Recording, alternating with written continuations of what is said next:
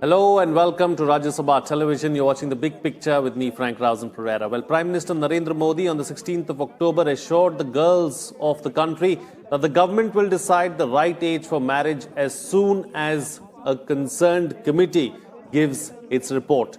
In June this year, the centre had formed a 10-member task force under Jaya Jaitley to recommend whether the legal age of marriage for women could be changed from 18 years.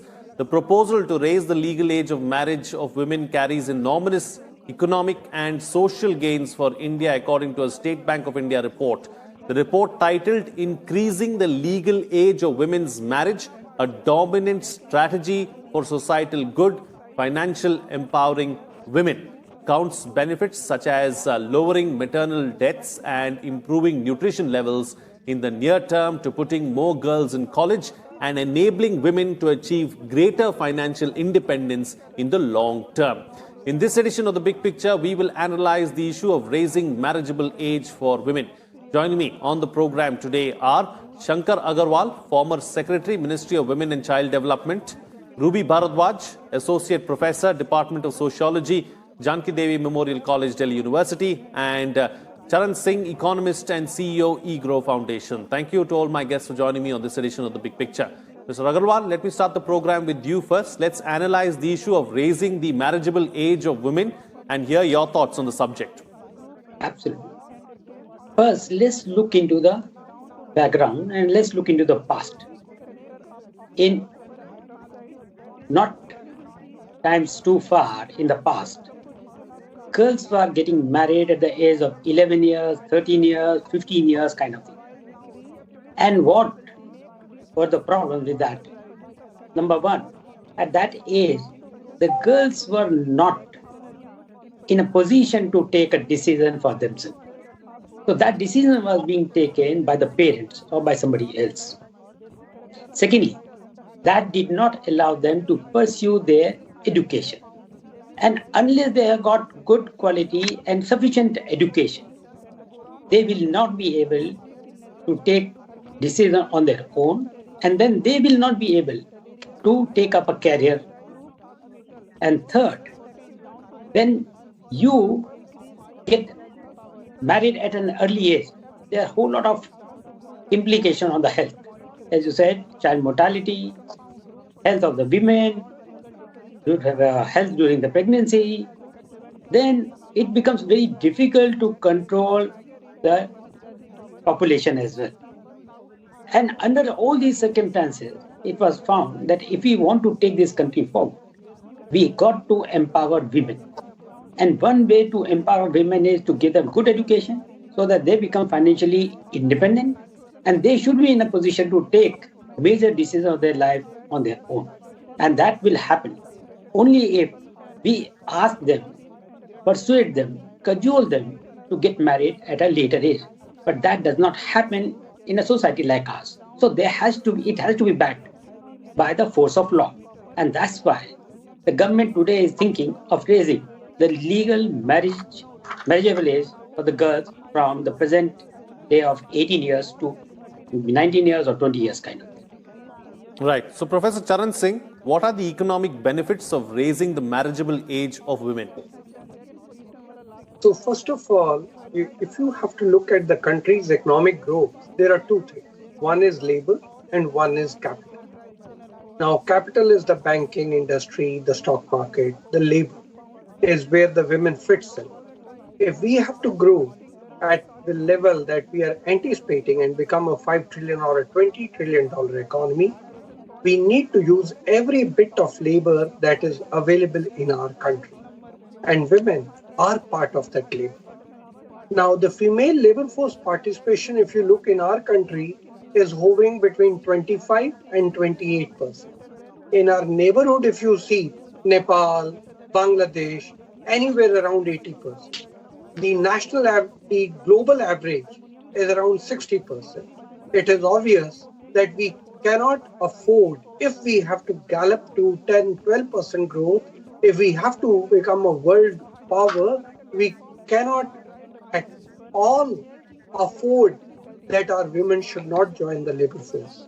If the women has to join the labor force, she has to be adequately skilled and she has to be properly educated. The other thing, please remember, women is just not part of the labor force. She is also a mother. That means she is generating another labor force. Now, if in her age, when she is young and not fully prepared for the motherhood duties, if you have her take the responsibility of motherhood, this will lead to stunting of the children. And herself in India, our women are so highly malnourished and under nutrition is so low. And when they produce children, the children are going to suffer from stunting and wastage long time. Again, impacts the labor force and the cognitive forces that go with that child which is not properly nourished or comes from a mother which is not properly nourished. Angus Deaton, the Nobel laureate, in his book wrote very well. He had said that in India, because the population is so highly undernourished, the height is not what it should be. And he was giving the example of the Dutch and he said how tall they are because they're fully nourished. So therefore, I think it's very important. And there are other factors, if I have time, I'd like to go in them. But it's very important. This important ingredient of economic growth is labor force, and women's labor force participation has to be not only increased, she has to be adequately skilled so that she is very productive and we use her optimally, her capabilities optimally. That needs time. She needs proper education, she needs proper skilling, and she has to have the adequate level of maturity, both physical and emotional, before she starts taking responsibility of motherhood. There have been studies which have been conducted which show when the motherhood starts at a young age, it impacts the mother and it impacts the child, also impacts the family. So therefore, I think this is the right time to think through this and then go ahead and fixing an adequate, appropriate, and optimal age for marriage. We all understand the fertility period. Now, Mr. Secretary just mentioned about the maternal mortality rate. Can you imagine what it is in India? Unbelievable. It is 145 deaths for 1 lakh birth. And the world's best standards are 2. Where is 2? Where is 145? Right. And 2 is observed in countries like New Zealand, Australia, Poland. I think that's where we need to be. And to reduce that, we have to ensure when the female enters motherhood, she is absolutely ready for the job. Absolutely. All right. So, Ruby Bharadwaj, let me bring you to the picture now. So, what is the optimum age really as far as marriage is concerned for a woman? And also from a societal point of view, why does it make sense to raise the marriageable age? Well, we have to look at this issue holistically. We have to look at it in terms of the fact, yes, I agree that it allows girls to get better education, it allows them to get employment facilities. But at the same time, my rationale for increasing the age is a bit different. Number one, I feel that there should be gender parity. Both girls and boys enter school at the same age, they leave school at same age. So why should schoolgirls who have just about 18 or 17 who just left school be saddled with motherhood soon after their schooling? Why can't they get an opportunity to explore what they want to do, either in terms of higher education or finding some skill-based courses? But at the same time, I would not agree with the fact that increasing the age at marriage, legal age at marriage, is going to impact the nutrition of the girls. Also, I do not agree with the fact that, we already have 18 years as an age of marriage, but we have 27% of the population of our people who are still marrying before the age of 18. We still have people, we have a law in place to send girls and children to school. It's a fundamental right. But have we been able to implement it?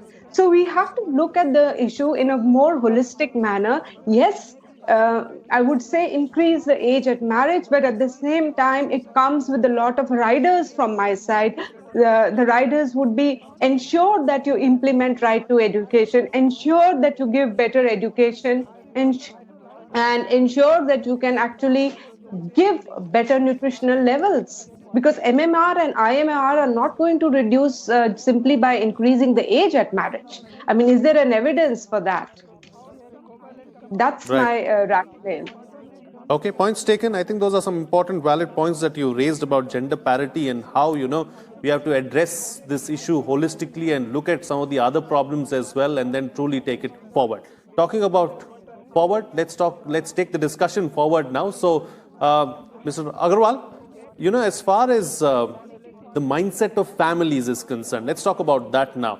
Who look at women as a burden, societal issues, familial issues, what do we do about that and how do we address that issue?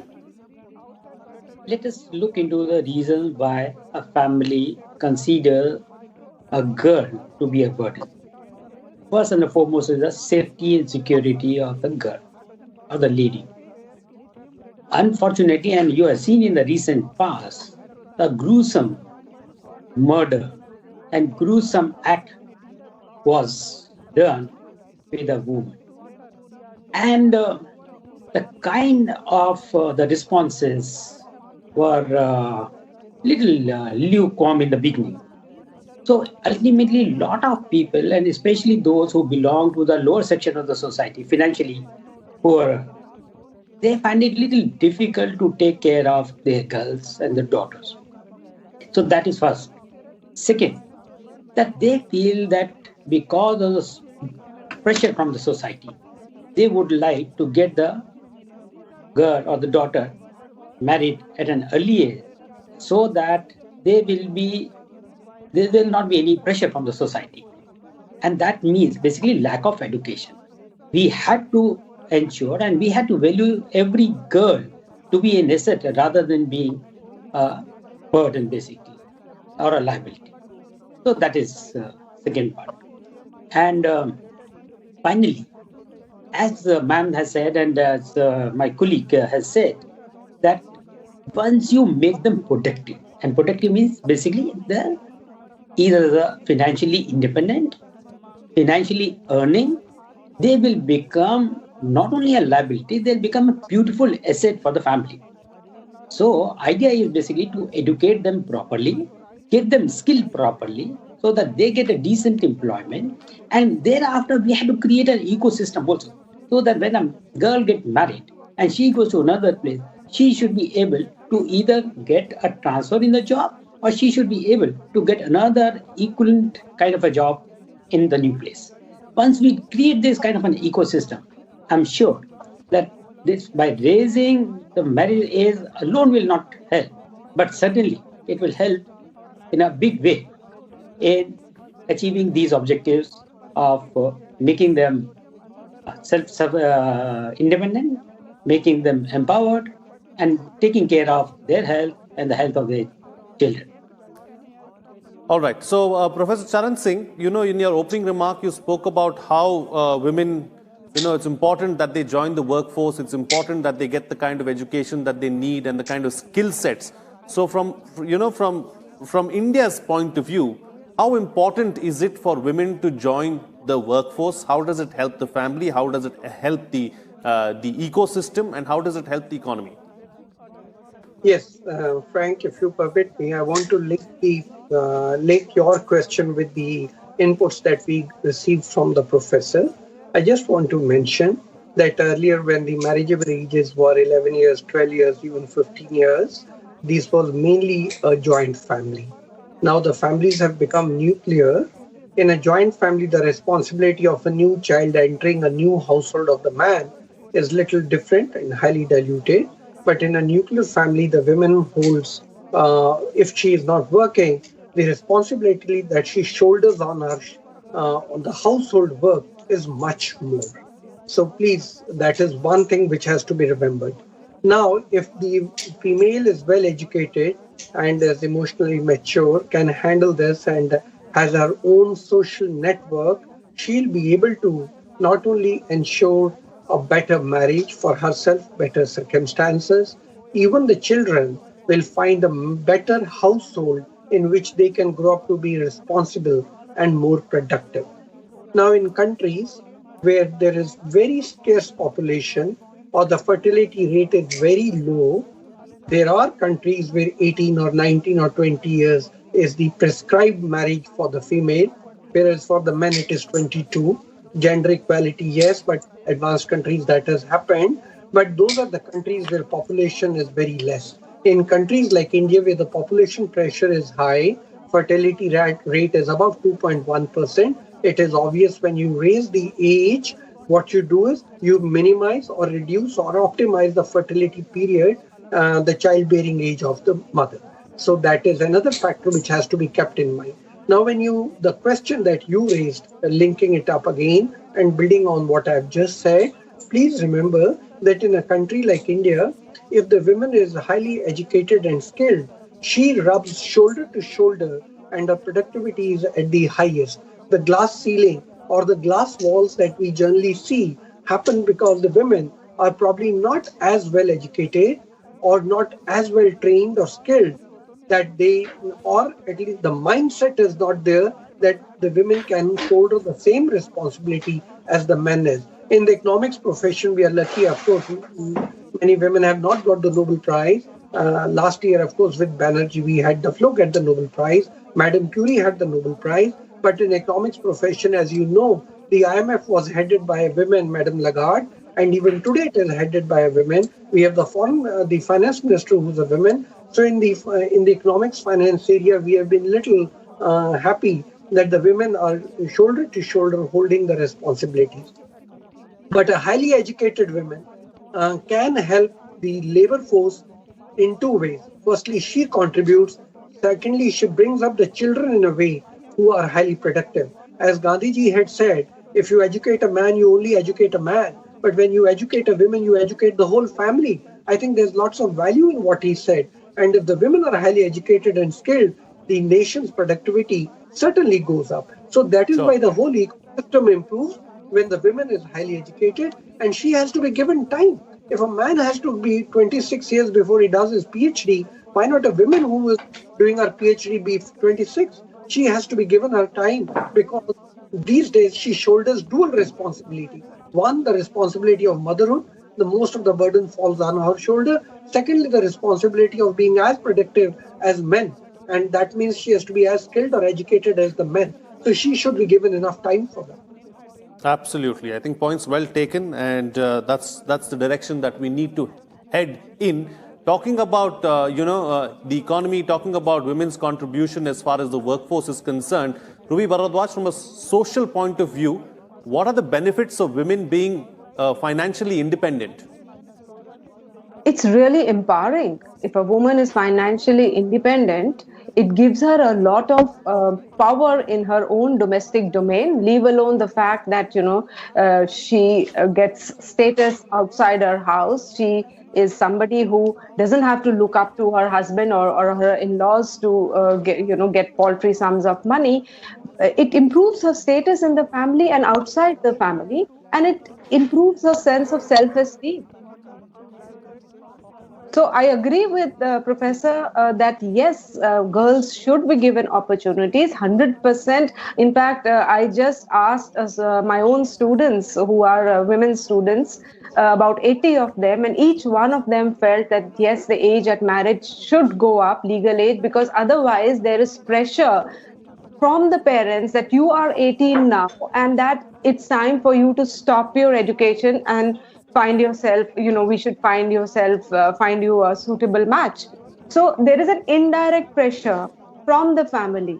But yes, the reason why I do not where I do not agree is the rationale behind what is being said, that it can improve the nutritional status or it can improve the IMR or MMR. Yes, marginally, but the real reason is the fact that it gives women a chance to prove themselves. Number two, but if you look at the large section of the rural women who are not able to get basic education, who are not able to get basic health facilities, just raising the age at marriage is not going to improve their plight in any way. That's my argument. Sure, certainly. I think we've established the fact that we need to look at this issue holistically, and just increasing the marriageable age is not going to address the issue at large, but at least it's a start in the right direction, and it's a step in that particular direction. All right, time to get closing comments from all my panelists now with the best way forward. Shankar Agarwal, starting first with you. As everybody has said, and I would reiterate, that it is very necessary for any society to make sustainable progress to empower our women. And for that, two most important things are the quality of education and the skills. And for that, it is very necessary. They are not under any pressure of getting married at an early age. And since whatever we say, whatever may be our intention, but it will get implemented only when it has got a force of law. So under these circumstances, I think the government move is in the right direction. It's a welcome move. Thank you. And since you've been in the ministry, Mr. Agarwal, I must ask you this question. So what is the optimal age really? Does anyone know that, as far as marriage for a woman is concerned or motherhood is concerned? I mean, it depends from the society to society, and within the country like India, from region to region. But I would say that 20 years plus and minus maybe 6 months here and there should be good enough at the moment. Absolutely. You'll have to look at it from the societal point of view as well. And since you're talking about pressure, Ruby Bharadwaj, let me come across to you before I go across to Charan Singh about, how important is it to have an attitudinal change as well when you look at this entire issue? How families need to change, society needs to change, and the ecosystem needs to change. Absolutely. The ecosystem needs to change. We need to make sure, when we look at child marriage, it is a factor of poverty. It is a factor of lack of access to education for girls. And just when girls are steeped in poverty, families are steeped in poverty, when they do not have money to send their girls to school, that is when they consider them as a burden and just wanting to get rid of them, so as to say.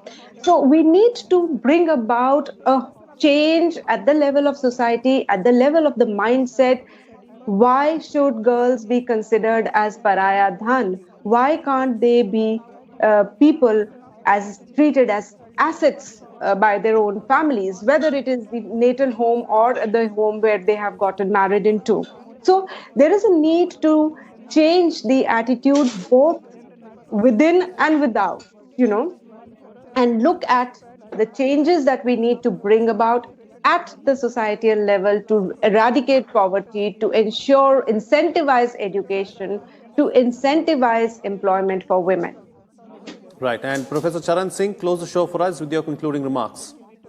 Yes, I would like to say that higher education and a little later age in life in marriage for a woman is empowering her. I haven't done any studies, but I can tell you from evidence that I normally see women who are highly educated, and when they get into marriage, the demand of dowry obviously doesn't arise or is minimal. So the pressure on the parents, you started from the burden of the girl child, that burden of the girl child story just vanishes if the child is highly educated. Secondly, given the fact that domestically in our country as well as globally, whatever be the scene, but domestically we have seen there's lots of domestic violence. If the woman is highly educated and skilled and trained, she can be confident of leaving the marriage and living alone. And that empowers her tremendously. And that is the reason I really like, and I wish there are more of it. We mostly have male-led movies. I want female-led movies, so that in a way there's a gender balance, and the women in the country can feel that if need arises, they can run the show on their own, on their shoulders, and they are just not dependent on the males in the family, be it in the shape of a father, a brother, or a husband. So to empower that thing, it is important that women are mature when they enter the marriage, especially in the nuclear household, and they are highly educated and skilled. They can live their life on their own terms, and they can afford their economic life on their own. Thank you. Okay, on that note, then I'll call it a wrap on this edition of The Big Picture. Thank you to all my guests for joining me on the program and putting things into perspective for us. What's coming out of this discussion is that women are an important part of the workforce. Getting them married early stops many of them from entering the labor force and being financially independent. Just raising the age of marriage is not enough. We have to ensure that women are given the right kind of opportunities, the right kind of skill sets, and the right kind of education as well. Gender balance and parity is what we require. When a woman is educated and financially independent, the entire family and ecosystem benefits. And also, let's not forget that we need to increase the age of marriage of girls. There is no doubt about that.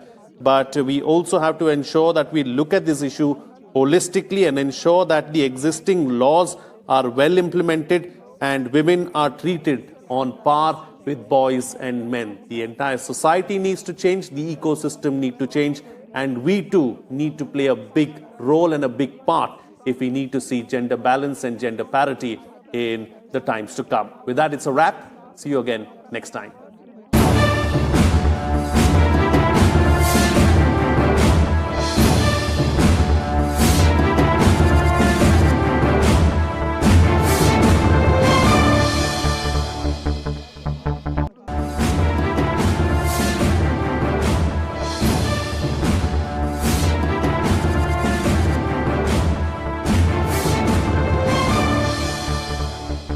Hello and a very warm welcome to Rajya Sabha Television. You're watching The Big Picture with me, Frank Pereira. As the union government gave its nod to bring reforms in the space sector by allowing private players participation, the Indian Space Research Organization has released the draft of a new Spacecom Policy 2020. The policy will regulate the commercial use of satellites, orbital slots, and ground stations for communication needs. The policy also details how private players can get authorization for setting up new communication satellites and ground stations. The private players in the space communication sector will also enable India to keep pace with the growing demand for satellite-based broadcasting, network connectivity, and global mobile personal communication. In this edition of The Big Picture, we will analyze the draft Spacecom policy and what lies ahead for India's growing space sector. Joining me on the program today is a very special guest. It's a pleasure to welcome on the program Dr. K. Sivan, Chairman, ISRO. Dr. Sivan, welcome and thank you for joining me on Big Picture.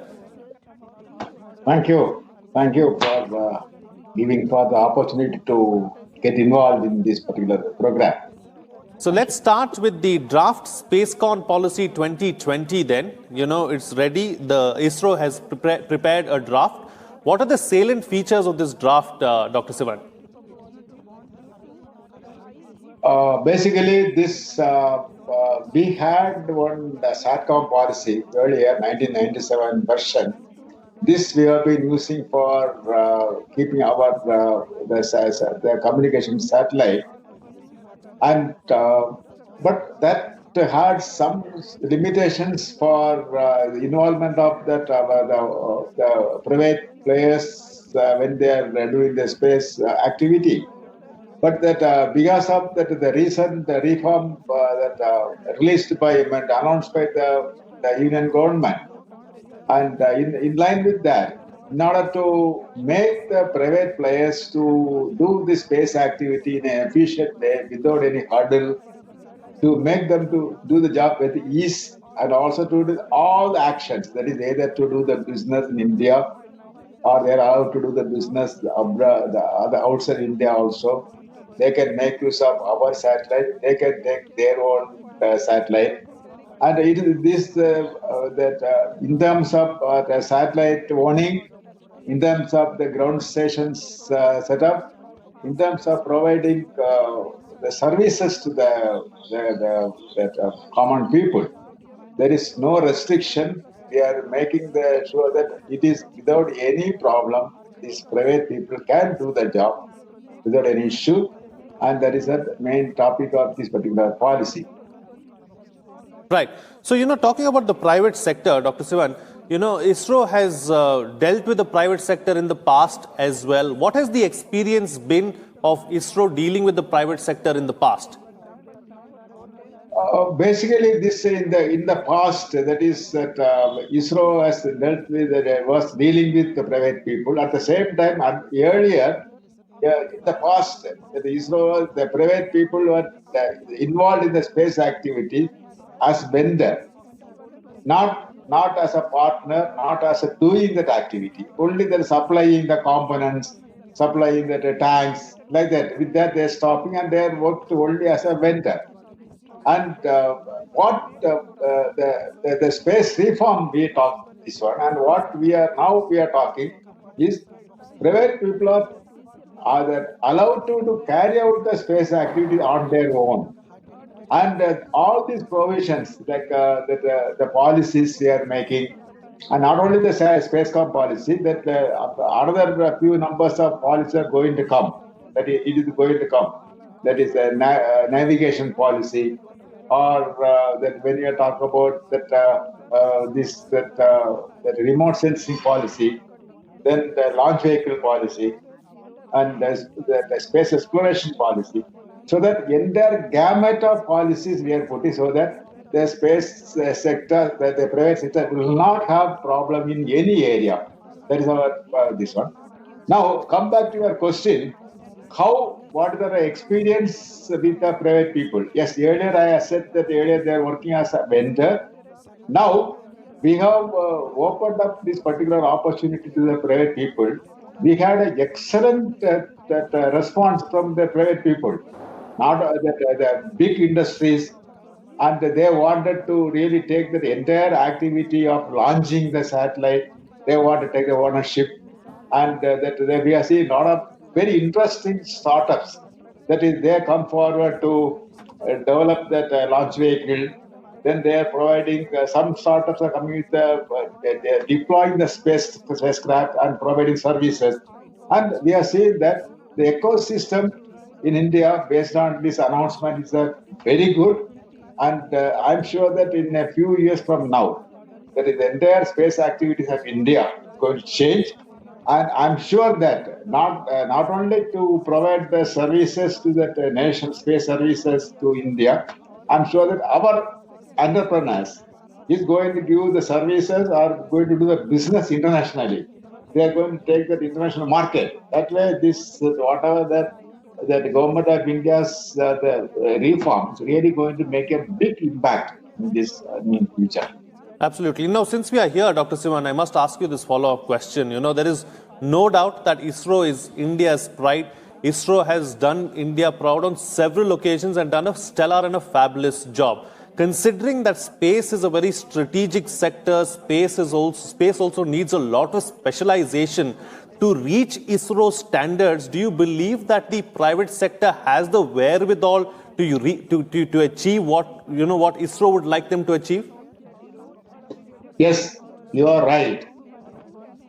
Because of this only, as a part of that reform, we are not only allowing the private people to carry out the task, we are hand-holding, and we are ready to provide with our technology to them to do the job. And we are ready to share our facility for them to carry out their activity. If they are trying to do that everything on their own, they may not be possible to do it. We wanted to handhold, we wanted to promote them, we want to transfer our technologies to them, so that in all aspects we wanted to train them, just like let's say we have grown from very, very, very small stage up to now. And we wanted to make this private industry also to grow. And we will provide all the supports necessary for that. And we'll provide our system, the technology, our facility, so that they can do, and we'll travel along with them. We'll ensure that they will provide the precision job, whatever we are doing. That's what our duty, that's what our job. That is the new mechanism in space is going to do, this one. Okay, so it's going to be a partnership. There's going to be a lot of hand holding, and it's going to be like a lot of nurturing too from ISRO's side, is what you're suggesting. So, what is it that you expect, or what is it that you see the private players and entrepreneurs bringing into ISRO? That is what we are expecting is that ISRO right now it is doing this our operational missions, even to serve the country, that whatever that are required, the commercial missions, operational missions also we are doing, and we are trying to do that new technology development also parallel, and also to meet the future demand. And by that new entrepreneurs come into the picture, half of our load will be taken away by them, mainly making use for providing the operational missions and providing services. I'm sure that they will take their load, so that ISRO can concentrate mostly on the technological development. This one. That's why we have a better advantage for us. That is one point. Second one is, along with this one, we are expecting these entrepreneurs to do the technology development also. Like whatever we are doing, that right now the new technology development, we are expecting our friends to do. And we will give the money for that, and that technology we can make use of in our future missions. So it is like, it is not only after some time, not only 17,000 people of ISRO, the entire country is going to do the space activity. So just imagine, we can make use of the entire country's expertise in this area. That is at our aim. We are sure that it will come in a very good, in a big way. So, and I have to ask you this also. So, vice versa, what is it that how is it going to help the the private players opening up of ISRO's facilities in such a manner, and also like I'm going to go back to a point that I was making earlier about how space is a strategic sector. Is there a fear of opening up the sector so much to the private players at some point in time?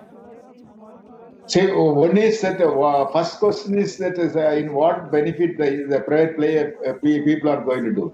See, that is, if you are seeing that in the space that business, the space economy, there are so much money is involved, and out of the total the $360 billion economy, space economy, nearly that 48% of that money is involved in the ground system, and supply and installation, and nearly 45% of the money is involved in that applications. So basically, this our private players can contribute for ground systems as installations, as well as that applications. They can grab the entire money we're spending in that thing for their benefit as a commercial basis. They can do that on a commercial basis. That is like a purely on the revenue generation for that private industry. That way they will be benefited. And now the second part of your question, this is the space is a very, very strategic sector with the dual use technology. How we will have that thing? For that only, we are going to have a space act bill, and we are going to have that our in-space mechanism on the Department of Space. And when they are allowing that the private players to do the work, they'll ensure that this technology is not getting utilized the wrong purpose, and all the necessary safety, security, and legal, all these that the directorates are going to be there in space, so that all aspects will be addressed, and then they will take care that with safely only we do it. At the same time, we can make them to do the business without any problem. That's what I aim. Okay. So, you spoke about the ground systems and you spoke about how the private players can, come in there.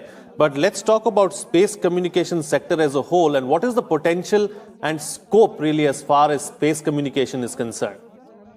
And basically, this when you talk about the applications of the space system, that the maximum that the contribution, it is going to only that space communication only.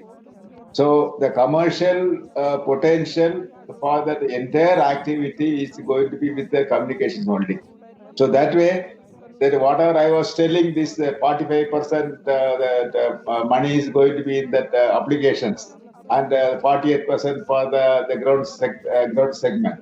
If you are telling that, out of all other compared to that all other applications of the space system, this major chunk is going to communications only, the satellite communications. That way, it's very beneficial for these people. Absolutely. And so the technology also, is going to be in such a way that private sector and the public sector is going to benefit from this. So in due course of time, Dr. Sivan, can we say that with ISRO's help and ISRO's hand-holding, we can expect an Indian Tesla or an Indian Boeing as well? Yes, definitely. I'm telling the Indian are no way less than anybody, and we can make it. And I am sure that our entrepreneurs, the way they have the enthusiasm, and they have the knowledge, and they have that effort. I'm sure that in future we'll get much more the people like other people, and we will be. I'm sure that not only they are going to serve for the country, and they are going to have a big share from the international markets also by this process. That is more important. Absolutely. Opening up to the international market is going to be a big thing really as far as space is concerned. But, do you see any challenges going forward, Dr. Sivan, and how do you think we can address some of these challenges? Now, basically, this as you also told very correctly, that is that it is having the strategic use, this one, and any space activities done in a country, that government is responsible, whether it's a government agency doing or private agency doing. This is as per the treaty to be a sign, space treaty to be a sign, and that's our thing. And so this dual purpose, this high precision technology should not enter with a wrong hand. That is one point. Then another point is that our because like you can say that image taken by a spacecraft can be utilized for domestic purpose, it can be used for strategic purpose. So that way, earlier these rules were very stringent. So we need to have rules very flexible for our private people to do the job. At the same time, we are very careful that should not be utilized the wrong way.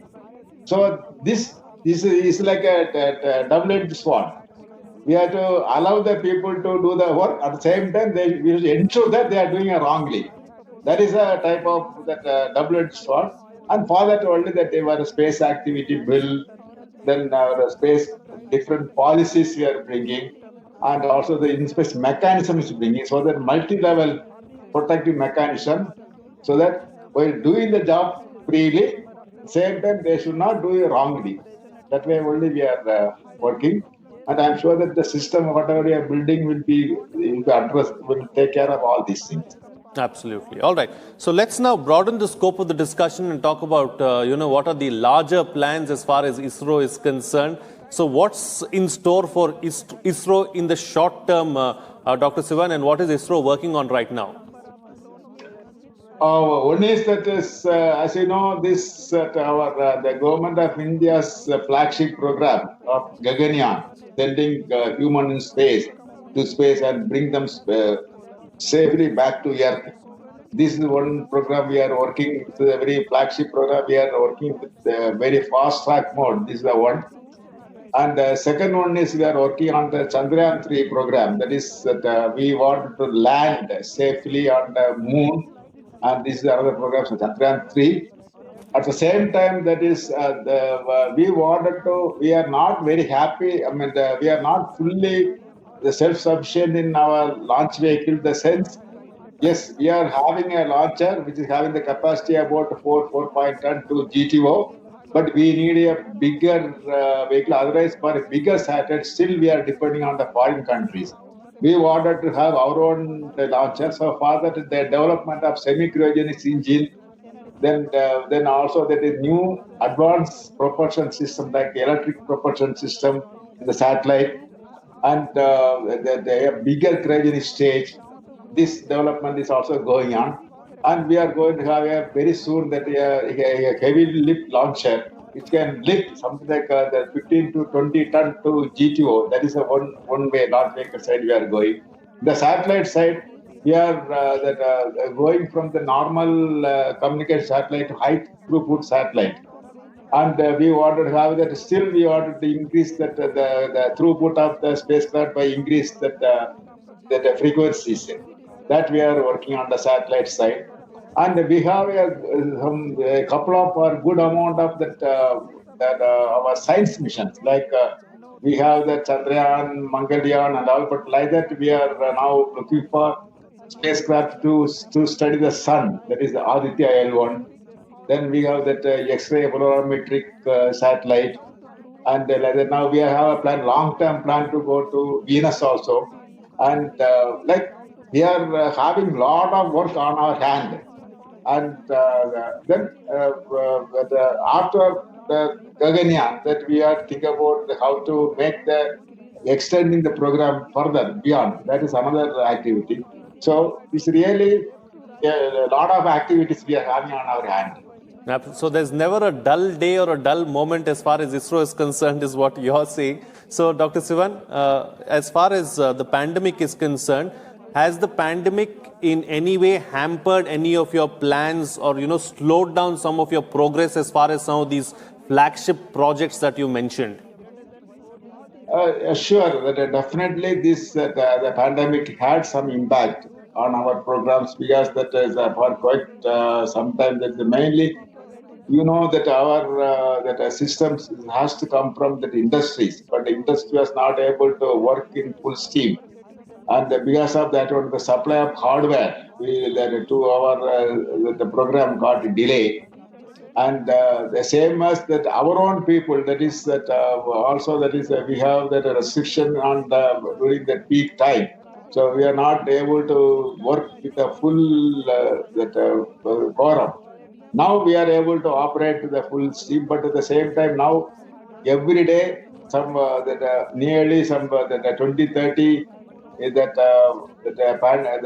COVID positive cases are coming across all the centers. Now, what happened is when a person from a particular lab is tested positive, the lab is closed. So then we have to close, and then we have to do that sanitization and other things. So it is taking there. So definitely all these have an impact on that one.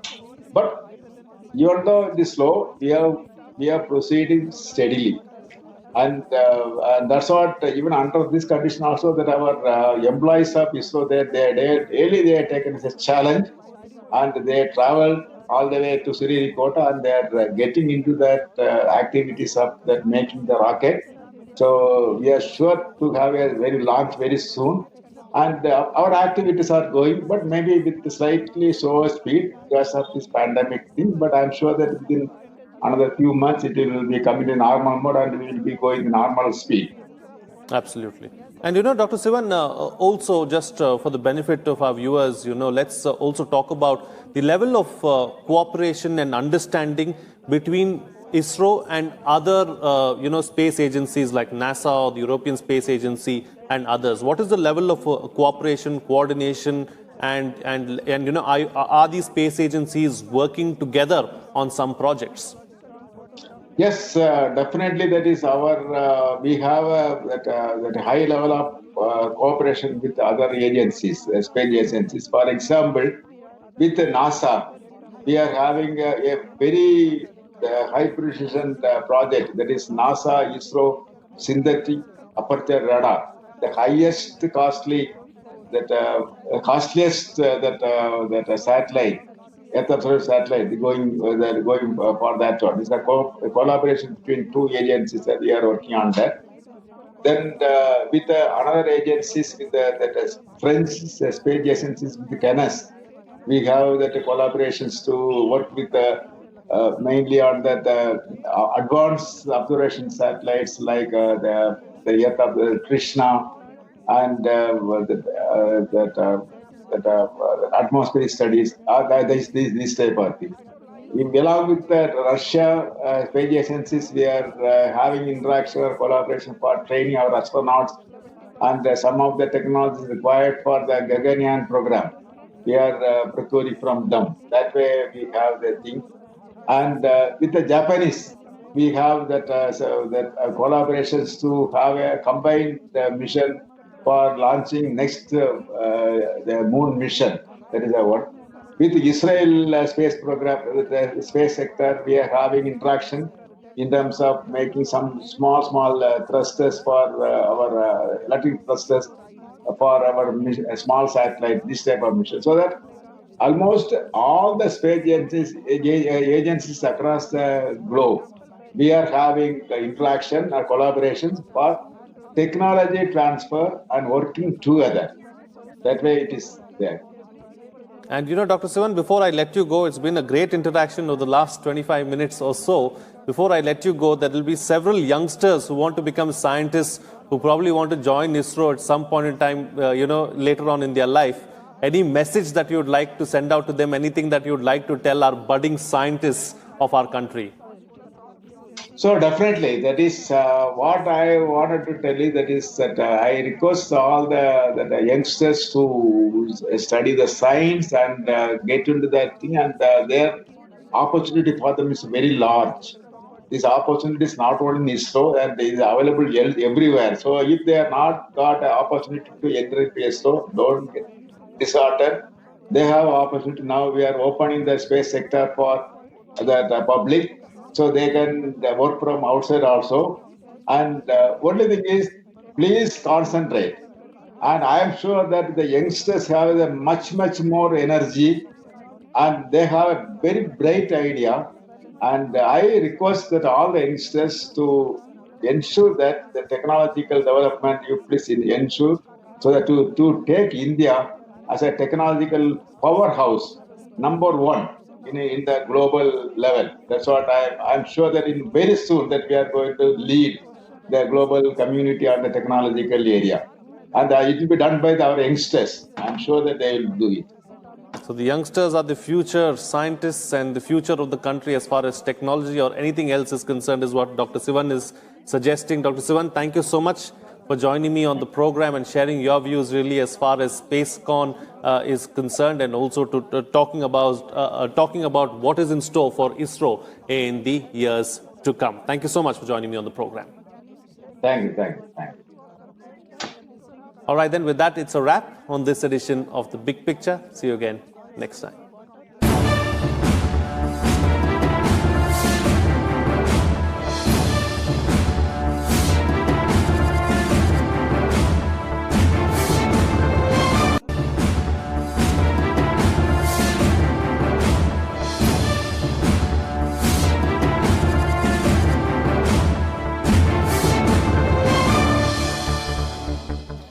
Hello and welcome to Rajya Sabha Television. You're watching The Big Picture with me, Frank Rausen Pereira. India on Sunday slammed Pakistan for its attempt to accord provincial status to so-called Gilgit-Baltistan, saying it is intended to camouflage the illegal occupation of the region by Islamabad. Spokesperson in the Ministry of External Affairs, Anurag Srivastava, said that India firmly rejects the attempt by Pakistan to bring material changes to a part of Indian territory which is under Islamabad's illegal and forcible occupation, and asked the neighboring country to immediately vacate such areas. Srivastava's response came following a media query about Pakistani Prime Minister Imran Khan's comments in Gilgit on Sunday about his government's decision to accord provisional provincial status to the Gilgit-Baltistan region. In this edition of The Big Picture, we will analyze Pakistan's bid to camouflage the illegal occupation of the region. Joining me on the program today are Vivek Karju, former ambassador, Sriram Chaulia, foreign affairs analyst, and Arvind Gupta, director, Vivekananda International Foundation. Thank you to all my guests for joining me on this edition of The Big Picture. Ambassador, let me begin the program with you first. Let's first try and understand and analyze what is it that Pakistan is trying to do in Gilgit-Baltistan. Pakistan occupation of the territories of Jammu and Kashmir and now Ladakh, the two union territories, is, as the Indian spokesperson rightly said, illegal and forcible.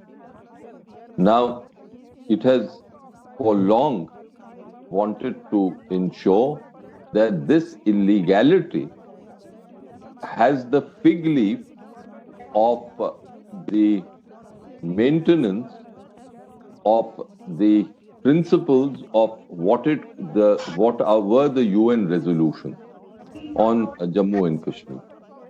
As far as India is concerned, those UN resolutions do not apply anymore. And correctly, the starting point for us is that the Union territories of Jammu and Kashmir and Ladakh are Indian territories, and they are part of the Indian Union, and the entire Indian territory is not confined to that which is under our control and administered by us, but also that which is under Pakistan's control. So, therefore, this illegality Pakistan is perpetuating.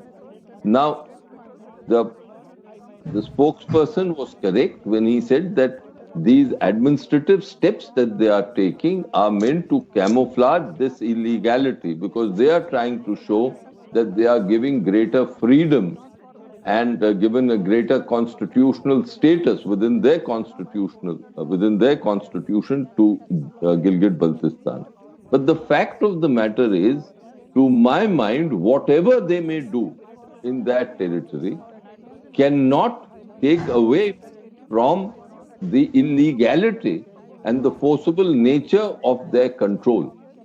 And I think the government has done well to put this on record. So this right from 1947, when they, and it's a historical fact, along with some elements of the British armed forces,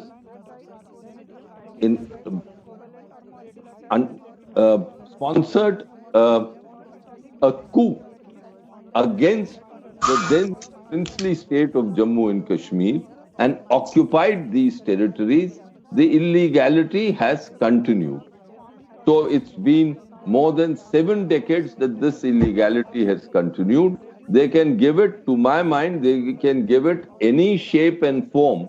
The fact of illegality will not go away. Absolutely. All right.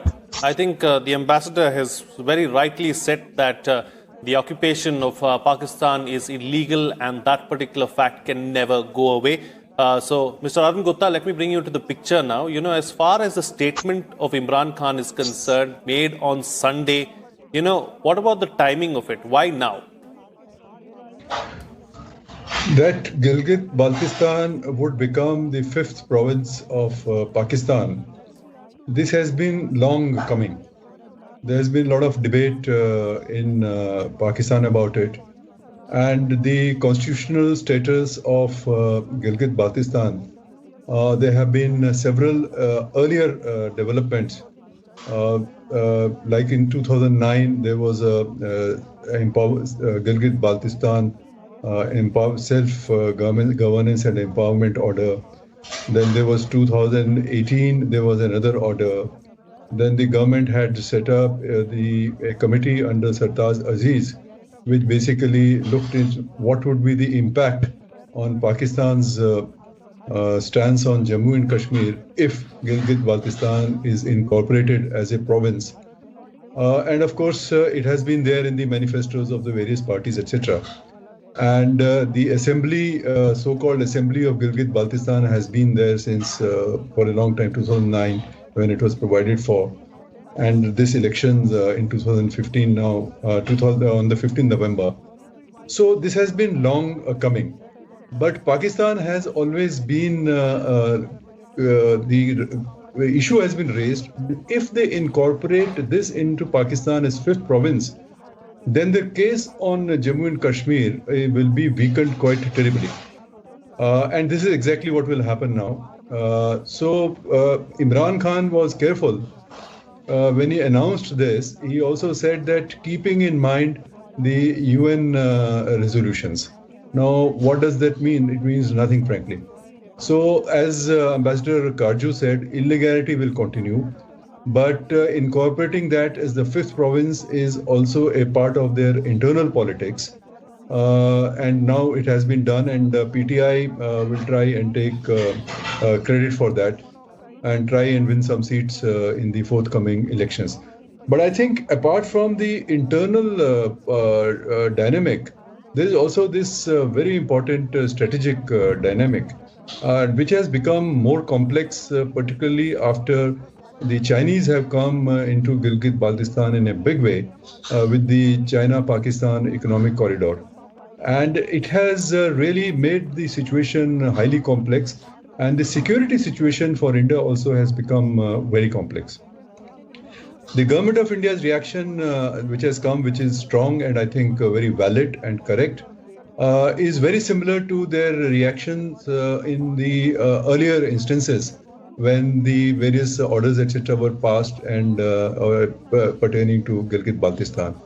And of course, we have also referred in our statements to 1994 resolution of the Indian Parliament that this is a part of the entire POK is a part of the integral part of India.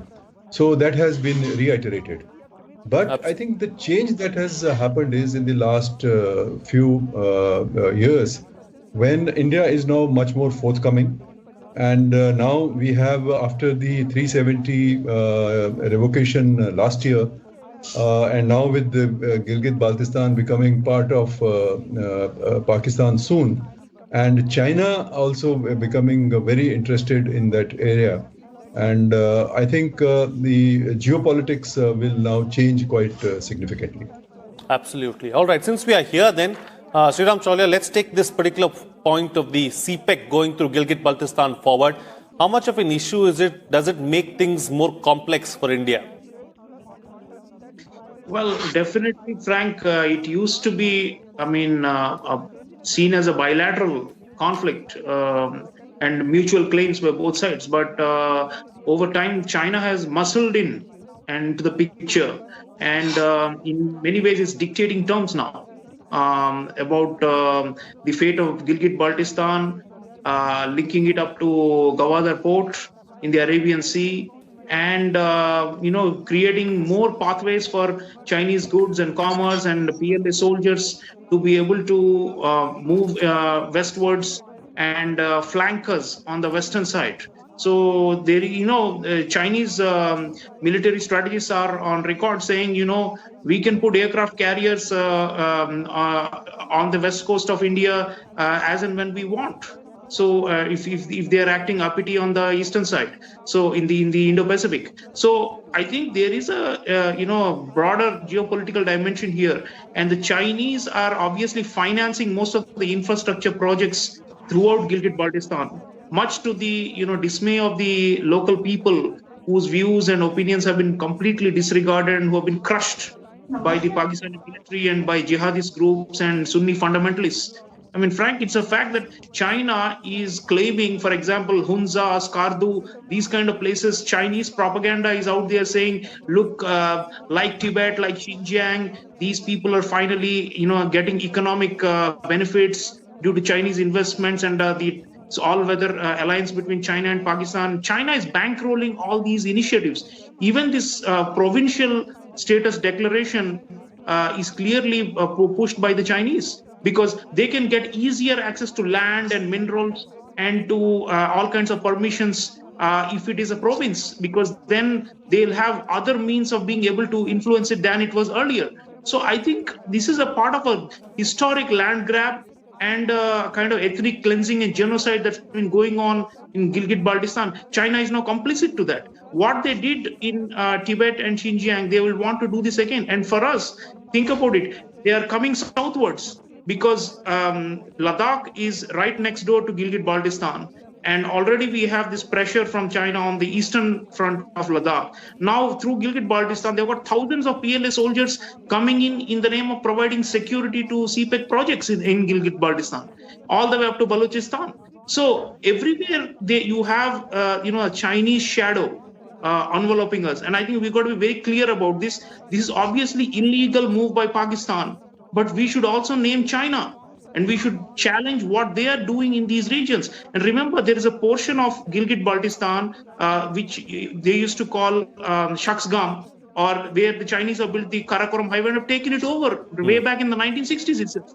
So if you look at the map now, the entire Gilgit-Baltistan is almost like a de facto Chinese province. They already have Karakoram highway and they're hemming us in on all directions. Sure. So it's very important that we need to have a breakout strategy and to challenge this, not only as a Pakistani skullduggery, which all of us are well aware of, but as ultimately being the handiwork or the mastermind behind this is China, and that needs to be pointed out.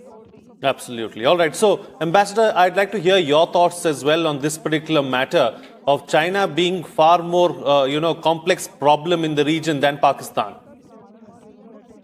Look, there is no doubt that the Chinese are moving towards us. They're moving westwards to based in China, and we've got to be very wary of these moves. They impinge on our security in a major way, and we simply can't look the other way. And I think the government is not looking the other way. And the Chinese involvement in this region began in 1963, when the Pakistanis ceded some territory in the Shaksgam Valley to the Chinese, with the caveat that the final resolution of these territories will depend on the final resolution of J&K. Now, all that was a lot of baloney. The fact is that the cementing of the Sino-Pak alliance, because it is an alliance, and from 1963 it's been an alliance, was on the basis of the secession of this territory. Now, independently, and I'm using the word deliberately, independently, within Pakistan itself, there has been a body of opinion that rights, quote unquote, have to be given to the people of Gilgit-Baltistan, and they cannot be treated only through administrative measures. This has been a demand which has been there for a long, long time. There are other things too. It is believed that in 1972 in Simla, there was some kind of an understanding of turning the LOC into some kind of a border. And Zulfikar Ali Bhutto had indicated, now I'm saying that there is a belief that had indicated that he will try to amalgamate the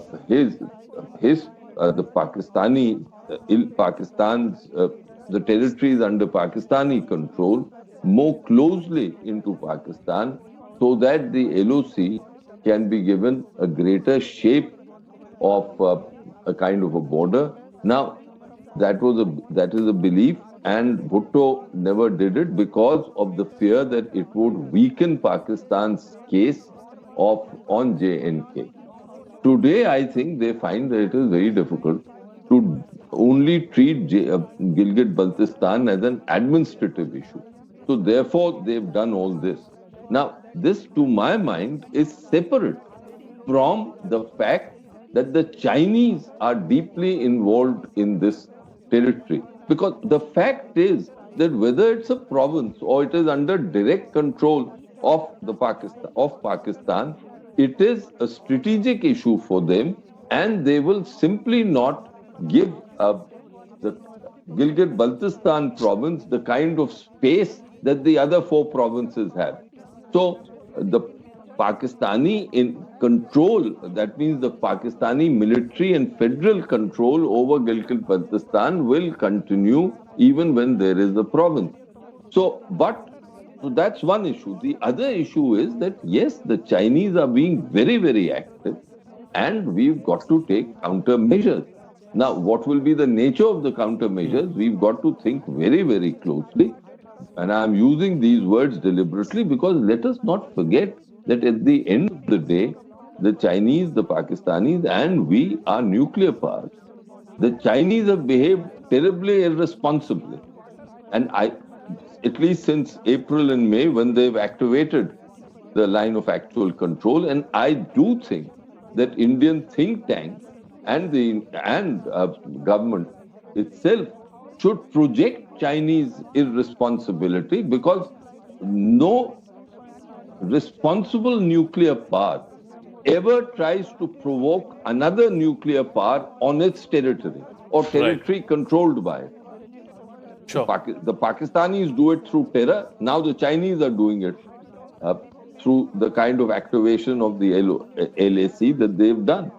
And this is the point that we've got to profile very strongly, because the world must understand that China is not only aggressive, it is, but it is also being irresponsible. And Absolutely. the nuclear power with aspirations of being in the not only in the same bracket but superseding the United States one day and soon should not be so irresponsible as the Chinese have been. At least no other nuclear power has been so irresponsible, whether it was the Soviet Union or the United States or the intermediate nuclear powers like France and the UK.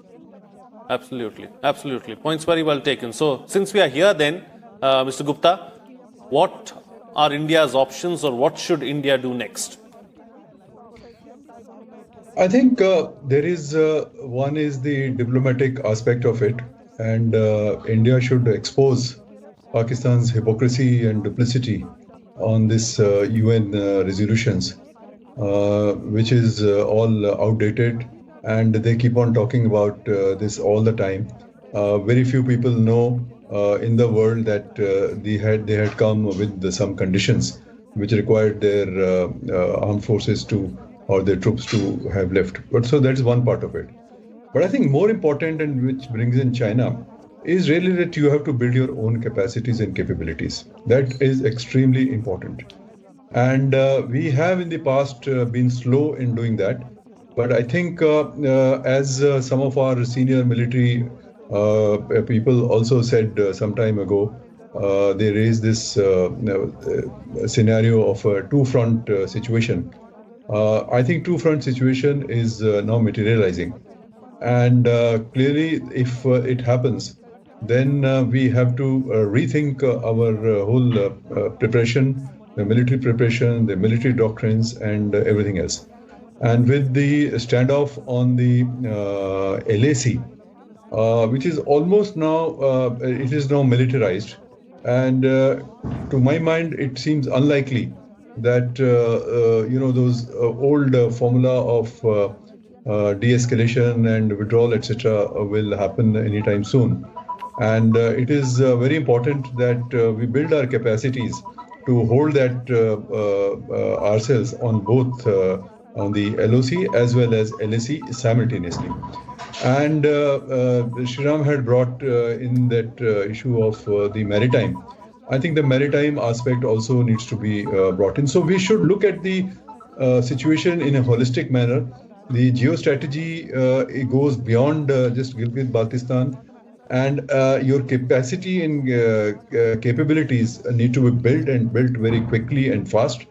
And of course, I think it is also important to have dialogue with like-minded countries, although we should be very clear in our mind that all we have to do, whatever we have to do, is by ourselves. But it is no harm having friends and people who understand your viewpoint. So Absolutely. I think diplomatically we have to be more active, as well as militarily we have to build our capacities. Sure, certainly. All right. So, Sriram Chaulia, as far as this issue of Pak's claim over Jammu and Kashmir is concerned, a couple of panelists raised that particular issue, but we didn't delve deep into it. As far as that particular aspect is concerned, is Pakistan slowly and surely trying to give up its claim over Jammu and Kashmir? Well, it's very weak right now. I mean, there's no question about it. They, cried hoarse over the Article 370 abolition, but could not actually disturb the peace and the restoration of normalcy in Kashmir Valley. So they are frustrated. And I think they increasingly, as they move into the Chinese orbit, it's less about, Pakistan's own national will. I mean, they don't have the means to enforce it much against India anymore. And economically, it's so comatose and dependent on China. So I see them more like, as a dependent who's simply, following the diktats of Beijing. And I think the So in many ways, how we deal with China will ultimately determine the fate of all these territories, including the Shaksgam Valley and Gilgit-Baltistan. And I think the Quad and other means by which we are now countering them, that's good. But also in terms of the propaganda, a few years ago, Prime Minister Modi made a very, forthright call about Balochistan at Independence Day speech. You will remember that people in Balochistan appreciate India's support.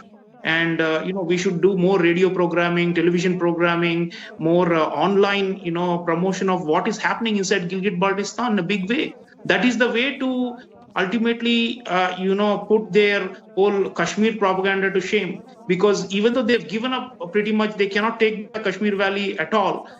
They will continue to make some noises in the UN and elsewhere, and try to always claim the upper hand in terms of moral high ground against India. But the reality, what they're doing in Gilgit-Baltistan, just for our viewers, until the partition and the Pakistani occupation of Gilgit-Baltistan, 80% of that region was Shia Muslims, and Ismailis, Hazaras, and now it's hardly 37-38% is Shia. So what has happened in the intervening 70 years, and now the Chinese are also flooding in, is complete demographic takeover of that region, and a kind of ethnic cleansing and genocide. And China and Pakistan work hand in glove because both of them understand the same language. What China did in Tibet, what they did in Xinjiang, they want to also Pakistan do in Gilgit-Baltistan. So I think we should actually go on the offensive in terms of information warfare on this matter. Many people don't know about Gilgit-Baltistan. Most people think there is a bilateral dispute of Kashmir between India and Pakistan, and many people don't know the China angle. So I think we need to round it.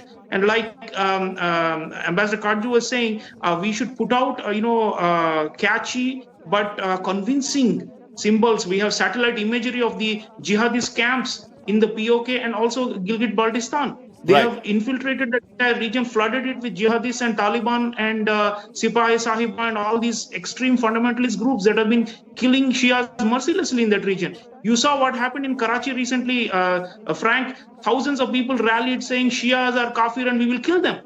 So this is the kind of mindset that's happening inside Pakistan. Gilgit-Baltistan is one of the worst sufferers of this majoritarian hatred. So when they claim that India is becoming a Hindu fundamentalist and all that, which is not at all true, we need to, hit back in the same coin and let the world know the reality of who is making this accusation against India. So it's very important that the propaganda and the promotion of information and covert ways of spreading the word around, that is something we need to invest in a lot more. Points taken. Quick closing comments now from all my panelists with the best way forward. I've got about 2 minutes left, so I'm going to ask my panelists to be brief, starting first with the Ambassador. Look, I have no doubt that we should expose Pakistan for what it has been doing, including demographic change in Gilgit-Baltistan. But with the caveat that on UN resolutions, our position, which is sound, is that they've been overtaken by history. I don't think it will be prudent on our part to enter into a debate on UN resolutions. The world knows that they are history and no one really wants to invoke them. By the same token, while we've done well to put our view on the constitutional changes which the Pakistanis want to make with regard to GB, my own feeling is that whereas the world would be seriously interested in knowing what is the actual position on the ground in this area, the constitutional changes that they have made will not evoke much of a response. Absolutely. All right. Sure. That is my feeling. Just as, one last word, just as the Pakistanis have failed completely in rousing any international opinion on the constitutional changes in the state of Jammu and Kashmir, which happened on August 5th last year. The world has not been taken in by Pakistani propaganda. We should look seriously at what Pakistan has suffered there before we want to focus more on these constitutional changes. I think the government will not fall in that Pakistani trap. Mr. Gupta. Yeah, I think we should do a careful assessment of what the combined China-Pakistan, can do to India. What kind of impact it will have on India's security. The diplomatic approaches which Mazruk Arju has said are very sound. But at the same time, I think they have to be backed by a military capability as well. So we need to spend more on defense, and we should look at all our war-fighting doctrines, etc. We are, of course, defensive. We are always defensive, and one doesn't have to sound aggressive, etc. But in order to defend your sovereignty, you have to take all actions, and I think that will require a big change in our military strategy also. Absolutely. And Sriram Shaulia, quick closing comment from you. Frank, we are mounting a serious resistance to China in the Indo-Pacific, further south of this Gilgit-Baltistan area, and we are trying to counterbalance them in different ways. We need an answer to the Chinese BRI, Belt and Road Initiative, because that is the basis on which they are now colonizing Gilgit-Baltistan with the complicity of the Imran Khan government and the Pakistani military. So the BRI has a Western element also. It's not only in the Indian Ocean region and in East Asia. And so all the way up to the Arabian Sea, up to Gwadar port and beyond, they are trying to bring it in. And so we need to have other partners in this region, Iran and others, because that's the only way for us to push back and reverse this momentum that China is gaining by suborning the whole of Pakistan and turning Points it taken. into All right. its handpick. All right. Thank you. Thank you to all my guests for joining me on this edition of The Big Picture and putting things into perspective. For us, what's coming out of this discussion is that Gilgit-Baltistan has been illegally occupied by Pakistan right from the beginning in 1947. The region is still illegally occupied by Pakistan and will continue to remain so. Matters have become worse with China's presence through the CPEC in the region, and China moving west poses a complex problem for India, and it throws up a serious challenge. India should expose Pakistan's hypocrisy, and as far as China goes, we have to build on our own capacities and capabilities. A two-front situation is materializing. We have to be fully prepared. With that, it's a wrap. See you again next time.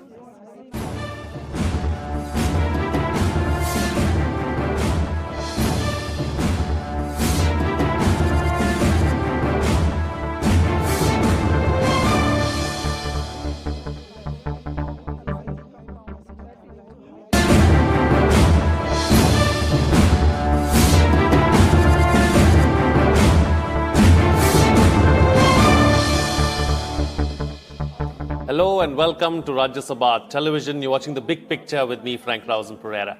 Well, the Allahabad High Court, while issuing an order in a habeas corpus writ petition recently, said that it is disturbing that one should change one's faith just for the sake of matrimony when two persons professing different religions can marry under the Special Marriage Act, which is one of the earliest endeavors towards uniform civil code.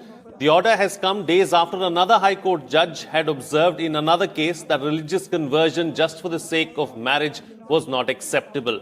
The court made the comments after finding that a Muslim woman had converted to Hinduism and a month later married as per the Hindu rituals. Meanwhile, 4 states, Madhya Pradesh, Uttar Pradesh, Haryana and Karnataka, are considering bringing a legislation to deal with cases of love jihad. In this edition of The Big Picture, we will analyze the Special Marriage Act and the issue of religious conversion for marriage. Joining me on the program today are J. Sai Deepak, Advocate of the Supreme Court, P.K. Malhotra, former Secretary, Ministry of Law and Justice, Government of India, and Lalita Kumaramangalam, former Chairperson, National Commission for Women. Thank you to all my guests for joining me on this edition of The Big Picture. Mr. Malhotra, let me begin the program with you first. Let's first try and understand and analyze the provisions under the Special Marriage Act.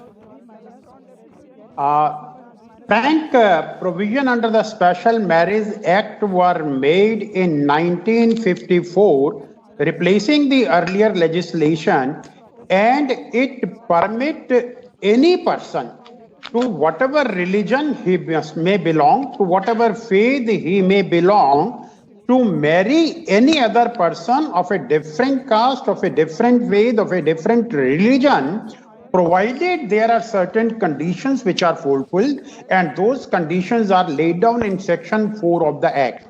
It says that neither of the party is has a spouse living, and it is capable of giving consent. That is, it is not insane, or it doesn't suffer any mental disorder. It is not within the prohibited degree of relations as prescribed under their law, and in case of male, he is 21 years of age, and in case of female, it is at 18 years of age. In case these conditions are fulfilled, then they are supposed to give a notice to the marriage officer in an area where one of the party is living for the last 30 days that they want to marriage. The marriage officer is supposed to display this notice at a conspicuous place in his office, so that people, if anybody has got any objection to this marriage, he can file an objection within a period of 30 days. And thereafter, considering the objection, if any, then the marriage officer can permit marriage, and 3 witnesses are required to sign the marriage certificate or the register of marriage. Now, why this requirement of notice has been prescribed? Because this is a special law. It basically governs marriage between people belonging to different religion, different cause, different faith. Not necessary that the people of the same faith cannot marry under this act. And the people belonging to the same faith can also marry under this act. But for them, there are special laws available. For Hindus, take for example, for a Hindu, Buddhist, Sikh or Jain, the Hindu Marriage Act is there. For Christians, there is a separate law. For Parsis, there is a separate law. And for Muslims, there is a separate law. If 2 Muslims are marrying, they marry according to their law. But this special law was made when persons of different faith want to marry.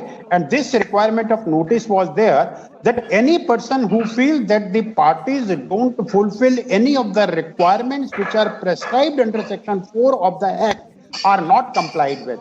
If that objection is there, marriage officer can reject the marriage. Barring that, probably this marriage cannot be rejected, and the marriage officer is supposed to register the marriage, and 2 people can live separate together.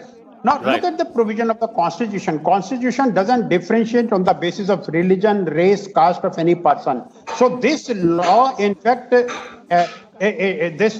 gives effect to the provision of the Constitution when it permits marriage between the different faiths. I think it is the religious leader, or for political or social reasons, we are facing the problem of love jihad. And for that matter, the observations made by the Allahabad High Court are very, very appropriate. And even in the past, in number of cases, the Supreme Court, or for that matter, many high courts have said that don't go beyond the requirement which are laid down under the Special Marriage Act. Because Haryana did similar thing, Delhi did similar thing, Rajasthan did similar thing, which were struck down by the courts.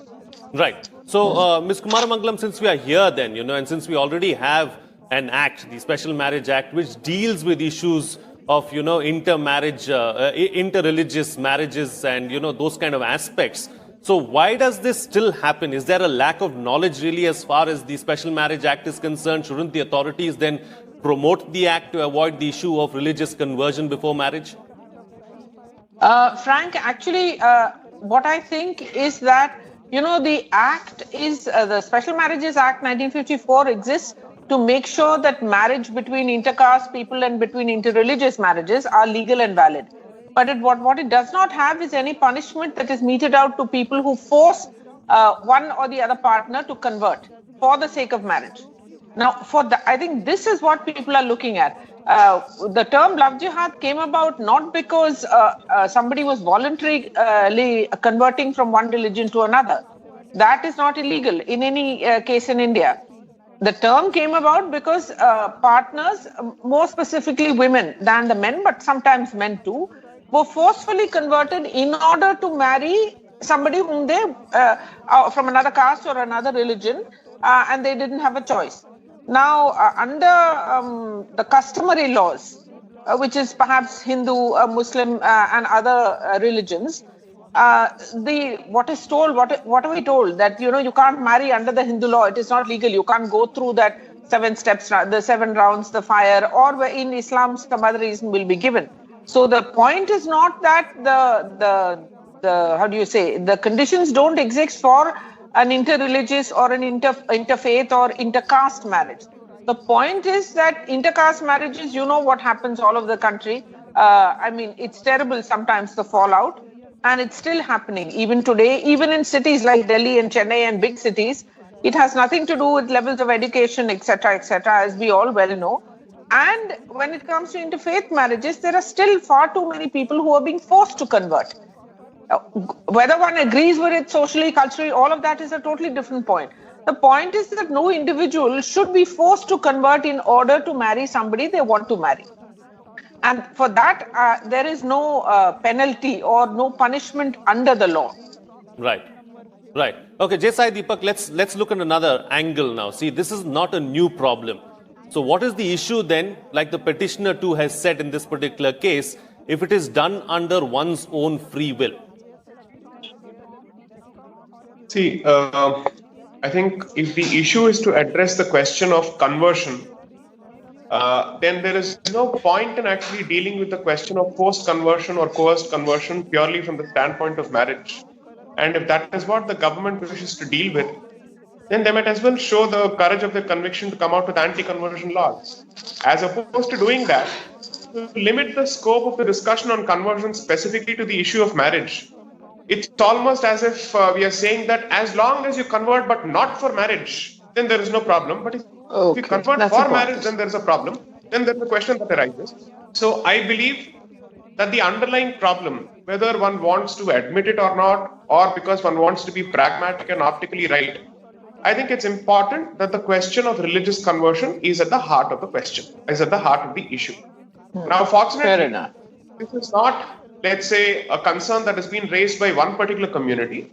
So early this year, I think in January, the Syro-Malabar Church of Kerala specifically admitted that Christian girls were being targeted and killed in the name of love jihad. In fact, this caused quite the flutter, because all these days it was assumed that this was some kind of a saffron conspiracy that people were spreading. But unfortunately for a lot of people, a lot of other people also started admitting the existence of this. Okay, so I would suggest that while the intention behind the proposed legislation seems to be well placed, the idea should be to address the root cause in a more panoramic fashion as much as possible. And now that there seems to be a consensus across the board, cutting across several communities, that there is an issue, I think a law that deals with anti-conversion, let's say fraudulent conversion or coerced conversion, must be in place. And most importantly, as long as the law doesn't say that you can't convert to one particular religion and is kept neutral in that particular sense, nobody can even accuse that particular law of being unequal or discriminatory or targeting a particular religion. After all, that's not how it works.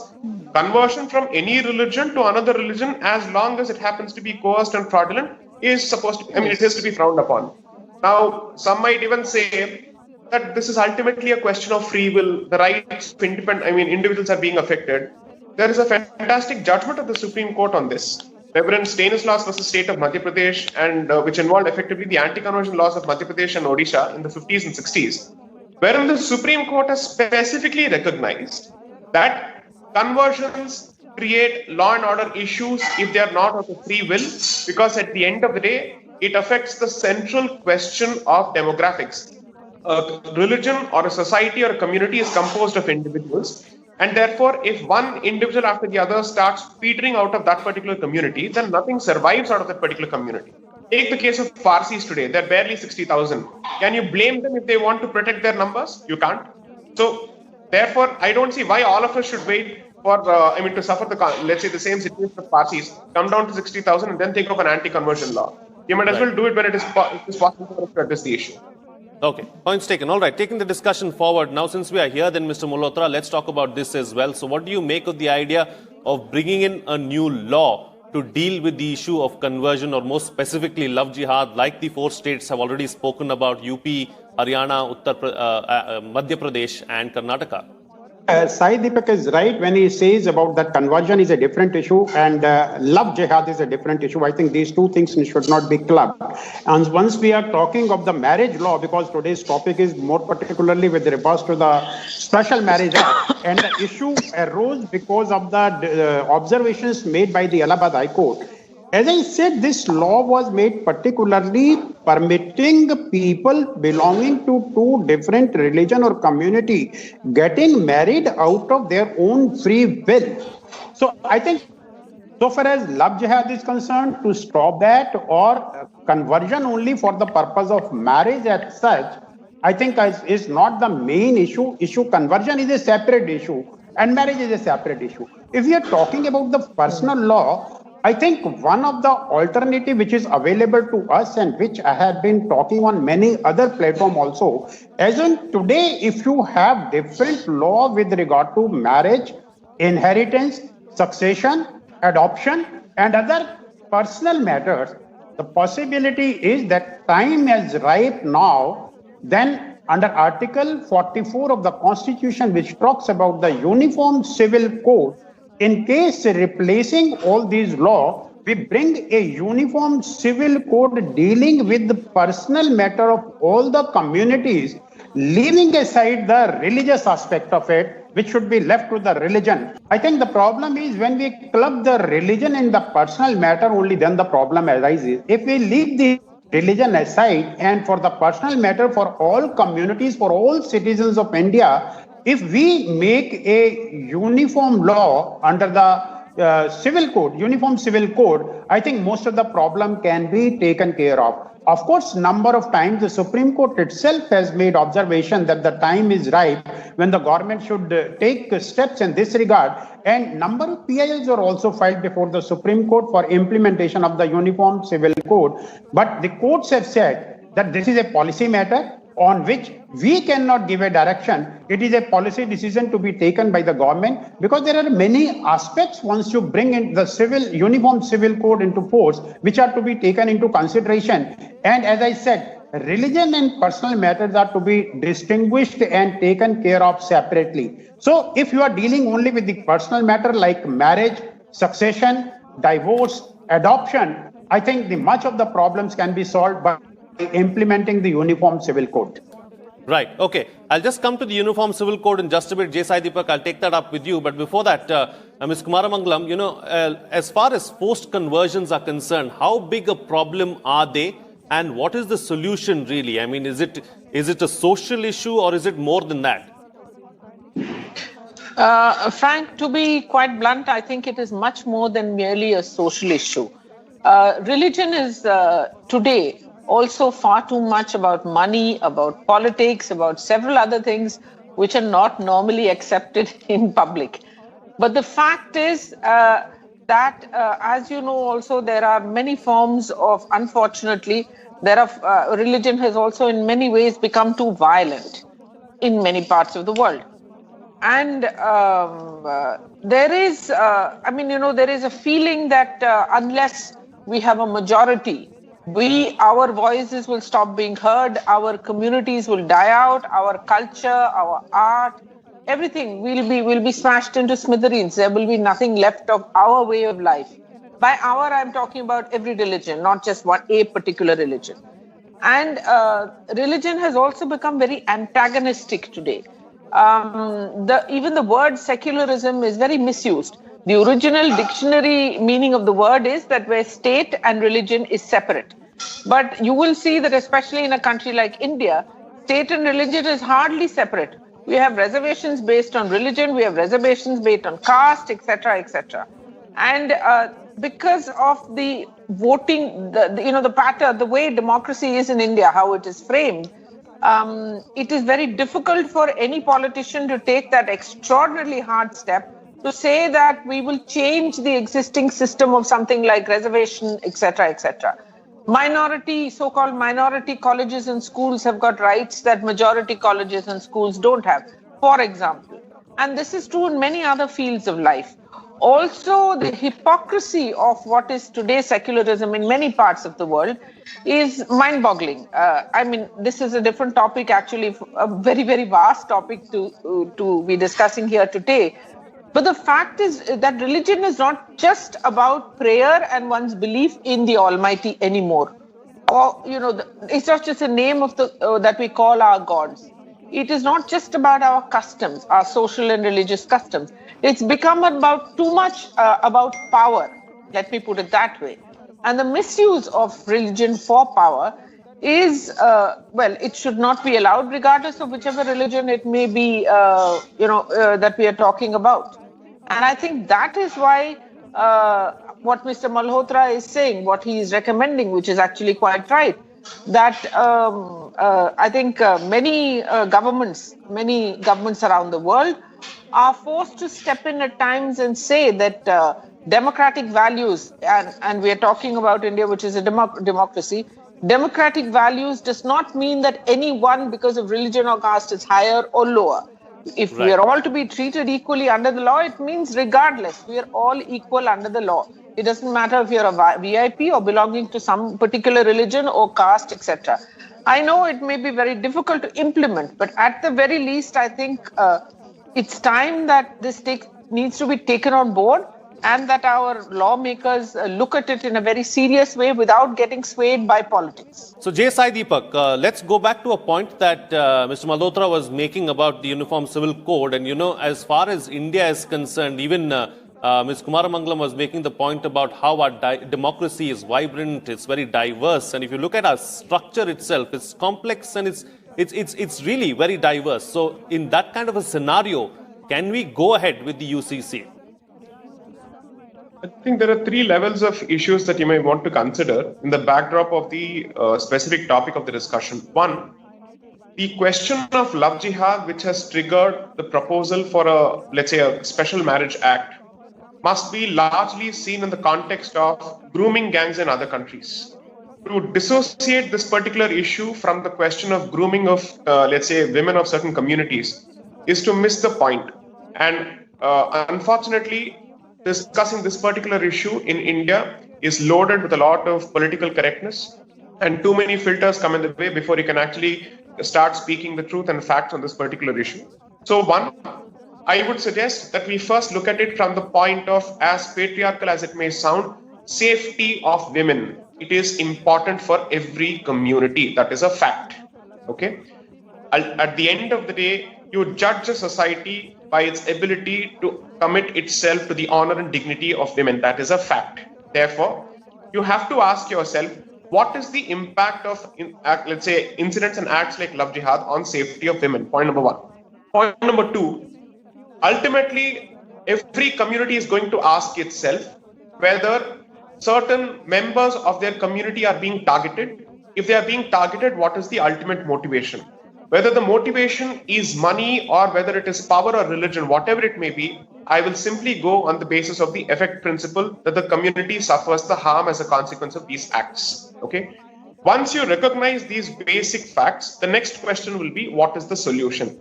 Is the solution coming out with a legislation that protects women who are coerced and who are influenced and who are groomed into getting married into a particular community? Point number one. Or do you make changes to the Special Marriage Act surgically, or do you address the larger question of using religion to influence other communities' members and therefore you go after conversion? Now, the reason why I don't believe that the Uniform Civil Code addresses this particular issue is that the intent of the Uniform Civil Code and the intent of the Special Marriage Act of 1954 are slightly different. The Special Marriage Act of 1954 has to be necessarily looked at with the Indian Succession Act for a very different reason. Why? The Special Marriage Act was introduced not just to promote interfaith or intercaste marriages, but to ensure that the definitions of marriage and notions of marriage of communities are not changed to accommodate these kind of marriages. Therefore, the rights of individuals are protected. At the same time, the rights of communities to preserve their definitions of marriages are also protected. So that's a twin objective. As a consequence of which, you have a separate Succession Act to ensure that these marriages have access to different kinds of succession rules. Now, what does this tell you? Obviously, there's a relationship between marriage and succession. And if there's a relationship between marriage and succession, is it possible to actually dissociate personal aspects of marriage from the question of marriage itself and the religious aspects of marriage? No. The literature of every religion tells you that personal laws, whether we like it or not, are a direct consequence of the treatment of man and woman and other genders and the institution of marriage itself. Marriage is fundamentally something that has a communal aspect to it, that has a community aspect to it, and therefore succession also has a religious aspect to it. Now, the fact that you may want to secularize it using the Uniform Civil Code is a different issue, but the Uniform Civil Code is not going to protect anyone who is going to be affected as a consequence of, let's say, a coerced marriage, an influenced marriage, or forced conversion. How on earth is Uniform Civil Code going to help this particular situation? All right, we seem to have lost the line with J. Sai Deepak there. Let me, in the meantime, go to Mr. Malhotra. Mr. Malhotra, do you agree with what Sai has just said? No, I think the point made by Mr. Sai Deepak is one of the view which normally people hold, but the other view of it is that when this Special Marriage Act was made, there was an objective of making this particular law, because if people from different communities want to marry, probably neither the Hindu Marriage Act, nor the Parsi Marriage Act, nor the Christian Marriage Act, nor the Muslim Marriage Act permitted this kind of marriage, because there are certain rituals to be followed, and those rituals are not required to be followed under the Special Marriage Act. So at that time also, I think the idea was, when Pandit Nehru came out with this idea, and because it was found that at that time bringing uniform civil code is not a possibility, therefore this Special Marriage Law Act was brought into force, but was enacted by the Parliament with the objective to permit the right or protect the fundamental right of the individual young people who want to marry but belong to different religion or different community. I think from 1954 to 2020, we have traveled a long distance. After traveling so much, I think now the things are much more clear, and definitely if we can take other major steps, why can't we take this major step also, implementing one of the directive principle of state policy under the Constitution and permitting the communities, and to have, if you can have a uniform criminal law, why can't you have a uniform civil code for marriages, for succession, for inheritance? So I am of the view that probably time has come when this point should be considered. Yes, there may be issues, there may be difficulties, and we have to cross all those hurdles. And for crossing those hurdles, I think a wide debate is needed among the people who are really interested in the subject and who can really contribute based on their experience and based on the different judgments which were given by the various courts from time to time. All right, then, Ms. Kumaramangalam, what's the best way forward? I think there need to be, as Mr. Malhotra has suggested, wider consultations from people who have experience in this field, whether it is with women who have been affected by it, whether it is from different communities that feel strongly about it one way or the other, whether it is with jurists and with lawyers like Sai Deepak, etc., who know what they're talking about with regard to the law. But it needs to be done quickly. The problem with consultations is that sometimes they tend to go on and on and on and ad nauseum, and actually what the action that needs to be taken, and we need to do it now quickly, because as we can see, it's not just in India, all over the world, there is an upheaval which is taking place which does not bode well for humanity. I mean, and I think that instead of looking at incipient almost civil war, we should take note of the point that there are so many differences and that exist, and that there is so much antagonism, and I used that word before, that exists between people's communities, religions, castes, etc., and come up with something that is not merely, sort of a dictatorial law, but that is both humane and practical, and also a law that it can be implemented effectively. We have very strong laws in India, whether it's the rape law or domestic violence law, etc., etc. But it doesn't seem to stop the commission of these crimes. So we need to perhaps also, along with the law, we need to make sure that the implementation of that law is facilitated. I feel this is very important. Merely bringing in a law is not enough. The facilitation of the law must also be equally a part of all consultations, and eventually probably be put in place at least, if not before, as soon as such a law is passed. I think that's very important and very urgent. True, very true. And J. Sai Deepak, close the show for us with your concluding remarks. My only remark is uniform civil code is sometimes treated as the silver bullet to all the communal issues that India faces. I strongly believe that uniform civil code may be justified for its own reasons, but I don't think it will address the central question of communal harmony or disharmony in this country. And for that, I think truth is the only way forward. And coming to the merits of the Uniform Civil Code itself, even without getting into the question of religious diversity, religious diversity is extremely important. So, for instance, thanks to Mr. Nehru, the mythaksharization of Indian succession law is something that Hindus have already suffered, and several schools of succession have been junked and discarded thanks to his efforts. Therefore, I don't see why we must perpetuate that particular, let's say, that mentality further by asking for standardization. Because if you do that, then you effectively behave like a nation state. India is not a nation state. It is a civilization state at the end of the day, which means you have to recognize civilization as a diversity, as a reality, not just as an academic talking point, which means succession laws, marriage laws are bound to be diverse. You want to behave like a Europe, you want to behave like, let's say, United States of America, then you might as well discard any pretensions of being a civilization state. You are a civilization state. You can't use it for the purposes of ornamentation when you come out with a speech, but when it comes to implementation of the law, you decide to act like a nation state. This, I think, is extremely important. And fundamentally, I think it is all about how India sees itself. As long as it sees itself as some kind of monolithic entity which has one language and one religion, or even one religious denomination, I think it bodes ill for, let's say, the rights of a lot of people. Article 44 and its balance with Articles 25 and 26 is something that is rarely discussed. I think that needs a lot more discussion. Absolutely. All right. On that note, then I'll call it a wrap on this edition of The Big Picture. Thank you to all my guests for joining me on the program and putting things into perspective for us. What's coming out of this discussion is that religion today has gone well beyond just faith in the Almighty, and that is something that we should seriously look at and consider. The Special Marriage Act addresses the issue of intercaste and interreligious marriages, but doesn't look at punishment for forced conversion. The Special Marriage Act is over 60 years old, and it needs to be looked into yet again and needs to be abreast with the times. The time is ripe to bring in the Uniform Civil Code. We need to have wider consultation with all the stakeholders, I beg your pardon, and then bring in the UCC. With that, it's a wrap. See you again next time.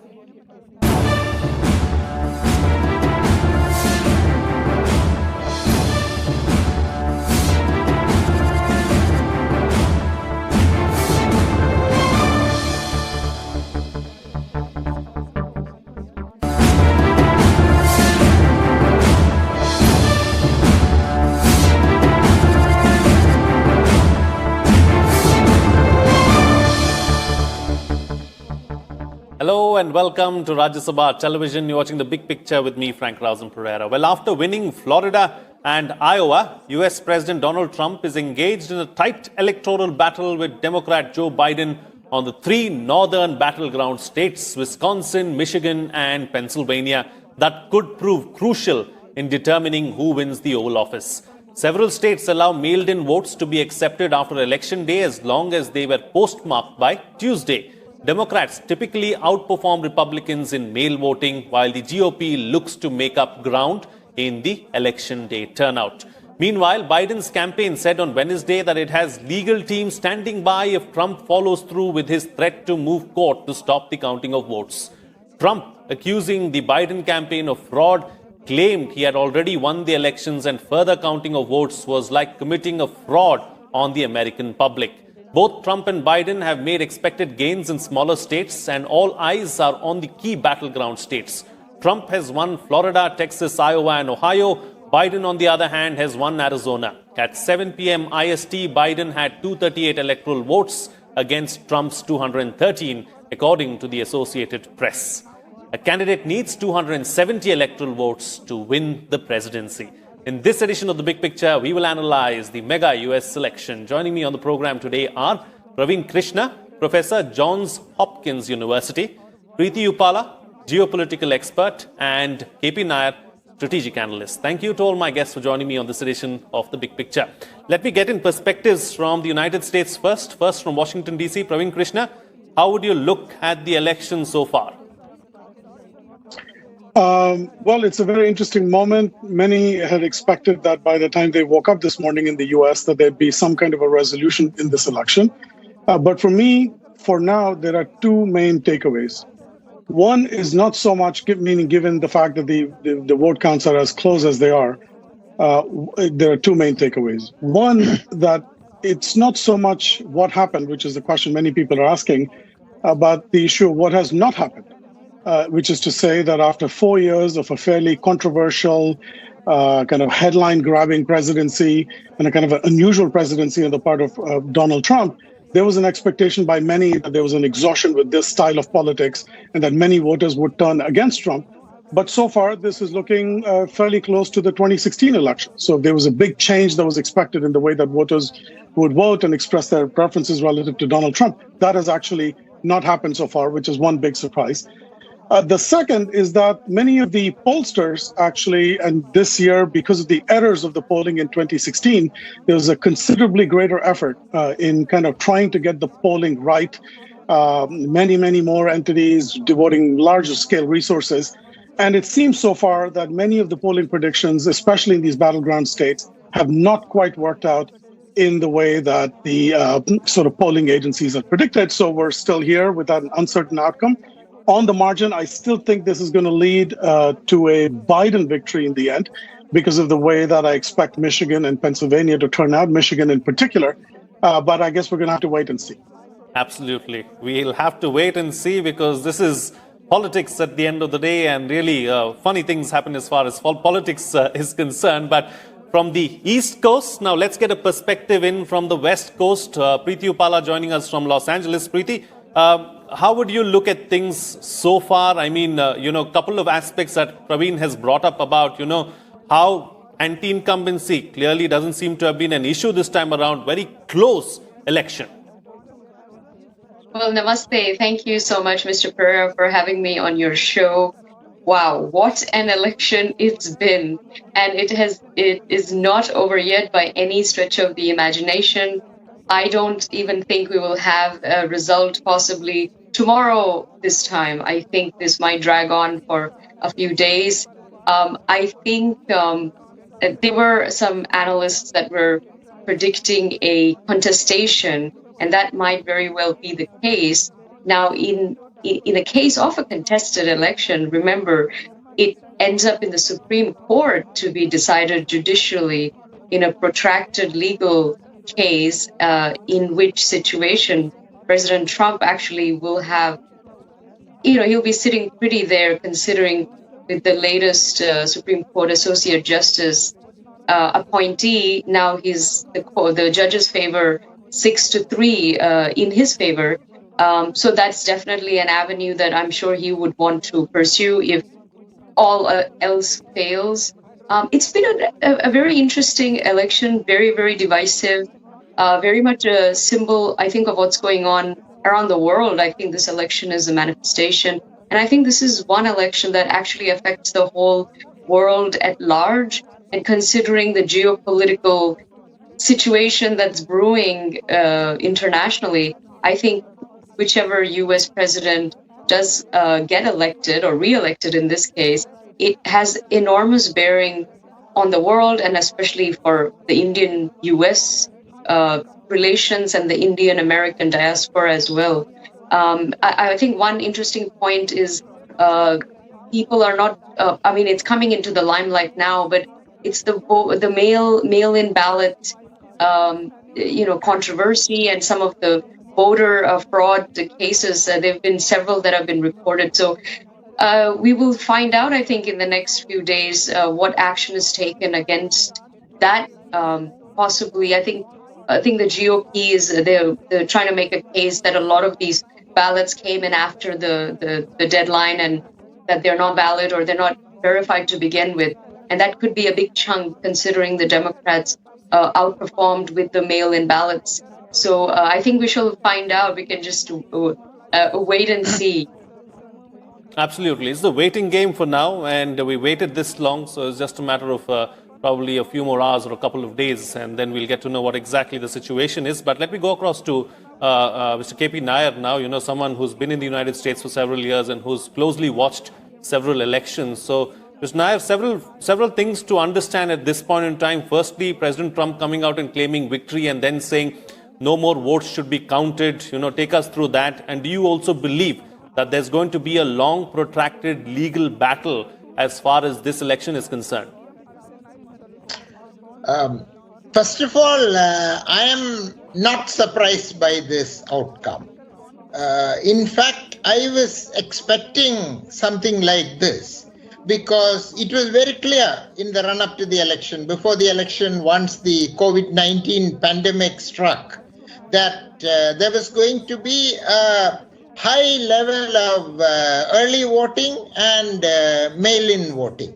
And the Democrats have been mobilizing their cadre to go in for early voting and mail-in voting. This is, in fact, they have been mobilizing their supporters the way Obama did, in 2008. Grassroots campaign, grassroots raising of funds.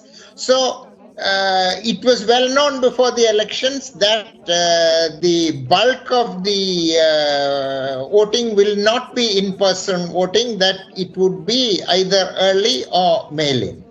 And once that became clear, Donald Trump has been saying, he has been shouting from rooftops that postal voting is a fraud. And he has been urging his supporters not to go in for mail voting. So it has also almost been a cause célèbre with him that mail-in voting should be discouraged. So what Donald Trump did today, at the end of the day, actually early morning, it was well past midnight, was true to form, because he said what he has been saying all along, that voting should be, counting should be stopped. So none of this comes as a surprise. The only surprise is how far the predictions of the pollsters have gone wrong. Just as in 2016, they went wrong, in many states. For example, they expected that on the basis of opinion polls that the blue wall will not crumble, blue wall, the northern states on the eastern side, Michigan, etc. And at the end of the day, as counting continues, it appears that the blue wall may prevail, you see. Now, the only problem I see is that, most of the American presidents have had a legal mind. They have been trained in law. And almost all of them have had previous experience in government. Trump is probably the only president who has never been in government. He has not even been a county councillor before becoming president, you see. And he has no legal education. So today he said that I will go to the Supreme Court, this is exactly the kind of statement he made during the racial riots, that I will order the governors to do this, I will order the governors to do that, he still doesn't realize after 4 years in office that the President of the United States has very little powers, it's a federal structure and the powers are downline, And when he said that he will go to the Supreme Court, it is my assessment that the Supreme Court is not going to accept his plea, Right. As we have already seen in the Pennsylvania case, most likely the Supreme Court will say, go to your state, because the American presidential election is not a national election. The elections are conducted by the states. So if he has a problem with Michigan counting, and if he goes to the Supreme Court is very likely toss it back to the Michigan courts, Right. So my problem, the problem as I see it, is that he is stretching himself, with claims that are untenable and will not be substantiated when things move on the ground. Okay. All right. Taking the discussion forward now. So, Praveen Krishna, let's talk about some of the issues really and how much of an impact they've really had on the ground, because we've seen that, the United States was one of the most affected states as far as COVID-19 is concerned. We saw a brief drop in numbers, but the numbers are back up again. So how much of an impact or how much of an issue was the pandemic in the US? Was it something that the voter, was it a line that the voter voted on, or was it more like, local issues?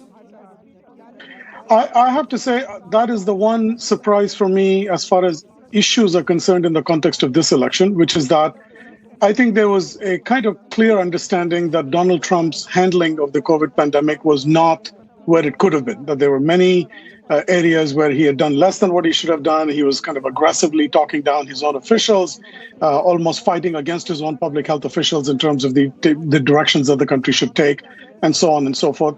And so I felt personally that the voter would punish, at the polls, the voter would punish the president for having taken such a course. And then because the pandemic is still so live and it's active in everybody's minds and imagination and fears about the future, that there would be a great penalty that Donald Trump would pay for this. However, to my surprise, and I think to the surprise of many, that does not appear to be the case in the elections.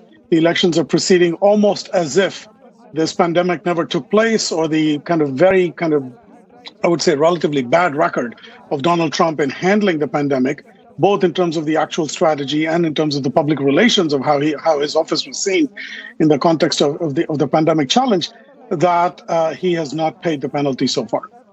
Absolutely. And Preeti Upala, talking about issues, let's talk about another issue. There was a massive movement across the United States that was picked up around the world, Europe, Asia, even India. This issue of Black Lives Matter. We saw a public, spate really between LeBron James, the basketball poster boy, and the President Donald Trump, and that took an ugly turn as well. So how big of an issue was law and order? Do you believe at some level it played on the minds of the voter? Yes, I do think so, but then it went both ways.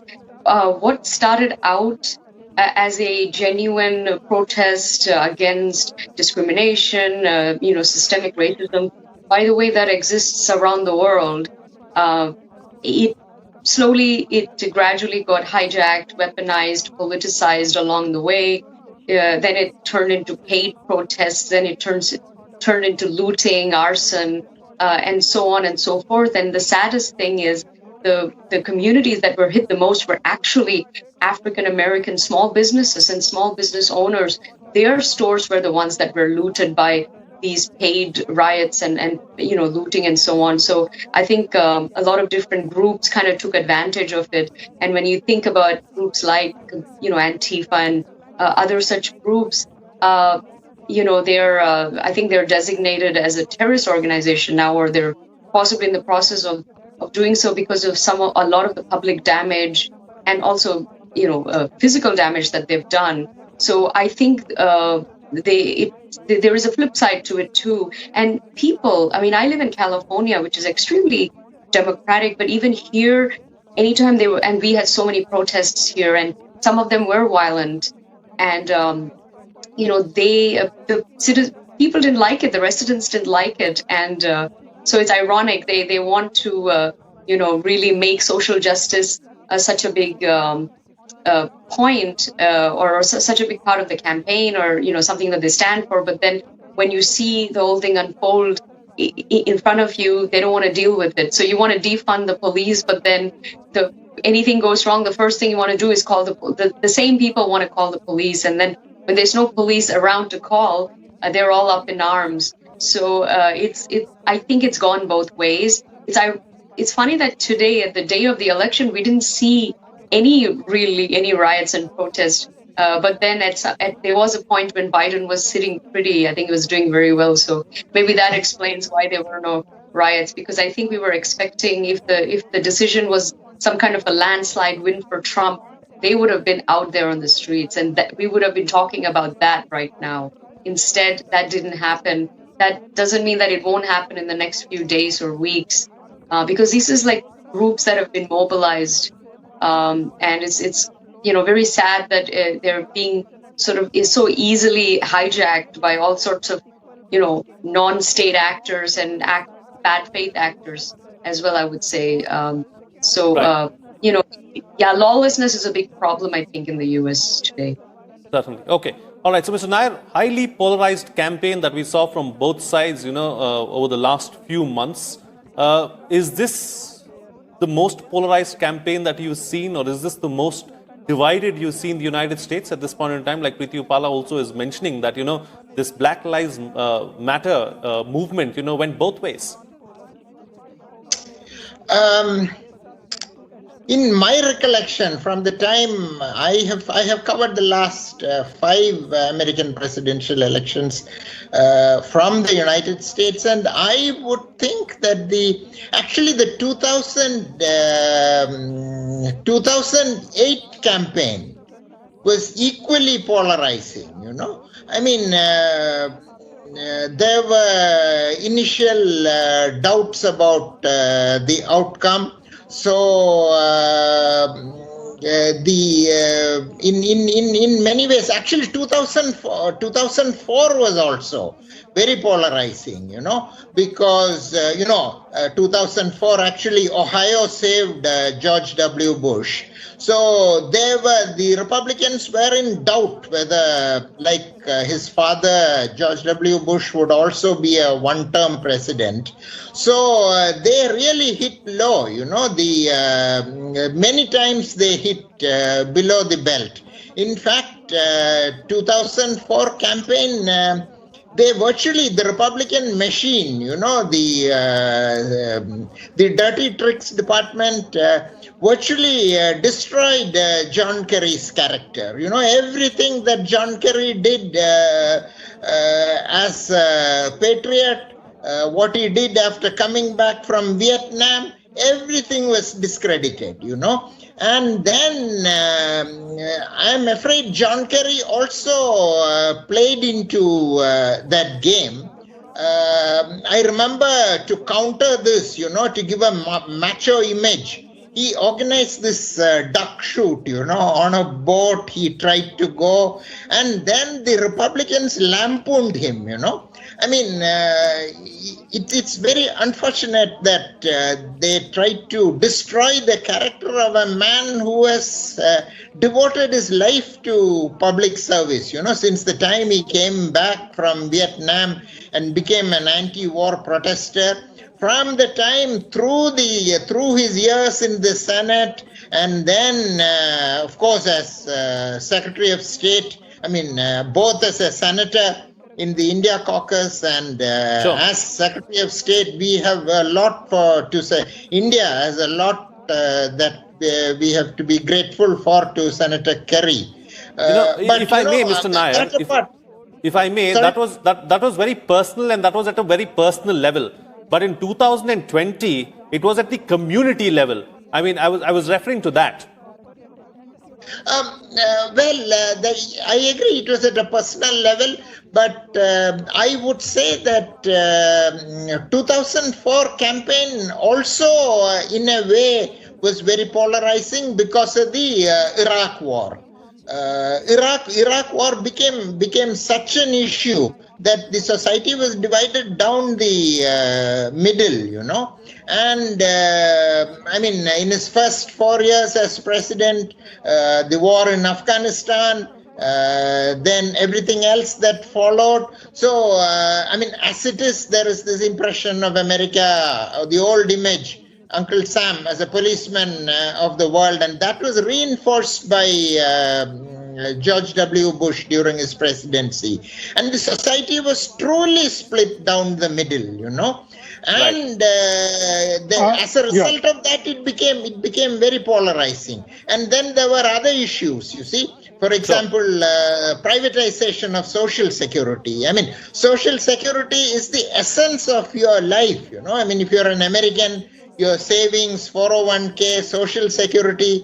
And at one point, George W. Bush administration tried to privatize Social Security. Right. So there were very, very polarizing issues. I think the only reason why this campaign seems worse is because lot of conventions, lot of hallowed American traditions have been violated, Right. Decency in public life this time has been completely destroyed, I can't imagine the way Donald Trump called his opponent Sleepy Joe, things like that, I can't imagine any previous president ever calling names to your opponent, Right. It was always respectful. So other campaigns were polarizing, but I think what is different now is that it became very demeaning, very disrespectful. That is what is that. Absolutely. I wanted to yes, quickly Praveen agree Krishna, with go you. ahead.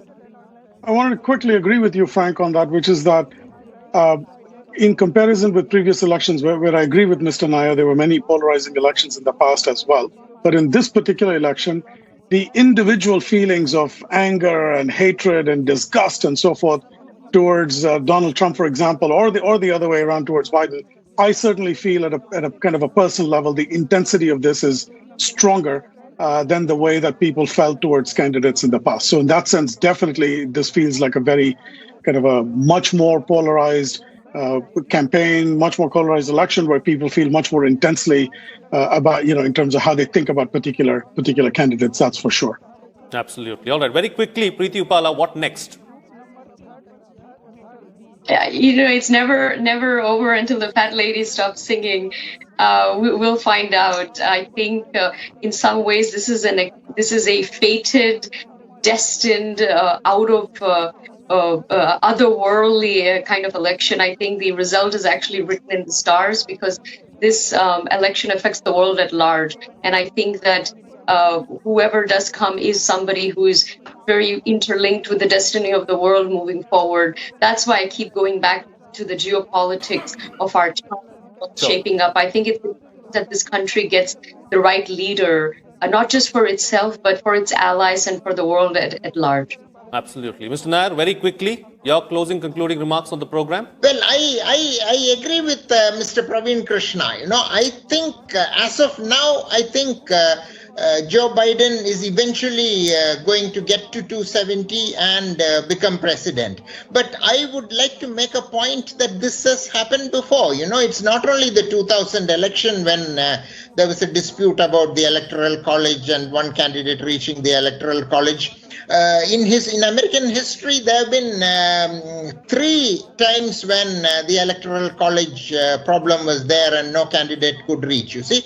But those were different times in the 19th century. And on both those occasions, they made deals. Politics was very different in those days. Right. So the 2 candidates made deals, they made deals in the sense that like in India, before the anti-defection law came, our politicians used to make a lot of deals. Not anymore. It's not possible legally. Sure. So the 2 contending candidates made deals, and it was actually resolved in those 2 cases in the 19th century. And 2000 election, the rule of law ultimately prevailed. When the Supreme Court decision came, Al Gore gracefully accepted it and decided not to take it forward. Sure. This so it may time, I'm not sure if that will happen. But in another 2 days at the most, my feeling is that Joe Biden will reach the magic figure of 270. Absolutely. I've got 20 seconds left on the program. Praveen Krishna, close the show for us with your concluding remarks. All right. My concluding remark is for everybody to pay very close attention to Michigan, where the number count is actually on right now. And I think if one looks in particular within Michigan at what's going on in Wayne County, where the numbers are heavily moving towards Joe Biden, it's likely that all of the action will be focused on that. If he carries that, it's very likely he carries Michigan and then gets much closer to the 270 number. So that's my final word. Okay. All right. On that note, then I'll call it a wrap on this edition of The Big Picture. Thank you to all my guests for joining me on the program and putting things into perspective. For us, it's a wait and watch game for now. All we have to do is wait and wait for the final results. That's all we can do for now. That's it from me. See you again next time.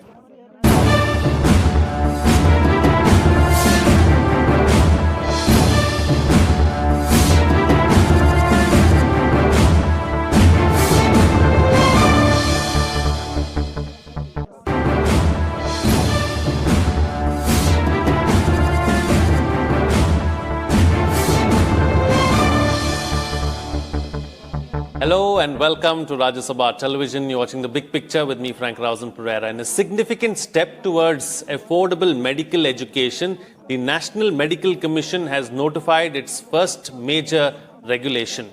Titled as Minimum Requirements for Annual MBBS Admissions Regulations 2020, the notification issued replaces the minimum standard requirements for medical colleges 1999 of the erstwhile Medical Council of India.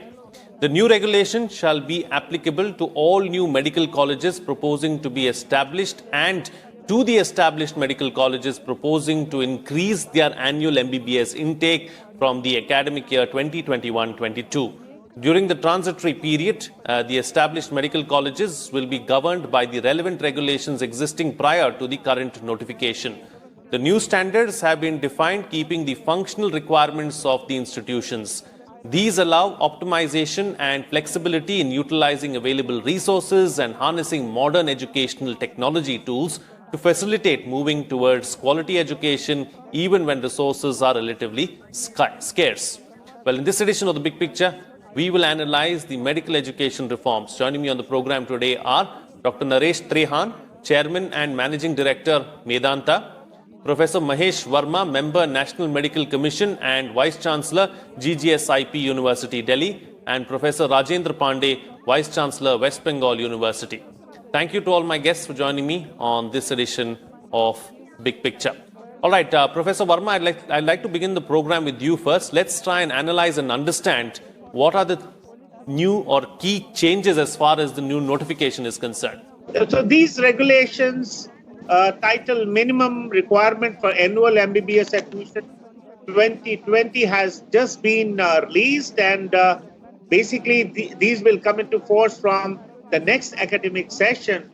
And these regulations have basically brought in a lot of flexibilization in terms of infrastructure, in terms of faculty requirement, bed requirement, and also has promoted small group teaching, early clinical exposure, and competency-based education. Basically, these regulations broadly says that, like if you want to set up a medical college, you don't need even 5 acres of land, because earlier the requirement for setting up a medical education was 25 acres of land, and in metros it was 5 acres. And these new regulations says that you can even start without 5 acres of land. Secondly, the earlier regulation required that we have a fully functional hospital, 500 bedded, and there was no clarification regarding when this hospital is functioning. As per the new regulation, it's only, this hospital need to be functioning only for just about 2 years. And also, there are many other things in the regulation promoting e-learning, promoting digitally linked resources which are all shared amongst the medical colleges, skill lab, and all the medical education technology, which is very integral part of medical education today, is made mandatory. Departments like physical medicine, rehabilitation, and emergency medicine. Okay, let me take the points that you're making forward with the other panelists now. So, Dr. Trehan, let me bring you into the picture. So, how will the changes really help in shaping a better healthcare system? Of course, we need medical education reforms. Now, how will this benefit the healthcare system as a whole? So, these reforms have been long due in coming, and they're very progressive. It actually is a very positive step taken forward in the interest of healthcare in India. The point is that we've year after year we have always felt that we are extremely short of doctors who are trained to a level where not only their education is how to learn about giving care to the patient, which was just medical, but also be comprehensive in their ability to deal with the disease pattern, be emotionally connected, and be very sort of courteous, understand how to talk to families, what is the role of traditional medicine in India. So, this opens up a huge new vista for us who want to create medical colleges. Personally, we've been waiting for many years now for this regulation to come, which will enable us to be able to make a medical college ASAP. We will like to create a curriculum which would also open up the minds of the doctors for the future. Like you know about the program of Atmanirbhar. Atmanirbhar means that doctors will also have to start thinking of not just blindly saying, let me get technology from somewhere else, but we should be able to help our own scientists, our own laboratories, our own industry to develop new technology, to become self-sufficient so that we are not dependent on people importing expensive equipments from overseas. So there are many aspects with this new progressive thinking which the National Medical Commission has put in place, enabling the best of people, best of hospitals, which are already existing, which have a good faculty, very good faculty, good clinical material. Their services can be used for training doctors to a level which will be much higher than what we have been able to do when there were hospitals made in some rural area because of the requirement of the land. Some hospital had to be made where pre-patients were admitted, the clinical material was limited, and one of the biggest thing it has done is taken away the distinction between the life of a poor man and the life of a well-to-do person. So the point is and this is our experience, that we find that the patients who are quote unquote private patients, they're as happy to participate in development and teaching of doctors as a poor patient is. It is unconstitutional to say before, it used to be that you can only teach on poor patients. That means you're making a distinction. That is not constitutionally correct. So I give my example. I trained in America in New York University Medical Center. It was a private hospital. It was a private medical college along with it. And all the patients who were there were well-to-do. And we all learnt our training, our skills on those patients, and they were very happy. And ultimately, the quality of medicine you give is much better when you have a medical college as part of your hospital. The patients get taken care of better, the students learn, and the country actually benefits from it. So I am very happy. I welcome this move, and I think that this will change the landscape of the quality of care that doctors give, and also the quantity that we will have over the years. We should be able to make up the shortage, which has been chronic. Okay. All right. So, Professor Pandey, let me bring you into the picture now. So, we've heard from Dr. Trehan and from, Professor Verma about what the key changes are and how it will help the healthcare system as a whole. How does it impact the medical colleges? Impacting a medical college which are already existing, they would think it in a different manner, because their logistic will be more than what was required earlier, may not be adequate, but now with the present changes, they are in a better position to train more students than what they are presently doing. So they can ask for an increase in the number of seats with their existing facility. That is the first thing that can do, and the number of students can increase. What other thing that can be done with the similar application to government institution, the number of seats can be increased there as well, and the government seats in the private institutions can be released, available to the private candidates, and that will reduce the cost of medical education in private colleges with the enhanced seat by another 60 to 70%. And that will facilitate, the seat should be available, the students who are going outside India for acquiring medical education need not go. So probably they will be trained in an environment which will be culturally and linguistically more conducive, and their training will also be better. So the existing colleges can go in that way, and the new colleges which people may get interested because of the allowance for the consortium, a housing body, and unutilized engineering colleges, hospitals which are running, all they can come together and can start a new medical college. And as a result, the cost of building infrastructure would be low, and that will reduce the cost of training each student for 4.5 year period. and this will enhance the chances of getting interest on their investment. If the returns are better, then more people will come to start new colleges, and we'll be able to train a larger number of doctor practitioners in the shortest possible time. And that is what India needs. It should move fast and achieve it as fast as possible, maybe in the next 10 years. Absolutely. All right. So since we are here, then let me take this particular aspect forward with you, Professor Verma. Since we're talking about, increasing the number of medical colleges, since we're talking about increasing the number of doctors, getting into the rural hinterland and, all these other aspects, the pandemic has taught us that, e-learning is a possibility. It has taught us that, we can really go forward if we link everything digitally. So is that something that we need to focus on? Is that something that the new regulations also speak about? E-learning is not only important in medical education. I think it is, it is needed all over now, as we have learned in the recent months how we have quickly transformed from a conventional mode of, giving education to something which is more virtual, more e-mode.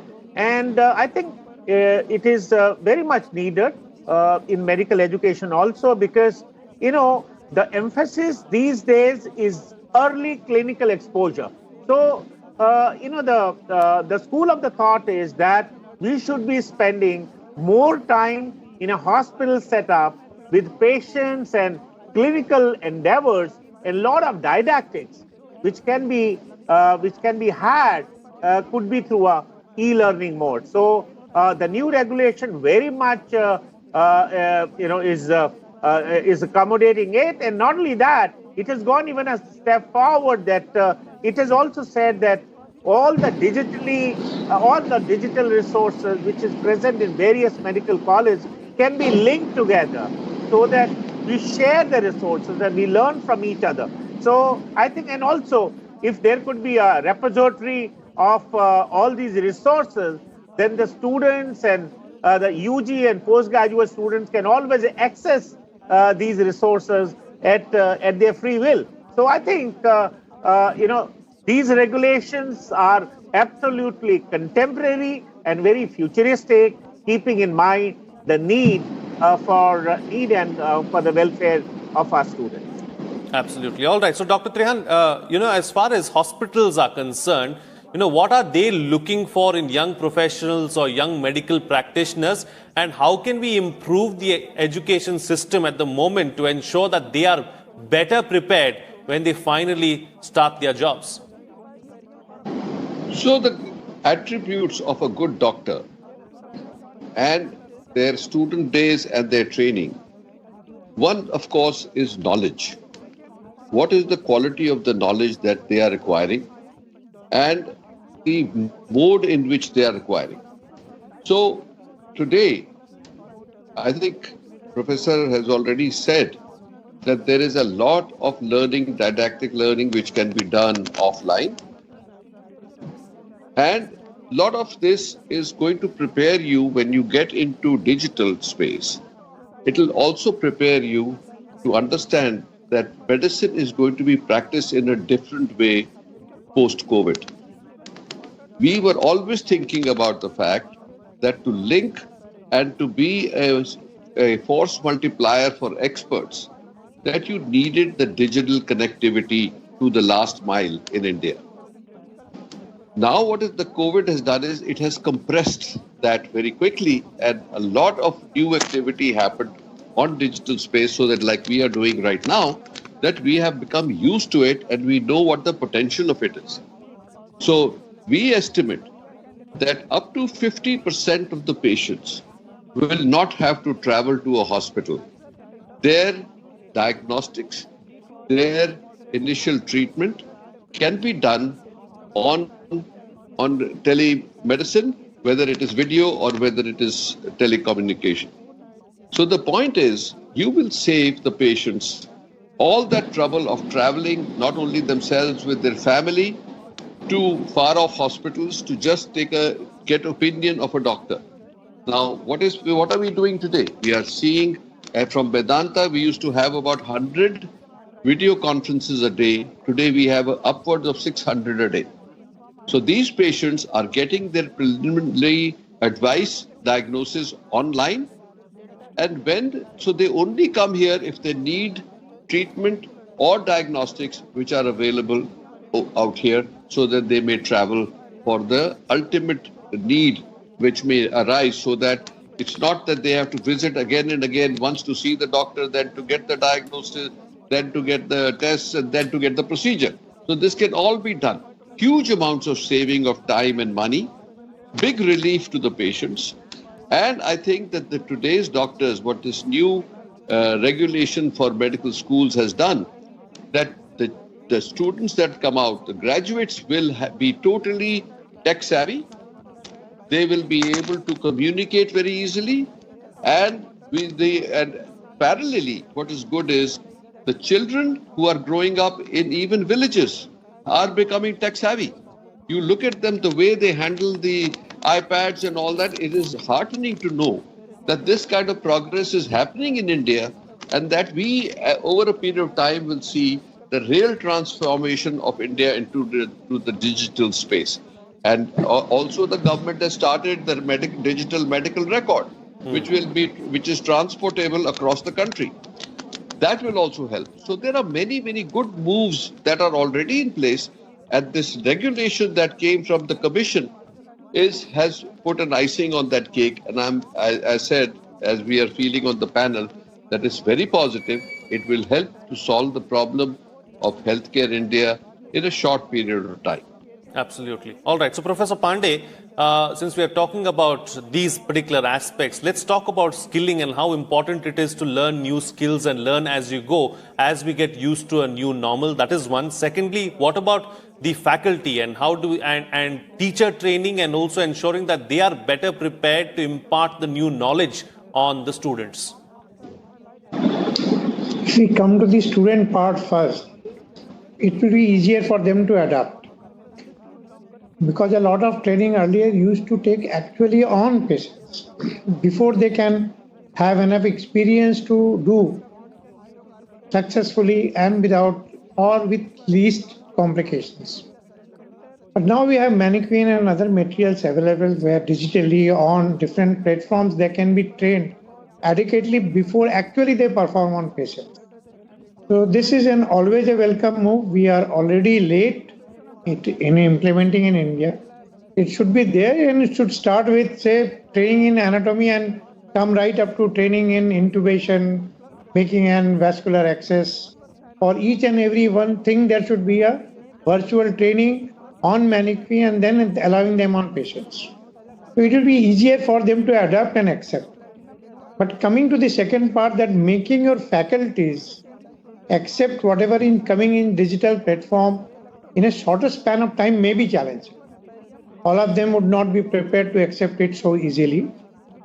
So considering the time spent, they should be given space and an understanding to adapt to it. But to begin with, there are 4 things which the teachers are involved. They are teaching. The COVID has made them accept that they will teach online, which they have already started.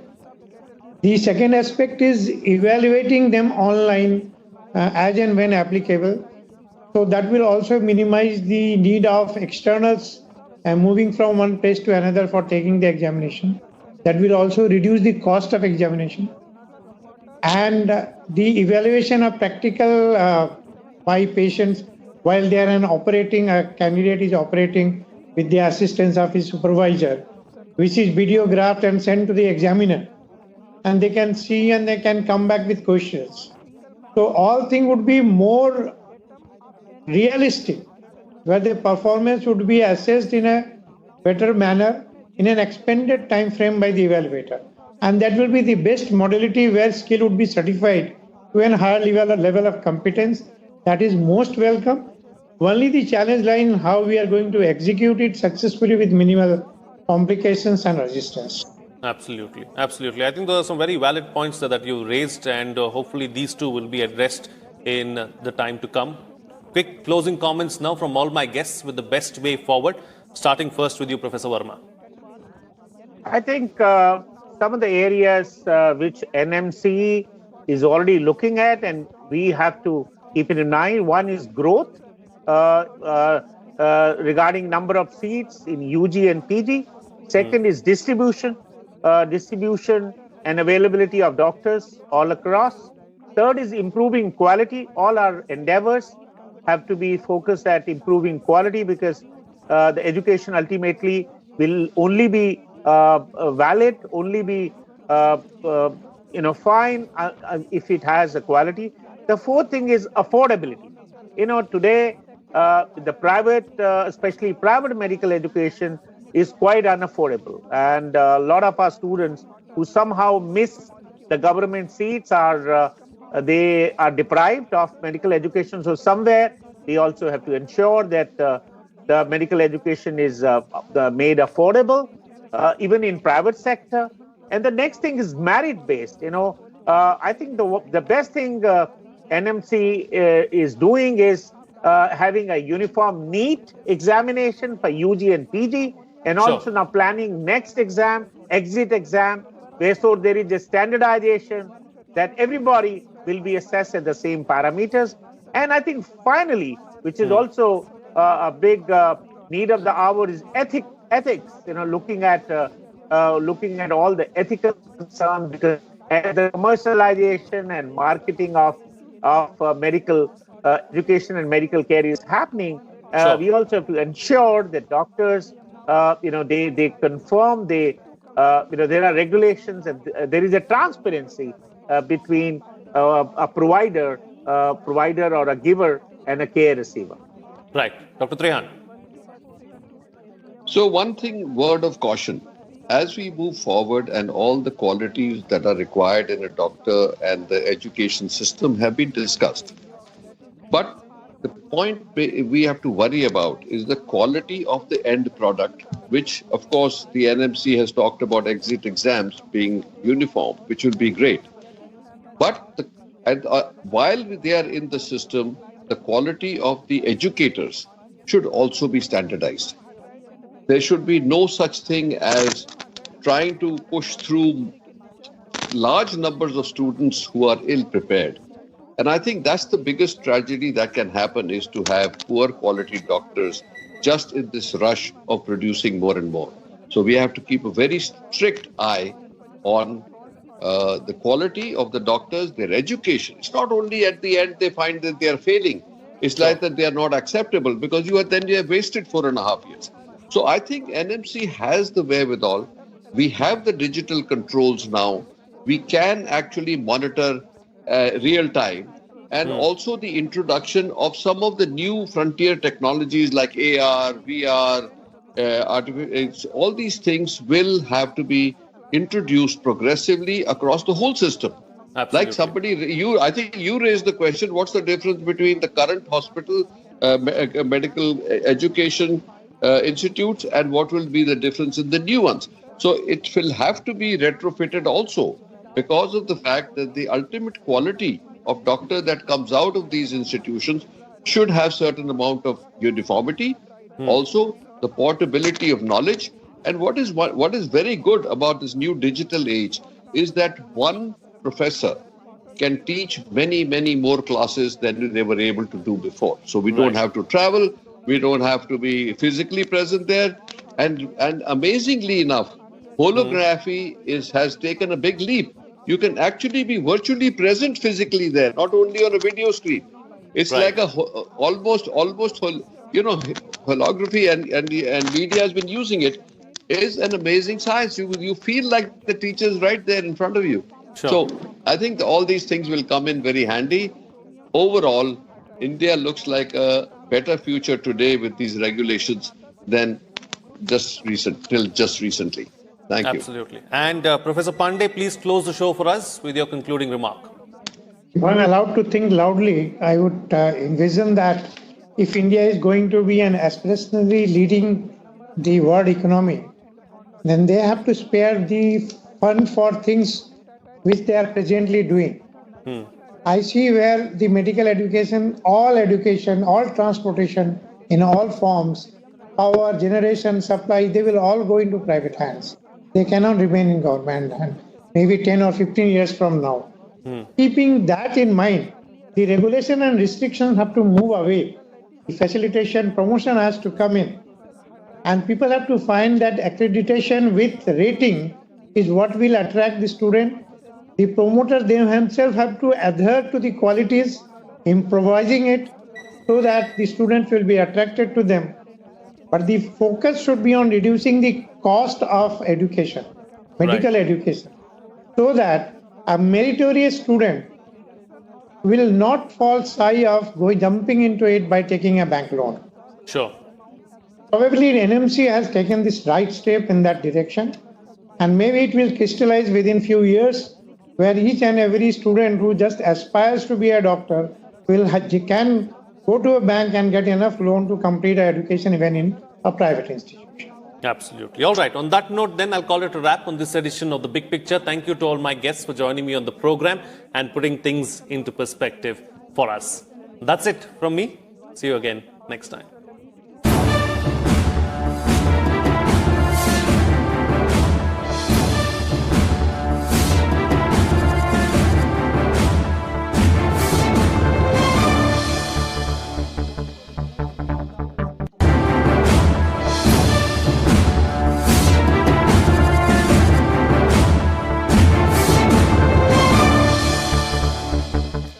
Hello and welcome to Rajya Sabha Television. You're watching The Big Picture with me, Frank Pereira.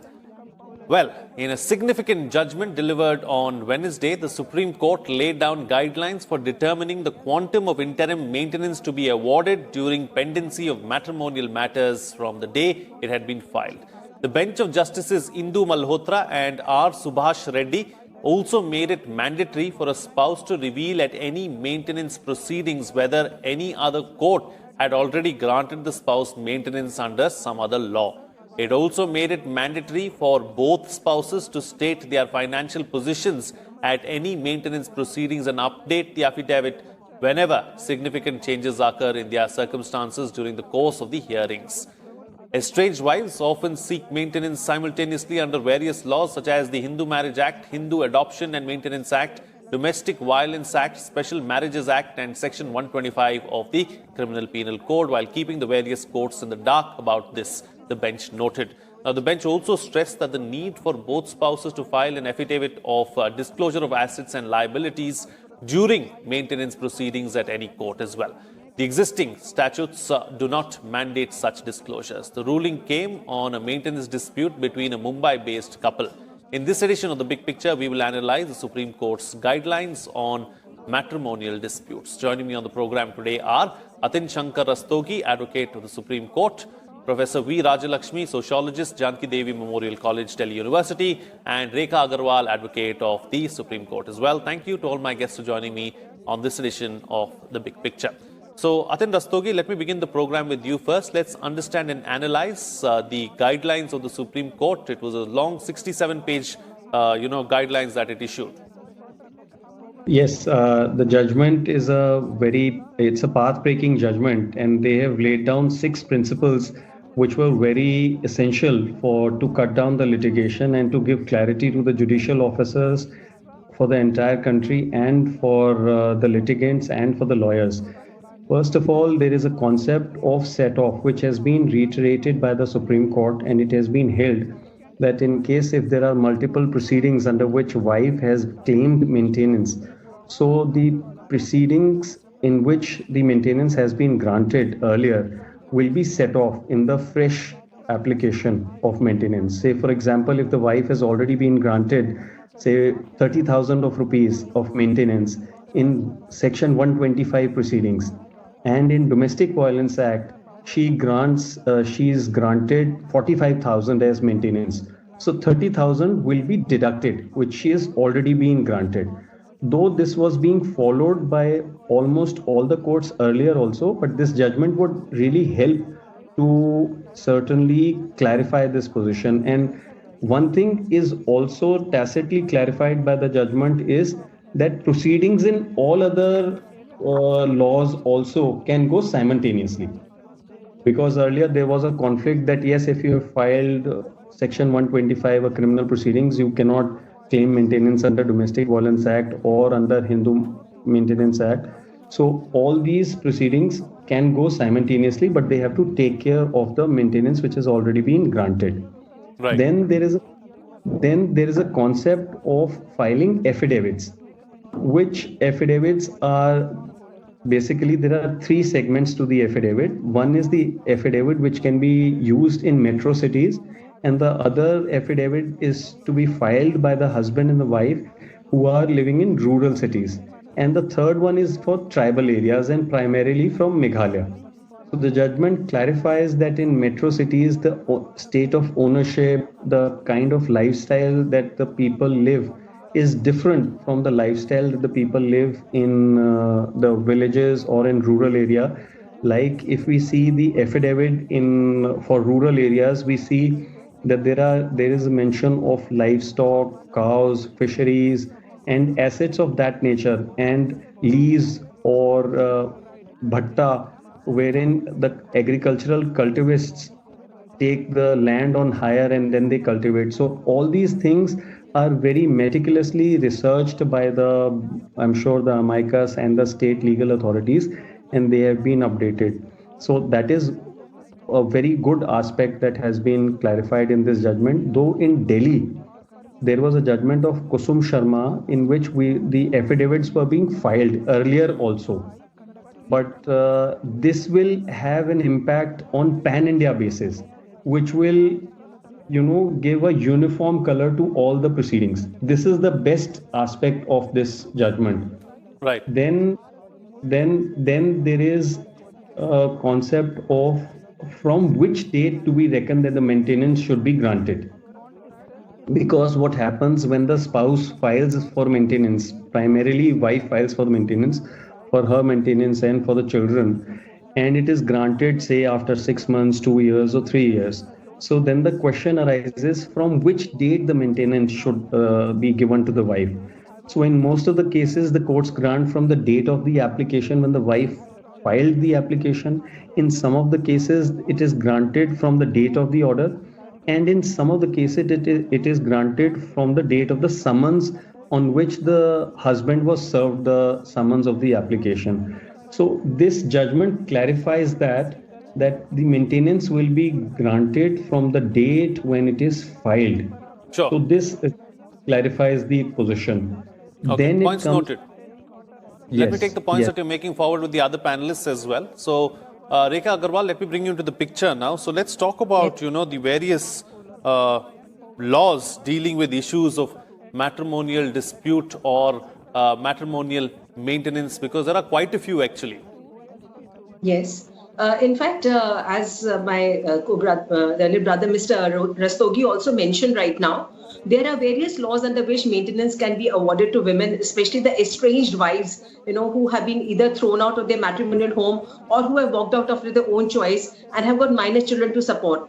So we have, supposing there is a matrimonial proceeding going on, a divorce proceeding going on. So in that, under Section 24 of the Hindu Marriage Act, either party, in fact, can ask for maintenance pendente lite, that is during the pendency of the divorce proceedings. Even the husband, in fact, can ask for maintenance. Then we have 125 CRPC, 125 Criminal Procedure Code, in which the wife can ask for maintenance for herself till she gets remarried, as well as maintenance for her children. In fact, where a daughter is concerned, the father is often supposed to pay even marriage expenses for the grown-up daughter.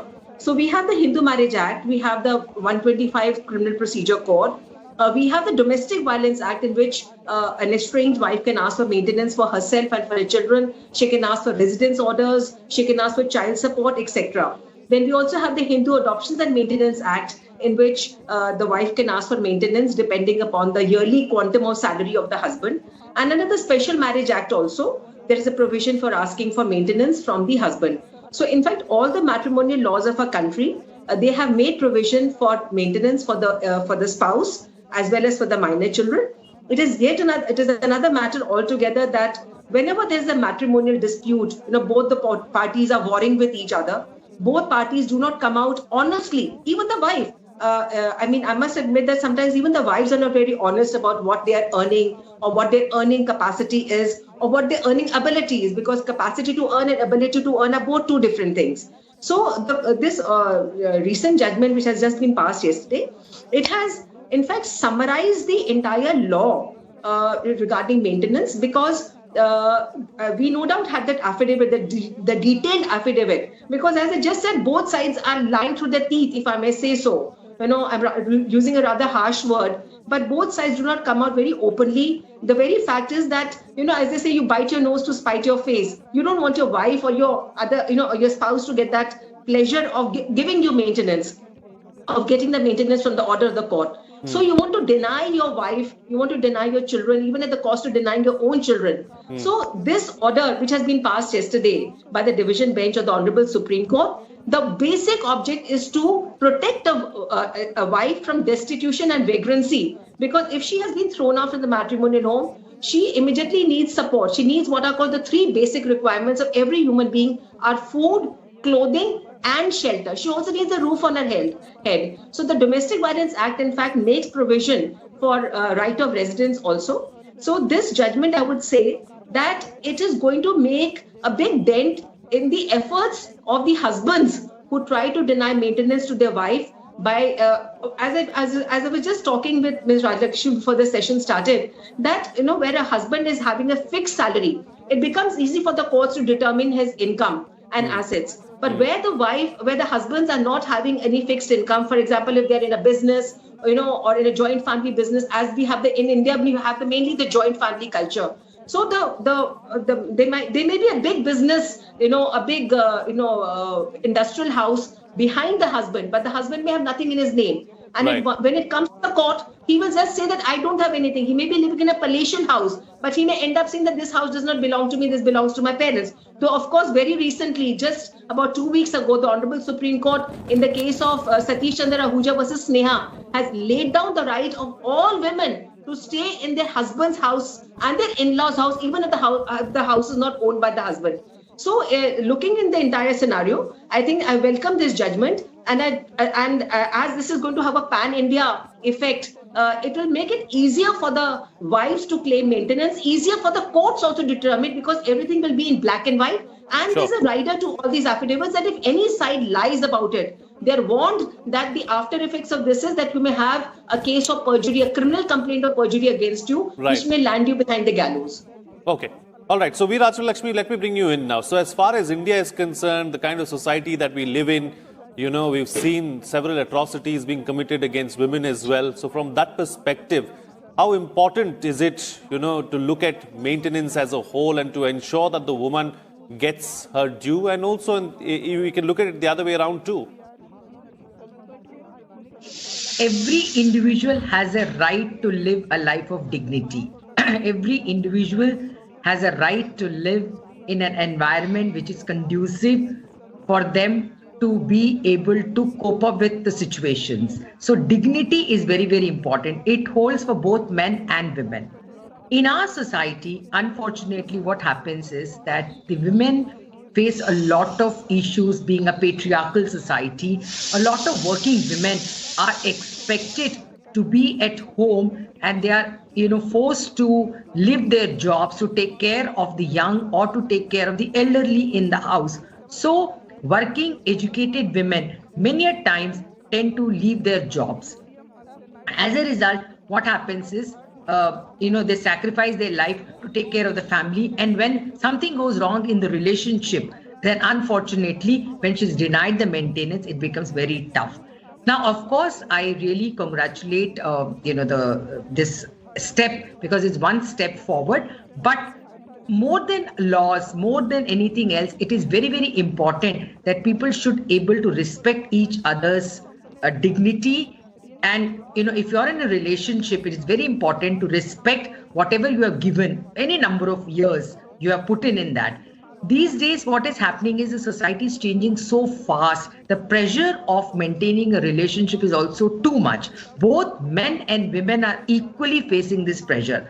And the job scenes are also very different. Employment, the graph has changed, where initially it is to be okay for a man to work and women to be at home. Now the need is both for men and women to work equally hard And once both of them go out, it is also very important to understand that once they are at home, they should be able to respect each other and the relationships are maintained. Because the moment there is a conflict in the relationship, which ends in the break in the relationship, then all these issues come up. So I think the first step is, in a society which is fast changing, where the relationships are changing so fast, it is very, very important that we should be more sensitive towards maintaining. And of course, when there is a divorce for some reason, if the marriage is not able to, if people are not able to continue, yes, they have every right to lead separate lives.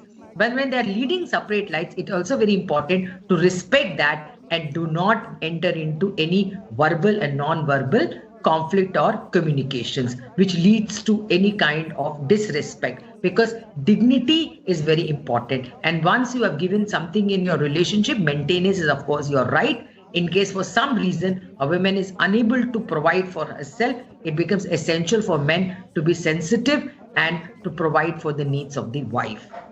Right. Okay. Let me take a couple of points forward with you, Atin Rastogi. You also mentioned it in your opening remark about the different laws that pertain to this particular issue.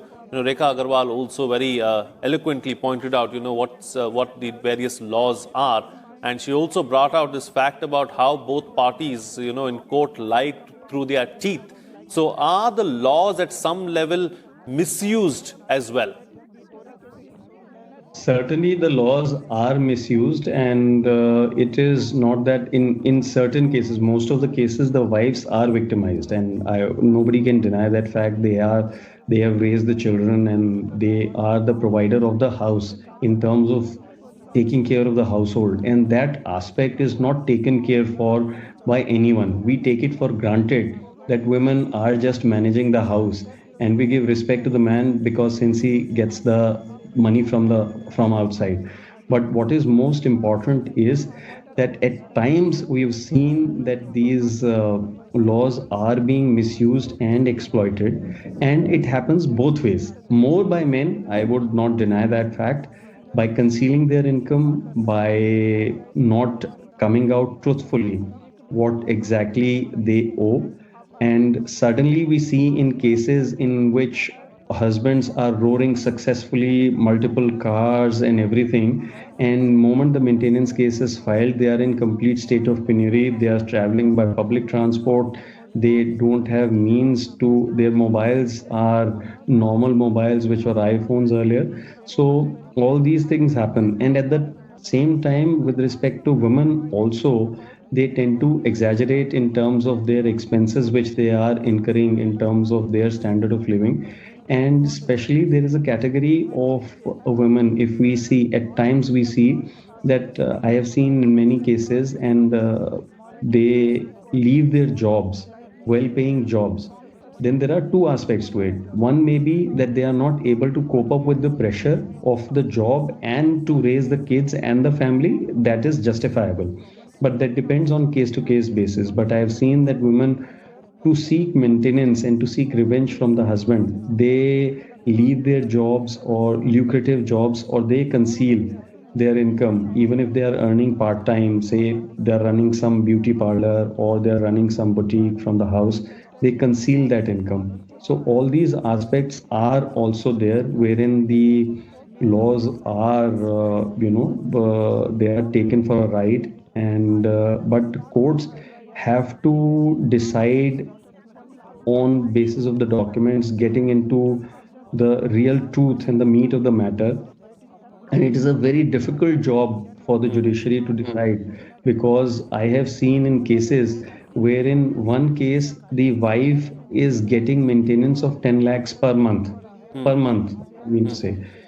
And she's asking for more because she wants that her children should be studying abroad, and the car she has got is Audi 5 Series, but it should be 7 Series.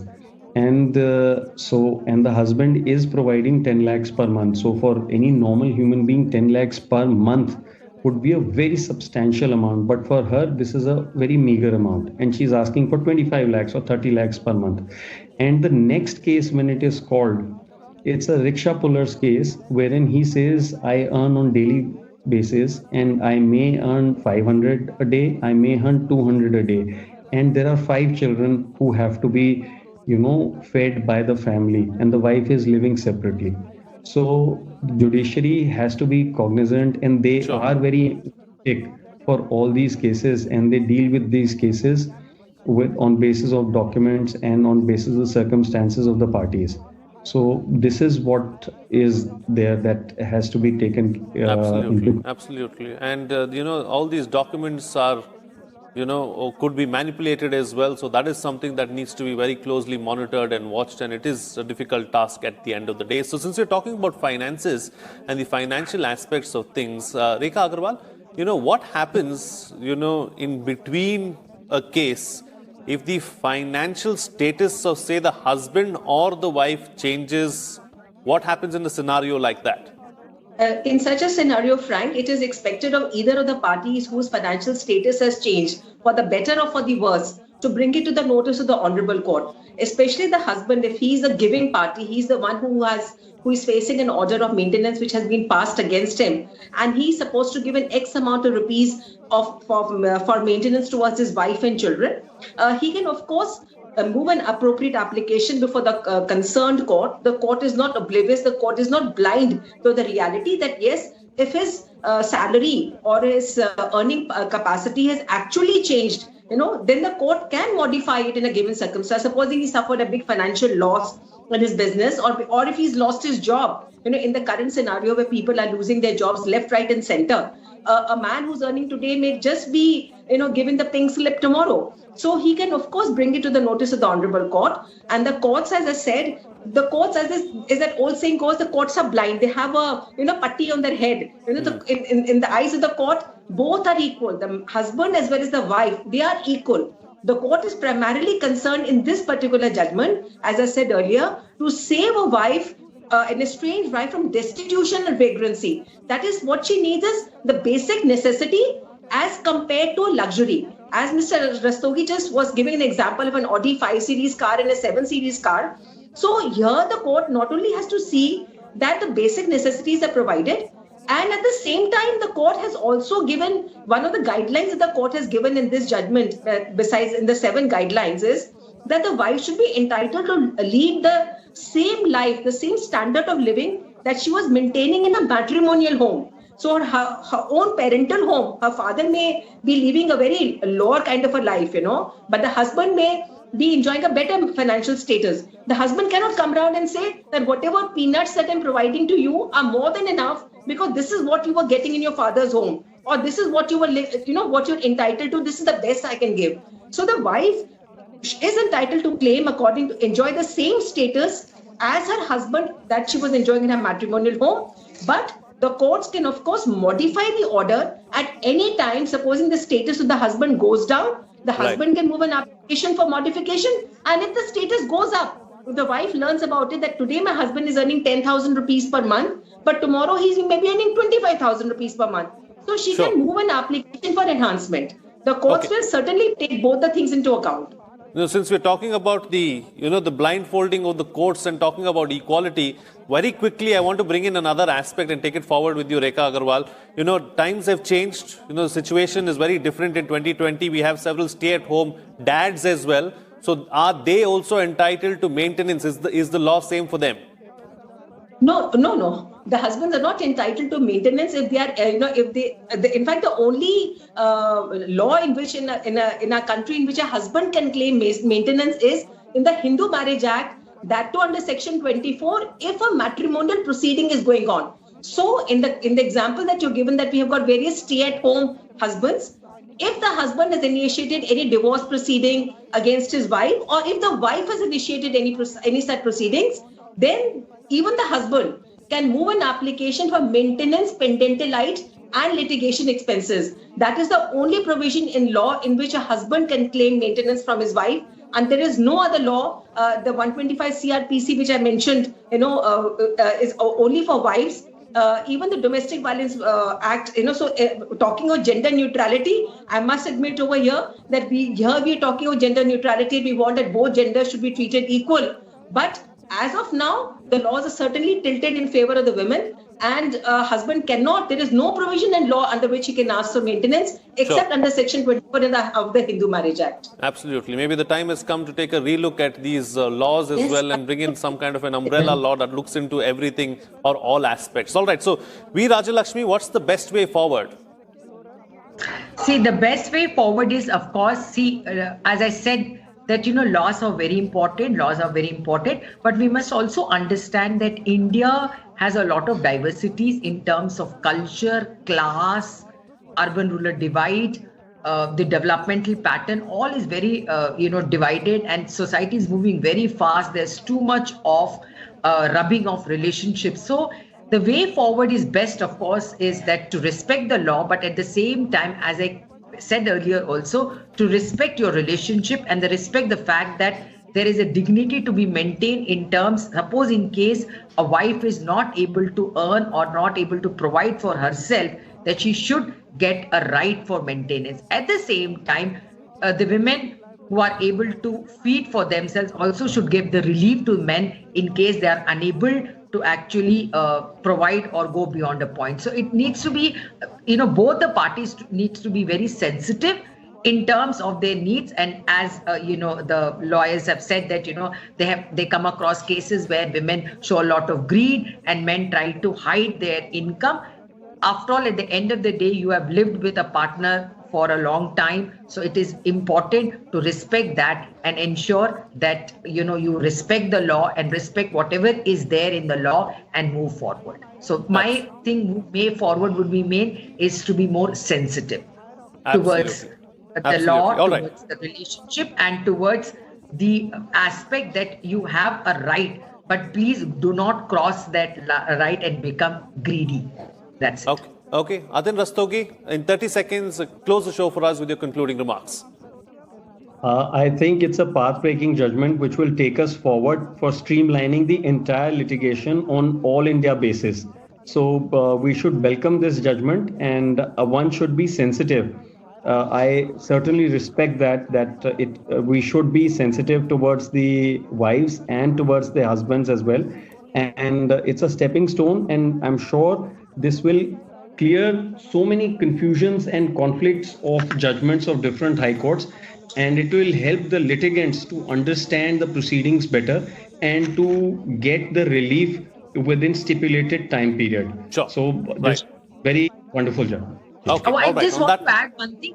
The children are also very important, because any kind of a conflict, any kind of the court fights and the way the parents present also has a huge effect on children. So that also needs to be taken into account. Okay. And Rekha Agarwal, since everyone has said something in the end, I'll let you have the last word on the program. The Honorable Supreme Court in this judgment yesterday has very clearly said there can be no fixed formula. You cannot straitjacket, you cannot put the conditions and guidelines in a straitjacket. There can only be guidelines. So what we expect ultimately at the end of the day, that both parties have to come out honestly. Both parties have to give relevant facts about each other and have to, as Madam Rajalakshmi said, that you have to respect each other. The fact that you have lived with your spouse for a certain number of years, that is a very major factor that has to be taken into account. The earning capacity of the wife, the children, if there is any illness, extra coaching classes, etc., etc. All these factors have to be taken into account, and we ultimately hope that some relief can be given to women who do not face destitution and vagrancy at the end of the day.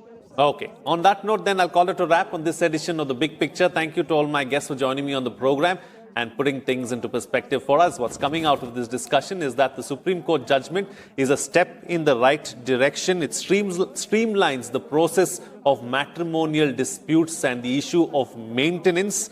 People need to respect the law, and they should live with dignity. Do not lie to the courts. Try to be as honest as possible and try to settle matters with civility, is what the panelists are suggesting. At the end of the day, however, these laws dealing with matrimonial disputes and maintenance are not gender neutral, and not all of them, of course, support the stay-at-home husbands or the men in that particular case, is what the panelists are suggesting. So probably it's time to take a relook as far as all these laws are concerned and bring in one umbrella law dealing with all the aspects. With that, it's a wrap. See you again next time. next time.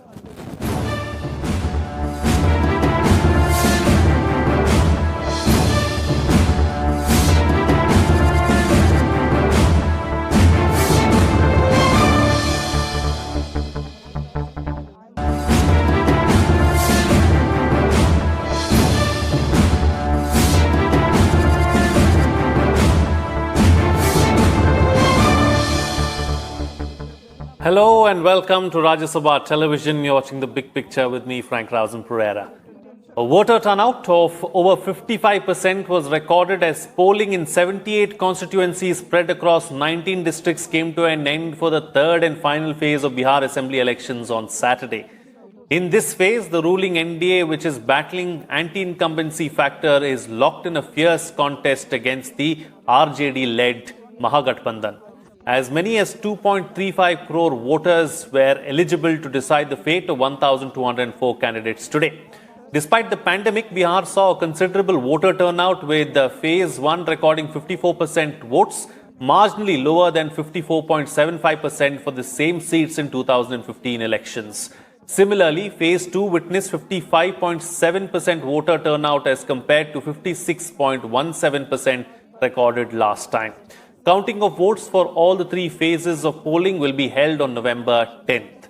In this edition of The Big Picture, we will analyze the Bihar Assembly elections. Joining me on the program today are Smita Mishra, senior journalist, Shekhar Iyer and Ashok Tandon, senior journalist as well. Thank you to all my guests for joining me on this edition of The Big Picture. Mr. Tandon, let me begin the program with you first. How would you look back at the three phases of polling in Bihar? First of all, I think we all need to congratulate the Election Commission of India for holding a very organized election.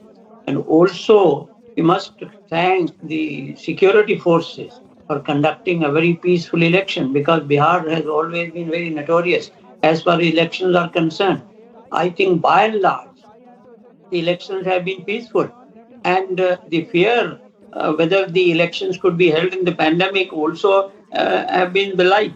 I think the people of Bihar also need to be congratulated for making this festival of democracy a success. The poll percentage is marginally lower than the last election, so which speaks volume of the people of Bihar for coming out in a large turnout.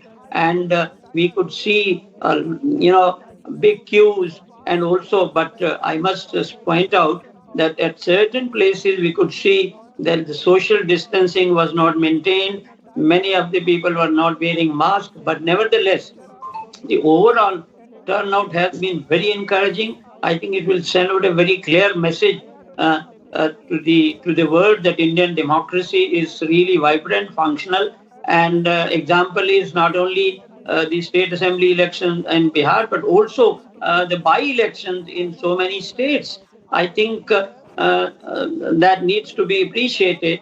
But coming back to the question of Bihar Assembly election, I think the picture is not yet clear. We will have to wait for the outcome, because there have been a lot of changes in the alliance partners, and especially the Lok Janashakti Party coming out of NDA and making a big surprise in Bihar election, targeting Nitish Kumar, at the same time appreciating and praising Prime Minister Modi. This is a very important factor which we'll have to see. But the issues in Bihar were both national as well as local also. A lot of promises were made by both the camps, and then there was a question of the young leadership coming up. So I think it's too early for us to analyze the election, but I think overall we must be feeling very happy that in spite of all the apprehensions about the election being held in a pandemic, the elections have been held successfully. Now we'll have to wait for the results. Absolutely. And we don't have to wait for too long, just a few more days really as far as counting of votes is concerned. November 10th is when all will be revealed.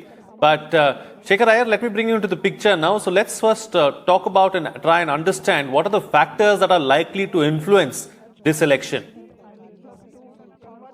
Well, I think one of the major factors will be the the pandemic effect, what we have seen is the Bihar has particularly gone through a lot of stress, not just in terms of migrant labor coming in and staying back, and some of them again now trying to go back. That is one. And the second is what has happened is in the last 5 years, a lot of things have happened in terms of governance, but they have not been so dramatic as the previous 5 years and the previous to that. So in effect, you are seeing a government which is facing the electorate after 15 years. And for Nitish Kumar, this is a fourth term. So you can see the kind of anti-incumbency factors which are normally at work. And the third thing is, what has happened in the last 15 years is, new constituencies in terms of caste combinations have come to stay. So you have the BJP, which largely has a support base consisting of the so-called upper caste. You have the RJD, which on the opposite side, which consists of largely the NY factor or the Muslim and youth, Yadav factor.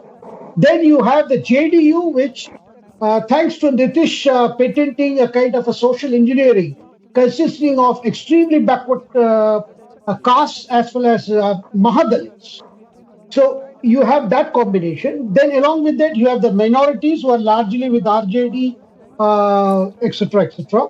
So, you have very strong caste patterns which have evolved over the last 50, 20 years. So therefore, this particular election is going to again raise a question mark which came when Nitish swept the polls, saying that particular election when Nitish came to power 2005, he had actually broken that so-called the caste mold which was there before.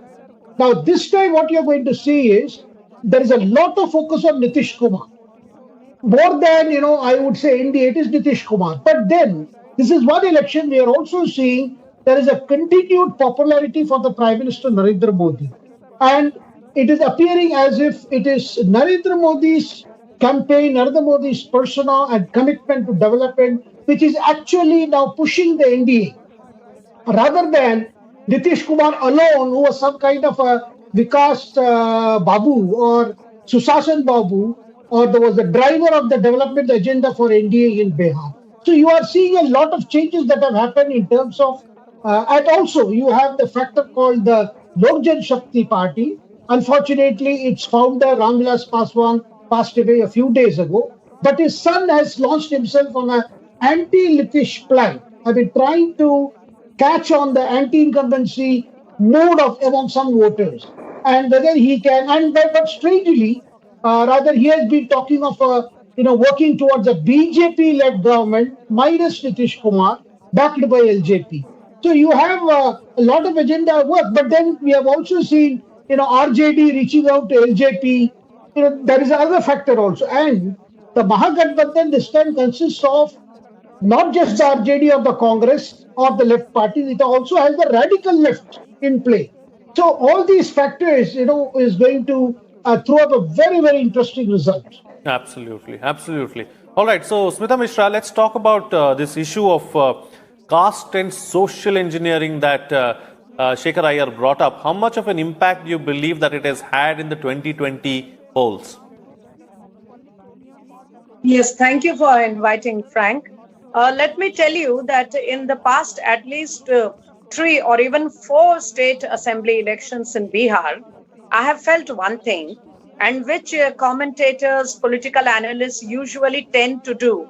And this time round, we are seeing even more of it in almost every publication, all television debates, digital webinars and digital platforms. People generally tend to separate the vote on caste affiliations or identity affiliations in comparison to the vote on governance, on issues of bread and butter, or shall we say bijli, sadak, pani, etc. My study, my understanding, my sense of the Bihar voter has been that in the past few elections, it is not so simple and cut and dry to separate a caste vote and a vote on governance. We tend to look at them as two watertight compartments. It is not that simple, because when people go to vote at the booth, No doubt, they have caste and identity affiliations in mind. Caste loyalties are involved. If he or she sees that there is a person heading a party from his own caste who is a strong leader, he or she will tend to go for that. But at the same time, people have not blindly voted for caste. They have factored their livelihood, their future, the aspirational Bihari about whom we keep hearing so much and reading so much these days. So, who is the aspirational Bihari? He or she is one who is not ashamed of his or her caste connection or the deep roots caste has in Bihar politics and also community for that matter. But he or she is not going to blindly cast the vote just looking at the name or the surname of the leader. They will look at the prospects of their future. They will look at the fact that whether the place where they live, does it have enough infrastructure? Does it have the wherewithal to ensure good development for themselves and their children? So therefore, I find it a little specious and even artificial, if I may say, to separate the caste with the aspirational vote. I would rather say that caste certainly will be seen when he or she goes to vote. However, it will not be the only factor.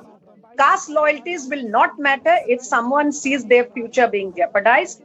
But Bihar being what it is, they will certainly hold some water, the caste or the community of the person. So frankly, it will be a mix of both. People will have a feeling and affiliation for their caste leaders or the caste parties. However, they will finally vote, or they have already voted looking at their future and their development of their own village, their town, and the state. Right. Okay. Points taken. Taking the discussion forward now, Mr. Tandon, how big a factor do you think anti-incumbency is as far as this election was concerned? Let's not forget, Nitish Kumar has been at the helm for 15 years. Of course, in any election, anti-incumbency has been a factor. But if you look at the last couple of elections, particularly the Lok Sabha election, the pro-incumbency has been now dominating Indian politics, and in some of the states also. The incumbent governments have returned to power.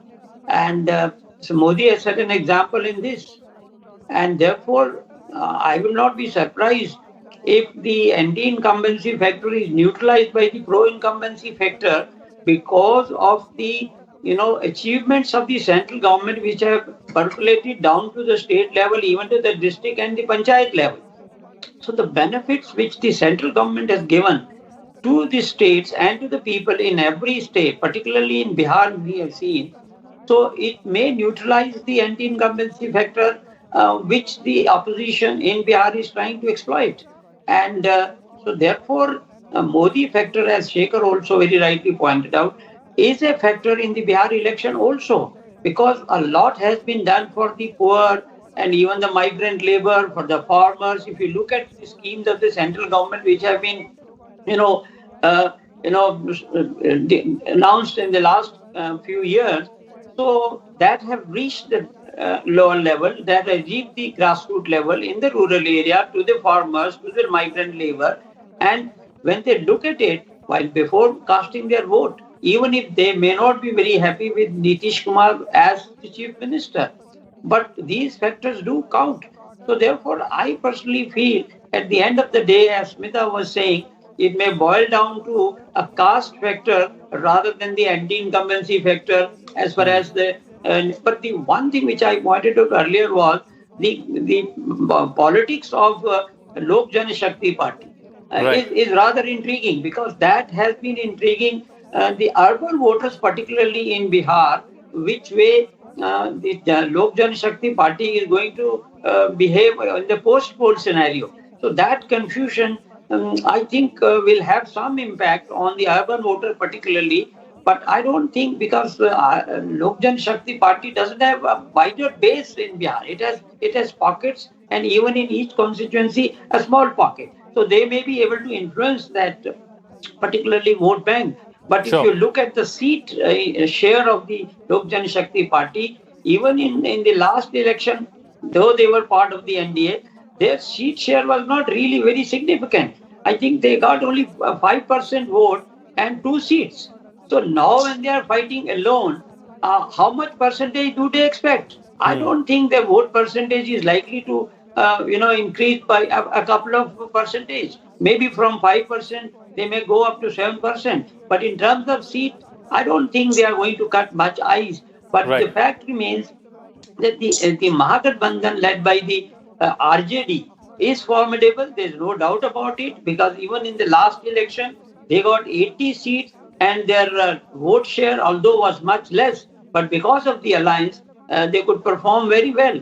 So ultimately, I think in the ultimate analysis, the fight will be between the NDA and the Mahagathbandhan led by RJD. Okay, all right. So this, this point about the LJP, Shekhar Iyer, I'd like to take that forward with you. How much of an impact or how much of an issue on the ground is it? Is the LJP going to get sympathy vote now that Ramvilas Paswan is no more? Do you believe that Chirag Paswan has been able to have the same kind of impact that his father once had? And do you believe that he can take the party forward? Well, I think these are rather, I would say, at the moment, one cannot be very definite about the impact or the feeling of sympathy for Ramvilas Paswan. But if you look at the candidates put up by LJP, you see, LJP basically has been has been riding on what is generally called the Paswan vote or the Dushat vote, and they are basically Dalits who do the agricultural work.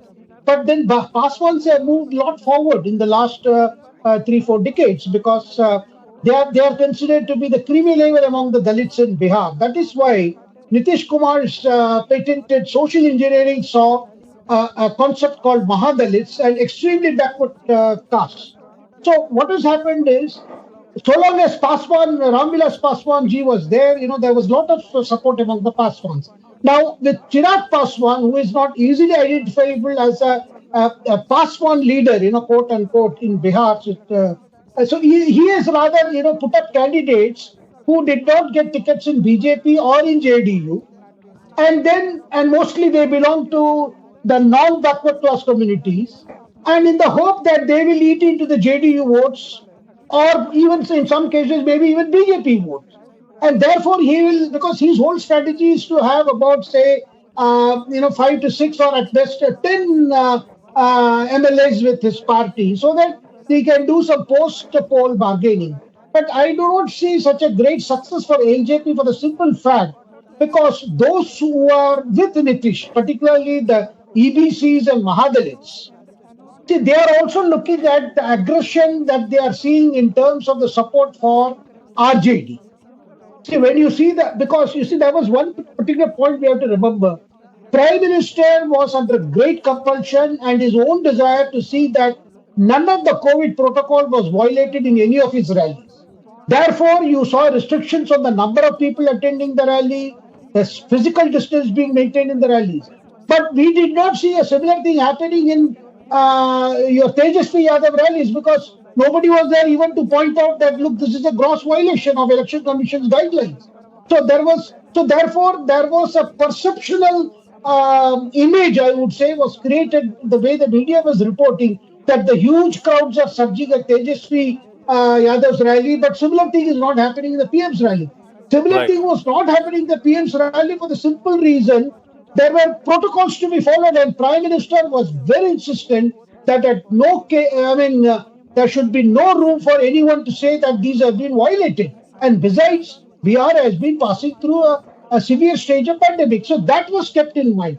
Now the question is, I believe in Bihar, yes, unemployment is a big issue that was raised by Tejasvi Yadav, signaled by Tejasvi Yadav, but the solution that he has offered, that he will provide 10 lakh jobs in the government of Bihar. This is, I would say, one of the most difficult propositions, which itself, if it were to be implemented, as Nitish ji pointed out, would require 1,50,000 crore only for this, when the Bihar's budget is not such, just to provide almost 90% for just giving jobs. So that is something, an impossibility, number one. Number two, I think, you see, Tejasvi Yadav did not use the picture of his father or his mother in any of his posters. Did not even recall, what is the great 15 years of rule that the Lalu Prasad Yadav family gave to Bihar. He never chose to go into it at all. So he was promising something different from Nitish. But I think memories of people, memories of voters in Bihar has not changed much, because when they think of the 15 years ago, the situation which propelled Nitish to take charge and usher in a new period, that memory has not faded away. But yes, today the aspirational Bihar is looking for jobs, like the rest of India is looking for jobs. I mean, the situation in Bihar is no different from the rest. But there are, I would say, issues which are germane to problems of Bihar.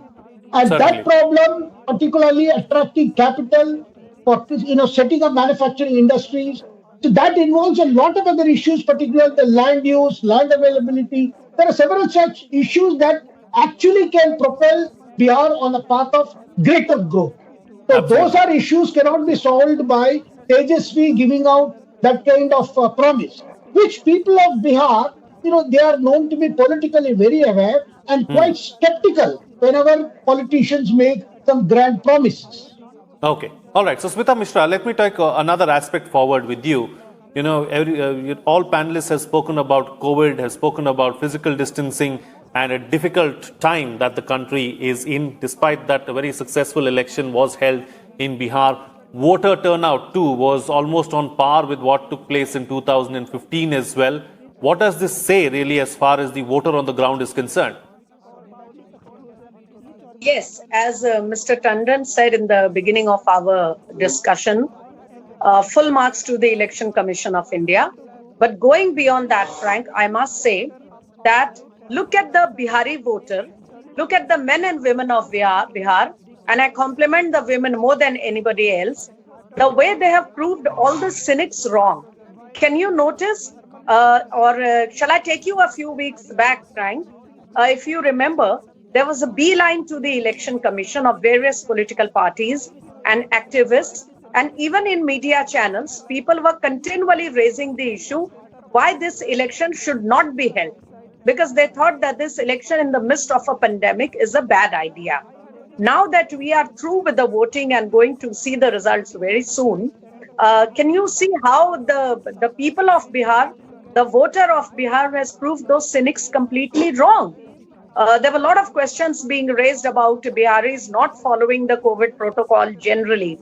Correct. But then if you look at the booths, all protocols were followed. The Election Commission made 500 more booths than earlier elections. That is, it went up by 500 more polling booths just to ensure that distancing is maintained and everybody who wants to cast their vote will get an opportunity.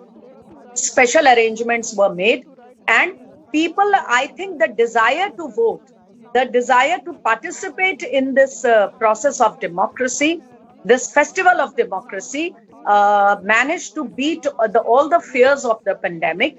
We only hope that people in Bihar keep well, they are healthy, and by showing that they have come out in almost nearly the same numbers. Actually, if you go face by face, the voting percentage is quite the same as it was 5 years ago, which means the attraction for political participation has beaten all fears of the pandemic very clearly.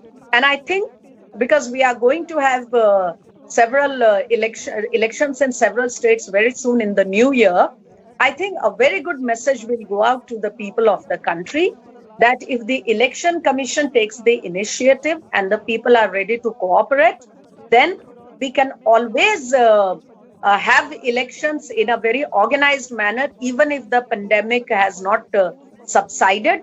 And I think India has shown a way to the whole world. Let us not keep it to the country. The message from Bihar can go globally, actually, that for those countries who suspended their elections for the pandemic. Absolutely. I think these are some very valid points to be noted and to be taken forward as well. On that note, I'd like to call it a wrap on this edition of The Big Picture. Thank you to all my guests for joining me on the program and putting things into perspective. For us, voting is now completed in 3 phases in Bihar. All that needs to be done is for these EVMs to be opened on the 10th of this month, where results will be declared for the state of Bihar. With that, it's a wrap. See you again next time.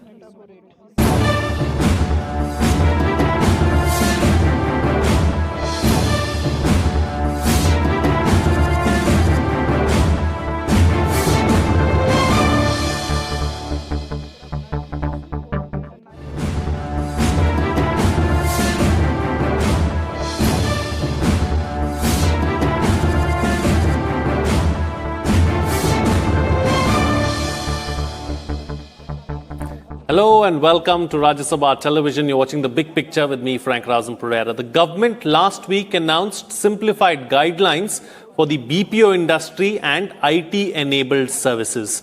The registration requirement for other service providers or OSPs has been done away with altogether.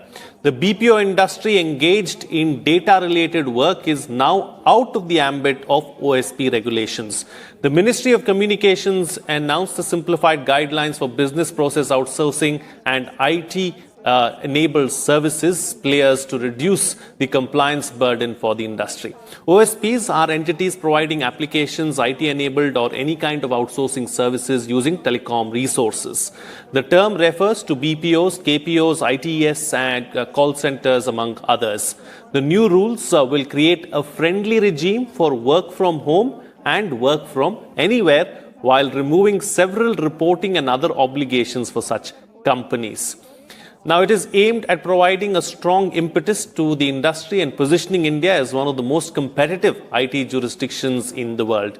In this edition of The Big Picture, we will analyze the new rules for OSPs. Joining me on the program today are Sunil K. Gupta, Secretary TRI, TV Mohandas Pai, Chairman Manipal Global Education and former Director Infosys, and Ashish Agarwal, Senior Director and Head Public Policy, NASSCOM. Thank you to all my guests for joining me on this edition of The Big Picture. Sunil Gupta, I'd like to start the program with you first. Let's first try and understand and analyze, what OSPs are and why was there a need to change the rules? So, this OSP regulations or registrations was considered long back.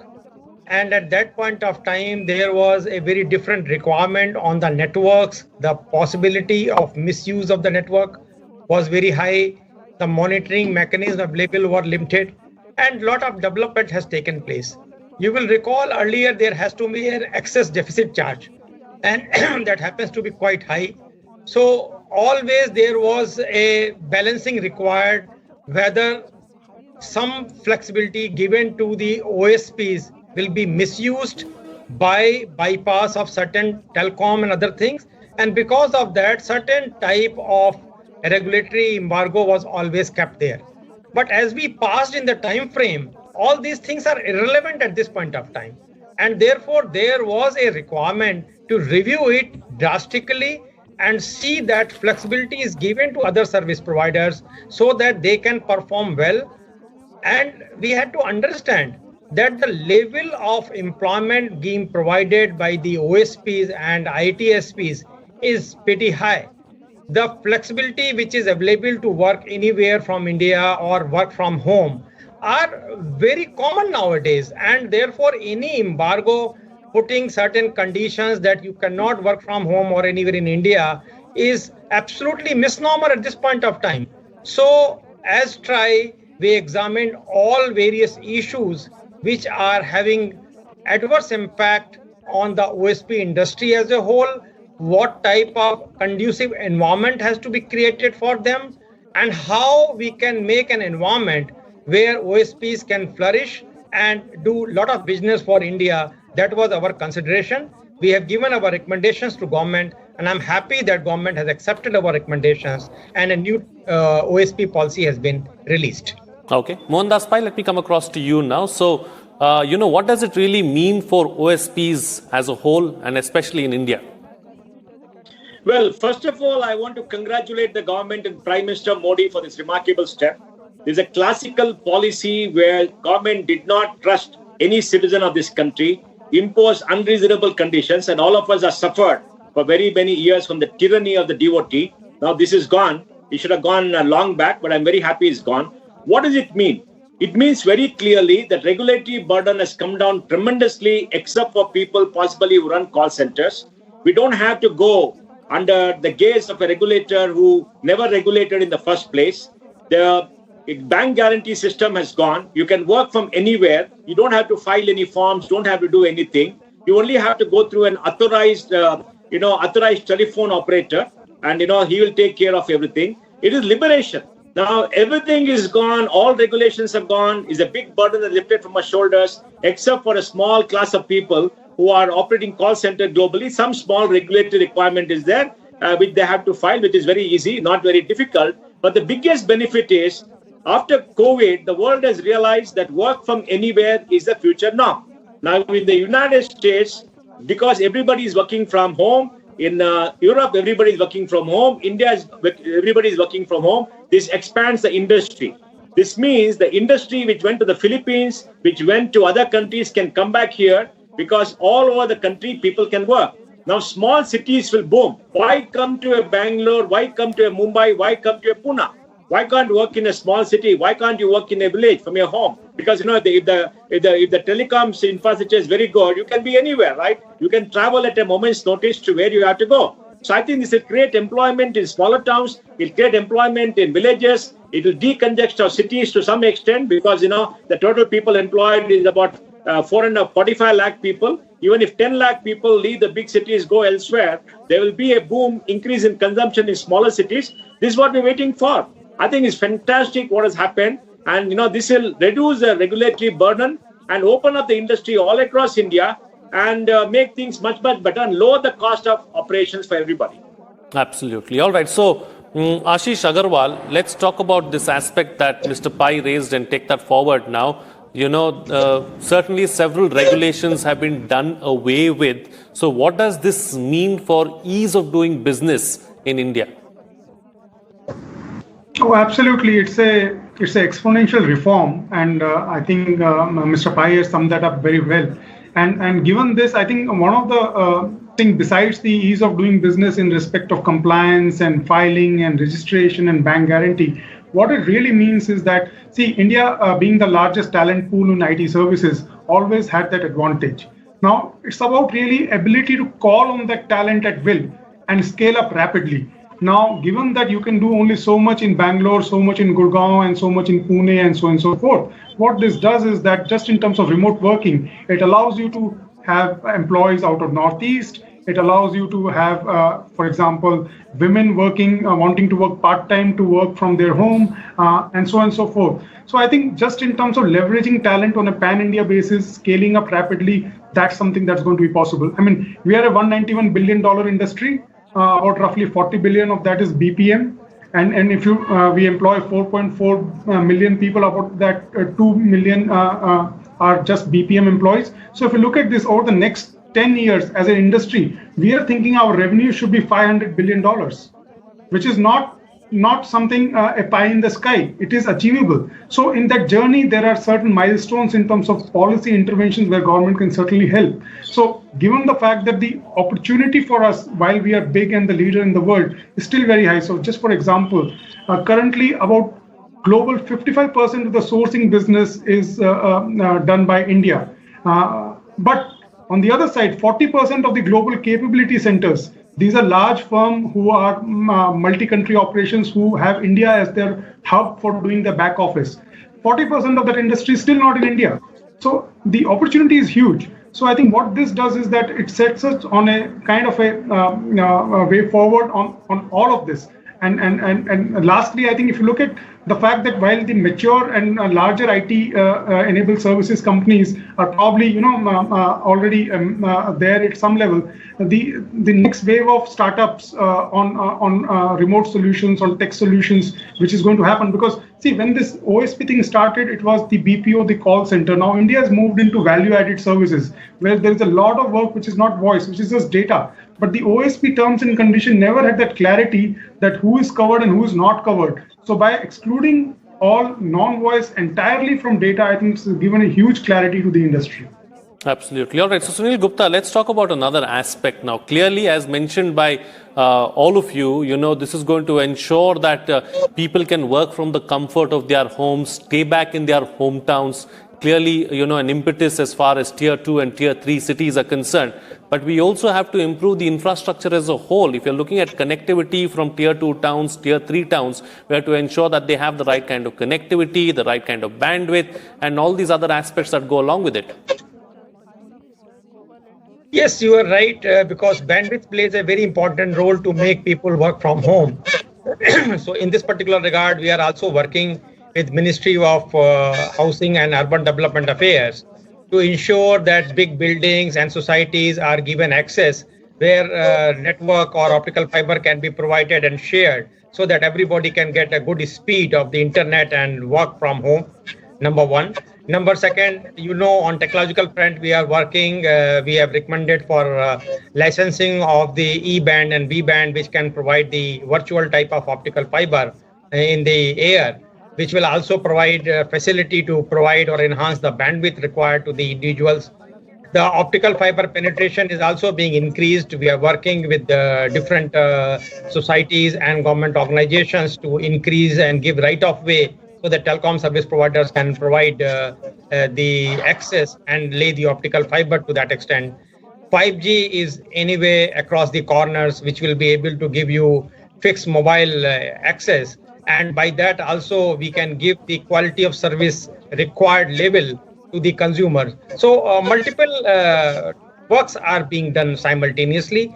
We are very much aware about the need of high quality internet speed to the users will be using for the commercial purposes, and these guidelines will only have meaning when we can provide them good optical fiber connectivity or good internet access, and that is why TRAI is already working on those directions, and I am quite hopeful that the requirement of the industry will be well met. Talking about the industry, Mohandas Pai, clearly there are a lot of advantages really as far as these new rules are concerned. But do you say that there are challenges as well, and challenges that need to be addressed in the short term? One of them that we've already raised and spoken about is, of course, connectivity. At some level, do you believe that the employers are going to be concerned about employees being complacent working from their homes? Is that another aspect too? And do the employees and the employers also need a change in mindset? I mean, I'm asking these questions because to bring in another different aspect and an element into the discussion as well. Well, 7 months of lock-in change everybody's mindset. I can't see any bigger change than that. Remember, even today, not more than 5-10% of people are coming to office. Only 5-10%. Out of the 45 lakh people, about 90 to 95 lakh people transitioned to work from home in less than 30 days. It never happened anywhere in the world. And remember, we were a tightly regulated economy. Minister R.S. Prasad and MeitY brought in the rule immediately. Everybody transitioned and started working. And you've seen the growth in the IT industry in the first quarter and the second quarter. So it's already happened. So mindset has changed. Employees have changed, and more employees will work from home because we don't see any employer having the full complement coming back to campus. Minimum 25, 30, 40% will always work from home, maybe by rotation. And many people have said they want to go to smaller cities. And many senior people have said they want to go back to their hometown, smaller cities. Now, the bigger impact has been senior people who are past 45, who are the major impediment for work from home, are all working from home, are enjoying it because they got large houses. They got their home offices. They don't have children in the home and they're enjoying it. They become more productive. Then they're asking the question, why were we not doing this earlier? Talk to the State Bank of India chairman who just retired, and he'll tell you that, we want people to work from everywhere. State Bank of India, 200-year-old institution, bankers who are very conservative. We want to work from everywhere. And he said, I enjoy working from home because they're very productive. Don't get stuck in traffic. The big issue, like you said and Mr. Sunil said, is about bandwidth. Now, here is where we need reforms in the telecom sector. Telecom sector is hugely burdened by, the tariffs, but burdened by the fares they pay the government. The taxes should be rationalized. I think TRI is working on it, has given a paper. Government must take an action. And second, they must use the Universal Service Obligation Fund, which has still got 50-60,000 crores. Spend the money in the next 1 or 2 years immediately to create bandwidth to all villages, all small towns. out of about, I think, 300,000 small villages, 160, 170,000 have got broadband. In the next 1 year, open it up, give all the villages small broadband and expand it. And that will change India. It's a part of the revolution that's happening on the digital India driven by a prime minister. And this COVID has demonstrated if Prime Minister Modi did not have the vision of digital India 5 years ago, where would we be? Everything was shut down. How will we work? All across India, the great majority, yes, many people are left behind. There's a digital divide, but the great majority are able to do it because the hard work done by the government, by TRAI and everybody else. And this is fantastic. So next 1 year, go all out to give high quality bandwidth all across India so that employment will boom in the smaller towns in everywhere else.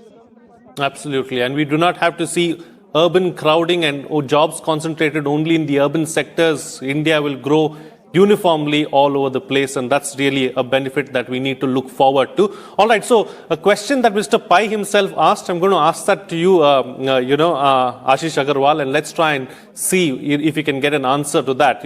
Why weren't we doing this earlier? Why did we need a pandemic to come and show us that this is what we needed to do? What has the experience really been as far as, working from home in the past is concerned? So it is all about the forced experiment of 6 months, which Mr. Pai said has led to the change in mindset.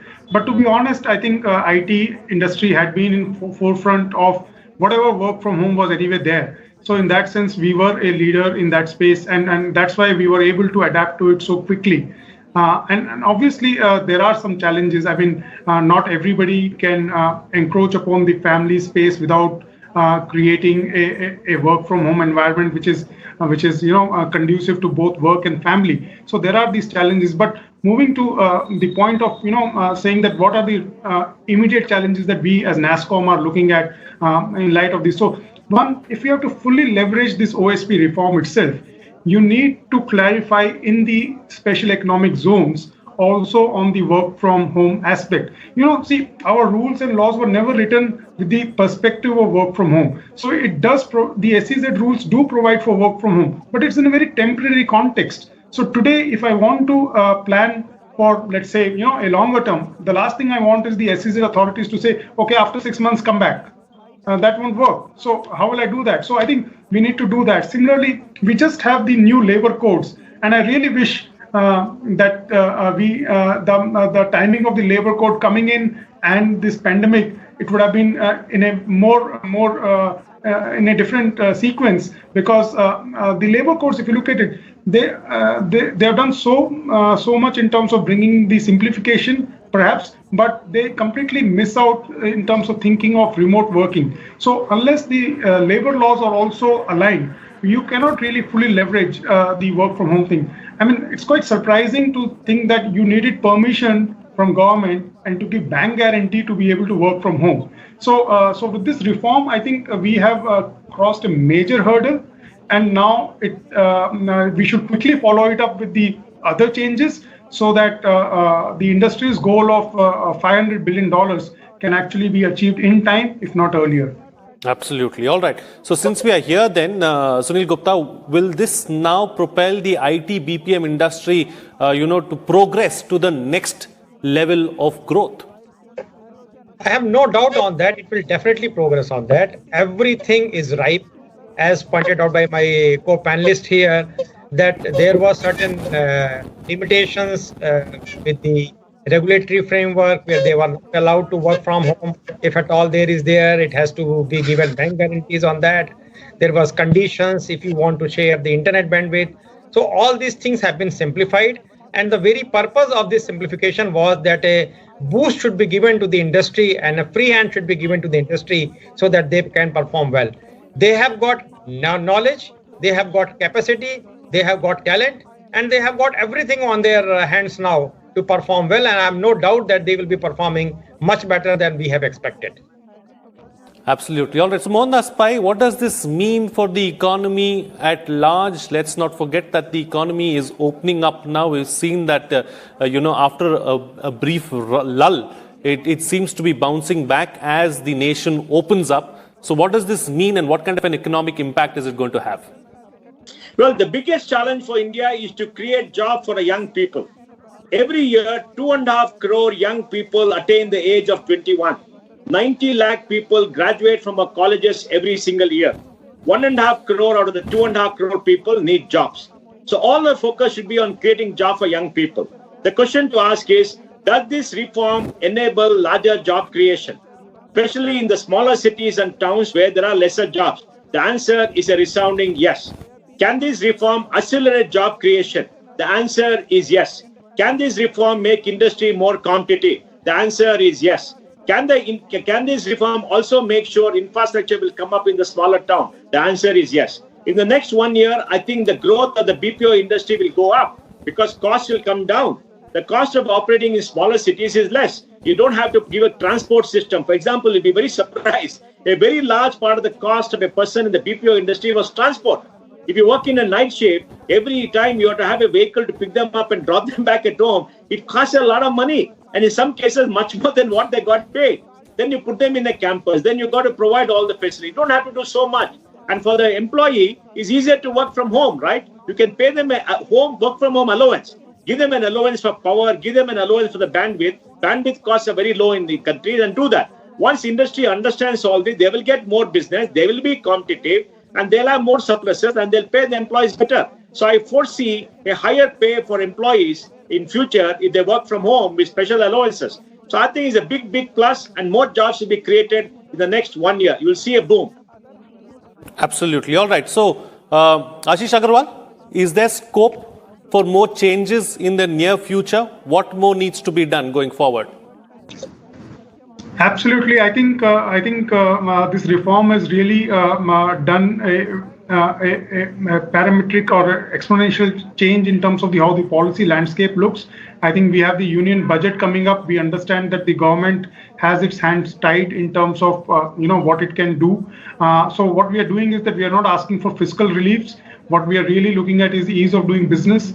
I mean, there are pressing issues in GST where industry is willy-nilly caught in this aggressive interpretation that they are intermediaries, and which really means that the entire export is potentially liable to an 18% tax. And there are these very reputed companies which have gone into litigation on all of this. So I think there are battles ahead of us which government can potentially solve without having any fiscal cost to them in some sense.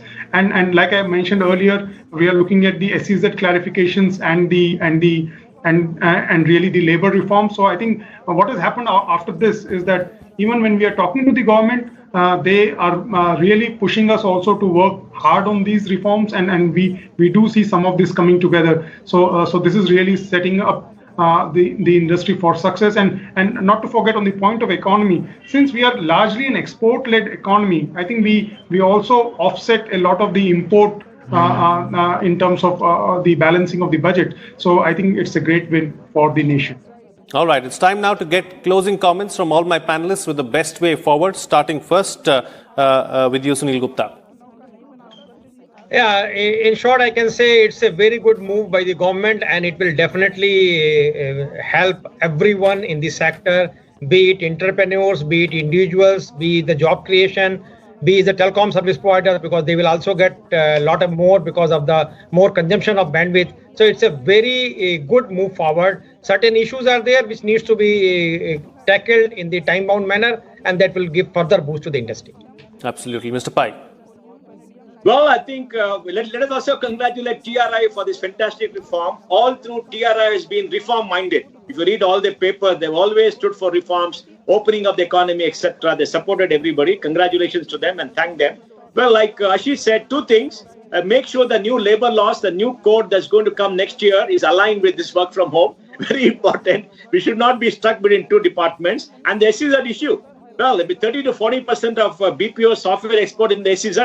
Allow people who work in the SEZ to go work from home because the regulations have to be changed. Now they've been eased. I will request R.S. Prasad, Minister Prasad, to have a look at that. If these two things are done, I think a great majority of the thing can be easily done. Because like I said earlier, India's focus 100% should be create jobs, create jobs, create jobs. And, remove any regulatory barrier that does not create jobs or hurt jobs. And this does that extremely well. So a very great day. And Ashish Agarwal, close the show for us with your concluding remarks. So I think government has got 100 out of 100 on this reform, and credit must go to TRAI. Credit must go to the Ministry of IT and Electronics. It must definitely go to the Department of Telecom, and finally the PMO. So for a public policy professional to see all the government departments working in harmony and in quick speed and delivering this kind of a reform, I think it's a great thing to happen. And if this can continue, then I'm sure we are set for long-term success. Thank you. All right. On that note, then, I'll call it a wrap on this edition of The Big Picture.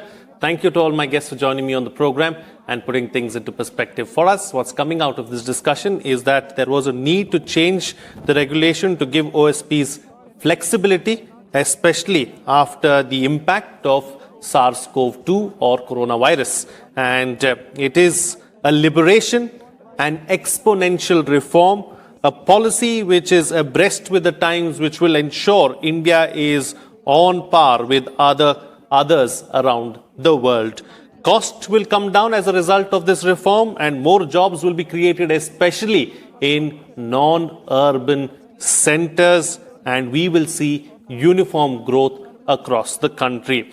With this reform, we have crossed a major hurdle. What we need going forward is to bring about a few more reforms and improve the ecosystem as a whole. With that, it's a wrap. See you again next time.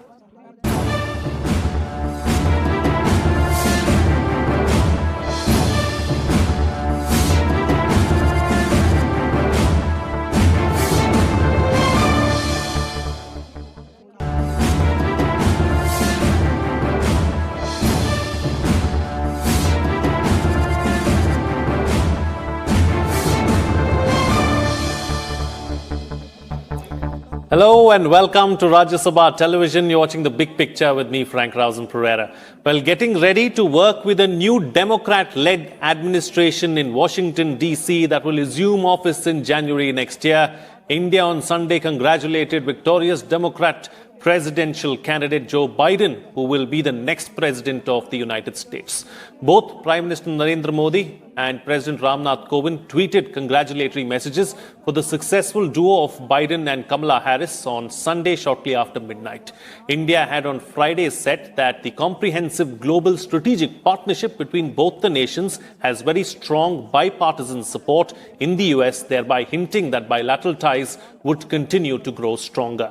In this edition of The Big Picture, we will analyze what the change of guard in the United States means for India and the world. Joining me on the program today are Yashwant Raj, US correspondent of the Hindustan Times, Richard Rosso, senior advisor, US India Policy Studies, CSIS, and Praveen Krishna, professor at Johns Hopkins University. Thank you to all my guests for joining me on this edition of The Big Picture. Praveen Krishna, let me begin the program with you first. Let me congratulate you for calling the election rightly on the previous edition of The Big Picture, or 5 days ago when you said that Joe Biden would be the next president of the United States. What changes now? Well, first, there's some. It's great to have this kind of resolution of the uncertainty as to who the president was going to be. As far as policy changes and as far as India is concerned, I suspect that the first many months of the Biden administration will be sort of preoccupied, the administration will be preoccupied with dealing with a whole range of very important internal issues. The COVID crisis, which is in a sense accelerating or increasing in its intensity, the economic implications of this that the administration will have to consider carefully and deal with. For instance, trying to get funding for fiscal stimulus and negotiations with Congress and so forth, along with other major foreign policy priorities that the administration will want to deal with. My sense is that as far as India is concerned and what might change with respect to the Biden administration relative to the Trump administration, U.S.-India relations are, of course, important, very significant, but may not be at the very top of the priority list in terms of what the incoming administration has to deal with. And they may well choose to maintain some degree of stability for a while before turning to see what they might change or where they might sort of push ahead, cut back, recalibrate the relationship. Absolutely. Richard, that's a very important point that Praveen has just raised. What's going to be the key focus area really as far as the president-elect is concerned? The top three focus areas probably in the next 6 months. it's going to be important to find a pathway through the COVID crisis, trying to double down in terms of the steps that individuals should take, that states should consider, looking for, of course, hopefully some type of medical solution as well, which hopefully is not too far away before we can begin, covering the wider population of the United States. So COVID is certainly going to be part of it. Finding a way to balance that with the economy is going to be crucial. But there's a lot of, I think, damaged international relations that we do have to begin to repair sooner rather than later. And the fact that, maybe the president himself may not have as much time to spend, as Praveen rightly pointed out, there's going to be a lot of time spent on domestic issues. But you will have a Secretary of Defense, a Secretary of State, and others who will be charged with international relationships. And I suspect you're going to see them deployed sooner rather than later to try to make sure that our key relationships with NATO, with Japan, and others are back on an even keel sooner rather than later. Absolutely. I'm going to take that up with the other panelists as well in just a bit about what's likely to happen as far as the WHO is concerned, the Paris Climate Accord, and all those other major organizations that the US has withdrawn from. But before that, Yashwant Raj, as far as Trump's policies are concerned, are they going to continue as far as the Biden administration, along with the Biden administration? What is he likely to take forward? First, thanks for having me here. And let's begin with the good news. I think Pfizer has just announced they have their vaccine is tested, is proven 90% effective. So, and FDA had set a 50% mark for approving an effective vaccine. So I think there is good news on that front. The announcement just came in the morning. So I think with that out of the way, on foreign policy, there is usually continuity unless something surprises. And as you know, there is a tendency for things to happen on foreign policy that you can't anticipate all the time. But there is going to be continuity from what the Trump administration was doing and on foreign policy, but there might be changes on other issues such as immigration, and where President-elect Biden had earlier indicated there will be changes. There is already talk about him revoking Trump's travel ban on certain people from certain Muslim majority countries, then restoring protection for undocumented immigrants brought as children, they called, which is DACA. So there will be changes on immigration and other issues, but foreign policy will continue for a while till President Biden is able to get onto it. As Praveen and Rick both pointed out, it will have to be further down the road. Okay. All right. Taking the discussion forward, then let's go back first to go forward. Praveen, when Joe Biden was the vice president, he spoke about taking the Indo-US trade to $500 billion. So clearly, that could be a focus area, and a trade deal between the two nations has been elusive in the past. Can we see or can we expect some kind of solution on the trade front in the months to come? That's a great question. Now, clearly, India-US trade is not at the $500 billion mark, probably about a third of that at this point. And I think it's great to aspire for greater integration, more international trade, and so forth. But as far as a more comprehensive trade deal between India and the US is concerned, I suspect that there isn't a great appetite on the Indian side for a very comprehensive deal, which would require very substantial liberalization of international trade on the Indian side. And I'm not so sure that there's going to be great appetite on the side of the US either for a very substantial trade deal with India. There are important constituencies. There are great concerns here about the deindustrialization of the US, about the pressure that workers in the US have come under, especially in some of these swing states, Michigan, Pennsylvania, Ohio, etc. Over the last decade, 2 decades, there's a sense that greater international trade with China is what has created these economic and political pressures in these areas. And so I think they would approach any discussion of a kind of a real trade deal or a substantial trade deal with India with a great sort of sense of caution. That said, there are many margins where there could be improvements. There could be rationalization of the kind of policies that India has in place. that the US has in place, especially with respect to agricultural trade and restrictions on agricultural trade and so forth, where tariffs tend to be higher than what they are otherwise. So that I would hope to see some movement along those lines. It would be great if there were kind of discussion that begins about truly a more substantial trade deal, but I suspect we're some distance away from that. Right. So let's talk about the strategic partnership then, Richard. We've seen in the recent past, the Quad taking up a firmer shape. We've seen the Malabar exercise as well. And since Praveen brought up China, do you believe that, we're going to see continuity as far as the Quad is concerned, like-minded democracies working together, especially in the Indo-Pacific? What is, the Biden administration's thinking towards the Indo-Pacific going to be like? Yeah, I suspect that you won't see a huge difference in our engagement in the Indo-Pacific. I mean, it goes back to the Obama administration where you saw the pivot or the rebalance. Now, I think originally India didn't figure very prominently in that because at the time it was announced, it was just on the heels of the U.S. losing the MMRCA medium multi-role combat aircraft agreement, as well as the kind of failure of the U.S.-India civilian nuclear accord because of the relatively weak liability law that was passed in Parliament. So, at the time of the pivot or rebalance, India had kind of fallen out of favor for a bit there. But, it's firmly back into place. And when you talk about issues like the Quad, which had kind of been on the back burner for quite some time, now suddenly you've got a lot of momentum. All four countries are working, able to come to agreement much better than they were before. You don't want to ignore a new grouping like that actually has really the muscle to push back as we begin to see a more aggressive China. COVID was that moment, when perhaps if China wanted to dial down its antagonistic relationships around the region, they could have done so. But instead, actually, they've augmented and boosted that. Taiwan feels more pressure. The South China Sea feels more pressure. India feels more pressure. Japan feels more pressure. So this is a moment when you got a new president coming in.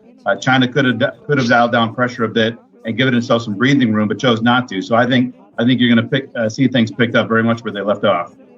Right. All right. So talking about another issue domestically in the United States, which has massive ramifications as far as Indians are concerned, Yashwant, this issue of H-1B visas, this has been a contentious issue in the recent past as well, especially with the Trump administration's immigration laws and the kind of strong hand that Trump had with dealing with immigrants. So is that going to change now? And are Indians going to get a little more favor than maybe some of the others as far as these H-1B visas are concerned? Frank, thanks. Can I also talk a little bit about the strategic Absolutely. relationship? Please do. I just wanted to bring up something that Biden did, which was really unusual during his campaign. The Biden campaign issued a very exhaustive paper on what its position is going to be on India, which is unusual. Presidential campaigns haven't done that. India would mostly be a paragraph in the party's platform, and that's been true for both Republicans and Democrats.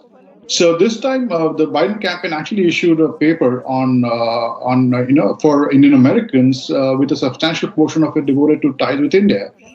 And there, he said, the campaign said very clearly that ties with India will get high priority, which is not unusual, which is not something very remarkable. But he also talked about how China will not, this administration will not stand for China bullying around in the neighborhood, which is given the context, quite significant. And it also pointed to that cross-border terrorism will not be tolerated, which is again a very clear signal to Pakistan. So those were two very strong signals that the Biden campaign sent, which was unusual because of the length to which they went about it.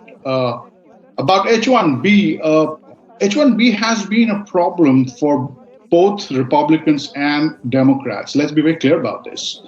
While Indians have benefited from this, but there has always been, if you remember, Obama used to talk about how he wants to bring jobs back from Bangalore to Boston, and so there has been an issue about H-1B for a very long time.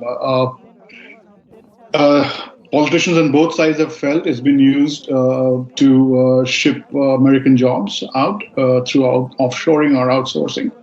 And So while Biden has talked about dialing back some of the really egregious policies that Trump did on immigration, such as DACA, as I mentioned, and the travel ban stuff, but we haven't heard very much on the plans for H-1B, which Trump has been tightening through incrementally through executive orders, regulations, which don't require the administration to go to the Congress. So the H-1B is kind of changed in form and character a lot. So I would really like to see a very explicit statement from the Biden campaign, and now the administration transition team, if there is a plan for H-1B. But Indian companies for sure, and Indian students and professionals who tend to get picked up. 70% of all H-1Bs go to Indians, either hired in India or hired from American schools and colleges here in the US. So Indians clearly stand to benefit the most, and will be watching the administration's moves on H-1B if and when something explicit is done. Absolutely. All right. Praveen, so, are there any areas of the relationship that need special attention, do you think? This is the India-US India-US, yes. Yeah, I'm an economist. I look at things from kind of the economics perspective. And on international trade, the one sort of significant feature of the Trump administration has been its very aggressive unilateralism, and very aggressive bilateralism, you could call it even. But in other words, they've sort of gone around the multilateral process. So where the WTO had a kind of very central position in the way that trade discussions took place in decades past, and where India felt it had kind of its own views that it could communicate or policy positions that it could influence through the WTO process. I think what you've seen with the Trump administration has been a kind of hollowing out of that, and U.S. taking sort of unilateral positions with respect to Mexico, with respect to Europeans, with respect to the Chinese, and with respect to India. So I think one, to the extent that we think of the U.S.-India trade relationship as being an important one, which it is for India and for the U.S., I would hope very much that one of the things that the Biden administration accomplishes is to work again with the multilateral institutions. The WTO currently is actually a mess. Various functions of the WTO have been virtually completely dismantled. The dispute settlement mechanism lacks any judges to adjudicate cases, in part because the U.S.'s opposition to the reappointment of judges and so forth. So the WTO is looking very weak at the moment and has been taking quite a bit of abuse over the last 4 years. I think sort of restoring the position of the WTO, continuing to engage India through for India to engage with the rest of the world and for the United States and likewise for the US through the WTO would be a great thing. On the kind of what's going on with US trade in Asia, there were two major kind of trade agreements that we were discussing. One of these in the past, one of these was the TPP, the Trans-Pacific Partnership, which was the US very nearly signed until it backed out at the last minute. This was of some concern to India because India was not part of the TPP. And it was kind of a question of, what the impact of the TPP would be. And now I think that question comes back to us. What if the US reconsiders the TPP, wants to join the TPP? India will have to think again about what the implications of the TPP would be for India. And correspondingly, there was the Regional Comprehensive Economic Partnership, which is an agreement involving the Chinese and India, Japan, and so forth, which India walked out. And so I'm not sure where we end up in terms of with this dynamic. Is it going to be the case that as we move forward, India will have reasons to reconsider its position with respect to the Regional Comprehensive Economic Partnership? It may not want to do so, especially given the current kind of geopolitical tensions with the Chinese. But these are issues that I'm kind of genuinely curious about and would like to, I guess one would have to wait and see how these things play out. Both trade relations at the multilateral level, trade relations at the level of kind of particular international bilateral type trade agreements between sets of countries, which India is part of and is excluded from. Absolutely. All right. Since we are here, then Richard, are we going to see a focus on, on multilateralism going forward under the Biden administration? That is one. Secondly, of course, I told you I'm going to come back to this aspect of, the Paris Climate Accord, the WHO and the WTO, as well as Praveen has just raised. What's likely to happen there? Yeah, Biden is very much an internationalist, long track record of working with international organizations and a desire to strengthen them. So I do think you're going to see a restoration in that direction. And then it does include, I think the United States will re-enter the Paris Accord and frankly, try to use international convention to try to get countries to strengthen their own commitments on climate change. And that's going to be an important building block for U.S.-India relations. Frankly, it was one of the strongest areas underpinning the relationship that Prime Minister Modi and President Obama were able to forge. And I think that Vice President Biden, President-elect Biden, is going to be able to pick that up and run with it. India has a huge commitment to renewable energy, but having a tough time meeting that commitment sometimes. Can the U.S. partner? A lot of good things I think that could be done in the bilateral space as well. In terms of internationalism, then the question also comes down to how are we going to treat our partners too in some of the other tricky areas that have bedeviled U.S.-India relations. For instance, our unilateralist approach to Iran, the way that we really struck out on our own in terms of deciding what the future was going to be for Afghanistan. These are some other areas where I think India may be consulted more. The international community may have a bit more of a voice as the U.S. looks to take particular steps. And that's going to reduce some of those pressures on India that we created more indirectly because of the way that we approached certain other countries. I'd probably throw Venezuela in that list too. So I do think you're going to see a return to that. The question is, how much is the United States going to be embraced? Do they feel that this is a U.S. restoration to multilateralism for long term, or is this merely a blip until you have another candidate that's running for office that has a reasonable chance of getting elected that's going to do another about-face? So it's going to take some time to rebuild that confidence, no matter how much we choose to engage early on. Before I move on to Yashwant, since you brought up Afghanistan, that's an issue that I want to take up with you as well. There is a sense of fear, really, as far as New Delhi is concerned, that the United States may cooperate further with Pakistan, considering what's at stake in Afghanistan. Do you see that happening, and should that be a concern for India? I do see it happening. I don't think it should be a concern. I think the United States, there's very few proponents of a stronger, wider bilateral relationship with Pakistan. The relationship with Pakistan is important, but it's very utilitarian. It has a single purpose that we're really think about right now.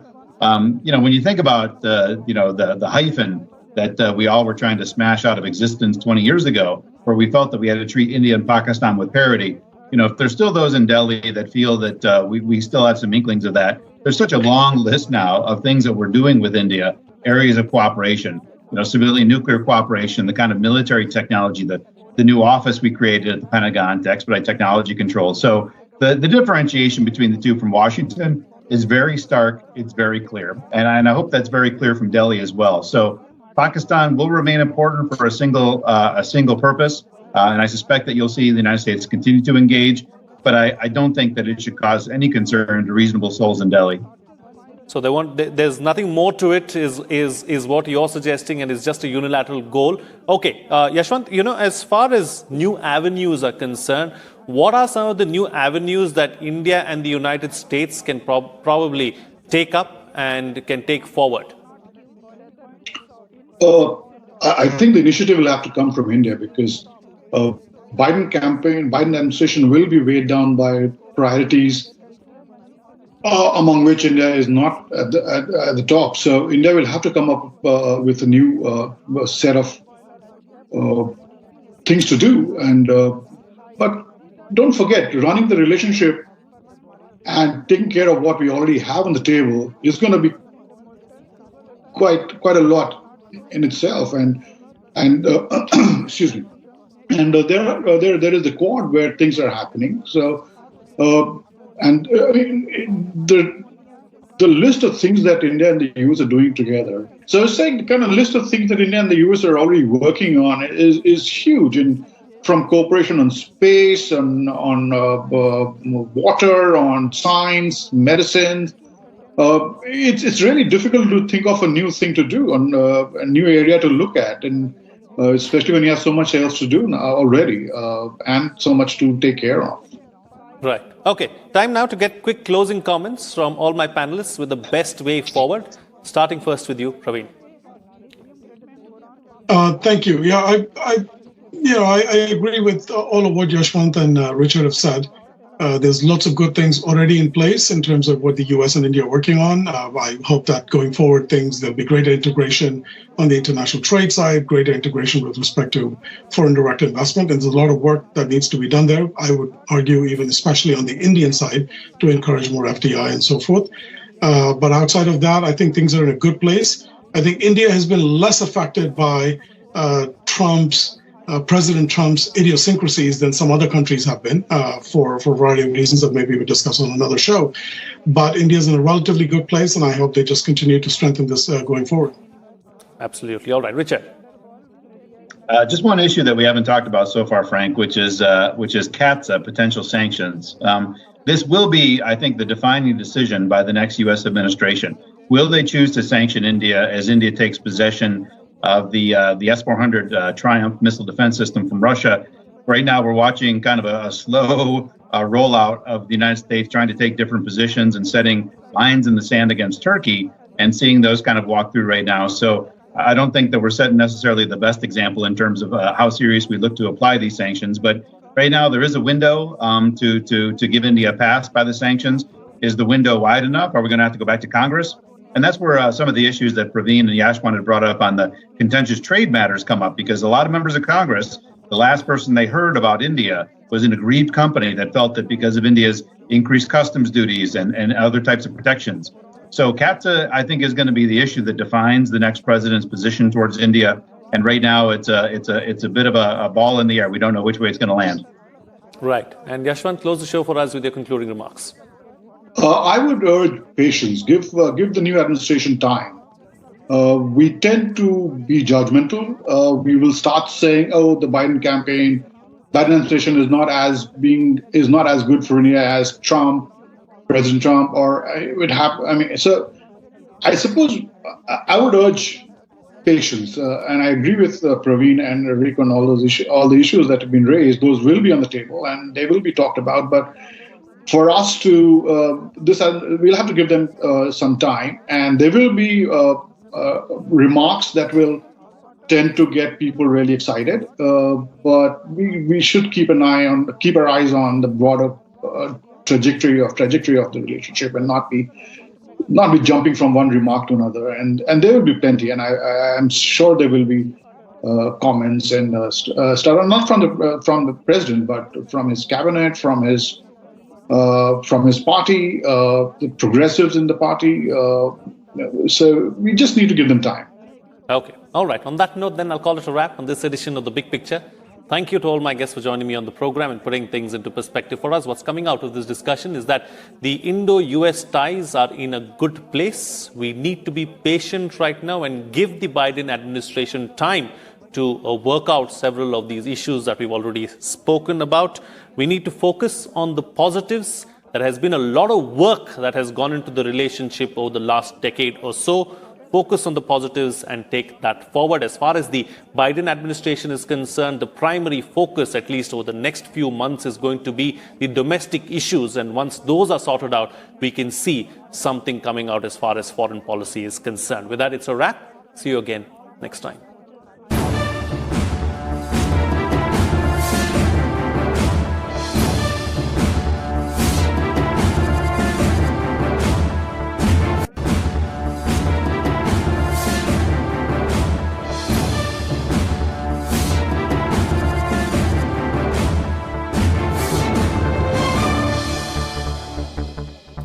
Hello and welcome to Rajya Sabha Television. You're watching The Big Picture with me, Frank Rausen Pereira. Stellar performance by the Bharatiya Janata Party enabled the ruling National Democratic Alliance to attain a simple majority in the Bihar elections.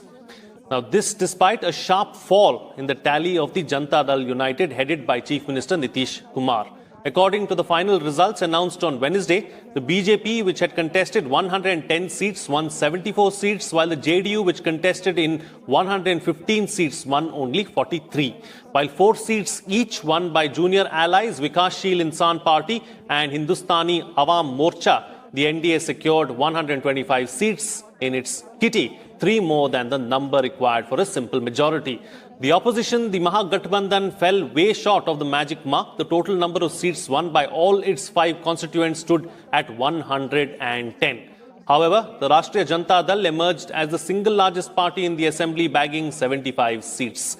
In this edition of The Big Picture, we will analyze the verdict of the Bihar Assembly election. Joining me on the program today are Sunil K. Chowdhury, political analyst, Sanjay Kumar, director CSDS, and Nistula Hebbar, political editor of The Hindu.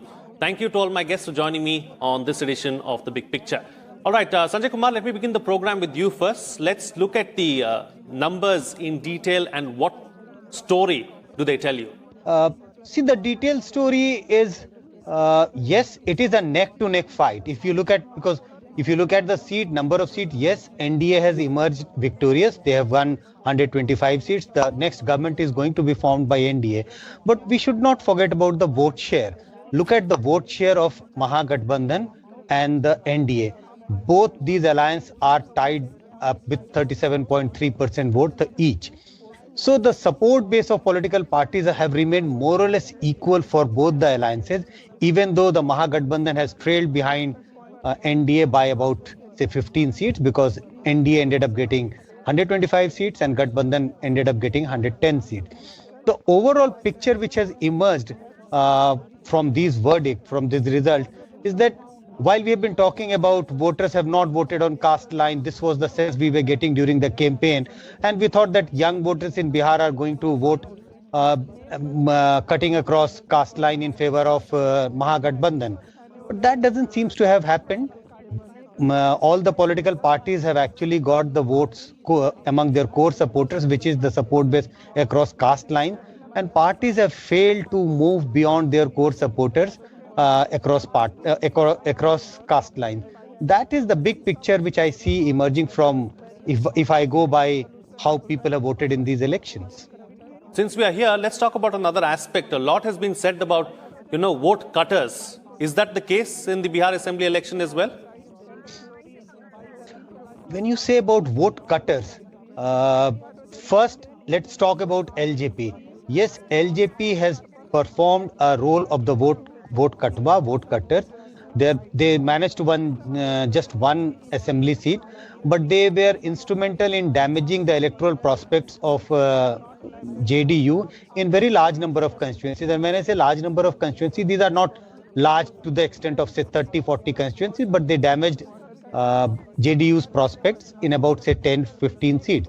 And if these seats have gone in favor of JDU, if LJP was the alliance partner, things would have been very, very different for NDA. If we look at other smaller parties, which are normally referred as the vote katwas, many of them have not played the role of vote katwa. Some do. Some certainly played the role of vote katwa. The two smaller parties which you mentioned, Hindustani Awam Morcha and Vikasil Insaf Party, they are alliance of NDA and they managed to perform very well, 4 seats each. If you look at the AIMIM, which was seen as a vote katwa in the Simanchal region because of their popularity among the Muslim vote, but they ended up winning 5 seats. There are other parties which may have worked as vote katwas. BSP did not perform well, RSP did not perform well, Pappu Yadav's party did not perform well. So these parties may have performed the role of vote katwa, but large number of smaller parties did perform well in these elections. Absolutely. Even go ahead. Please continue. Please complete your point. Even there was speculation what kind of a role left parties are going to play in these elections. But look at their performance. They have also performed very well, and left parties, if we look at their presence in Bihar politics, they are also seen as a very small party in Bihar. Absolutely. We'll talk about left politics in just a bit, but Nistula, let me bring you into the picture now and talk about Nitish Kumar. His party contesting in 115 seats, winning only 43. What does this mean for the political future of Nitish Kumar, and what does it mean for him in the seat of the chief minister? Do you believe that there are going to be pulls and pressures? Well, there's certainly going to be pulls and pressures within the BJP. There's always been a very sizable number of people within the BJP who have always felt that BJP is not getting what its due is in the NDA in Bihar, which is to get the top job. And now that there is such a huge difference in seats between the JDU and the BJP, it was being felt that this was the time to stake a claim to the top job. But there have been promises made through the campaign and also to mitigate some of the ill effects of what Chirag Paswan was attempting to do, and to mitigate all of those things. The Chief Minister's chair has been promised to Mr. Nitish Kumar, but let me tell you that the relationship between these two long-time allies is going to be a very contested, very difficult one to negotiate now. I don't think Mr. Kumar is at all happy with his tally being brought down because of Chirag Paswan. And there are people in the JDU who feel that the BJP could have acted firmer with Chirag Paswan and try to persuade him far more forcefully to stay within the NDA and not do what he ended up doing, which is that reducing Mr. Nitish Kumar's tally. So therefore, there are all these pulls and pressures which are happening within the Absolutely. I'll come back to you for another reaction really on this and what is going to be the first order of the day as far as the Chief Minister is concerned. But Sunil Chaudhary, let me bring you into the picture and go back to a point that Sanjay was making earlier in the program in his introductory remarks about, the resurgence of sorts of the left parties in Bihar. What does this mean? Because, the left parties have not done well, in this part of the country for some time now. So are we seeing a resurgence of sorts? In fact, let me just come back to, before coming back to left parties, let me Bihar elections 2020 from three different perspectives. It's basically the bipolar contest. When I say it's a bipolar contest, it was mainly contest between, say, Rashtriya Gathbandhan, that is NDA, and Mahagathbandhan, that is led by RJD, Congress, and others. So these two polls were the focus of attention throughout these three phases of elections. The left parties where they are placed, they do not become very significant in the course of the elections. Secondly, besides bipolar, it is also bi-generational elections in the sense that two generations were contesting specifically for the post of Chief Minister. It was basically the old guards, Nitishji and other his cohorts, and the young Turks led by Tejasvi Yadav, Chirag Paswan and others. So from that perspective, we can see that the left parties do not play a very significant role here in this context as well. And third, we would say, besides bipolar and bi-generational, it was also a bi-transformational contest. When I say bi-transformational contest, it was also a contest between the pro-changers who wanted, who didn't want a change in the Chief Minister positions, and the no-changers. So it used to happen that people were talking about that Nitishji is having a Tina. There is no alternative. And Tina was replaced with Tejasvi Yadav's very fervent appeal, which could be seen in his rallies. It was Tia, that is, Tejasvi is an alternative. So from these three perspectives, the contest was mostly between Mahagathbandhan and National Democratic Alliance. Yes, the left played a very significant, very strategical role while making alliance with them, and the number of seats for which they contested, they actually won it. So they won it not on the basis of contesting elections alone as the left front, but as a part of Mahagathbandhan. So that could bring them, and they have realized that over the years since 2014, that the left base, specifically from Tripura, Kerala, and Tamil Nadu, had started receding. You can see that in 2014-2019, that left in Tamil Nadu and Kerala got significant number of vote shares, which got transformed in terms of seats. It was only on the basis of their alliance all the left parties coming together as a part of alliance. Right. Okay. Nisula, let me go back to the points that you are making, of course, as far as the pulls and pressures for Nitish Kumar are concerned, and also what's going to be the first order of the day really once the new government is formed?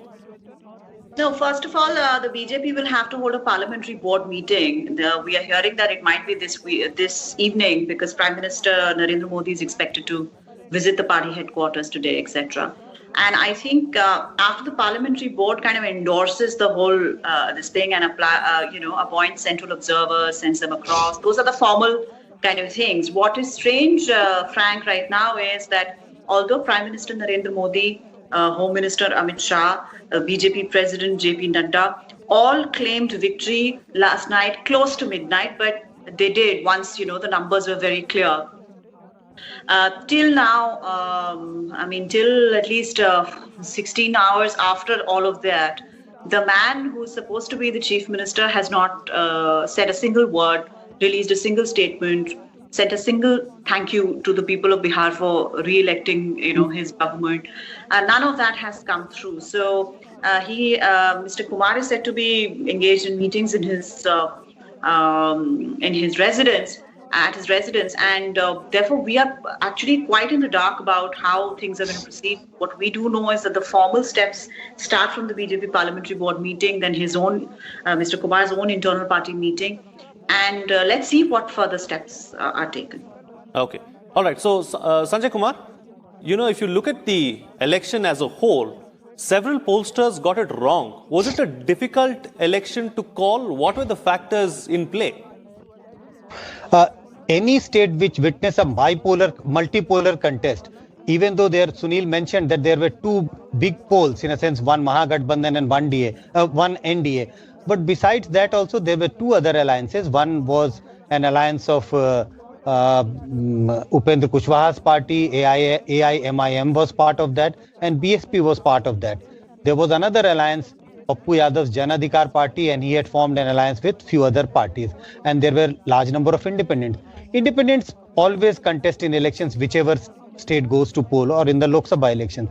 So if you have a bipolar contest, completely bipolar contest, it becomes relatively easier for any pollster to make estimates of vote and then convert votes into seats. Converting votes into seats is always tricky, always difficult in the first past the post system. In this multi-cornered contest, it becomes far more difficult to make assessment about votes. And look at the present scenario. The two alliances have got equal number of votes, exactly equal number of votes. But one Gathbandhan is a winner and the other Gathbandhan would be sitting in the opposition. So even if as a pollster you get the vote estimates absolutely right, even then there is no guarantee that you are going to convert these votes into seats in a very, very professional manner. You will do it in a professional manner, but whether you are going to get it right or not, it becomes very difficult. And it becomes very difficult because of the first past the post system. Large number of constituencies may have been decided by small number of votes. And if smaller number of constituencies which has been won by smaller number of votes are in favor of one alliance or one party, then this whole vote sheet conversion becomes very, very difficult. Absolutely. All right. Sunil, let's talk about another aspect now. The BJP also seems to have done really, really well in Bihar. Many people did not expect the BJP to do so well. Votes seem to have been garnered in the name of Prime Minister Narendra Modi. So clearly, Prime Minister Modi's image and also his persona as a vote puller or a vote getter has not diminished. You're right, but I think besides Prime Minister Modi's incredible image and his flagship programs, I think BJP as a strong political organization has marched ahead to all nooks and corners of the state. For past three elections, you can see that BJP has started strengthening its organizational groups all across the state. And secondly, when we see that, yes, you can see the success of BJP all across India. So one important factor could be definitely Prime Minister Narendra Modi. But here it was resurgence of BJP as a national party. It was trying to replace the regional political parties in different parts of the country. So it was more the resurgence of BJP which could have attributed to the success of the party in the elections. But I would also say that a number of factors which added to the strength and success of BJP in these state elections, the many programs which actually attracted the women voters, especially all those schemes of Surrender Yojana and Jan Dhan Yojana. And these were the flagship programs where women were the most household beneficiary. So women voters, active participation, and you can see that Bihar is a state where their voters are very, very politically motivated and politically oriented. So the literacy and educational difference doesn't make much difference here in the context of Bihar. Thirdly, I would still say that Nitish Ji's working at Susashin Babu and his way of governance in terms of development, infrastructural development, and his accessibility to all parts of the country, and the incredible image in terms of the safe and secure state contributed a lot. And finally, I would say that besides the BJP, the Prime Minister Modi's and Nitish Kumar's the very clean image, it could have been the contribution by all those karamchari, adhikaris, and vyaparis, which might have seen the clean governance of Nitish Kumar in past 1.5 decades, that could have contributed to the success of BJP and JDU as part of NDA. I would give credit to both BJP and NDA emerging as a real alternative in Bihar elections 2020. Absolutely. Talking about the factors that have influenced these polls, I'll come back to that in just a bit and I'll take that up with Sanjay. But before that, Nistala, as far as Tejasvi is concerned, young leader, still a long way to go really as far as politics is concerned, has done reasonably well, considerably well really in this particular assembly election, kept his parents away from campaigning, didn't speak too much about them. He also spoke about, for his main focus area was, job creation and talking about how he's going to give 10 lakh jobs and those were his focus areas. So what lies ahead really as far as Tejasvi is concerned? Well, if he's a very sharp politician, which he seems to have demonstrated during this election, apart from the fact that he allowed himself to get dragged down by the Congress and its bad performance, he will try and become that transcendent leader who can go beyond the MY combination. As Sanjay ji said in the first response to your question, that this was not supposed to be an election where caste combinations. It was going to be an election beyond caste. Maybe the young voters would have done something, but it ended up being both formations being very much within the straitjacket of their own caste arithmetic, and whoever had the more appealing or wider based social coalition, they managed to carry the day. So if in future, if Tejasvi Yadav manages to broad base his social coalition and escape being straitjacketed only into the MY combination, that would be a good way for him to proceed, because a lot of people also said that a counter polarization took place precisely because Tejasvi Yadav's rallies were so well attended. A lot of people who had not very happy memories of his father's rule looked at the communities that were attending Tejasvi's rallies and felt scared that there would be a return of some sort of a jungle raj or whatever. So he needs to cut away from all that rather more comprehensively, and whoever has in Indian politics, especially in Bihar, etc., whoever has the broadest social coalition and also manages to get the floating voter, people who haven't decided, who look at you as a credible alternative, that person will get elected to power. That has been behind the success of every successful politician in this country. And therefore, he needs to break the straitjacket of his father's vote bank. His father also used to manage to get a lot of floating voters in the past. Those were, of course, wooed away from him by Mr. Nitish Kumar through his Mahadalit and EBC and all those voters. He managed to get, non-Yadav OBC separated and etc. etc. Now Tejasvi needs to broad base and make it a more umbrella organization, the RJD. Right. Okay, taking the discussion forward now. So, Sanjay, as far as, where do you think this election was really won or lost? One big factor. I think it was saved by BJP. At one point of time, it looked like as if Mahagathbandhan is all set to win this election. When I say it was saved by BJP for NDA, because look at the performance of BJP. If Prime Minister Modi had not campaigned aggressively, if he had not been able to attract the voters, I think, and if BJP had not performed so well, I think this election would have been lost by NDA. And for making it a contest, I think the credit should go to Tejasvi. He really put up a very coherent campaign. He kept his focus on the two issues which dominated the election campaign, which was of Berojgari and Vikas and Berojgari, development and unemployment. So the echo around these two issues was so much that even people who were not very enthusiastic about voting for young Tejasvi because of the old memories of Jungle Raj, etc., some of them started thinking of him as a serious alternative. And as the campaign moved ahead, Tejasvi started getting more and more appeal, and he actually made it a contest. So, but contest only to the extent of coming very close to the victory mark, not crossing that magic figure. Right. So, Sunil, as far as this election is concerned, is it likely to have any kind of ramifications on the national level on several important polls that are to come up next year?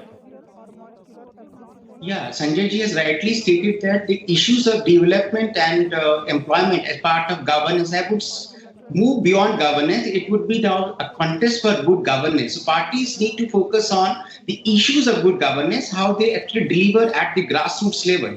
Nitish ji got judged on the basis of his agenda of governance in the first 3 decades.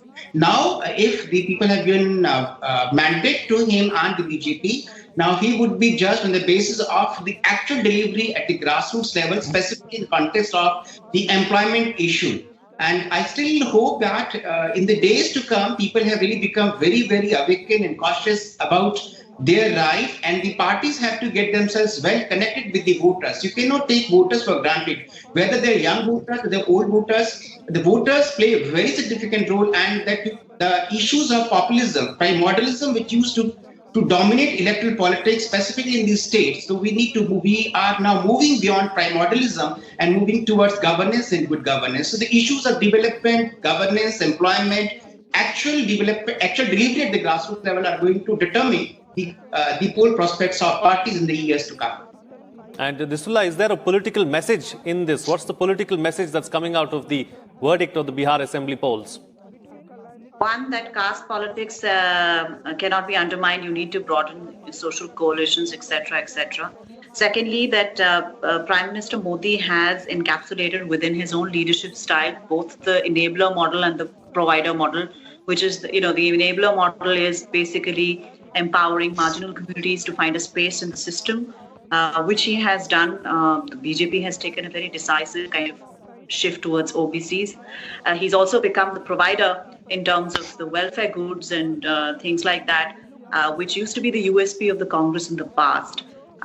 So there were a lot of state elections that the BJP had lost. There was a lot of talk that Prime Minister Modi is very good for the national elections, but maybe not so much for the state assemblies. Maybe that needs to be revisited just for a little bit. But BJP also needs to strengthen its state leadership, because there was a lot of murmurings against their state leadership even through the campaign. Thirdly, one big message for the opposition parties, which are likely to go into polls, big regional parties going into polls next year in Tamil Nadu and in West Bengal.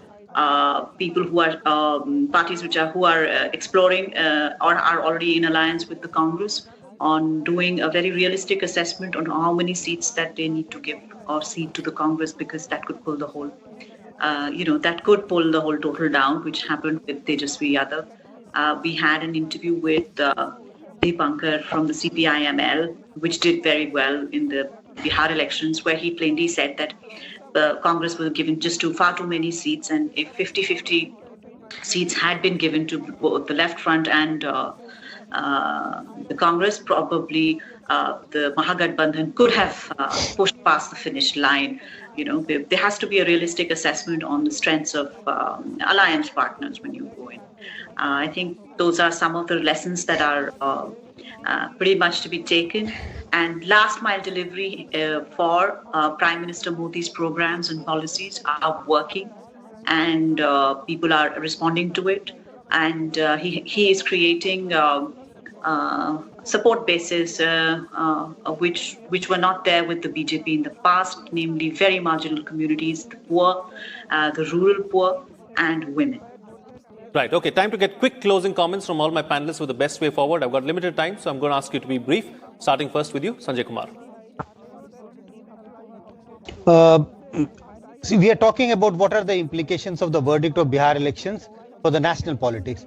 My own sense is that every politics have got bifurcated. If you look at the national politics and the state politics, there was a time when state politics had the verdict in state politics had its impact on the national politics. I think if we look at the verdict during last, say, couple of years, voters have started making a clear distinction. When they vote for the national to elect the national government, they vote differently. And when they vote to elect the state government, they vote differently. We have seen this in Bihar, in Haryana, in Jharkhand, in Delhi, and in other states in the recent times. I think I would not like to draw broad. I would not like to think of larger implications of Bihar verdict into the national politics, because national politics would still be played in a different way compared to the state politics. So I think the state assembly elections should be seen with the prism of local issues, etc. And I don't see these elections having any impact on the national elections, which is still far away. Right. Sunil Chaudhary, what next? Yeah, I think the regional variations do have a role to play at the regional level, especially in the state politics. But I think one could see broad convergence between regional variations and national ambitions. So I think in the days to come, in the years to come, you have to have a convergence between state politics and national politics. And secondly, I would still believe that unless you focus on the main planks of good governance, unless you deliver at the grassroots level, you cannot think of winning all elections, right from the Panchayat elections to state assembly elections and to the national elections. And I think the success of the parties there in the state of Bihar broadly prove that those the legislators who have been working in their constituencies for consecutively three elections, so they have won it. So actually, those who work, they actually get paid by they can get paid by the voters in the election. So you have to deliver and get paid back by the voters in the elections. Absolutely. All right. And Nisula Hebbar, close the show for us with your concluding remarks. Well, I do believe what Sanjay ji said was more or less true in terms of India having discovered a split ticket voting, which is that, you vote differently in the national and you also vote differently in, state assembly elections. Having said that, most elections and most political parties need to now also concentrate on a lot of the parties that didn't end up doing very well, who had some momentum but ended up not doing well. Mostly it's the party organization which fails them, at the last mile. Secondly, I believe very strongly that we have entered a third party system in this country, where BJP is the dominant pole, and you have a lot of strong regional parties which are providing the primary challenge to the BJP, and the Congress is attaching itself, to these strong regional parties, except in the few states where there is a direct fight between the BJP and the Congress. Therefore, I firmly believe that a lot of regional parties who are exploring or are already in alliance with the Congress will be looking at the Bihar Assembly election results very closely on just how much adjustment to make, how many seats to concede, etc., etc. So these are some of the things that I feel will impact the next round of polls, which is, I think, Tamil Nadu, West Bengal, and Assam. All right. On that note, then, I'll call it a wrap on this edition of The Big Picture. Thank you to all my guests for joining me on the program and putting things into perspective for us. Well, that's it on this edition of The Big Picture. See you again next time.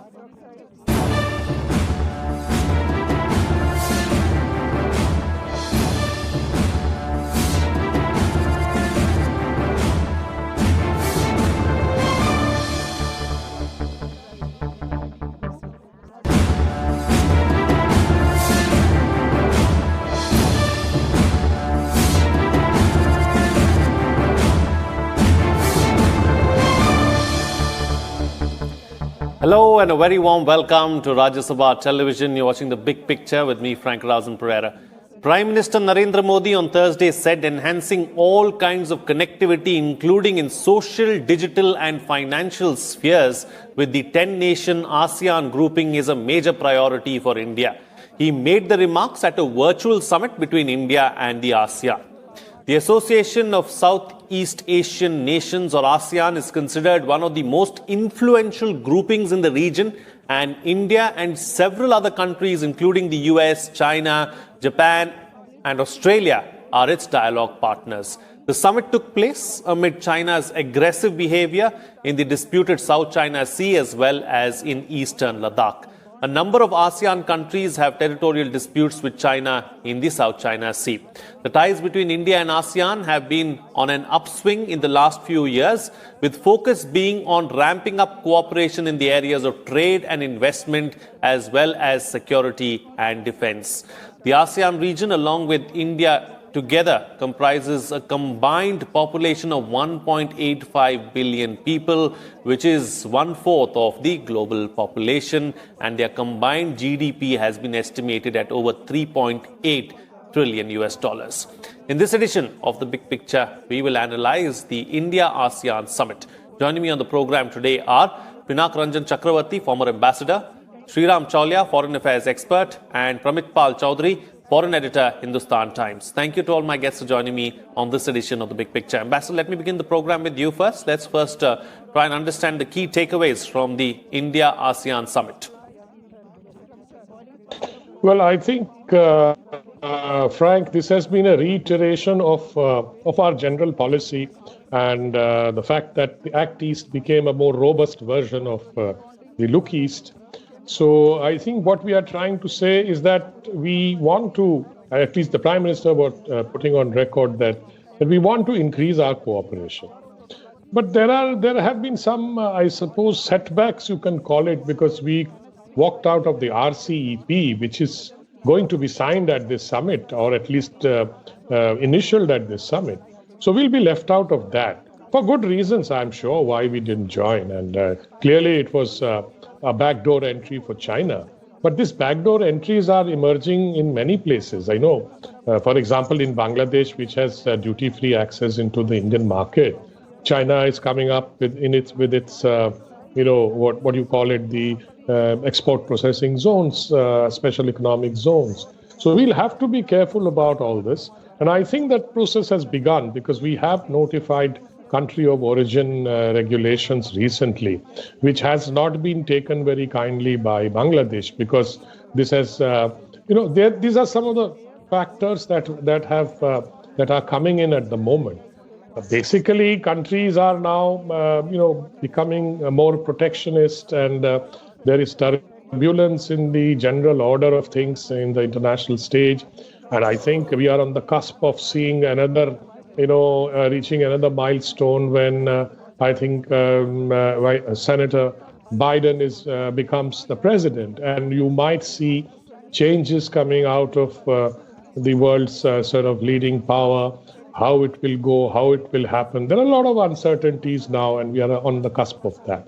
So ASEAN is also trying to grapple with the same uncertainties, including, of course, a post-COVID revival of the economy, RCEP, how the RCEP, of course, will strengthen China's position within that geography and domain, because it will what shall I say, reinforce the value chains that already exist within these countries and China. So I think China's trading and economic relations will get consolidated. But then again, if TPP comes back into play, then I think you will probably have another pillar to build a certain Asian. But I think the ASEAN countries are also deeply worried about what's happening in South China Sea, and the fact that China has been muscling into territories and economic zones that they claim. There are overlapping claims there. So I think the ASEAN is trying to pivot, or navigate between various issues and factors, and they are unlikely to take a position my feeling is that they are going to remain somewhat neutral, depending on which way things are heading, because China has also undermined ASEAN to a large extent. If you look at what's happening with Cambodia and Laos. So I think let me leave it there, and so that's the general picture. Absolutely. We'll come back when we'll take the discussion forward now, Pramit. So building on what the ambassador just said, clearly the ASEAN countries have issues with China, especially in the South China Sea, and this is something that has been there for some time now. But it's not like that they can do without China as well. So it's a difficult situation, really, as far as the ASEAN countries are concerned. And how much, can they get out of India, and how much does India want to coordinate and cooperate with ASEAN? So for the ASEAN countries, the present, should we say, Indo-Pacific geopolitical situation is something that bothers them. You now have the rise of the Quad, which is noticeable for not having any ASEAN member at all, but it literally goes around the ASEAN, but none of their members are not involved in the rise of the Quad.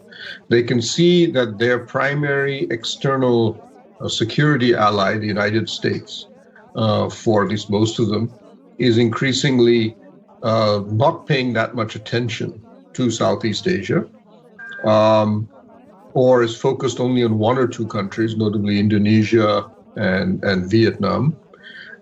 They themselves are, as the ambassador has mentioned, are internally paralyzed because at least two of them, Laos and Cambodia, are now so close to China that they are unable internally to even come to a common position about the South China Sea. ASEAN still does not have a common official position in response to Chinese aggression, territorial aggression in that area.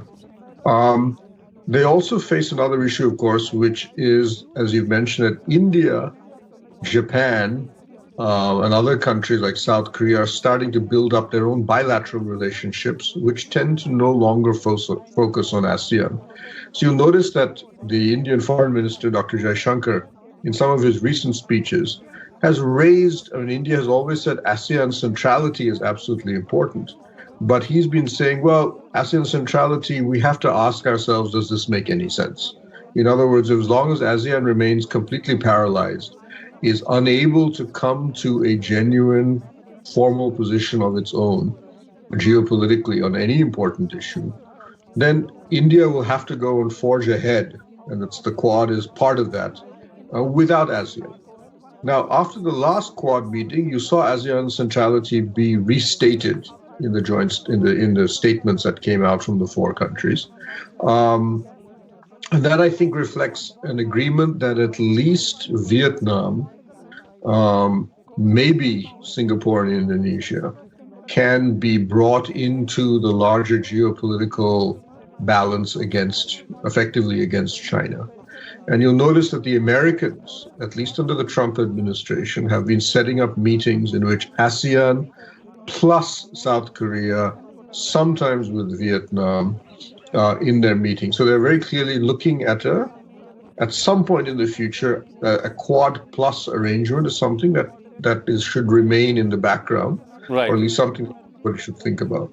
So ASEAN is there, but it's more components of ASEAN. So this East Asia Summit is going to be important, or should we say it's not that important, but it's a precursor to a bigger debate that ASEAN has to have about its own future at a time when the US-China relationship and China's relationship with almost every other major Asian country is deteriorating.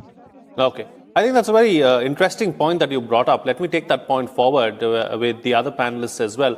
Sriram, let me bring you into the picture now. As far as the points raised by Pramit Pal Chowdhury, two aspects. One, of course, is ASEAN still as important as it used to be, say, a few years ago? Secondly, going forward, should India then focus on bilateral relations with, some of the ASEAN countries rather than focus on the grouping as a whole? Well, Frank, I think when we say ASEAN centrality, obviously we would like it to be a coherent group because, see, China is at an advantage when there is no broad-based regional cooperation.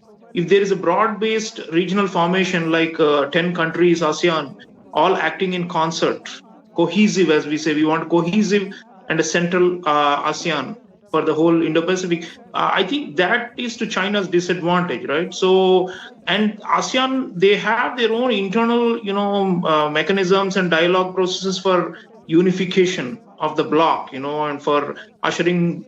Initially, it was only an economic integration, and they have achieved a lot through free trade area. But now the question is, politically, the Chinese have played one off against the other. So we should, I think, continue to aspire for ASEAN's unity and centrality, which we keep on restating, and which was done at the summit as well, India-ASEAN summit. But then the question is, I think what is missing is the connectivity that can actually glue them together, because the Chinese have been partial to some countries, and especially Laos, Cambodia, you can say they're almost in China's pocket. And on the other hand, the countries that resist Chinese hegemony are kept out, although China also has trade with Vietnam and the Philippines. So I think what has been missing is the BRI, the Belt and Road Initiative, that structure. They've pretty much encompassed almost all of ASEAN under it in some form or the other. So what has been missing is an alternative.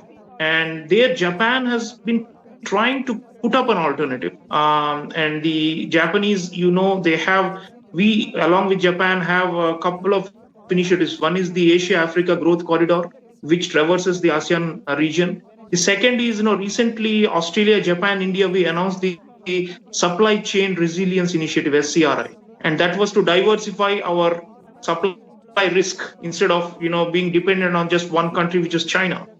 This is the realization that many ASEAN countries also face in the wake of the coronavirus crisis and all that. And Vietnam has been able to attract a lot of investment fleeing China due to the US-China trade war. So Vietnam manufacturing, Vietnam export has increased, including to India. Some of it is Chinese goods rerouted through ASEAN members, about which we are worried. And that's why Ambassador is talking about the rules of origin. So the other is the Japanese have the Partnership for Quality Infrastructure. And we have, our Prime Minister's proposed the Coalition for Disaster Resilient Infrastructure. Now, ASEAN countries, the poorer ones, are not very strong in infrastructure. And they're becoming more and more indebted to China. So this is where I think if we can put together coherent alternatives for connectivity and supply chain and for economic well-being, I think that will be, because whenever I've been to a number of these countries, I've worked in the Philippines, in Vietnam, they're often very cautious about upsetting China, in spite of the geopolitical rivalry and the threats China poses to their claims over the South China Sea region. And the reason is they say that it's China is our largest trading partner, it's our largest investor. The US is kind of missing in action.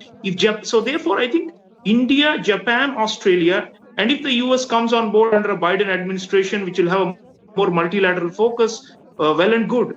The Quad can really energize this. ASEAN has now come up with this Indo-Pacific outlook, Frank. What it essentially means is same thing which we all say: rules-based, order, inclusive, no dialogue, no bullying, and most importantly, no distinction between Indian Ocean and Pacific Ocean. Now they're all one and Indo-Pacific, which is an advantage for us. It's an invitation for us to enter and play a bigger role. So I think we have to capitalize on that and continue to insist on ASEAN centrality, although we are quite pragmatic enough to realize that some of these cannot be prized away from China's orbit. But those which are willing to, we should forge ahead with meaningful cooperation with economics as the basis, because the ASEAN countries often say we don't want hard balancing against China. We don't want to become part of a military coalition or an alliance. What we want is a kind of a softer balancing. So there, I think infrastructure, economy, technology, 5G, these kind of things, if we can get our act together jointly, they will really appreciate it and come on board. Okay. All right. Points taken. So we spent about 15 minutes for our opening remarks. I'm going to ask my panelists to be brief in the next round so that we can get closing comments in as well.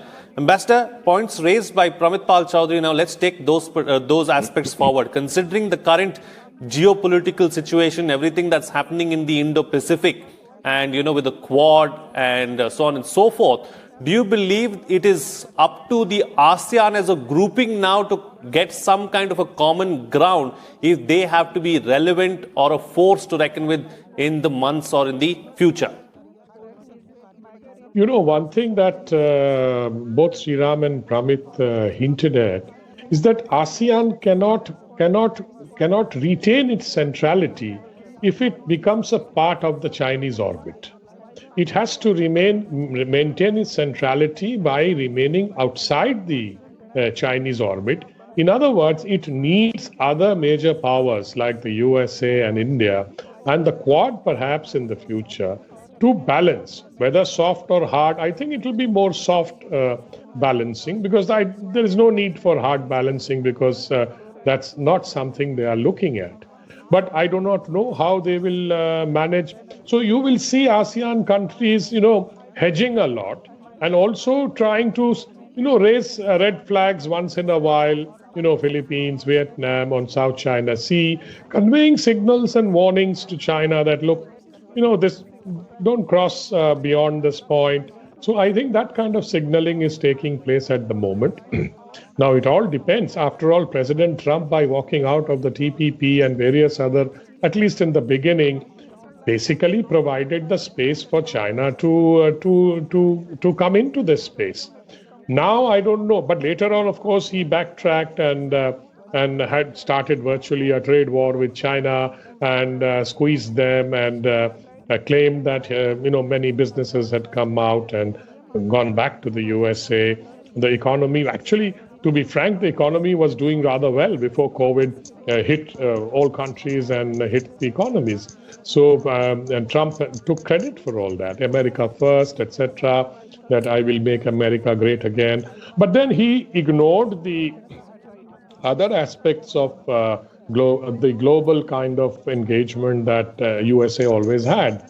But of late, I think, there has been pushback, not just under the Quad, but bilaterally. I mean, you had 3 carrier groups hovering in the South China Sea, then this whole business of selling more arms to Taiwan. So there is some kind of pushing back taking place at the moment. The Quad has had its exercises, the Malabar, for the first time with Australia included in it. So there is a kind of a sort of a rebalancing.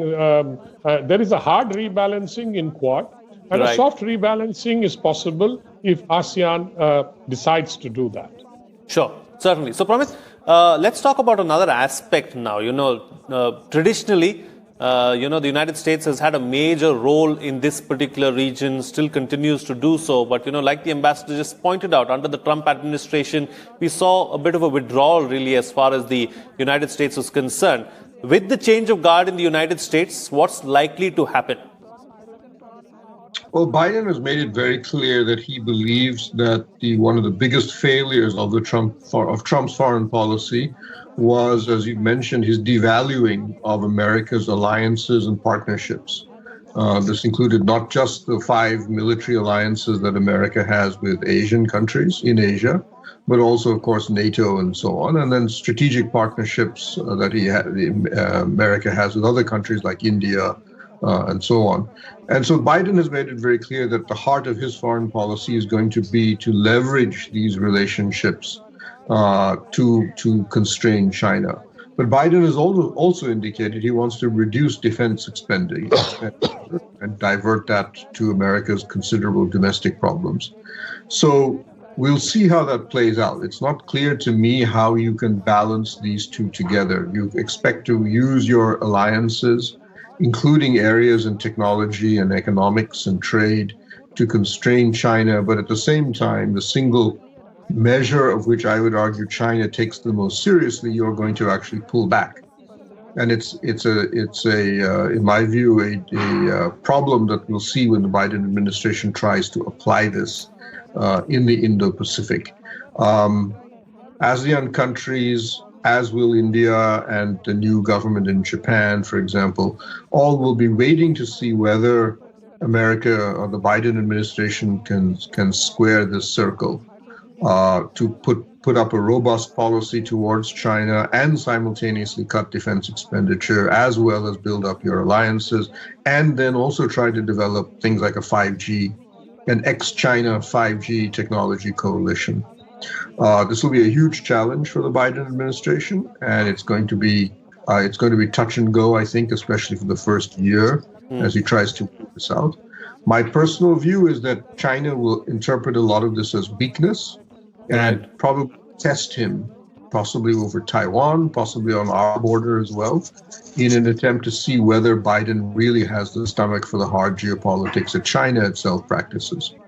And then whether or not the real sort of Biden policy comes through out of that.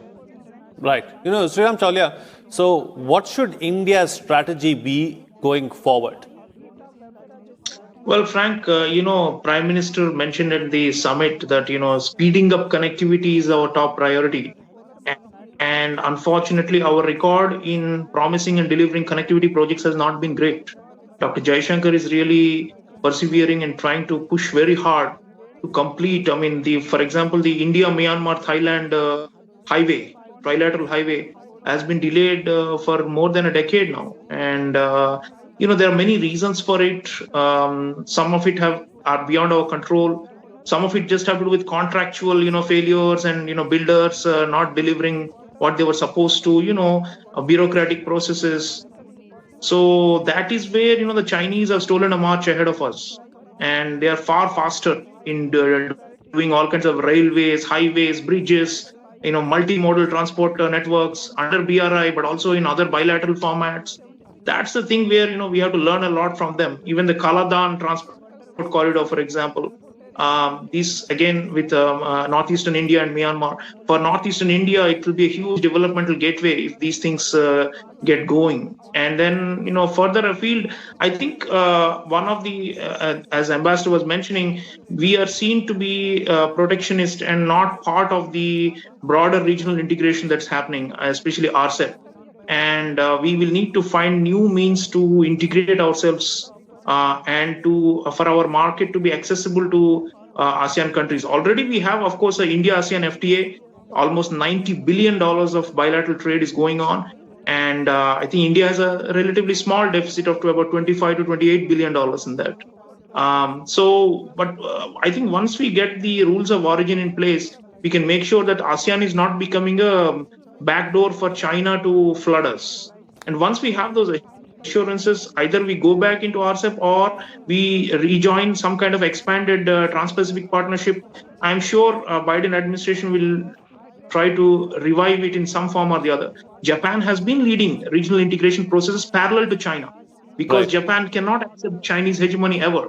So I think we have to, hang out a lot more with the Japanese.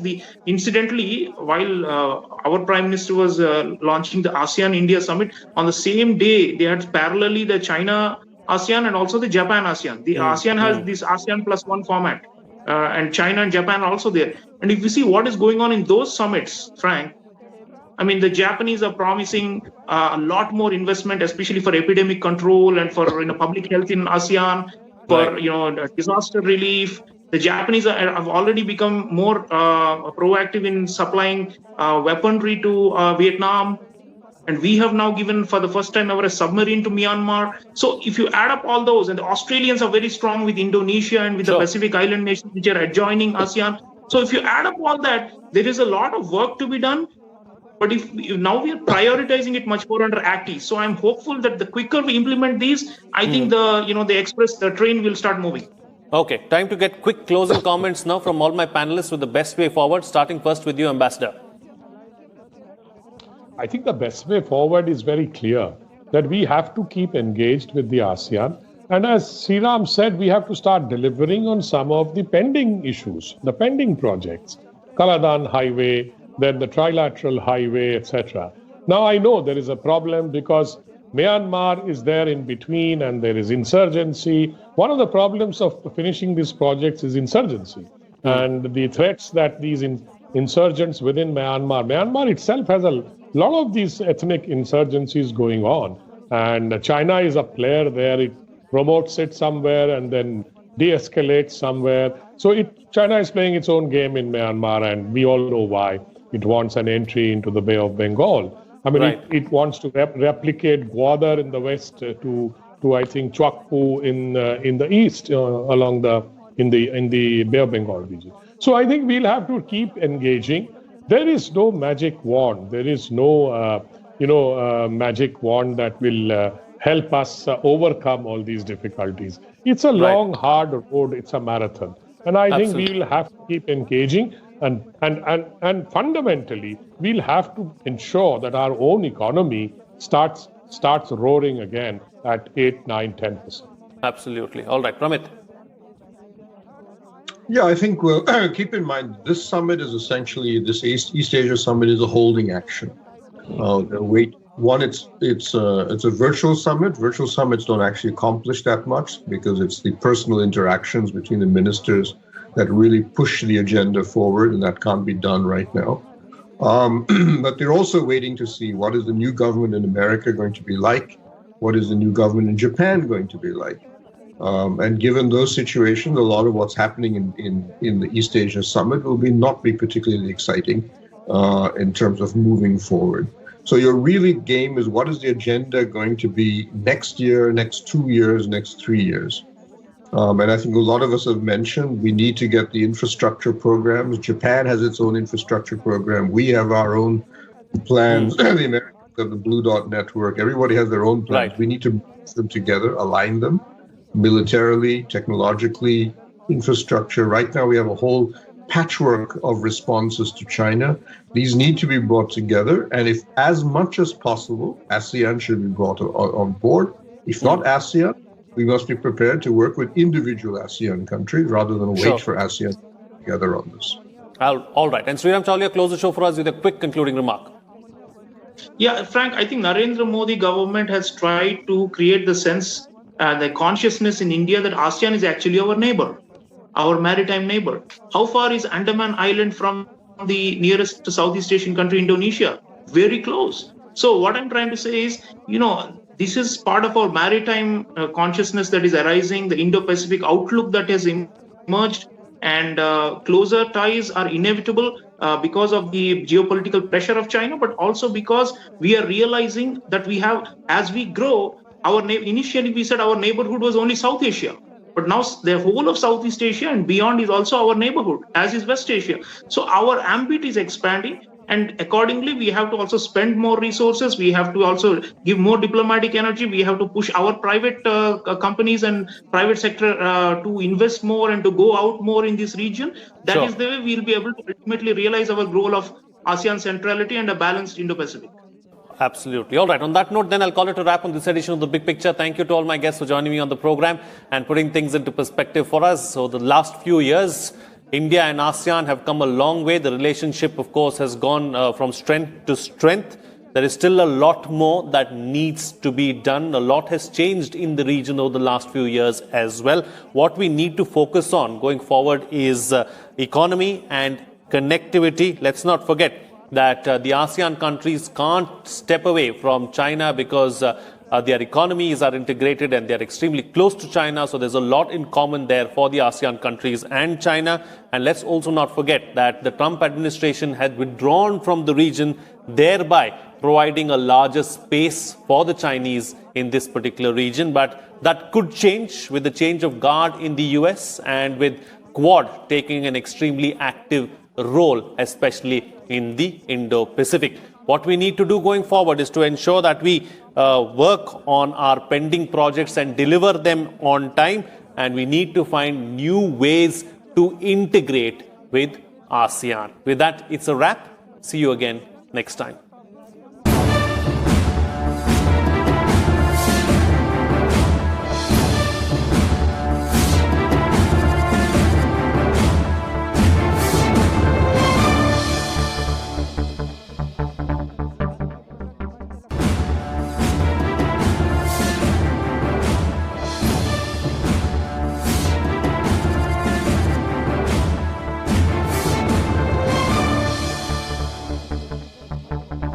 Hello and welcome to Rajya Sabha Television. You're watching The Big Picture with me, Frank Razan Pereira. Well, Jharkhand has joined the bandwagon of opposition-ruled states that have withdrawn general consent for an investigation by the Central Bureau of Investigation. Several other states such as West Bengal, Rajasthan, Maharashtra and Kerala had withdrawn their general consent earlier. The move, which makes it necessary for the central agency to get the state government's permission to conduct investigations in the state, comes a day after Kerala also withdrew the privilege. The CBI is governed by the Delhi Special Police Establishment Act, or the DPSEA. This law makes the CBI a special wing of the Delhi Police, and thus its original jurisdiction is limited to Delhi. Recently, a Calcutta High Court order expanded its jurisdiction to investigate the central government employees in West Bengal without seeking specific consent of the state government. For other matters, the CBI needs consent of the state government in whose territorial jurisdiction the CBI has to conduct an investigation. This is unlike other central government agencies, for example, the National Investigation Agency, which by law enjoys an all India jurisdiction. In this edition of The Big Picture, we will analyze the CBI's powers, states, and general consent. Joining me on the program today are ML Sharma, former Special Director, CBI, Dr. Vikram Singh, former DGP, Uttar Pradesh, and Sangram Patnaik, Advocate of the Supreme Court. Thank you to all my guests for joining me on this edition of The Big Picture. All right, Sangram Patnaik, let me start the program with you first. Let's get a legal perspective and a legal understanding as far as what the CBI law says and what is general consent. The fact of the matter is, when the concept called the CBI started way back in 1942 and given shape and size in 1946, the requirement of CBI was different nature than of today. Now, when it was initially started, way back for the, to how to have a clean system during World War time, World War II particularly, and now it is a different concept altogether. Now, what is that CBI stands for? It is to check that, whether that is economic crime is happening, special crimes, corruption cases, high profile cases. So, as on date, you are aware that yes, almost about 8 states have taken off their consent. Now, the consent as per the Act itself, Section 5 and Section 6, where whether a state can withdraw the consent at any point of time, answer is yes, it can. But whether this consent are, of late has given a political nature. People are saying that is the CBI is a cage parrot, it can be manipulated by the central government, the state government, and the government of the day can manipulate. My answer to it is no, it cannot, and it should not also. It's an independent agency, it should investigate. But insofar as the legal aspect goes, whether the state after withdrawal of the consent, can there be an investigation into the affairs where if there is a subject matter which is staying in the, for example, in West Bengal or Mizoram or in Kerala, can you go for the investigation? My answer to it is yes. Why I'm saying? Now, if the incident has already occurred and the investigation is the mid-process, you can certainly go ahead. Number 2, suppose you would say that yes, the subject matter is at a place where the consent is not being given or taken away. Can you not do it? Answer is yes, you can do it because of the Calcutta High Court judgment. Yes, you can do it because you cannot certainly evade the process of adjudication of the dispute or even for that matter, the investigation in the midway. Third is a situation where you would say, there are few persons, powerful people, like they are staying in Delhi. There is registration of FIR in Delhi. The path of cause of action arose in Delhi and the person shifted back to Kerala or to Mizoram or to Maharashtra. Can you proceed against those people? Answer is yes, you can proceed. Why all this fuss about? Why all this debate about that? No, since the 8 states have already withdrawn and we have a cooperative federalism and Schedule 2 says that yes, the police is a state subject, so therefore the center should not interfere. I don't think somewhere we are, missing the line and there is a gap between cup and lip. Why? Because unless until there is a CBI investigation is in the process, the fact of the matter is that truth should come out, right? Right. And if the investigation is already being done or in the process of being done, it should not be derailed.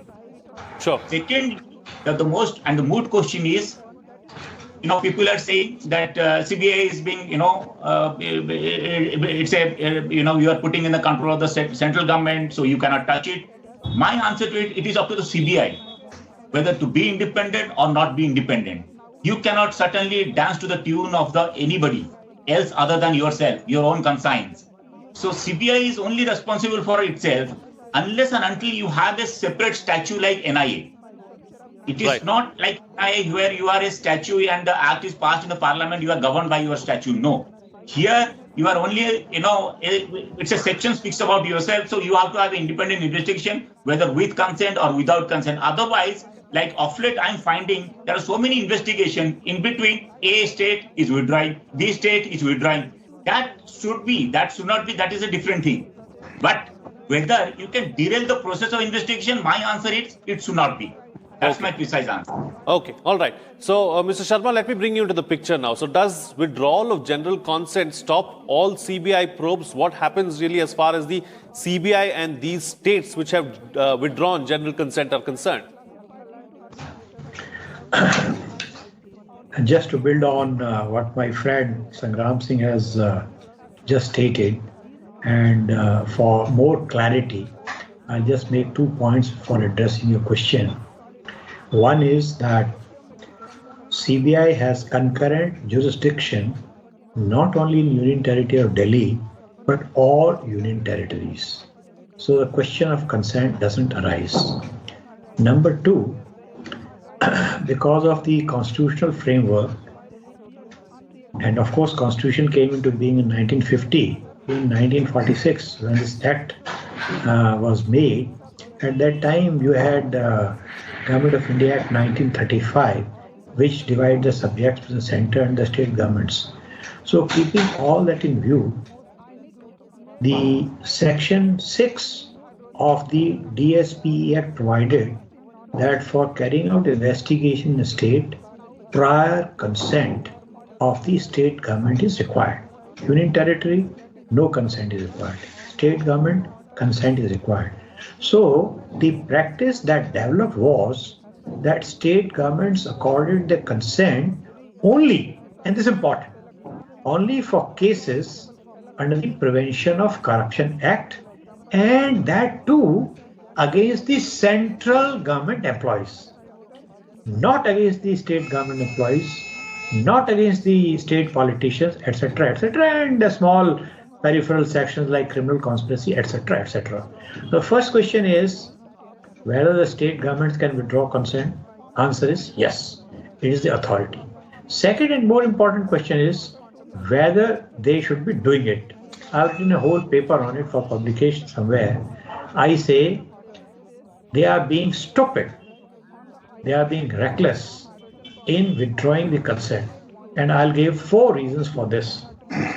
One is that section 6, in which consent is given and withdrawn, that has become meaningless after what the Calcutta High Court said, as Sangram Singh said, and what the Supreme Court has held. The constitutional courts have held that in their writ jurisdiction, they can ask CBI to investigate any case, whether it has occurred, any crime, whether it occurred in the Union Territory or state government. So state government's consent has become more of a formality. It has lost its real meaning. Second reason I say is that there is a Supreme Court ruling which says that after withdrawal of consent, fresh case cannot be registered. But in Kaji Landup Dorji, Supreme Court says that if a case is already in an investigation, that investigation will continue. Withdrawal of consent will not affect that. That happened in my case, ISRO espionage case and all. State government withdrew the consent, but Supreme Court says no, you can't reinvestigate, and investigation will continue to CBI. This is the second reason. So fresh case cannot be registered, but ongoing case investigation will continue. Third, state governments are under pressure in sensitive cases, whether it is Hathras murder case or whether it is Sushant Singh case. So you see, when there are sensitive cases, people have greater faith in the CBI, and with begging bowl, the state governments go to the central government to say, take up this case. So therefore, according to me, withdrawal of consent is nothing but a political grandstanding. I call it much ado about nothing. I say it's an exercise in futility. I also say that it is symbolic or reflective of short-sightedness of the state governments, because the kind of polity that we have developed, the state governments sooner or later will be compelled to seek CBI intervention. So to sum up, Okay, points taken, Mr. Sharma. Thank you so much for so eloquently pointing out exactly, how this matter is and how sensitive this issue is and what really needs to be done and the issues with what has already been Done. All right, Dr. Vikram Singh, let me bring you into the picture now. So since we are here, and we brought up this issue of politicization, has political clout really hampered the way law and order agencies function as a whole? Frank, Mr. M.L. Sharma, esteemed Mr. M.L. Sharma and respected Mr. Sangram Patnaik ji have shed enough light on the legal aspects. It is difficult to find a single more potent reason than the grassroots politics that impact the decision in respect of handing over the investigation to the CBI and obstructing it tooth and nail. If there is one solid reason, and that is politics and nothing but politics. Esteemed Mr. Sharma mentioned Hathras case, Sushant Singh case. I would also bring to your memory the Arushi murder case. If there was anything that was the bottom line, perhaps the pursuit of the truth became secondary, politics became primary, and that is, of course, the sound reason. Whether the consent is given, withdrawn, handed over to the CBI, the purpose is basic and robust politics. And at the end of the day, what is the end product and what is there for me as far as politics is concerned? Playing up to the gallery. And in the latest case of Sushant Singh case, everything is game.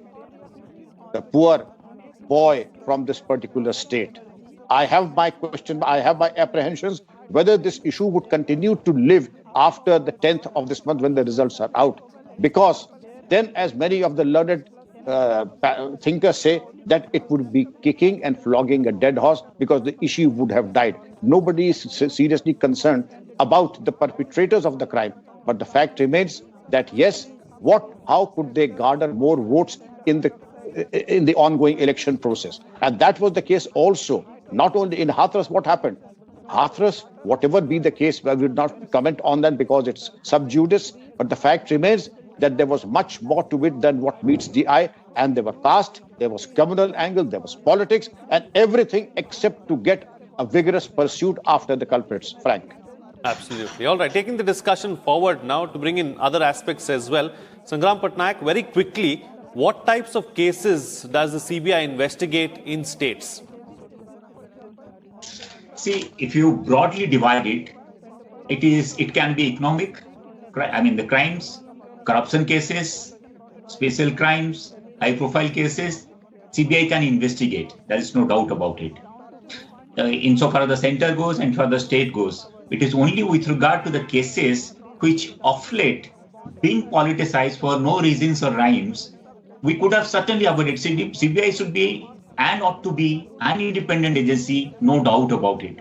But since 8 states have taken off their consent, people are thinking, being in a cooperative federalism, the country as of ours, if the 8 states have taken out their consent, if there is an investigation carried out, be that an economic crime, be that a corruption cases, be that a member of parliament has done something wrong and the CBI is appointed, whether those cases can be investigated in the states where he actually residing as of now.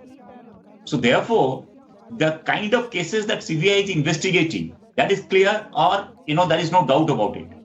But whether you can actually derail these investigations by taking out consent, answer is already there from my brothers who are very eloquent in their presentation in this panel. So therefore, my only point is that CBI's restriction is actually, it is upon himself or itself that yes, what should be controlling authority, not the state government or the central government, the political party of the day. Sorry, I have a different take on this. CBI has to choose that yes, how he has to operate that independent body of investigating a crime, right? So what is the fair nature of investigation? That you must take out the truth. So any kind of crimes that I've stated just now, the truth must come out. The state, whether it gives a consent or no consent. For example, Mr. Madhavlal Sharma just now pointed out, suppose I don't give a consent. Can I take a consent? Answer is yes. I can, by file a writ petition in 226, 227 in a concerned high court, I can take the consent of that investigation that yes, I must go ahead with the investigation. So where is this cosmetic, concept called now, if I don't give the consent as a state, you cannot enter upon. For example, this gold case in Kerala, for example. Suppose Kerala government says, no, I will not give the consent to the CBI to investigate upon. then what would happen? Ultimately, you are brushing under the carpet certain things or certain actually culprits by virtue of this consent or no consent. Sure. Truth must come out. If the person is held to be liable after investigation, he must be held to be liable. What is the question of I don't give the consent? Suppose the Kerala government say because of the Saudi Arabia this gold case where I would not give the consent, so there is no investigation. Who is at loss? It is the country. It is our republic is at loss. Not anybody. It is not a political party is at loss. So that's my answer. The investigation, the kind of crimes the CBI is going into, that must be culminated into the truth. And actually, end of it, we are aware and we should be aware of what is the truth, who is culprit, he should be put behind bar. Mr. Sharma, talking about another aspect altogether, why doesn't the CBI enjoy all India jurisdiction like, the other central government agencies, for instance, the NIA? And do you believe that the time is ripe that the CBI too enjoys the same kind of jurisdiction like the NIA? It's a extremely sensitive and delicate constitutional issue. NIA Act, it stands on very fragile constitutional grounds. Fortunately for us, nobody has challenged it because they have jurisdiction only in 8 crimes: hijacking, killing head of the state, and certain other offences, unlawful activities prevention act and so on and so forth. So it doesn't hurt the state governments any manner. So therefore they have kept quiet. Otherwise it stands on a very fragile ground because police, law and order and investigation, they are exclusively state subjects. That's why the central government is wary of coming out with a new law. People talk about creating a new law, formulating a new law to give so-called All India jurisdiction CBI. I hold the view, even though I have worked with the CBI 20 years, it's very difficult to do it because Constitution can't be amended. The kind of political structure that we have and the kind of polity that we have. So therefore, what is to be done is let the legal framework be same as it is. Let us enrich it by what our friend Sangram Singh says, cooperative federalism. So now, withdrawal of consent, my understanding is not so much a distrust in CBI, is more reflective of the some kind of division or some kind of tension in the center-state relations. So CBI doesn't have to do much. The case comes, they'll investigate. Doesn't come, doesn't matter. It is for the central government to mend its behavior or to develop better behavior with the state governments. But I have already said that state governments are being stupid. They are not going to gain anything. You simply pamper some chief minister and they'll restore the... So basically it's a reflection of center-state relations. The real rub lies there. So jurisdiction will come when the case comes to you. Case can't come to you unless the state government's under pressure to give the case to you. So this tussle has been continuing last 70 years and will continue for some more time. There is very little scope to bring about amendment the constitution. So whatever structure we have, we should try to make best of the existing structure.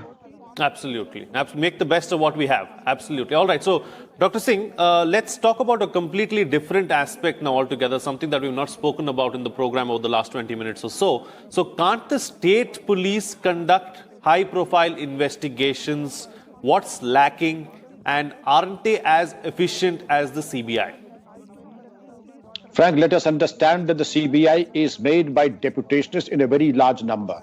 The CBI has a cadre of its own, but it is supplemented and ably and competently assisted by the deputationists of all ranks within the CBI. The CBI works in a different ecosystem and the state investigating machinery works in a different ecosystem. The tools are the same, but the ecosystems are different. And when the ecosystems are different, the end products are also very different. The priorities are different. The time frame is different. So comparison should be between comparables. In the same state, what to talk of within the CBI? You saw the Arushi case, the ding-dong and the seesaw battle that happened. They changed the findings thrice. And I could give you any number of examples since the time is less. But you again say that this is the North Pole. No, it's not the South Pole. No, this is the equator. At the end of the day, I do feel within the state, I have no hesitation in saying that the concept and the philosophy of show me the man and I'll show you the rules is prevalent in a scale of 1:10 to say maybe something around 7 out of 10. Within the CBI, I don't say that it is absolutely invincible and oblivious to all extraneous pressure, but there, the syndrome of show me the man and show you the rules exists maybe not more than 2 out of 10. And here is the quality difference. The state can upgrade the skills. The state can increase. There is no denying the fact that the best investigation practices are there with the CBI, whether it is forensics, whether it's ballistics, whether it's scientific aids to investigation. I would say that the CBI is the best, and not to utilize the services and the excellence of the CBI by the states would be an administrative tragedy. I would strongly recommend that there is a capacity building within the states, but also the ecosystem where you say that the investigation should be fair and as sacred as the court proceeding in itself.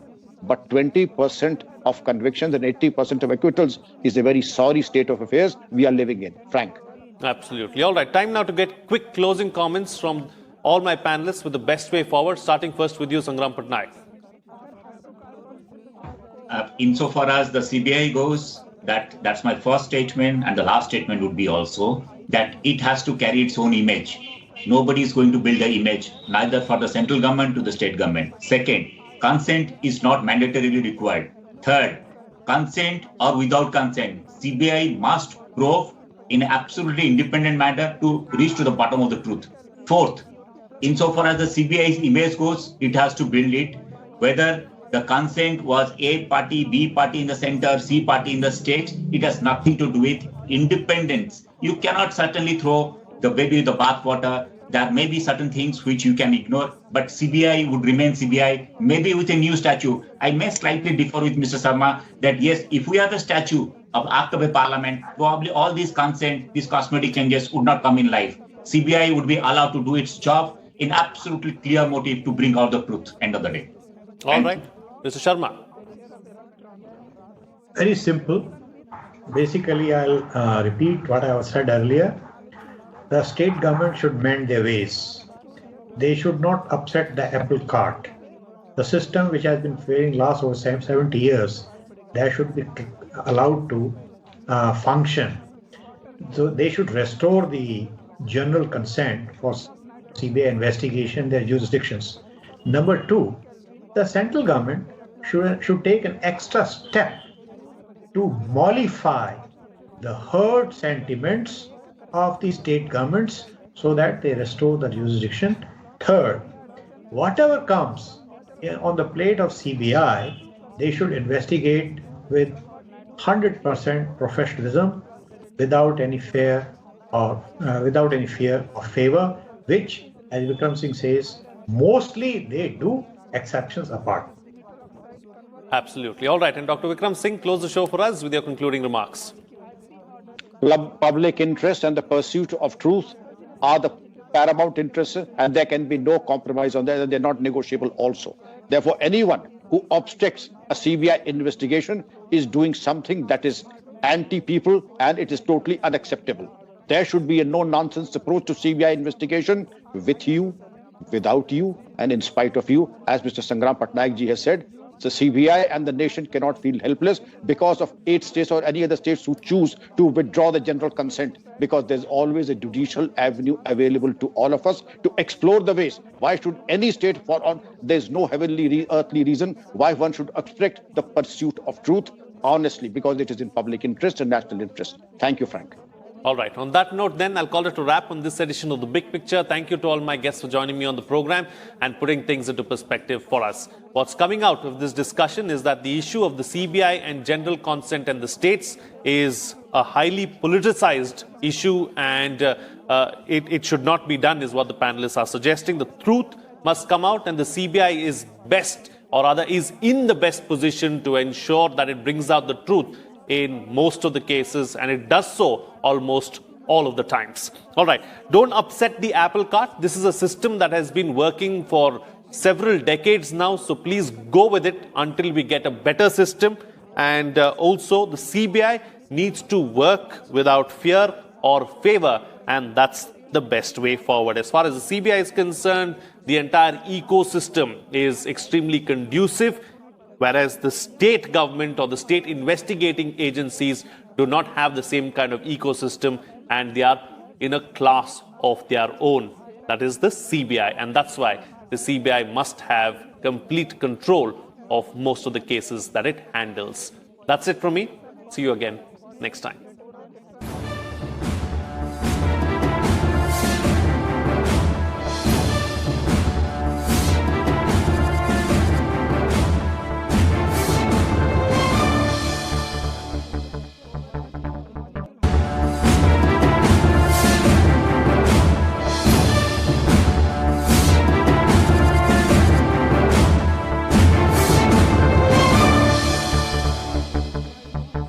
Hello and welcome to Rajya Sabha Television. You're watching The Big Picture with me, Frank Pereira. The SCO summit held on Tuesday under the Russian presidency adopted 16 documents, including key ones on countering spread of extremist ideologies and promoting digital economy. The leaders discussed the current state and priority goals of SCO activities in the context of the dominant global political and economic processes. While speaking at the Shanghai Cooperation Organization Summit on Tuesday, the Prime Minister Narendra Modi emphasized on the importance of countries respecting each other's sovereignty and territorial integrity. Prime Minister Modi, during his virtual speech, also pointed out the attempts being made to hinder with the SCO's agenda. The Prime Minister was virtually addressing the 20th summit of the SCO Council of Heads of State, and it was the first time Prime Minister Modi and Xi Jinping were coming face-to-face after the India-China border conflict. In this edition of The Big Picture, we will analyze the takeaways from the SCO summit. Joining me on the program today are Manjeev Singh Puri, former ambassador, Dhruv C. Katoch, Director, India Foundation, and KP Nair, Strategic Analyst. Thank you to all my guests for joining me on this edition of The Big Picture. Ambassador, let me begin the program with you first. Let's understand the key takeaways really as far as the 20th virtual SCO summit for the heads of state was concerned. Thank you very much, Frank. And I'm so glad that Rajya Sabha TV is focusing on the SCO. The SCO is a very important regional cooperation organization which focuses both on security issues, including counterterrorism, as well as development issues. With so much of our interest being focused across the Atlantic Ocean, I'm so glad that you brought this mainstream organization into focus for us. And you are so right.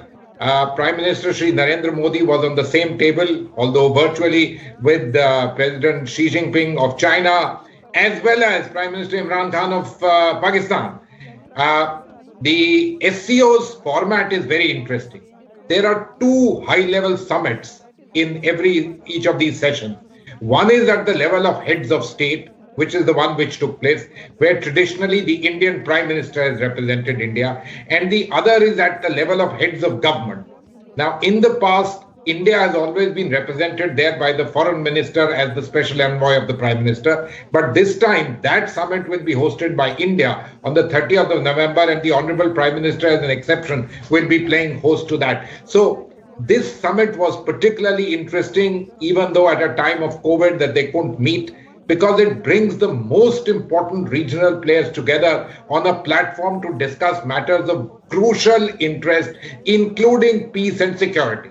Now, what did we do? Of course, the Honorable Prime Minister stressed what has been very important for him, which is the need to reform multilateralism. The SCO also, after all, contributes to the globe coming together, countries cooperating, and global governance. And the presence of Russia and China, two permanent members of the Security Council, was particularly important. Note, the Chinese in particular haven't been really in favor of UN reforms, in particular Security Council reforms. The Russians too have been iffy about the whole thing. So to bring it to focus was particularly important.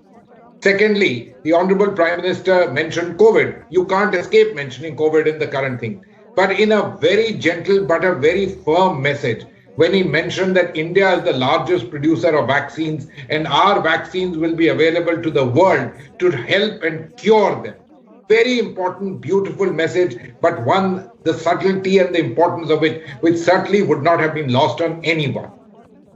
He then, of course, very clearly mentioned that these sort of fora need to be used for global cooperation and not to be misused as Pakistan has done in the past for raising bilateral matters. And I think that point went down very well with people. And lastly, he told them that he wishes to use the forum, especially when we will host it on the 30th of September, to raise the issues of coming together and working together. And what were the two special fields? One was startups and innovation, in which India has done fantastically well and really one of the path-breaking. And the other is the area of traditional medicine.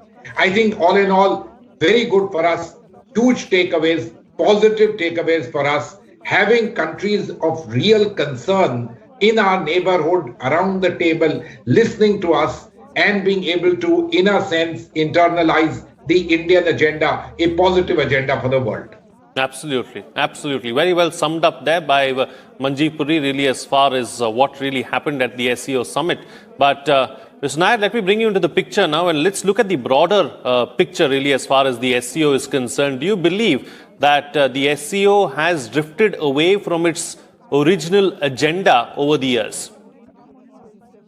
No, I don't think so. I mean, SCO by global standards of multilateral organizations, SCO is still young. And I would say that in the 20 years that it has been in existence, it has been sort of finding its feet. And now we are approaching the 20th year of the SCO. And not only have they not drifted away from its moorings and its objectives, this particular summit, I think, consolidated past gains. For example, this summit adopted the action plan, SCO action plan for 2021-25, aimed at implementing the SCO development strategy until 2025, you see. And, if I may mention something in my role as a journalist covering these summits. You see, previously we always had, we looked for certain parameters to find out the effectiveness of a summit, For instance, how long did Deng Xiaoping hold the hand of his old friend, Vice President K.R. Narayanan, when he went there, to indicate the warmth of the relationship, you see?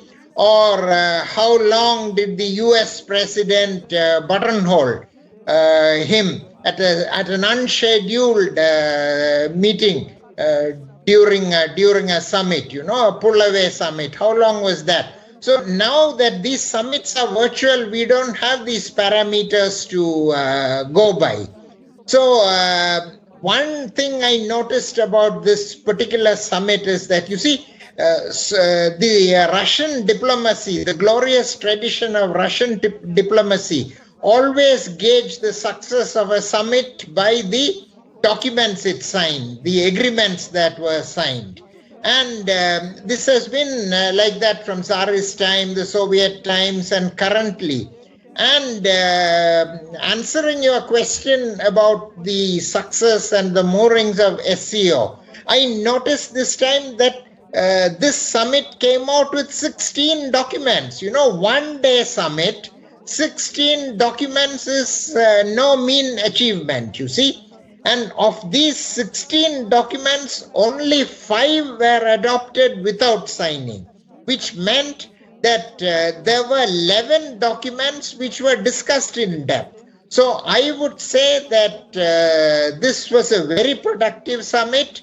Sure. And very substantive summit, and it has consolidated the gains in the last 20 years of the SCO, and now we are looking ahead. We intend to go ahead as a regional multilateral grouping towards achieving more results, better results for humanity. Absolutely. We'll look ahead into the future and see what really we can get out of the SCO. But before that, General, let me come across to you now and let's talk about this issue of, raising bilateral issues at multilaterals. Isn't that counterproductive?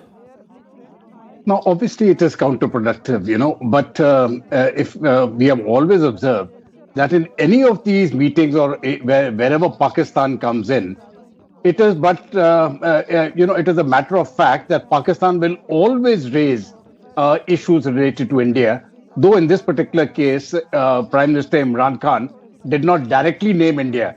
But the emphasis of what he was saying was very, very clear, which is why when the Prime Minister responded, I think that was a very appropriate response. There has been in many of these meetings which are taking place where the heads of states are meeting. In many of these times when these meetings are taking place, we see the response of the Prime Minister of Pakistan coming in a very rash and abrasive manner. And then we see the Indian response coming in a very, I would use the word dignified, a very dignified way. And I think the Prime Minister's response here was very dignified.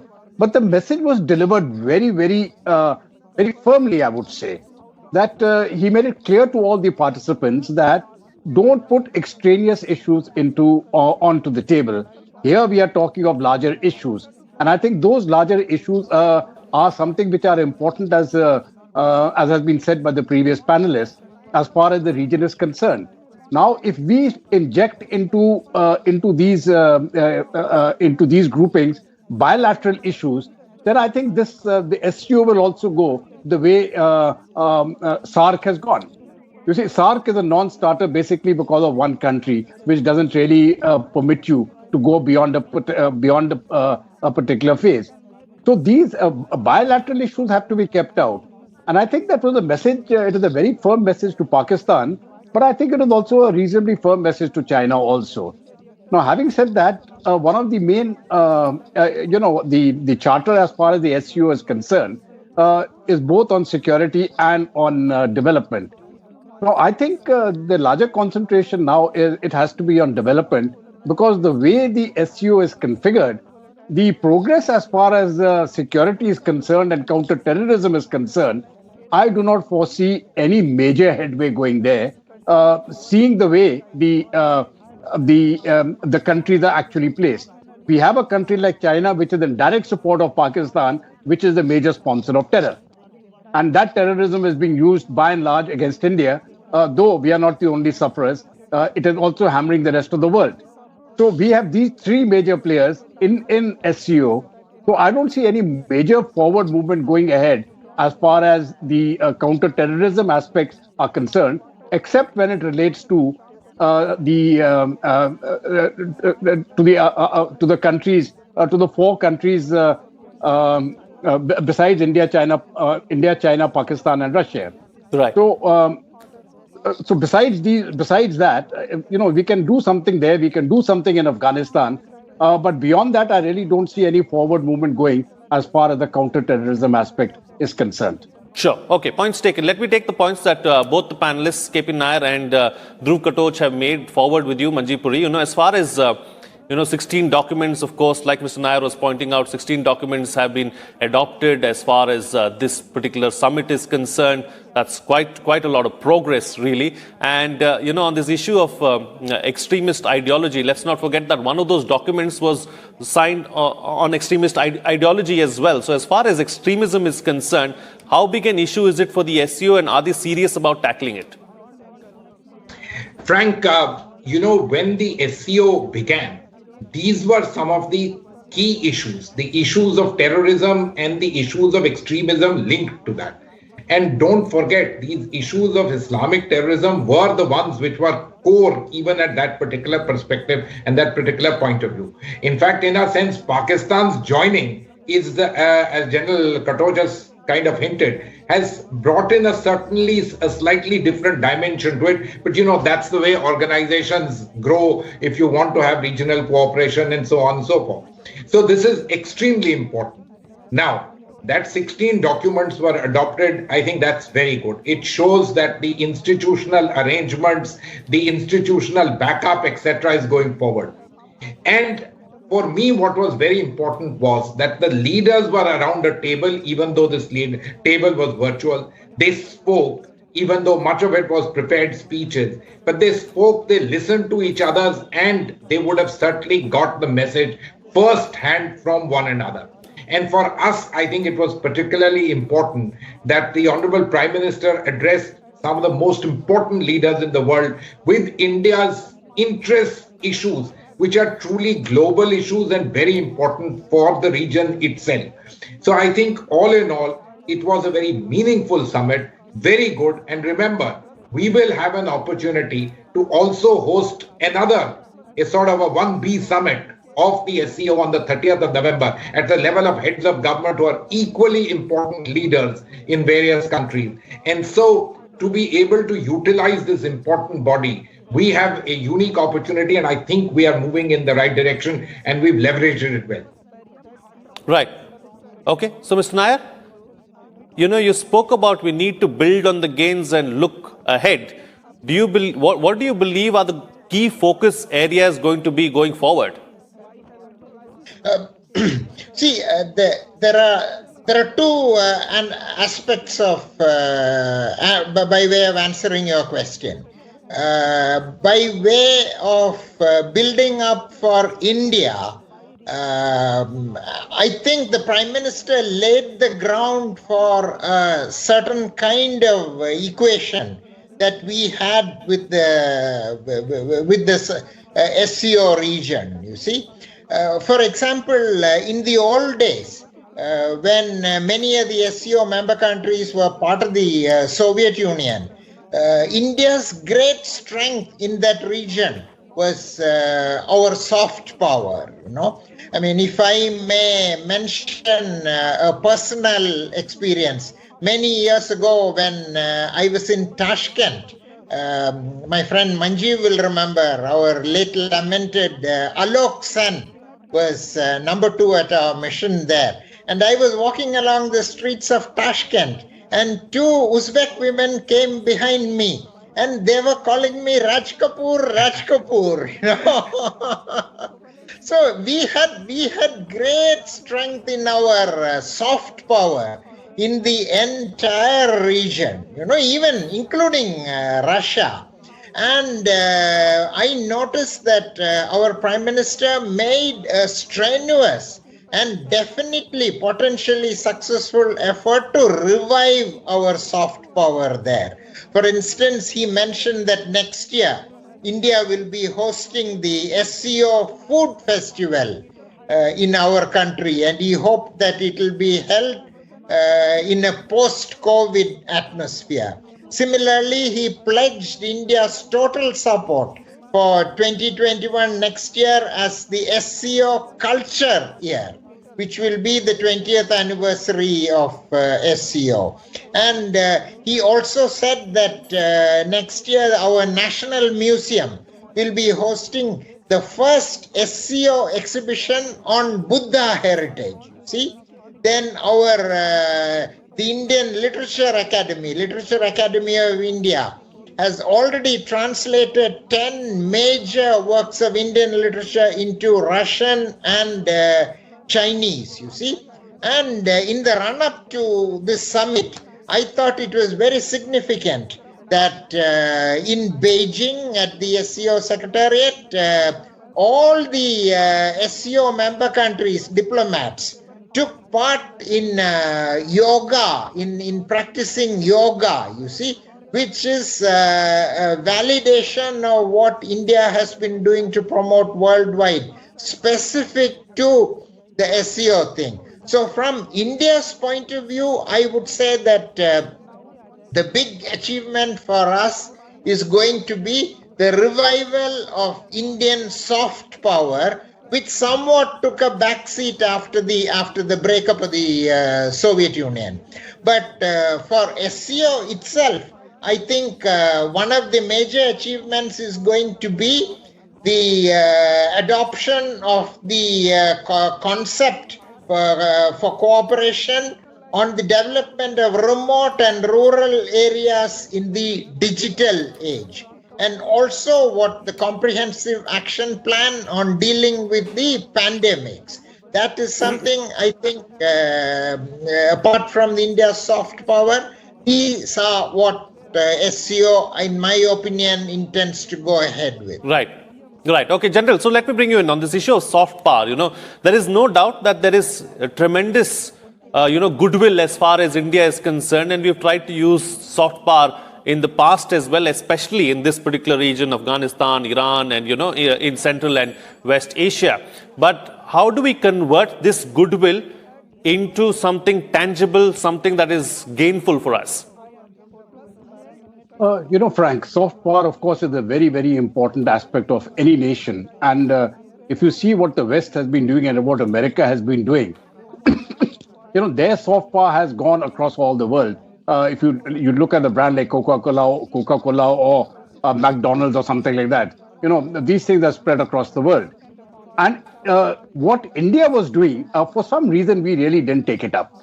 But now things have changed, especially when you look at a subject like yoga, which has just been alluded to. That has become a worldwide phenomenon.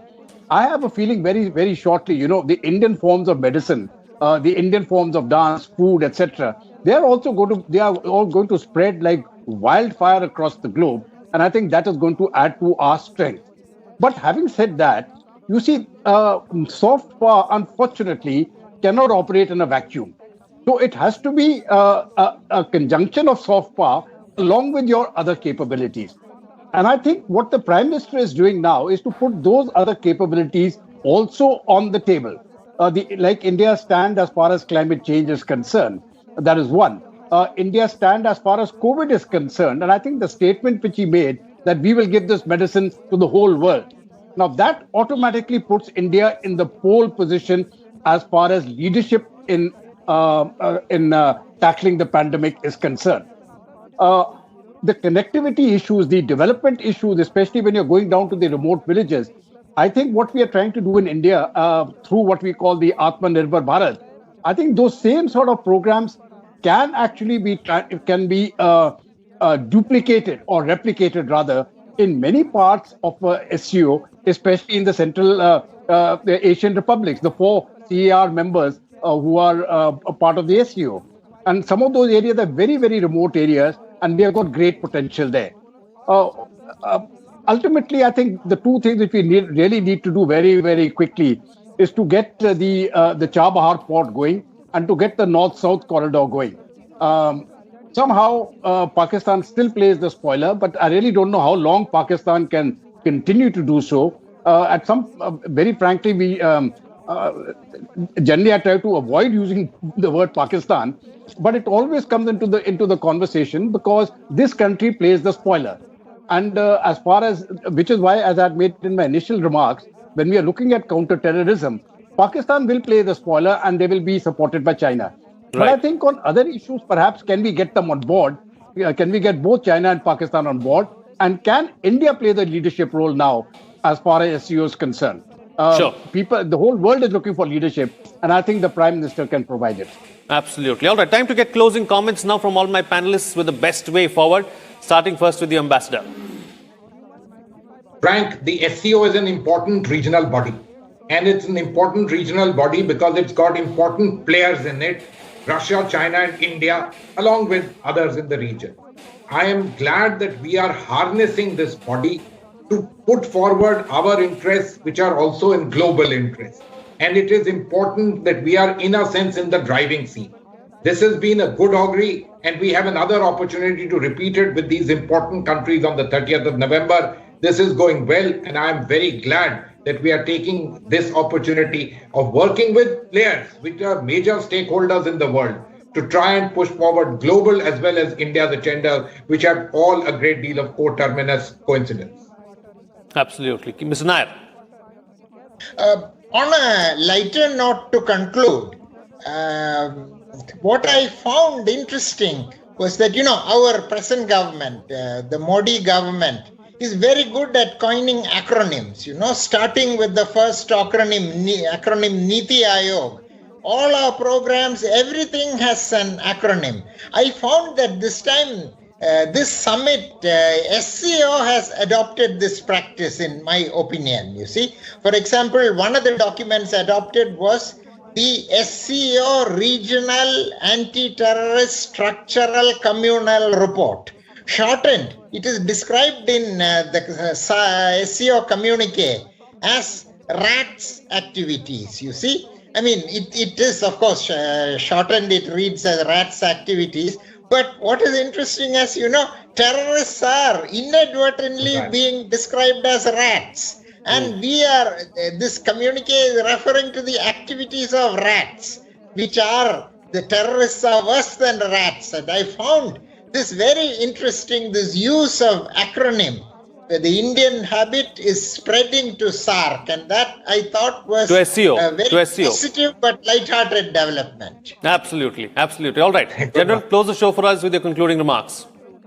Right. I think I would just like to state that for very long, India has been a back foot player as far as taking initiatives at the global level are concerned.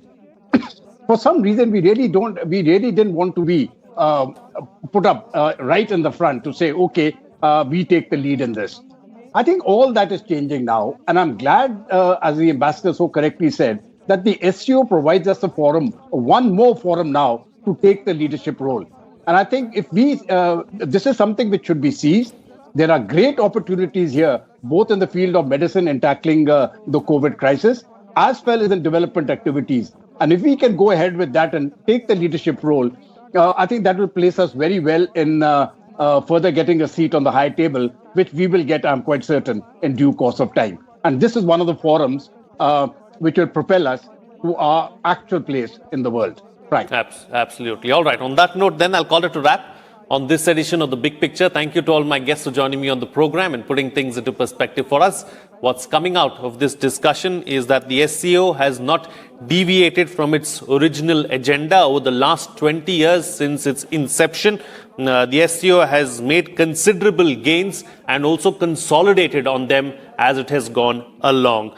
The adoption of 16 documents at the recently held summit shows that there is a robust institutional arrangement and backup in place, and the fact that each of the leaders listened to each other and reacted to each other's speeches too shows that each one respects the other and wants to take the spirit of this organization forward.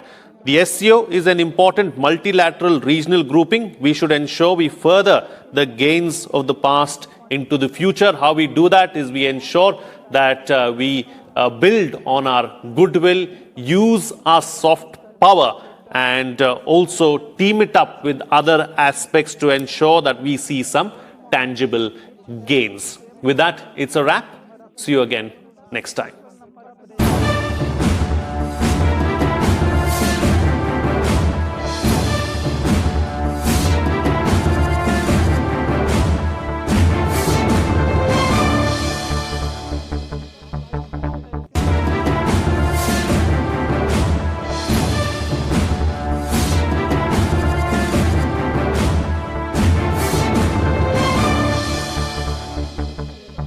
Hello and a very warm welcome to Rajya Sabha Television. You're watching The Big Picture with me, Frank Pereira.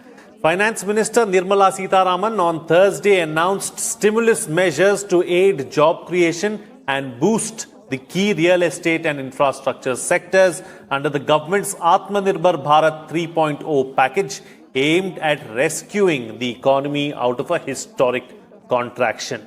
A number of indicators are showing that recovery is clearly happening in the economy. The strong recovery is based on the unrelenting reforms that the government has brought in a systemic manner, the finance minister said in a media briefing, asserting that the latest set of measures take the overall monetary and fiscal support for the economy to 29.8 lakh crore rupees. The finance minister said it is equivalent to 15% of the country's GDP.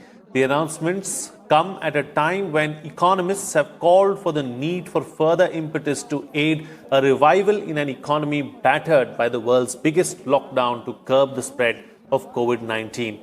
In this edition of The Big Picture, we will analyze the stimulus package announced by the Finance Minister. Joining me on the program today are Dilip Chinoy, Secretary General, FICCI, Shubhamay Bhattacharjee, consulting editor of the Business Standard, and A.S. Bail, former principal economic advisor to the Government of India. Thank you to all my guests for joining me on this edition of The Big Picture.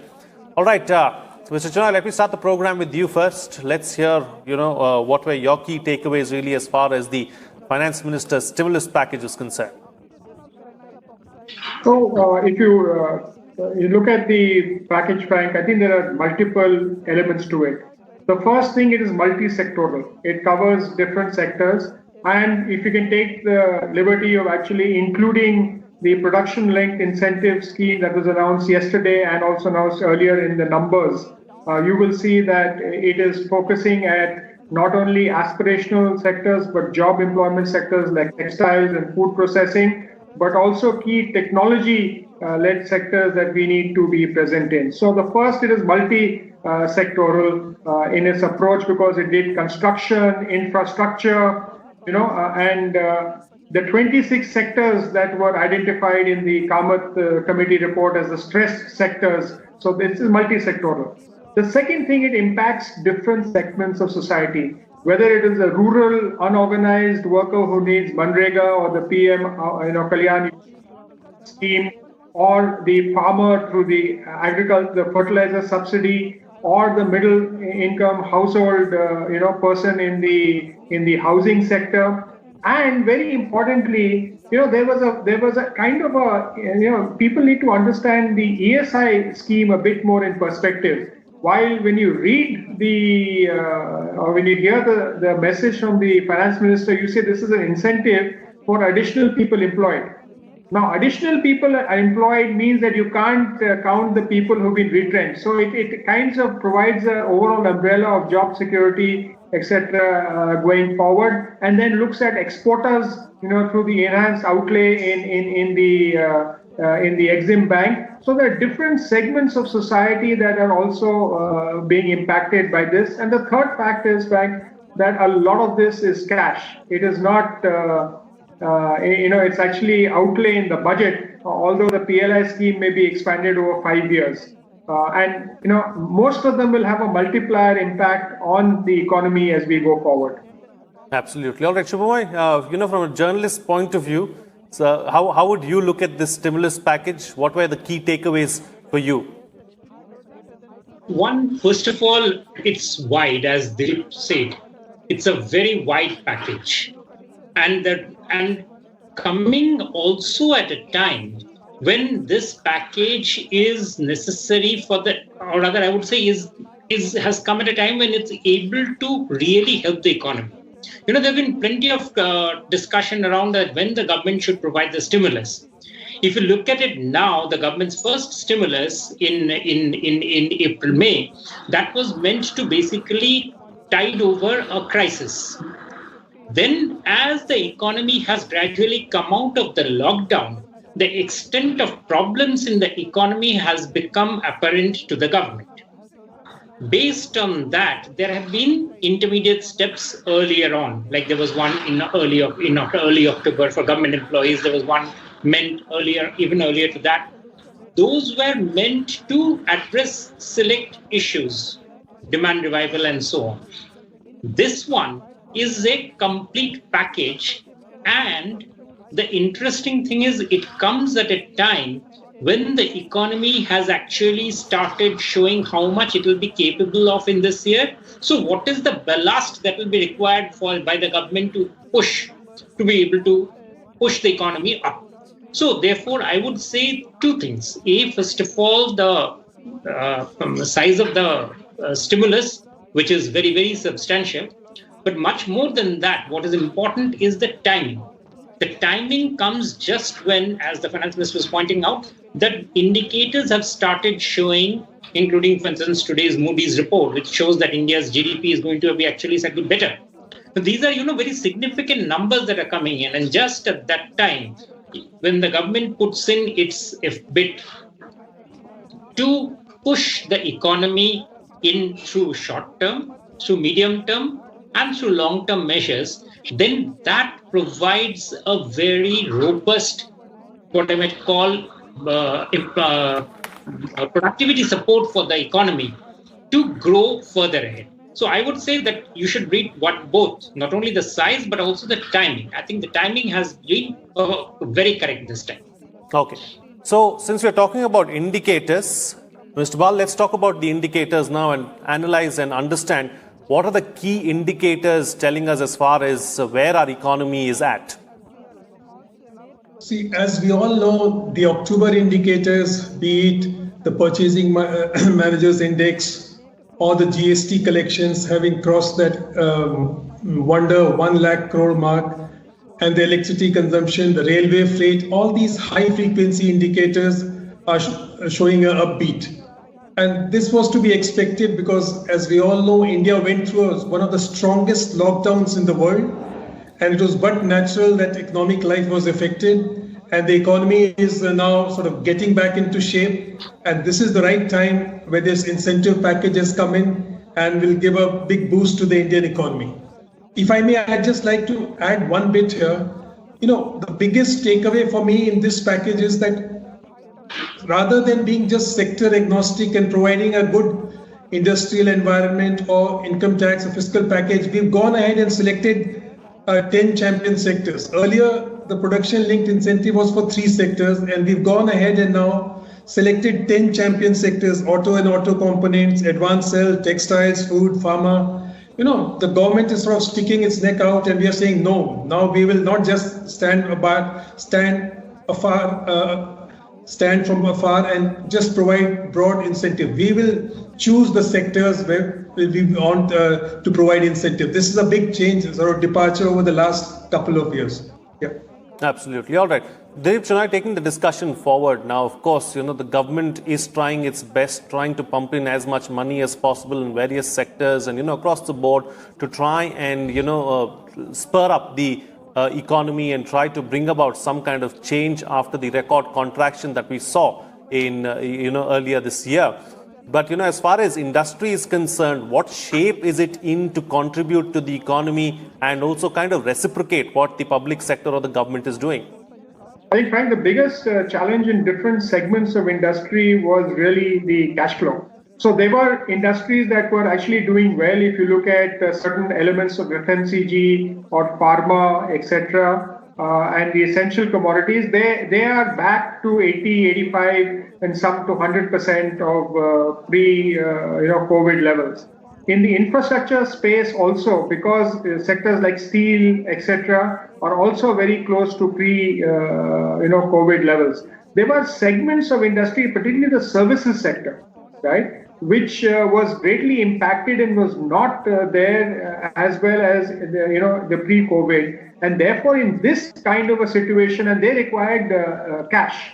Really, and they required a guaranteed loan, etc. Extending the emergency credit guarantee loan scheme to those 26 sectors actually enables those sectors also to get cash to contribute to the revival of the economy. The other aspect is that many of the companies, right, who were wanting to expand and to look at other aspects but did not have access to capital or found it so, I mean, literally not the new investments that we're looking at, but the companies that are invested in India. In the 13 sectors, because 3 were announced earlier and 10 have been announced, and there's one overlap in pharmaceuticals. But in those sectors, there's a huge incentive now to expand capacity, to increase scale. And when you increase scale, you become competitive. So you've already seen it happen in the mobile space. You've seen it happening in the electronics component space.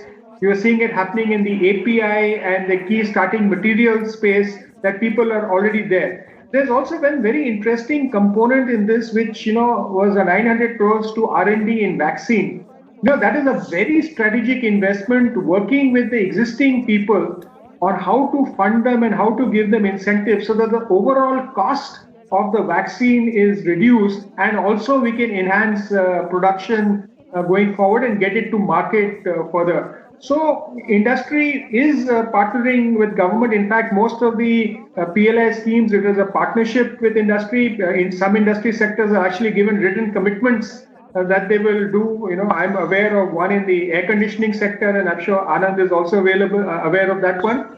And people are really looking at we're looking at a, positivity in this festive time, and it could actually be termed as a, Diwali bonanza for the entire economy, and it'll lift spirits. That is the most important thing. It will communicate that the government is listening, the government is willing to do it, and Sukumar talked about the timing of it. One is the timing when the economy opens up, but the other is timing of Diwali and others. And a lot of people now who have fear of losing their job and were not spending will now say that, our companies are actually encouraged to keep us there and get more people. The propensity to spend also may increase. So I think there are different ways that people will react. And for the real estate and construction sector and for the home buyer, it is huge. And if you see the impact, what could happen, the state governments follow suit, like Maharashtra reduced the stamp duty and they got record number of sales and registrations. So the states can also actually add to this and, change the whole outlook going forward. Absolutely. Shubhoy Bhattacharya talking about the festive season and talking about the, the timing and all those other aspects. Is there also a concern or a fear that, post the festive season that we might see a lull once again? That is a genuine fear. And let's step back at this moment to understand the policy under which this stimulus has come. So what you realize is that this is one about job creation. The finance minister has clearly said upfront that companies, if they are recruiting new employees, they will get a subsidy from the government as far as their EPF dues are concerned.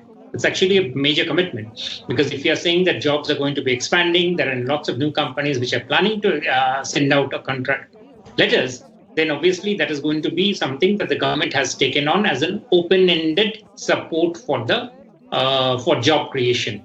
That also applies for the expansion of the MGNREGA, where there has been extra money. So the emphasis here is on job creation. Now, why is that job creation important? This is to answer your question, that if you look at the recent data that has come out, there has been a major push from the household sector towards savings. Savings has risen considerably. Now, this answers the question which had been raised earlier, that should the government just give out cash dole? The answer is no, it would not have helped. Cash dole would have simply led people to hoard that money. It would not have led to creation of demand in the economy. This one and the earlier projects which the government has taken on, Atmanirbhar version 1, and this basically says that the government will be nudging companies, nudging the informal sector to create jobs, to create investment. And that will then help, as you said, ensure that the momentum stays beyond the festival season. Because if those are being created on a regular basis, then obviously demand conditions return to the market.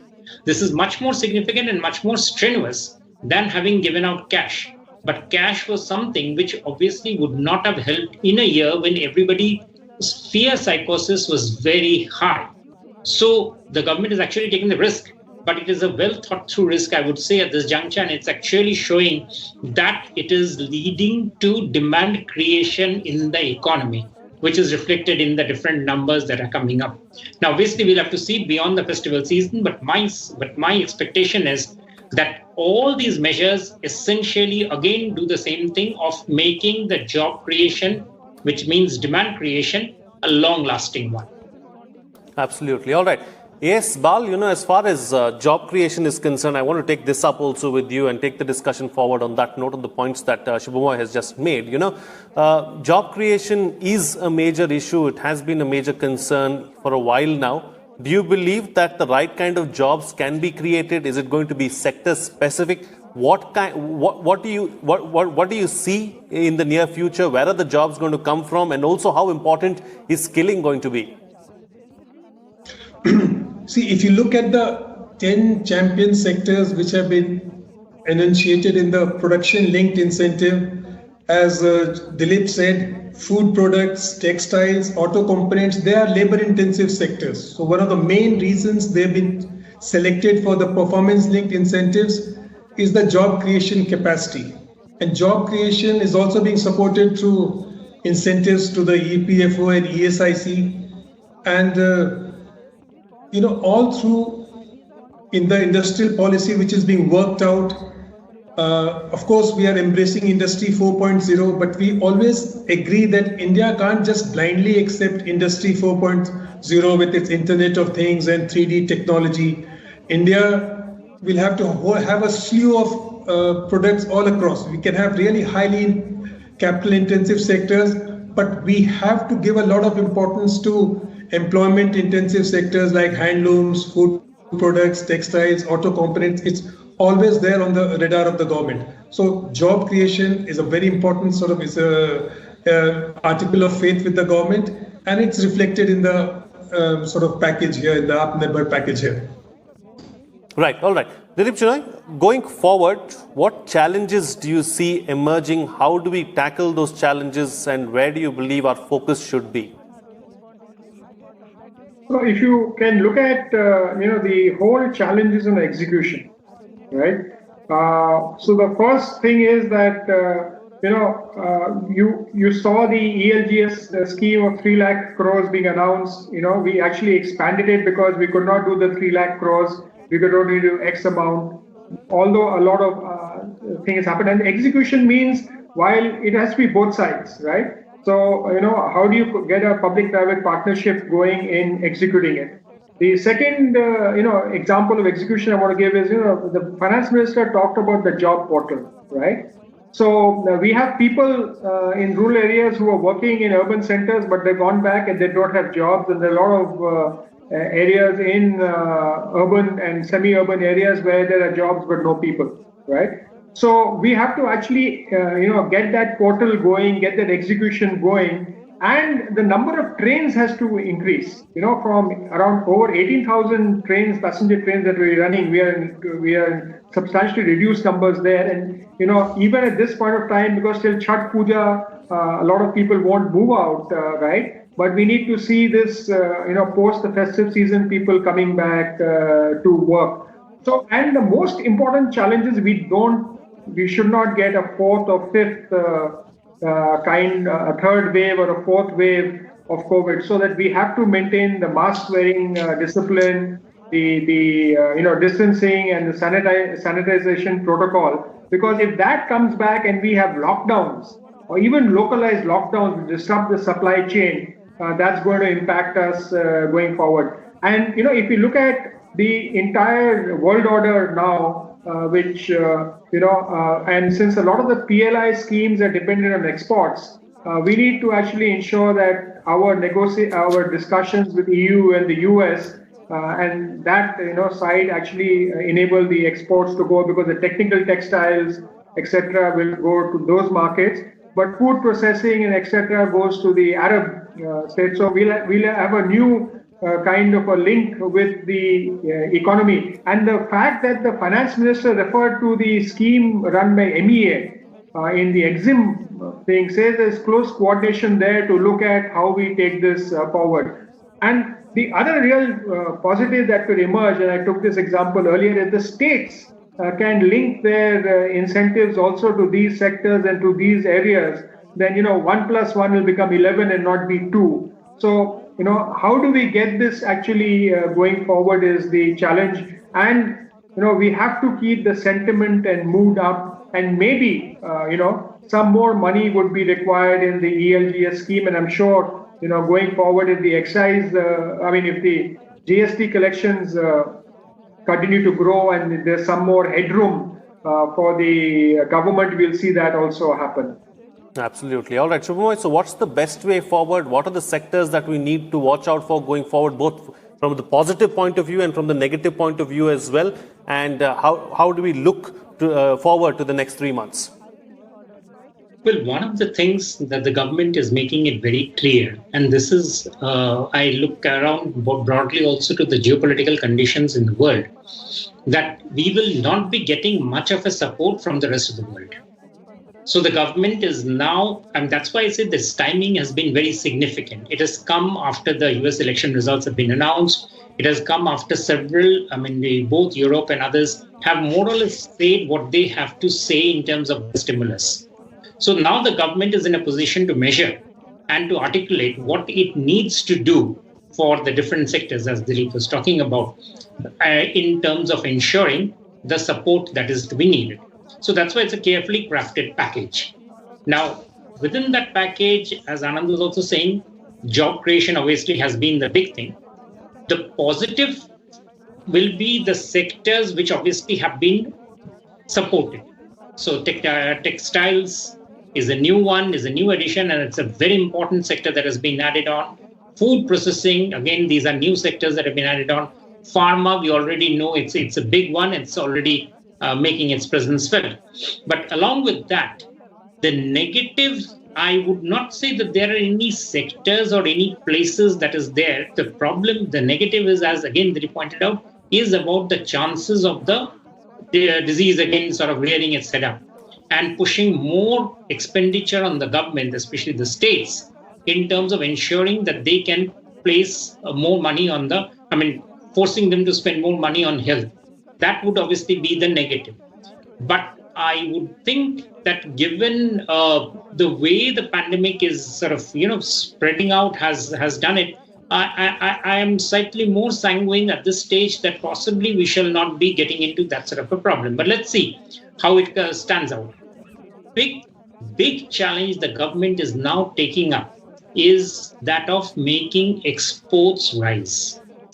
Both the Exim Bank support to expand the capital of Exim Bank, as well as measures to ensure that companies try to tap into the export market, are meant to ensure that India gets that additional export which is very necessary and which has been stagnating for a long time.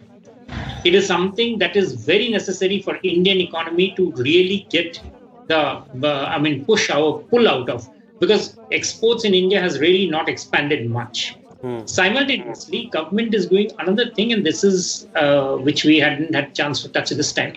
This is on the infrastructure sector.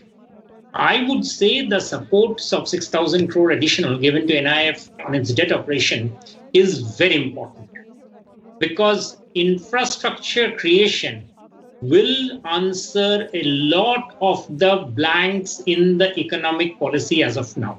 Right.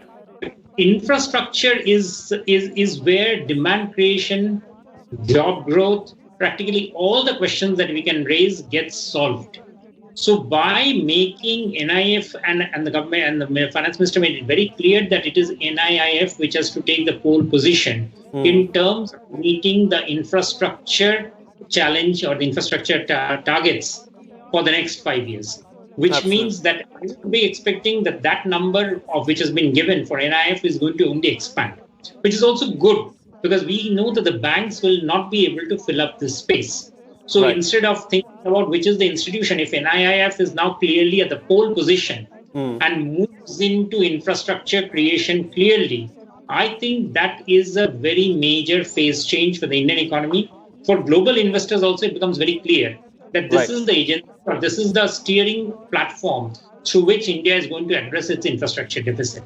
So I think that is also a very major step going ahead. And I think I would expect, you are saying that there will be more stimulus. If there is, I think NIIF will be there in our conversation now more regularly over the next couple of years. All right. And A.S. Bal, close the show for us with your concluding remarks.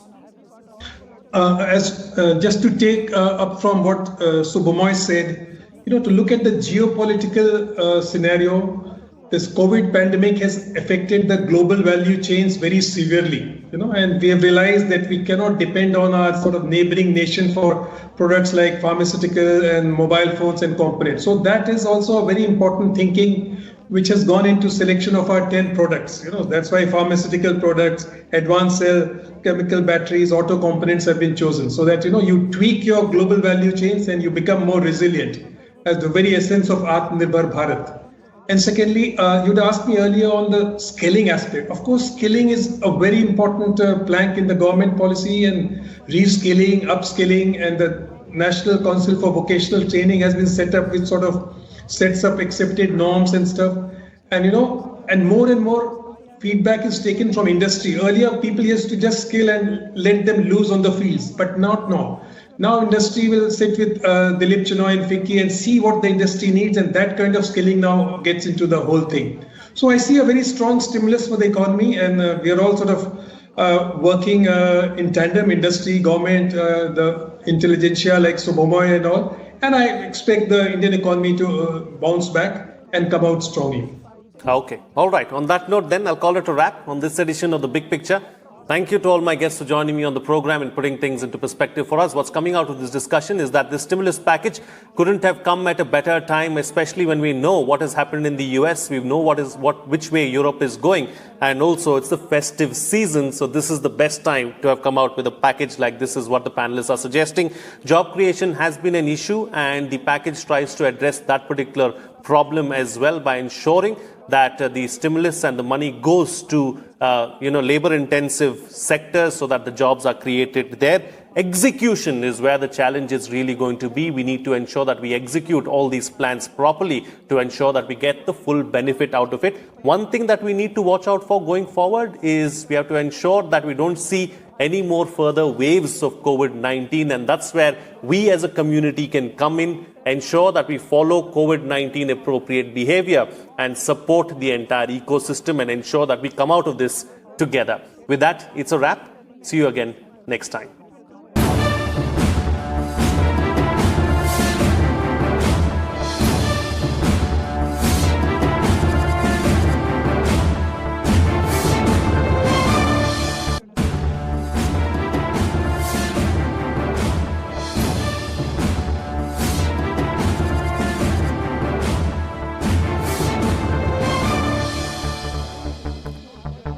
Hello and a very warm welcome to Rajya Sabha Television. You're watching The Big Picture with me, Frank Pereira.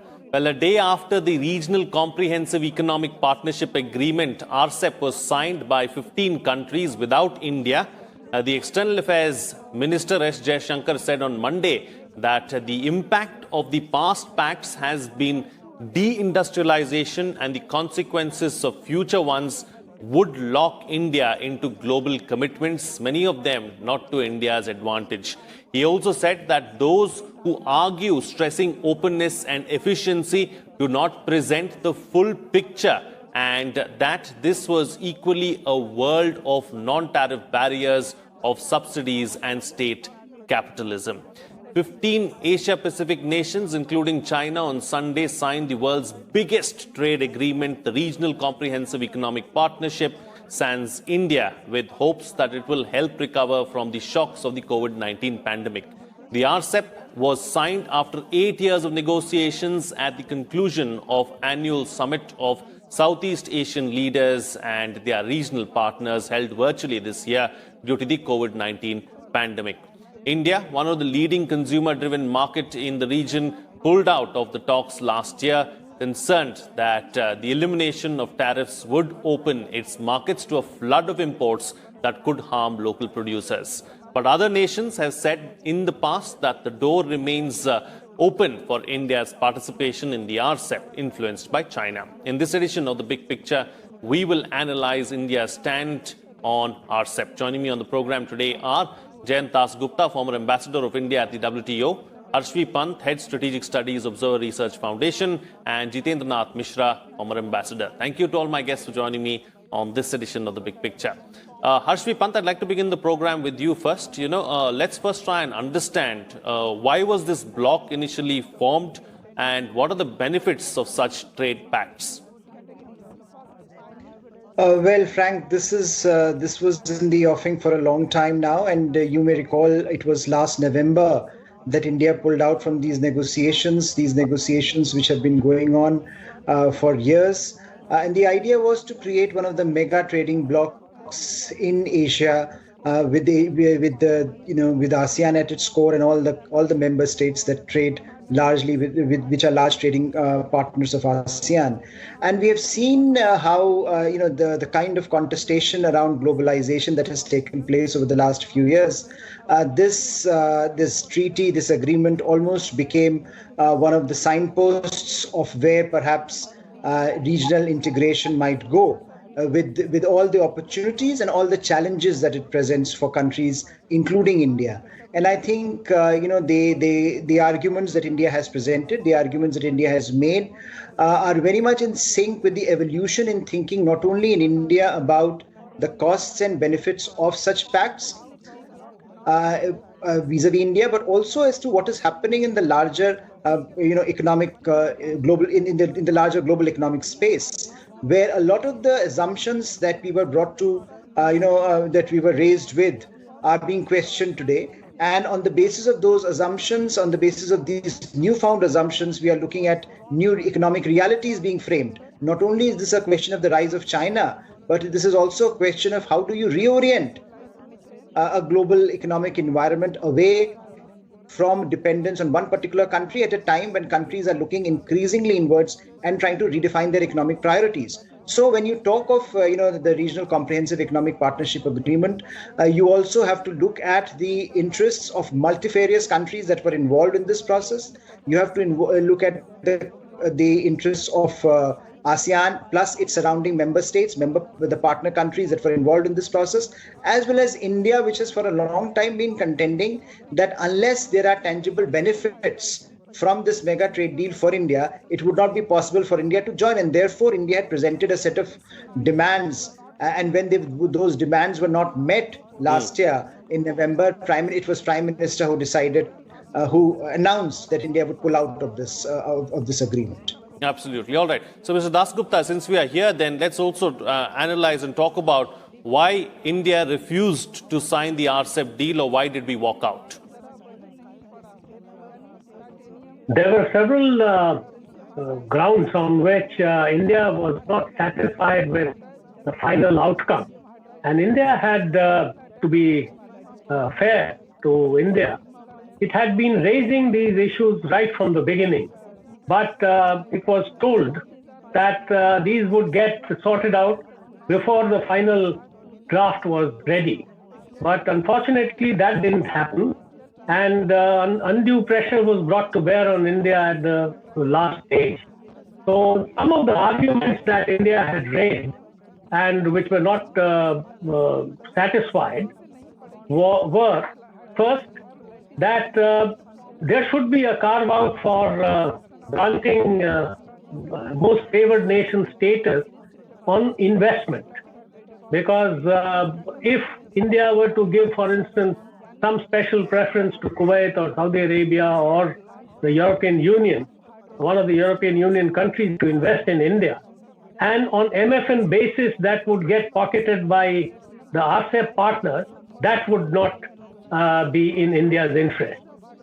So that was one. The second one was about the lowering of tariffs that could give rise to an import surge. And if that were so, then the, barring the secular increase which was to be provided, if the import surge went beyond that, then a country should have the right to impose safeguard duty. That was also not agreed upon. The third point was about the transparency obligations which countries were expected to adhere to. And the main objection underlying all these was the way the Chinese specifically use subsidies and state capitalism to circumvent the provisions of an agreement and to bring in cheap goods and then destroy the industrial growth that is taking place in a country. And of a piece with this was another point about the rules of origin. Now, in a plurilateral agreement of the kind of RCEP, there is a provision that the country where the most value addition has taken place, need not be the country of origin. It could be finished in some other country and it could be exported from there. So it would be taken as, it's known as accumulation of value addition. Now, in this case, because the duties were going to be different for, let's say, the ASEAN and China or Australia and New Zealand, so if the duties were to come down much later for China, China could circumvent and send the goods through ASEAN into India at a much lower rate, thereby defeating the provisions of the agreement. So all these were concerns which India had raised, but they were not satisfied. And that is why India had to ultimately, very reluctantly, walk out of the agreement. Right, sure. Okay, points taken. Ambassador Misra, let's talk about, any challenges associated with blocks like these. Well, there are lots of challenges, and Ambassador Pant talked about the centrality of ASEAN in the negotiations leading to the conclusion of RCEP, and Ambassador Dasgupta talked of tariffs and other economic factors. And all this put together means that the challenge is, who is going to be central? Is ASEAN central in this? To me, it seems no. It is China that's central to it. Why? Because first of all, the United States and other major economies of the world are excluded. It was supposed to be a regional partnership. Fair enough, but the United States is a regional power. So it was very expressly excluded. As far as India is concerned, as Professor Pant said, India's concerns were not met. We heard a statement by Secretary Riva Ganguly Das the other day. And we also had that excellent speech by Minister Jaishankar at the Deccan Dialogue, where he's talking about transparency, he's talking about too much of imports coming in, manufacturing not being properly based in India, and all kinds of things. So, the Chinese Premier Li Keqiang called it a victory of multilateralism and free trade. Well, I think it is a Chinese-led multilateralism, that's what he meant, and free trade, a free trade for China. Because India was not just interested in free trade in goods, but also services, where our strength lies. So this is a big challenge. So this was not taken care of. Now, where do we go from here? Now that India has not signed, I see a very peculiar kind of Chinese, I call it a mixture of seduction and coercion, a Chinese persuasion, a Chinese style. It happened to be also in the CTBT negotiations many decades ago, that it can't come into force without India coming on board. We are having something similar. Place is being kept for India for the future. And I read in the media that countries like Japan spearheaded the separate ministerial statement, whereby India can become, if not a member, at least an observer to start with. Now, this is a kind of seduction. Why? Because the Indian market is a huge market. And tariffs. There is no transparency on tariffs. There is no transparency on origin and value addition. That is the key point. And what about FTAs? Is this the end of the world for India? Of course not. India has FTAs with many, if not most, of the member states of the RCEP already. And our experience in these free trade agreements has been very mixed. They have only had moderate success so far. So I think there was a review of everything across the board. The economic dimension is the most important, but of course also the political dimension. Why? Right. Because strategically, if it is going to be China-led and India has a political difficulty and a strategic problem with China, a border issue flaring right now, though we are talking about it, in the midst of this, it's going to be politically very difficult for India to come on board. Absolutely. Absolutely. These are some very valid points that you've raised. So let's talk about, let's take this discussion forward and bring in a few more aspects as well. Harshvi Pant, we have FTAs with most of these countries. Rather than, China-centric multilateralism, shouldn't we be working towards and focusing on and strengthening the existing FTAs? Yes, I think that has been that is the sense that you get, that most of these FTAs where you have huge trade deficits that India has with the countries in question. I think that has been a challenge. Most of these FTAs have not really worked in ways that perhaps when they were crafted, it was envisioned. And so the challenge is, how do you recraft your economic strategy, which needs to be more in sync with the political strategic realities of the day, as along with building the domestic strength of India, economic strength of India. And I think that's a very significant challenge that India faces going forward. So I think the idea that this is perhaps end of the road for India is misplaced. India will have to build its own capacities at the end of the day if India is to be a global player in any real sense of the term. And I think that's where the discussion is now moving to. How do you develop those strengths? And India possibly could not have developed those strengths by entering into this kind of an agreement. So the challenge remains, but also I think opportunities are there to build those kinds of capacities, which I think that the government is talking about, whether it is Make in India, Atmanirbhar Bharat, whatever you might want to call it. I think the idea is to build domestic capacity in the country, and then to wield that capacity and to leverage that capacity to build partnerships with countries where there are economic synergies. I think what certainly is likely to happen is there is going to be some disappointment in countries like Japan and Australia, which are key strategic partners of India, and therefore Japan was pressing for India's, is pressing this case for India to be there in some way, shape, or form as part of this deal, because I think the Japanese also, like Indians, don't want China to dominate, this bloc, to dominate the region, to dominate the economic landscape. And I think at a time where India is already recalibrating its China policy across domains, and specifically we have seen a lot of policy shifts in the economic space, the RCEP in its present form could not have gone forward. So clearly what we are looking at now is how can India merge its economic, more open-ended economic policy outreach to countries which are like-minded with its strategic priorities, which is to build domestic infrastructure, domestic capacities. And I think that challenge is a huge one, but that is a challenge that India will have to manage going forward, if at all the kind of discourse that we are seeing in the region needs to be managed and needs to be protected. Absolutely. So, Mr. Dasgupta, what are the economic implications, of India opting out of the RCEP?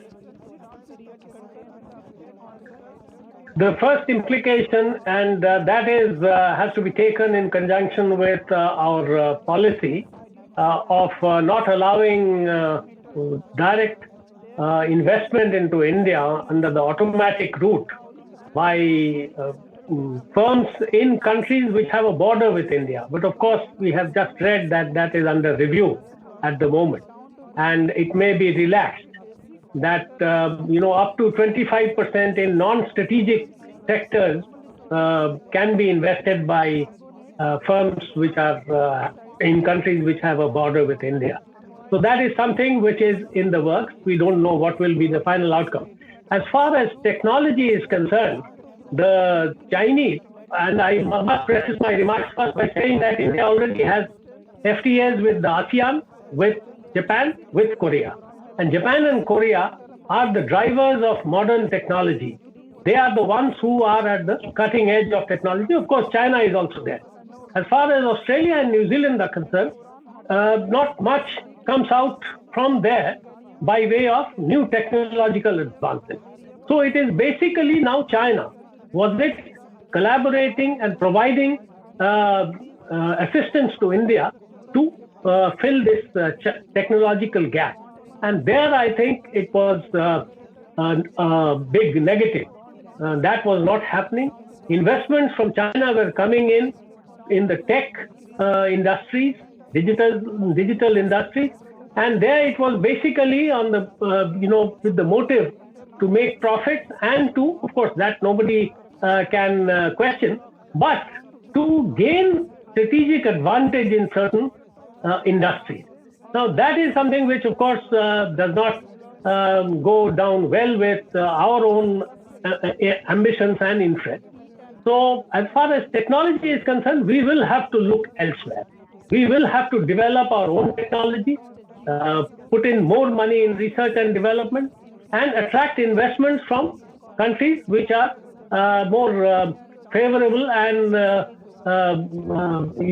which don't have the kind of expansionist ambitions that China had.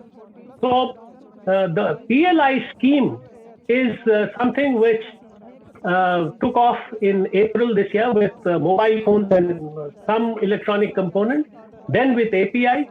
Now we have added to that with 10 more sectors. So this is in keeping with our policy of making India not only Atmanirbhar, but also globally competitive. That is something which is a departure from the previous editions of this import substitution policy. The present policy is not just one of import substitution. It is about becoming globally competitive and, most importantly, to get on board the global value chain.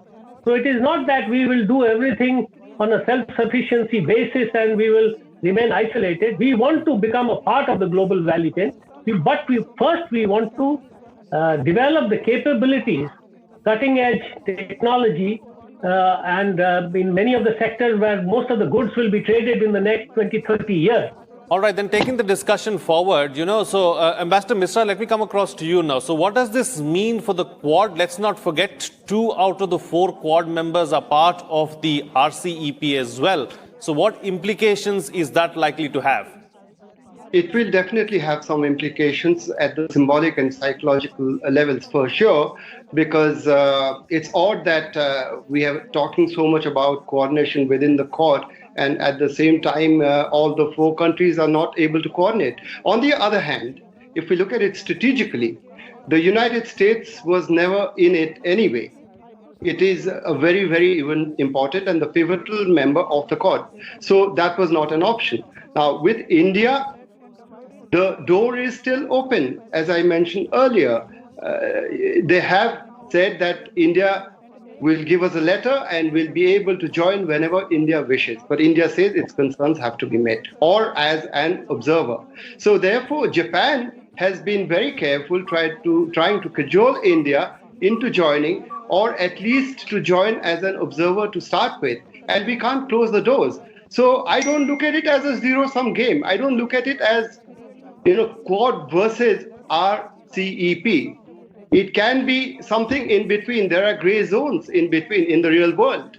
So RCEP, if India becomes an observer, and Mr. Ram Madhav, General Secretary of the BJP, in fact, said that the door is still open, and I'm reading between the lines. So anything is possible. And in any case, looking at the direction of Quad, we are not sure where it's going. Will the new American government have the same level of commitment? Does Quad have a continental strategy that takes care of India's vital security concerns vis-a-vis China?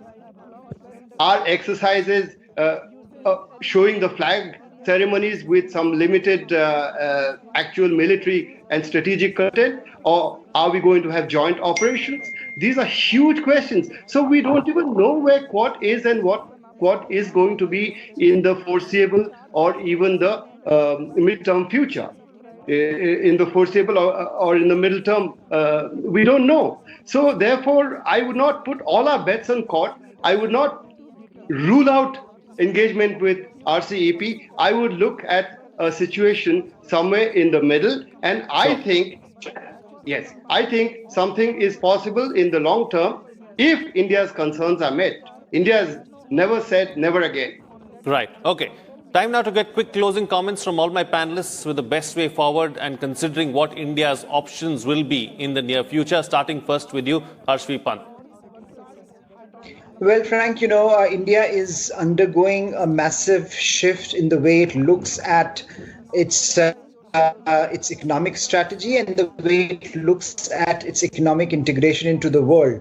As Ambassador Dasgupta pointed out, it's not a question that India is turning inward. How that is to firm up your own capacities. And I think if that is a challenge, then one has to look at every single of these measures very, very carefully. And I think India has done well in terms of assessing the costs and benefits of RCEP, and therefore coming to an informed conclusion that perhaps time is not right for India to join. I think India will face some backlash. India will face some concerns from some of its closest partners, including Japan and Australia, that perhaps India is not playing the kind of economic role that it should. But I think that's a short-term phase. In the long term, if India can manage its domestic political economy properly, if India can manage its domestic economic restructuring properly, then I think India can be a very, very credible member of the larger economic dynamic that is shaping the larger Indo-Pacific as well as the larger global reality. So I think this is something that India has taken a considered decision based on the realities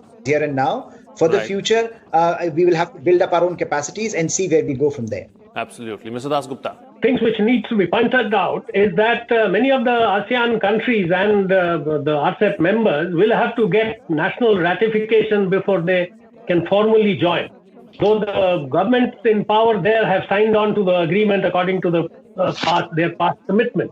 So that has to be seen, especially in view of the bellicosity shown by the Chinese towards many of the RCEP partners, including Australia, because they have stopped the imports of many of the products which the Australians have been exporting to China. The second point I wanted to mention that this should not be viewed in isolation, because 7 of the members of this RCEP are also part of the CPTPP, which has gone ahead without US participation. After President Biden takes over, he may, in keeping with the commitment of the Obama administration towards TPP, he may rejoin the CPTPP and take the initiative to guide that or lead that coalition into greater prosperity. So that remains to be. And the last point is the RCEP agreement. Before it comes into force, it will be 2 years. So we have to watch how the Chinese behave towards their RCEP partners, whether they are treated differently or the same aggression is showed towards, on boundary disputes and many other areas. Absolutely. So that is a question up for consideration. Ambassador, close the show for us with your quick concluding remark. First of all, we need to build a comprehensive national power, shifting from a balancing to a leading role, as Minister Jaishankar has said, and he has outlined the steps to be taken brilliantly in his speech yesterday at the Deccan Dialogue. Now, we don't need to be despondent. We can even go it alone. I look at it as in a perspective of the future, which means that India will be, according to Publico magazine, will be the largest economy in the world, from 3.7% of the world's GDP today to 19.8%. China will be 17.4%. The US will be only 10% in the year 2100. We need to think not in decades, but in 50 years, 100 years spans. And if we have to build our strength, we should be optimistic that our future is quite secure. We don't need to go it alone, therefore. We can have the partnerships that we want. Strengthen the supply chains that don't include Chinese origin or Chinese inputs. So we have the India, Australia, Japan supply chain initiative. Then do our homework on the rules of origin, educated businesses on FTAs. We are not using the benefits that we get to export from the FTAs.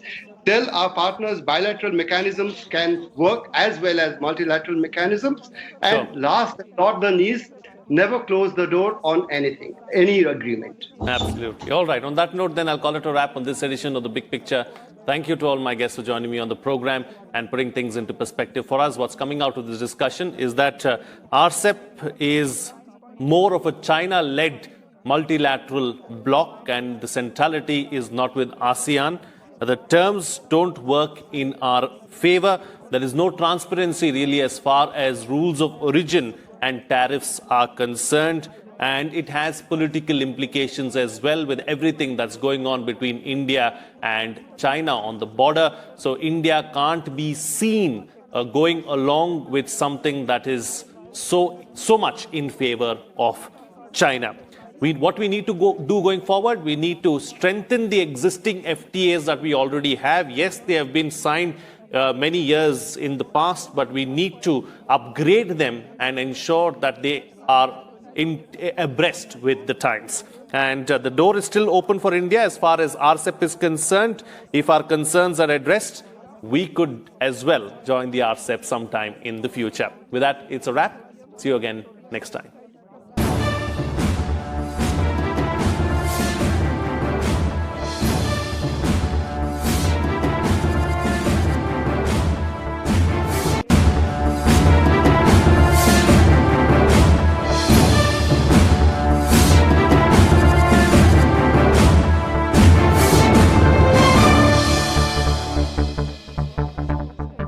Hello and a very warm welcome to Rajya Sabha Television. You're watching The Big Picture with me, Frank Razan Pereira.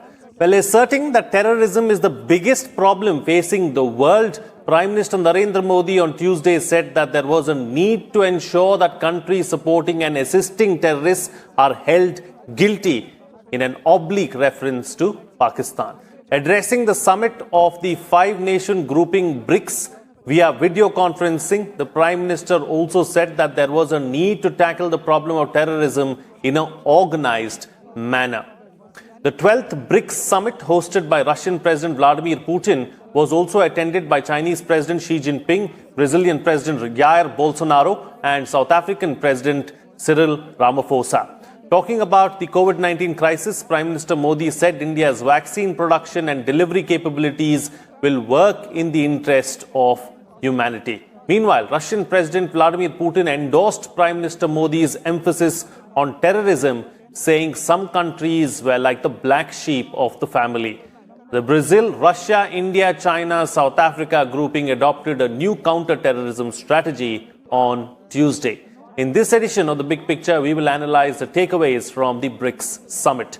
Joining me on the program today are Manjeev Singh Puri, former ambassador, Sriram Chaulia, foreign affairs analyst, and Shubhajit Roy, associate editor of the Indian Express. Thank you to all my guests for joining me on this edition of The Big Picture.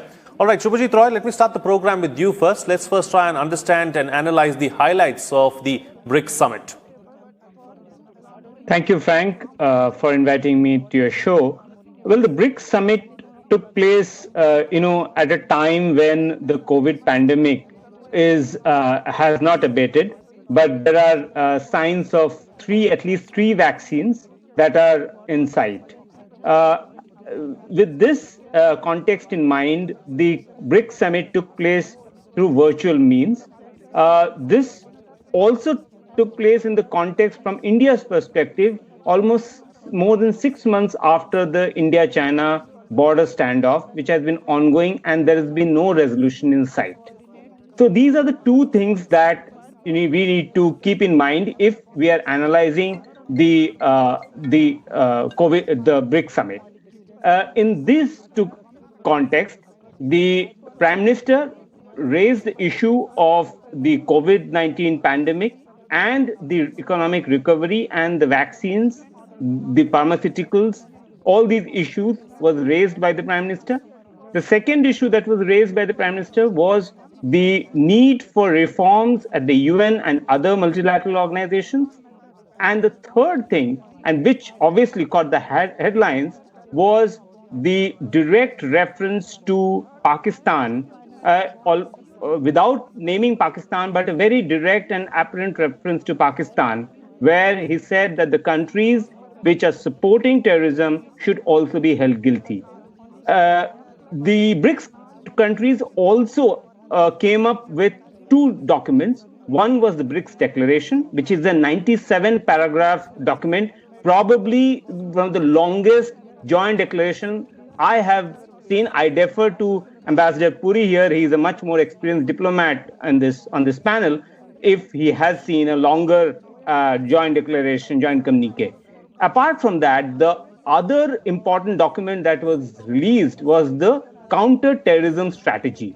Now, this counter-terrorism strategy actually gives a very point-by-point and a detailed enunciation of the sort of a congruence of minds of the five BRICS countries, which have taken a position, very clear position, that countries which support, orchestrate, instigate terrorism should be held guilty. And that is the most biggest takeaway after this summit. Okay. From a diplomatic point of view, Ambassador, what were the key takeaways for you? Frank, thank you for inviting me, and let me compliment you at the outset for continuing your focus on major developments in the world of direct interest to India, including the BRICS summit. You know, we are all besotted by what has happened across the Atlantic Ocean. BRICS, as you know, is the other large getting together. The G7 on one side, the developed West in a sense, and the G7 has been posited in various minds across the world as the other. Of course, we have challenges among ourselves. You yourself started by mentioning the India-China contestation and confederation. There are many other issues. But the importance of this organization for a country like India cannot be underestimated. And it is very good that the summit has happened. Let us remember that India has now taken over the chair of the BRICS. And the next summit in 2021 will be hosted by India. So it becomes a very important staging post also for us and our perspectives. In this context, let me agree very strongly with Shubhajit when he mentioned the counter-terrorism strategy. Now, let's be clear, among all the BRICS countries, the country most affected and most direct stakeholder in the fight against terrorism has been India. And to get Russia, Brazil and South Africa, as well as the Chinese, whose interests in Pakistan are very well known, to come on board has not been a small achievement, indeed very important. And this counter-terrorism strategy document refers to things such as the CCIT, which has been stuck for a very long time at the United Nations. So these are all good auguries. In my perspective, there were a few other things. The Honorable Prime Minister again used this major forum of major countries to stress the need for UN reform, in particular the reform of the Security Council. Now, we all know the Chinese have not been enthusiastic, but neither have the Russians. And so, therefore, this was a very important place to make this point with those who are really going to matter in taking these things forward. And let me point out, in the Moscow Declaration, the so-called BRICS Declaration, there is not just a pointed reference to breathe new life into Security Council reform, mirroring the outcome document of the 75th celebratory document at the United Nations, but the reference to the 2005 outcome document at the UN, which really energized the need for Security Council reform. I also noticed that in these 97 paragraphs, voluminous by standards of joint declarations of plurilateral groupings, there's also reference to global issues such as renewing the US-Russia treaty on keeping at bay the strategic weapons. These are all very important things, and they're reflective of the state of the world as of today, and especially in the last couple of weeks. I don't think the leaders were not really aware of that. All in all, I think an excellent summit, very good, and we did once again something that we always strive for, was to really keep bilateral issues out of the issue, but focus on big issues which are of critical interest to a country like India, which is really climbing the global ladder and climbing it fast. So all in all, good. And I am so happy that the next summit will be ours and we will now have the chair of the BRICS. Absolutely. We'll talk about what is it that we need to look forward to the summit in 2021 when we are the chair in just a bit. But before that, Sriram Chaulia, let me bring you into the picture now and let's focus a little bit on this counter-terrorism strategy document that was adopted. Can this be seen as a major victory for India, considering that, the other countries are not as susceptible to terrorism as India is? Yeah, Frank, especially in a grouping where for Brazil and South Africa, it's somewhat peripheral because they don't face as much of a jihadist challenge in their neighborhood. Although recently in Mozambique, right across the border, there have been some attacks and beheadings and horrific things. But in general, that part of Africa and Latin America, they have different concerns. So primarily, it's the trio of Russia, China, and India which are directly impacted by this menace. And I think they were the ones, and definitely India, like Ambassador mentioned, is the most impacted of all. And therefore, we have been pushing for this. The only thing I would say is that, in summits, the Chinese often agree to these nicely worded statements and, high-sounding platitudes about cooperation, intelligence sharing. Even I think the counterterrorism strategy says things like no double standards. Now, that is something that we would want them to really walk the talk, right? Because the way they have coddled Hafiz Saeed and Masood Azhar and all these people over the years, and the way they have provided protection to the Pakistanis. But of course, end of the day, to have them to commit in word, at least on paper, is a good thing, and something that we can always raise in subsequent negotiations and engagements with them. Ideally, they have an issue in the Xinjiang region, but they often, blow it out of proportion, make a mountain out of a molehill. But overall, there is a sense that the region and the world faces serious challenges. Recently, we've seen these series of attacks in Europe as well. So there is the ISIS ideology, which is probably not controlled by any single state. And which is spreading transnationally. So one of the points in the counterterrorism strategy adopted by BRICS, Frank, was that we should work at the extremism and the radicalism that is fueling this spate of violence and hatred. So there, I think, again, the record speaks. I mean, the way we have done our counterterrorism has been far more humane. The way the Chinese have, locked up more than 1 million people in Xinjiang is barbaric. But nonetheless, and the Russians also often use disproportionate force in their, battles in Chechnya and Dagestan and elsewhere. But nonetheless, I think at a level of national security, BRICS has evolved. They have got so many mechanisms now. It's institutionalized, and it's good that the leaders at the level of intelligence agencies and interior ministers and defense ministers, national security advisors, they continue to have engagements, and this builds trust to some extent, because there are three pillars in BRICS, they say. One is the economy and trade and all those things. The other is the security, and the third is, they say, culture and people to people. So on security, we do need this, and this is apart from avoiding the territorial expansionism and all that. Even we slipped that into the final document also. I would say it's a minor victory for India, where we said respecting sovereignty and territorial integrity and avoiding aggression is important. Right. And the Chinese go along with it because they don't think they have committed any aggression. But nonetheless, it is there for the record, and we can hold it up. And, it's a 5-member grouping, and we can use these mechanisms in the future to build upon this, to generate actionable cooperation. Intelligence sharing is good. Sure. The Russians have a lot of intelligence in the region about jihadist groups. So if we can pool this, it will help us to avert active terrorist attacks and to bust terrorist rings and cells. Transnational and cross-border terrorism was also mentioned, Frank. So these are all good things. That's where our interests lie, and we have made sure that our interests are shared with the rest of them and reflected in a common language. Absolutely. All right. Points taken, taking the discussion forward now. Shubhajit, as far as the COVID-19 pandemic is concerned, you started your opening remarks on that note too. How much of cooperation can we expect from the BRICS grouping as far as dealing with the pandemic is concerned? Is there anything specific?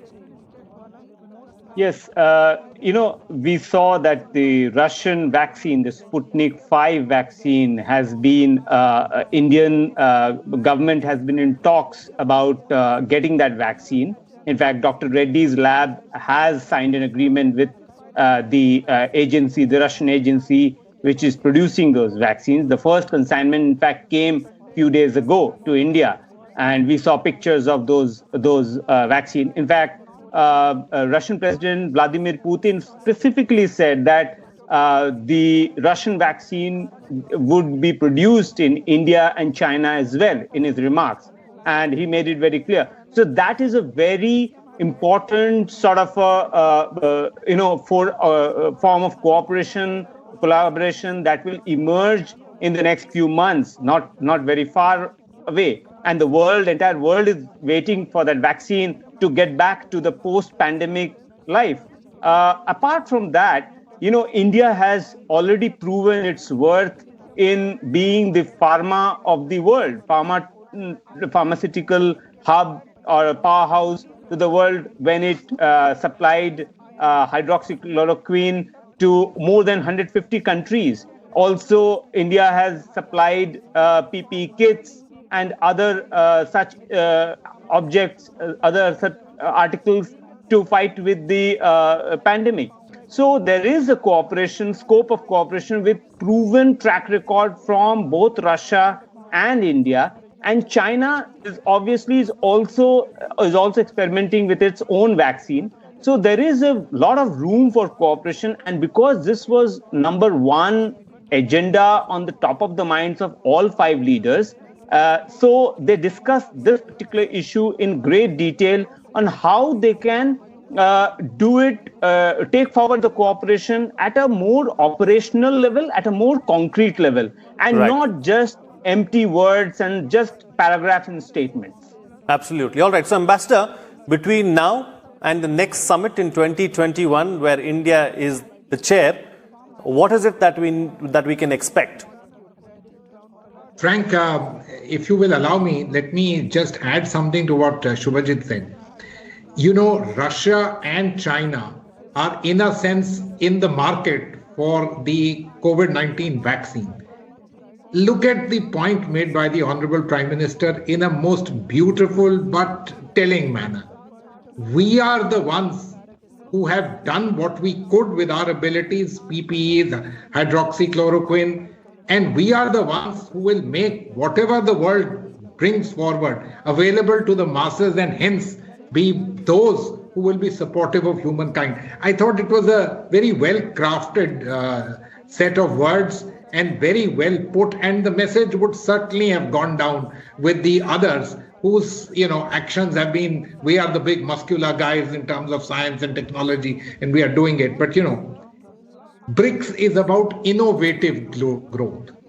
So this particular entire summit was about global stability, shared security, and innovative growth. And what is innovative growth is all about pulling yourself together. What can you do to try and take things forward so that you better things for yourself as well as for humanity? Now, you very rightly mentioned 2021, where India will be the chair and we'll be hosting the BRICS summit. I hope sincerely it will be an in-person summit, because it is my considered belief that such high-level interactions, especially among such important players, when they are held in person, many more things can be achieved, many more things can be done. Also in terms of side meetings, etc., there is this particular limit of doing things virtually, although the fact that it has been held is good by itself. What is it that we would push? Now, there's a very interesting augury of coincidences. India joins the Security Council on the 1st of January. We are also joining the trio of the G20, and we'll be hosting the G20 summit in 2022 here in India. So when you put all these things together, this is actually an opportune time to talk with the most important countries in the world on the greatest issue, which is institutional reform of multilateralism, to make it relevant to contemporary reality and be in the service of humanity. Put it very simply, UN Security Council reform. Russia and China, both kind of naysayers. Can we bring them on board? What can we do in these particular contexts? I think that shall certainly inform us in terms of what we'd like to do, other than innovation and growth, and try and take these things. Absolutely. All right. So, Sriram Chaulia, let's talk about another aspect now and bring it in, because I think it was the ambassador who raised it in his opening remarks. Let's also understand that there's a level of maturity as far as these 5 countries are concerned, because we've seen multilaterals in the past getting derailed because of personal bilateral issues.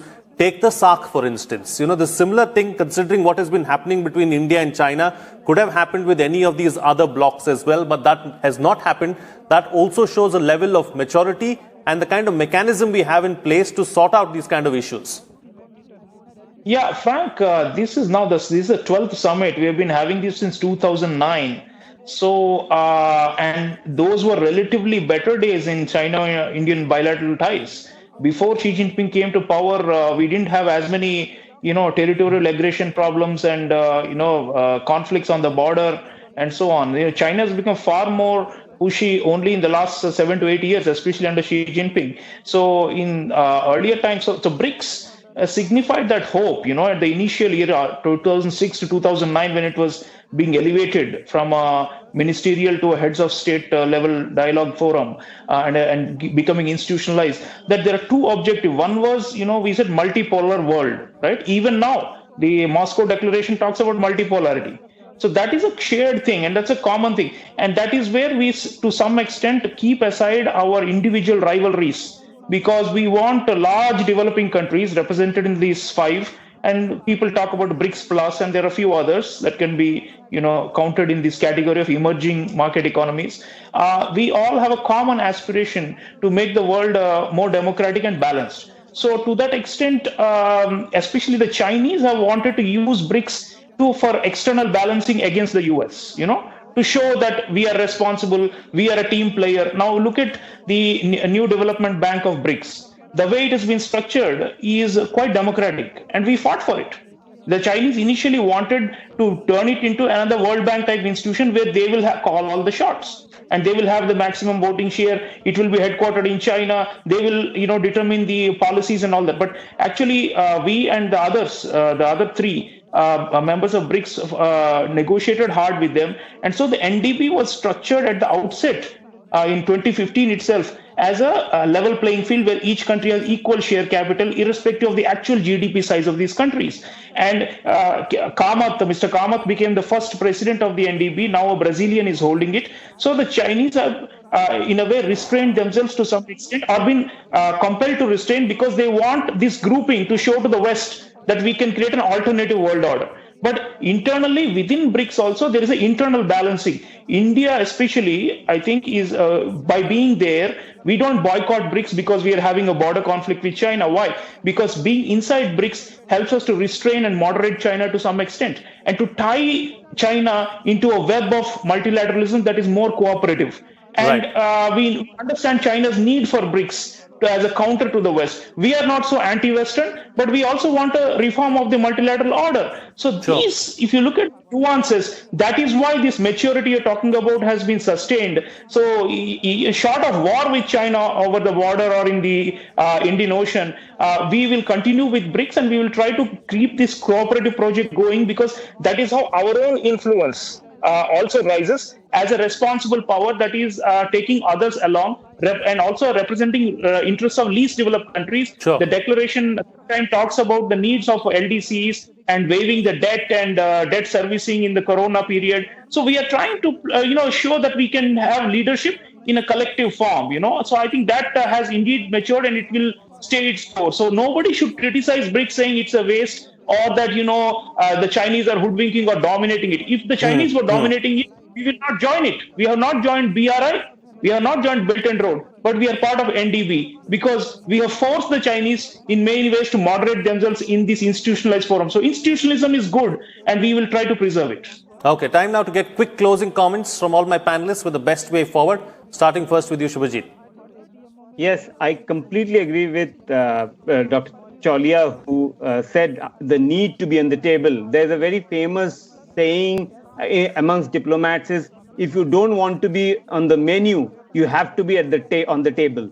So I think I would say that India has to be part of as many multilateral groupings, because they enable India leverage against bigger powers or middle powers or any other country when it comes to negotiations.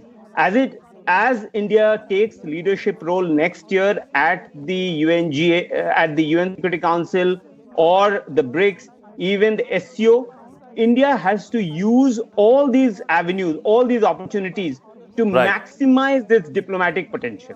Absolutely. Ambassador. Frank, I agree very much with both my colleagues, and I want to say BRICS is a particularly useful plurilateral entry in which India has a meaningful and an important role.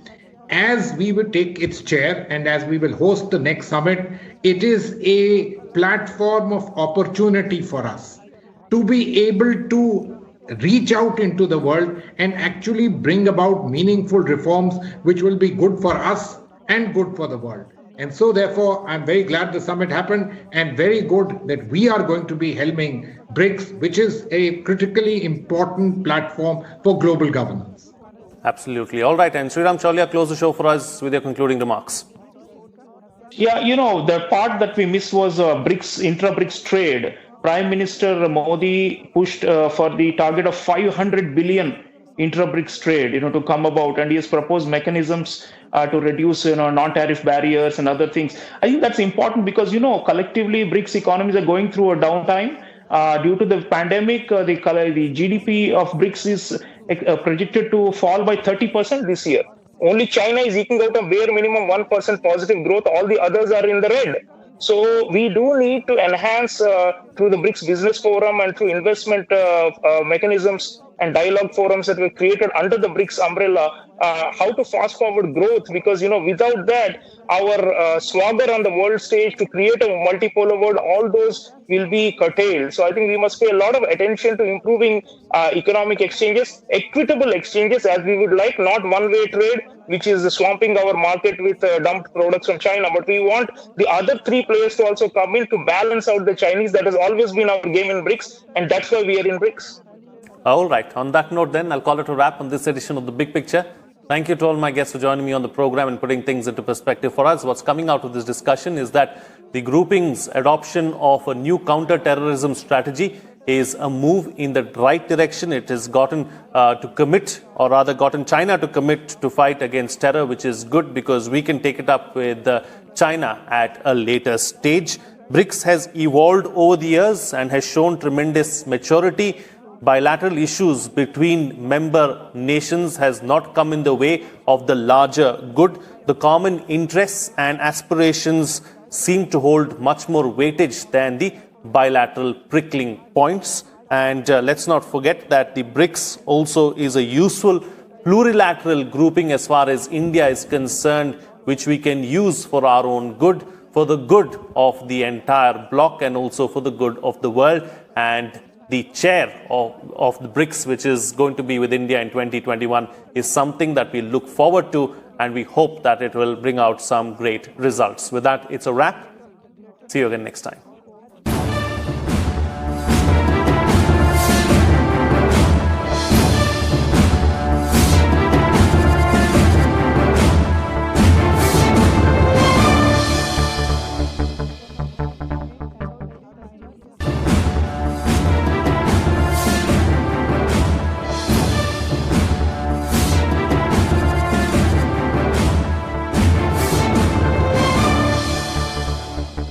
Hello and a very warm welcome to Rajya Sabha Television. You're watching The Big Picture with me, Frank Pereira. Well, India's permanent representative to the UN, Ambassador T.S. Tirumurthy, on Monday speaking in the UN General Assembly on the question of equitable representation on and increase in the membership of the Security Council, said that nothing has moved for more than a decade in the intergovernmental negotiations except hearing passionate statements on the need for reform.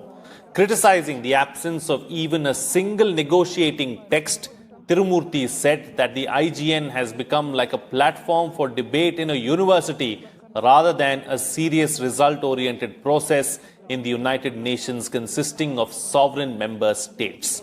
Meanwhile, addressing a virtual summit of the BRICS grouping, Prime Minister Narendra Modi reiterated India's long-standing demand of reformed multilateralism. Calling the theme Global Stability, Shared Security and Innovative Growth not only relevant but also far-sighted, Prime Minister Modi said questions are being raised on the credibility of global institutions. He emphasized on reform of institutions like the UN, IMF, WTO and WHO to gain credibility. In this edition of The Big Picture, we will analyze reforms in the UNSC and other impaired blocs. Joining me on the program today are Gurjeet Singh, former ambassador, KP Nair, strategic analyst, and Pramitpal Chowdhury, foreign editor of the Hindustan Times. Thank you to all my guests for joining me on this edition of The Big Picture. Ambassador, let me begin the program with you first. This issue of reforms as far as multilateral organizations are concerned is not a new one. It's been going on for several years now. India keeps raising these issues over and over again. Are they falling on deaf ears? Well, they are certainly falling on disinterested ears, for sure. And the way that we are hammering away at reform now, and the projects that are coming up, and the Prime Minister has mentioned these in, his speech to the Shanghai Cooperation Organization, into the BRICS, and in the UN itself on the 75th anniversary.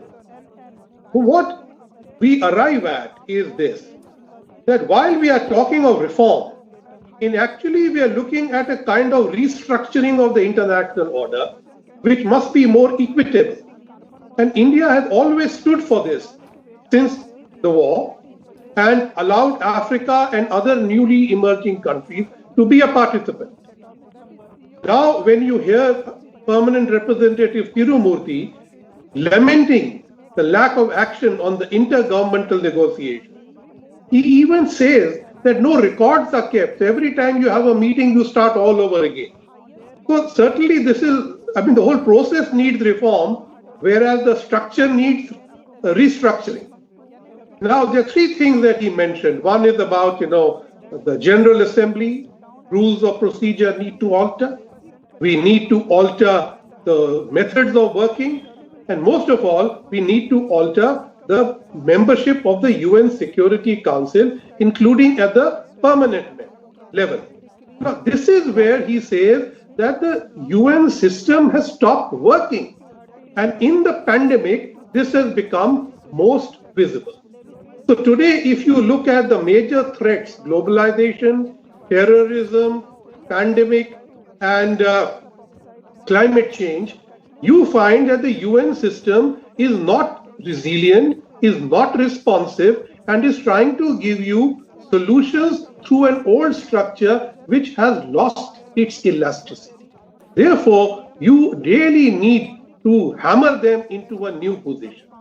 A lot of countries say this can't be done, but you remember the G7, one big crisis in 2008, and the G7 converted itself to the G20. But that is because the G7 was not a structured institution like the UN and the Bretton Woods institutions. So therefore, I think we need to look at these institutions in the context of new challenges and see how best we can bring them into tandem with popular expectation. Absolutely, absolutely. Mr. Nair, let me bring you to the picture now. So, why is it that, reforms are so far and difficult to come by as far as these organizations are concerned? Well, in the United Nations, forget reforms. Even adopting a document is a very laborious process, you see. To change a comma, you have to have so many discussions, and then everything. I don't know how they translate commas, but every document has to be translated into 6 languages, and and then there will be discussions about the accuracy of these each of these languages. So getting anything done in the UN is a very laborious process. But in the context of what Ambassador Tirumurthy said in his speech, we have a problem in the General Assembly this year.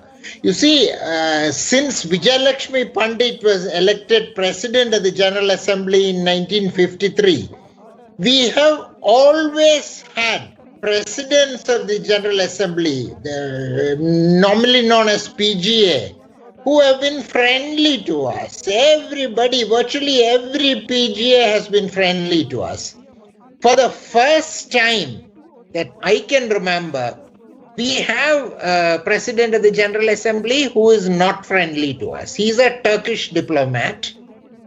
And he, for purposes of today's discussion in the context of reforming the Security Council, he has been associated with the Coffee Club, of which Pakistan is a leading light. So, his predecessor was from Latin America. Before that, we had the Slovak presidency. Before that, we had the Afghan presidency. So all these people were by and large in favor of doing something to take forward the Security Council reform.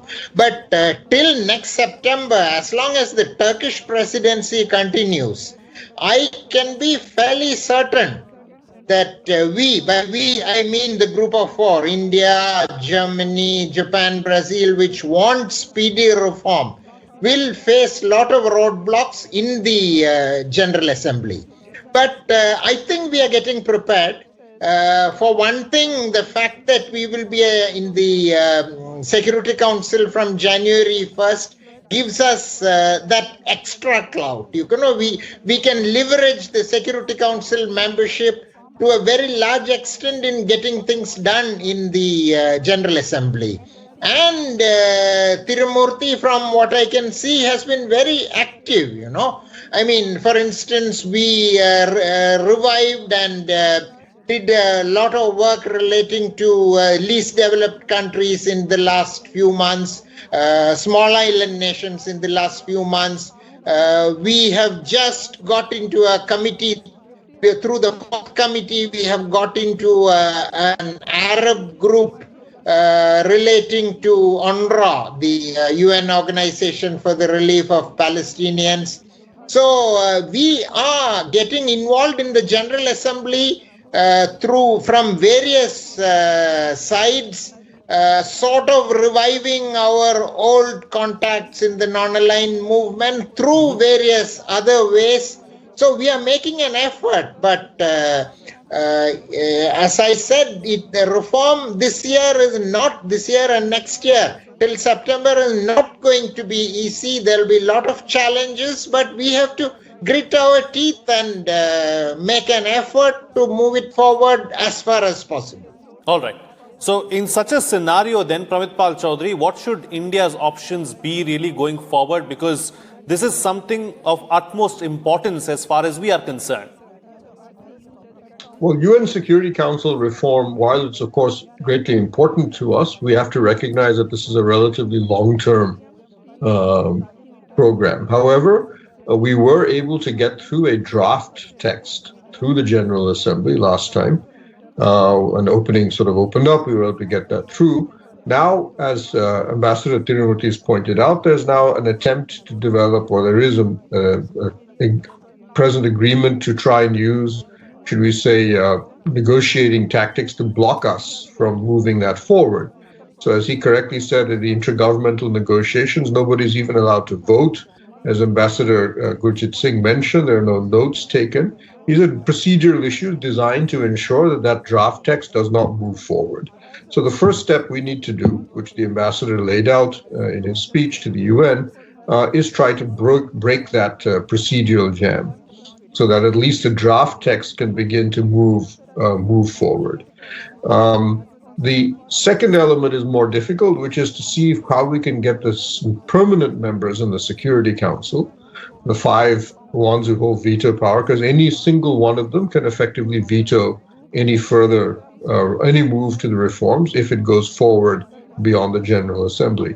That will be more difficult because at present, the original, should we say, opportunity that arose because all 4 out of the 5 members supported India's entry. The Americans and the Europeans were coming to a sense that they'd had too many seats, that UK, France, and perhaps a combined EU seat or a single European seat would make sense.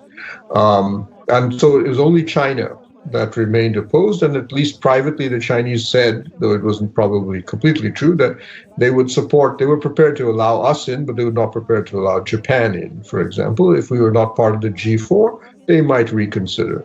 Now, at the present state of the UN SC5 members, we have, at least under the Trump administration, a government that is a US that is hostile to any change, or actually just disinterested in the UN altogether. China remains, if anything, even more adamantly now opposed to an Indian change. Even Russia is not enthusiastic about changing. It's not opposed to us, but it doesn't want to water down or dilute its position. And with Britain leaving the European Union, Britain does not want to give up its seat either, so there is no question of a single European seat anymore. So in many ways, the present window at the Security Council level doesn't exist. So it's going to take a while. But there's no reason why you shouldn't prepare the ground otherwise for potential reform at some later point. It's hard to predict sometimes when these windows open diplomatically for us to move forward. Absolutely. Go ahead. No, I was just saying, but other than that, we do have other issues in the UN which fall short of UNSC reform, but ones which we are concerned about. One, we need to reform, it's very clear reform, a number of UN agencies.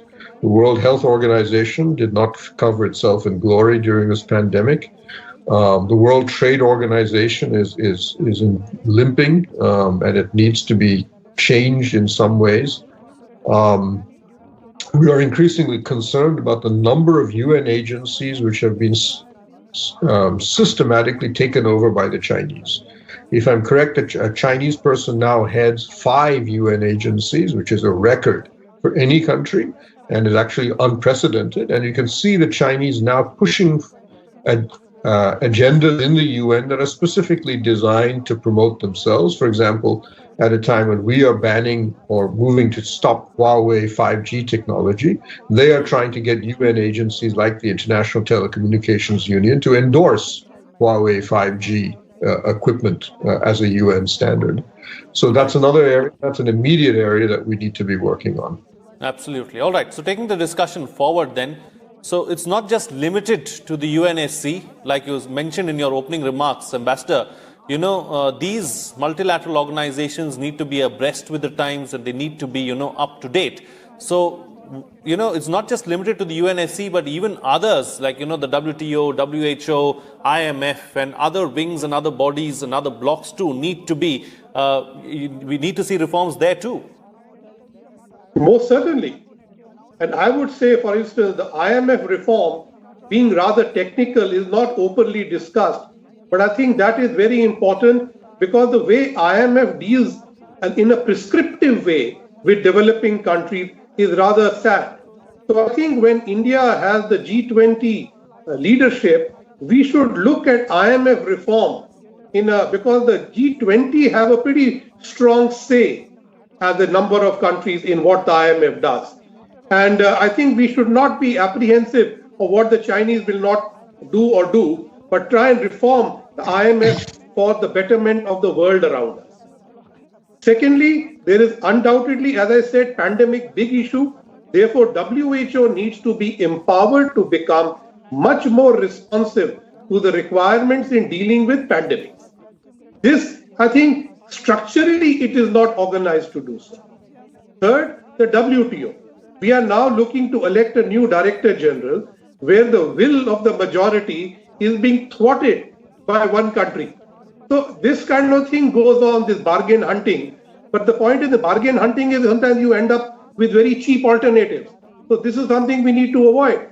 So how to improve the functioning of WTO, particularly the dispute settlement mechanism, which is vital for developing countries, is something we need to keep working on. Coming back to what both Mr. Nair and Mr. Pal Chaudhary have very succinctly explained about UN Security Council, and very realistically, I would say. So one of the realistic points about this is, this mantra that we have got, that we support the common African position. And when you support the common African position, which is unclear on who are its nominees for the Security Council, which insists that it will decide, not the General Assembly, but the African Union will decide who the nominees are, is not something which is conducive to the settlement of this issue.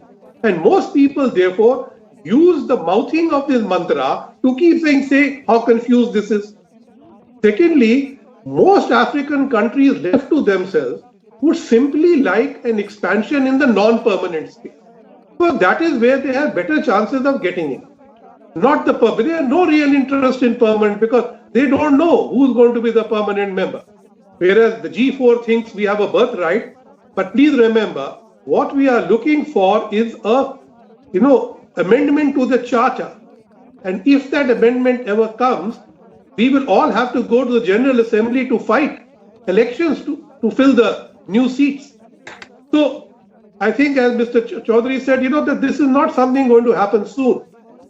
But the way I've noticed Indian leaders speaking now, it seems we have acquired greater vehemence in our international utterances, or say, see, this is going nowhere. The second point is that, France, I think, is now a very good friend of India. It is for us today what Russia was in earlier years in the Security Council, our Suraksha Kavach. Now, and as Mr. Paramit Paul Chaudhary said, Britain is quite unsure with Brexit how much more exit it has to do. So what you are left with really is China backed by Russia and the United States.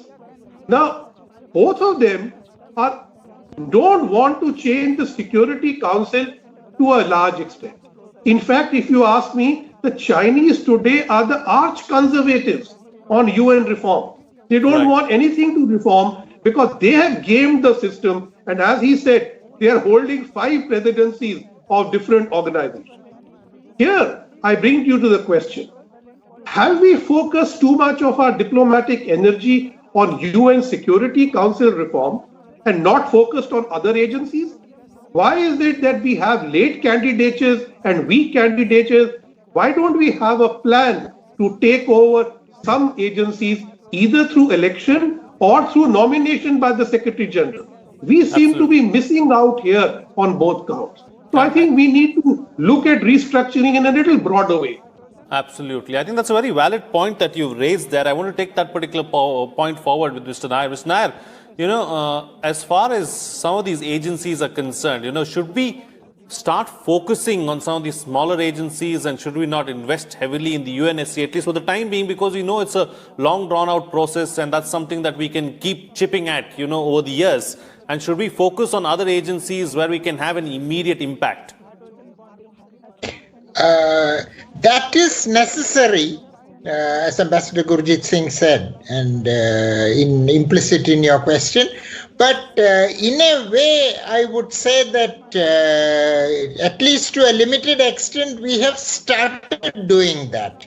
For example, the Prime Minister this year unusually spoke at the ECOSOC, Economic and Social Council meeting. That, as far as I recall, this is the first time that in recent times a Prime Minister has addressed an ECOSOC meeting. And of course, we cannot ignore the fact that a Pakistani has just been elected, Munir Akram, as president of ECOSOC. But I don't think that was the main consideration in the Prime Minister addressing ECOSOC. We cannot let go of these organizations. We have a lineage, we have a tradition.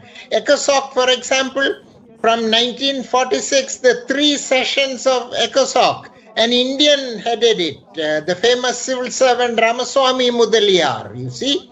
Then, as I mentioned earlier, Vijay Lakshmi Pandit at the UN General Assembly, but of course we cannot go back to that position. So I would say that we have started doing this in a small way, but our steps have to be very gingerly. Earlier, there was a reference to Bretton Woods Organization, World Bank and IMF and all. You see, we have to do it very carefully. For example, World Bank and IMF reform, you see. If we try to reform these financial organizations, we may come up with something to our disadvantage. For instance, we get loans from the soft loan windows of these organizations. Some years back, the developed countries, Britain in particular, as far as I recall, said that India should no longer be given soft loans, loans from the soft loan window, because India has developed. These are meant for countries that are not so developed. India has moved forward. India is an emerging economy. It's in the G20. So we must stop these soft window loans for India. So should we give up these benefits in altruistic effort to reform these organizations? So should we look at the benefits we are getting, or should we look at, in an unselfish way, look at the broader interest? So we have to very carefully plan ahead, you see. That applies to the takeover of smaller organizations also. But I think that we are indeed going ahead in a small way. And I would like to make a small reference to what Ambassador Gurjit Singh said about Africa. As far as I recall, he has lived in Africa and he has handled Africa before in our headquarters. I thought it was very significant that the Prime Minister yesterday at the BRICS meeting mentioned Security Council reform because the South African president was there. And it was necessary to underscore this point about Security Council reform in the presence of the South Africans because, as Ambassador Gurjit Singh said, that the Africans are a problem. Otherwise, long ago, G4 would have become G5, including the Africans. So that is something we need to pay attention to. Right, sure. All right. And so what's the best way forward then, Pravit Pal Chaudhary? Close the show for us with your concluding remarks on the best way forward.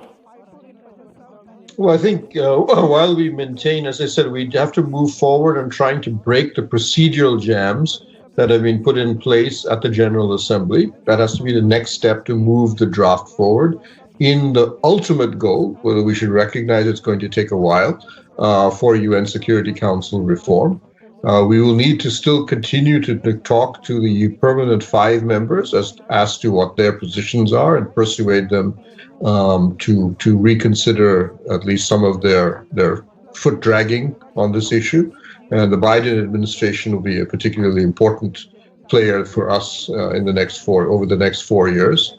But I think in the short term, we need to be looking at the growing influence of China in the United Nations. And as others have mentioned, we need to start putting forward either our own candidates or working out strategies to ensure that candidates who are friendlier to us are put in place. And this means coalition building in the UN in smaller organizations, which we sometimes, I think, don't pay attention to.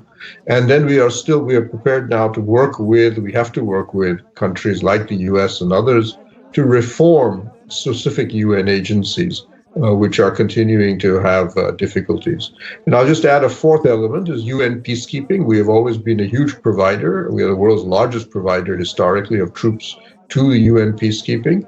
China has now become the world's largest contributor of funding to the peacekeeping department, partly because the US has pulled out. We need to get in more countries to provide funding. And we're now starting to see China increasingly send troops. They're not very good at it yet, but they're starting to send troops on peacekeeping missions. And we need to keep a very close eye because the peacekeeping missions of China are not about peacekeeping. They are about increasing Chinese influence. Absolutely. All right. On that note, then I'll call it a wrap on this edition of The Big Picture. Thank you to all my guests for joining me on the program and putting things into perspective for us. What's coming out of this discussion is that we need to see a restructuring of the world order to allow developing countries and middle powers a seat at the high table so that they too can ensure that their voices are heard. Globalization, terror, COVID-19 and climate change are 4 of the biggest issues facing the world today, but multilateral blocs such as the UN and others are finding it difficult to address them because they have an age-old approach. These blocs or agencies need to change and be abreast with the times so that they can address some of these major challenges that the world is facing. As far as the UN reforms are concerned, let's not forget the UNGA presidency is with Turkey at this point in time, and Turkey is seen to be close to Pakistan and does not want to see any kind of reforms in the UN, as this will be in India's interest. Reforms across the board are necessary, and we have to continue to push for reforms at all levels, and we need to watch out for China's aims, goals and ambitions as far as the UN and other bodies and agencies are concerned as well. With that, it's a wrap. See you again next time.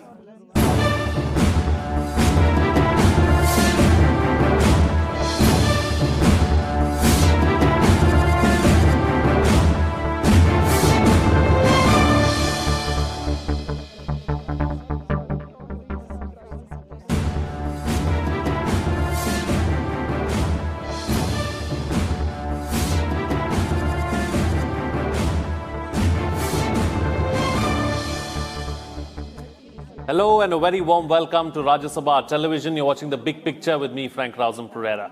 Well, Prime Minister Narendra Modi on Thursday said that it is time for tech solutions that are designed in India but deployed for the world, and the country is uniquely positioned to leap ahead in the information era. Addressing the Bengaluru Tech Summit 2020 virtually, Prime Minister Modi said, India is at a sweet spot and it is time for tech solutions that are designed in India but deployed for the world. Stating that the government's policy decisions are always aimed at liberalizing the tech and innovations industry, Prime Minister Modi said recently the compliance burden on the IT industry has been eased in various ways besides trying to engage with stakeholders in the tech industry and chart out future policy framework for India. The Prime Minister also noted that today Digital India has become a way of life, particularly for the poor, marginalized and for those in government. In this edition of The Big Picture, we will analyze how technology can learn and grow. Joining me on the program today are Abhishek Singh, CEO MyGov and National E-Governance Division, Ministry of Electronics and Information Technology, Government of India; Sanjay Naik, Chairman, Science and Technology Committee, FICCI and CEO, Tejas Networks; and Prawal Singh, Vice President, Marketing, Zoho Corp. Thank you to all my guests for joining me on this edition of The Big Picture. Sanjay, let me begin the program with you first. Let's first try and understand and analyze what is the state of the tech and design sector in the country. Thank you, Frank. It was very heartening to see our Prime Minister talk about how technology and innovation is really helped leapfrog the country. In fact, the last 5 years, if you see, India has really moved from a traditional economy to a digital economy. And that whole process and journey, I would say, in the last 7-8 months during COVID has actually got accelerated. So online learning, telemedicine, remote working, all these things which we used to think of, are good applications of future, actually have become live applications that we have done.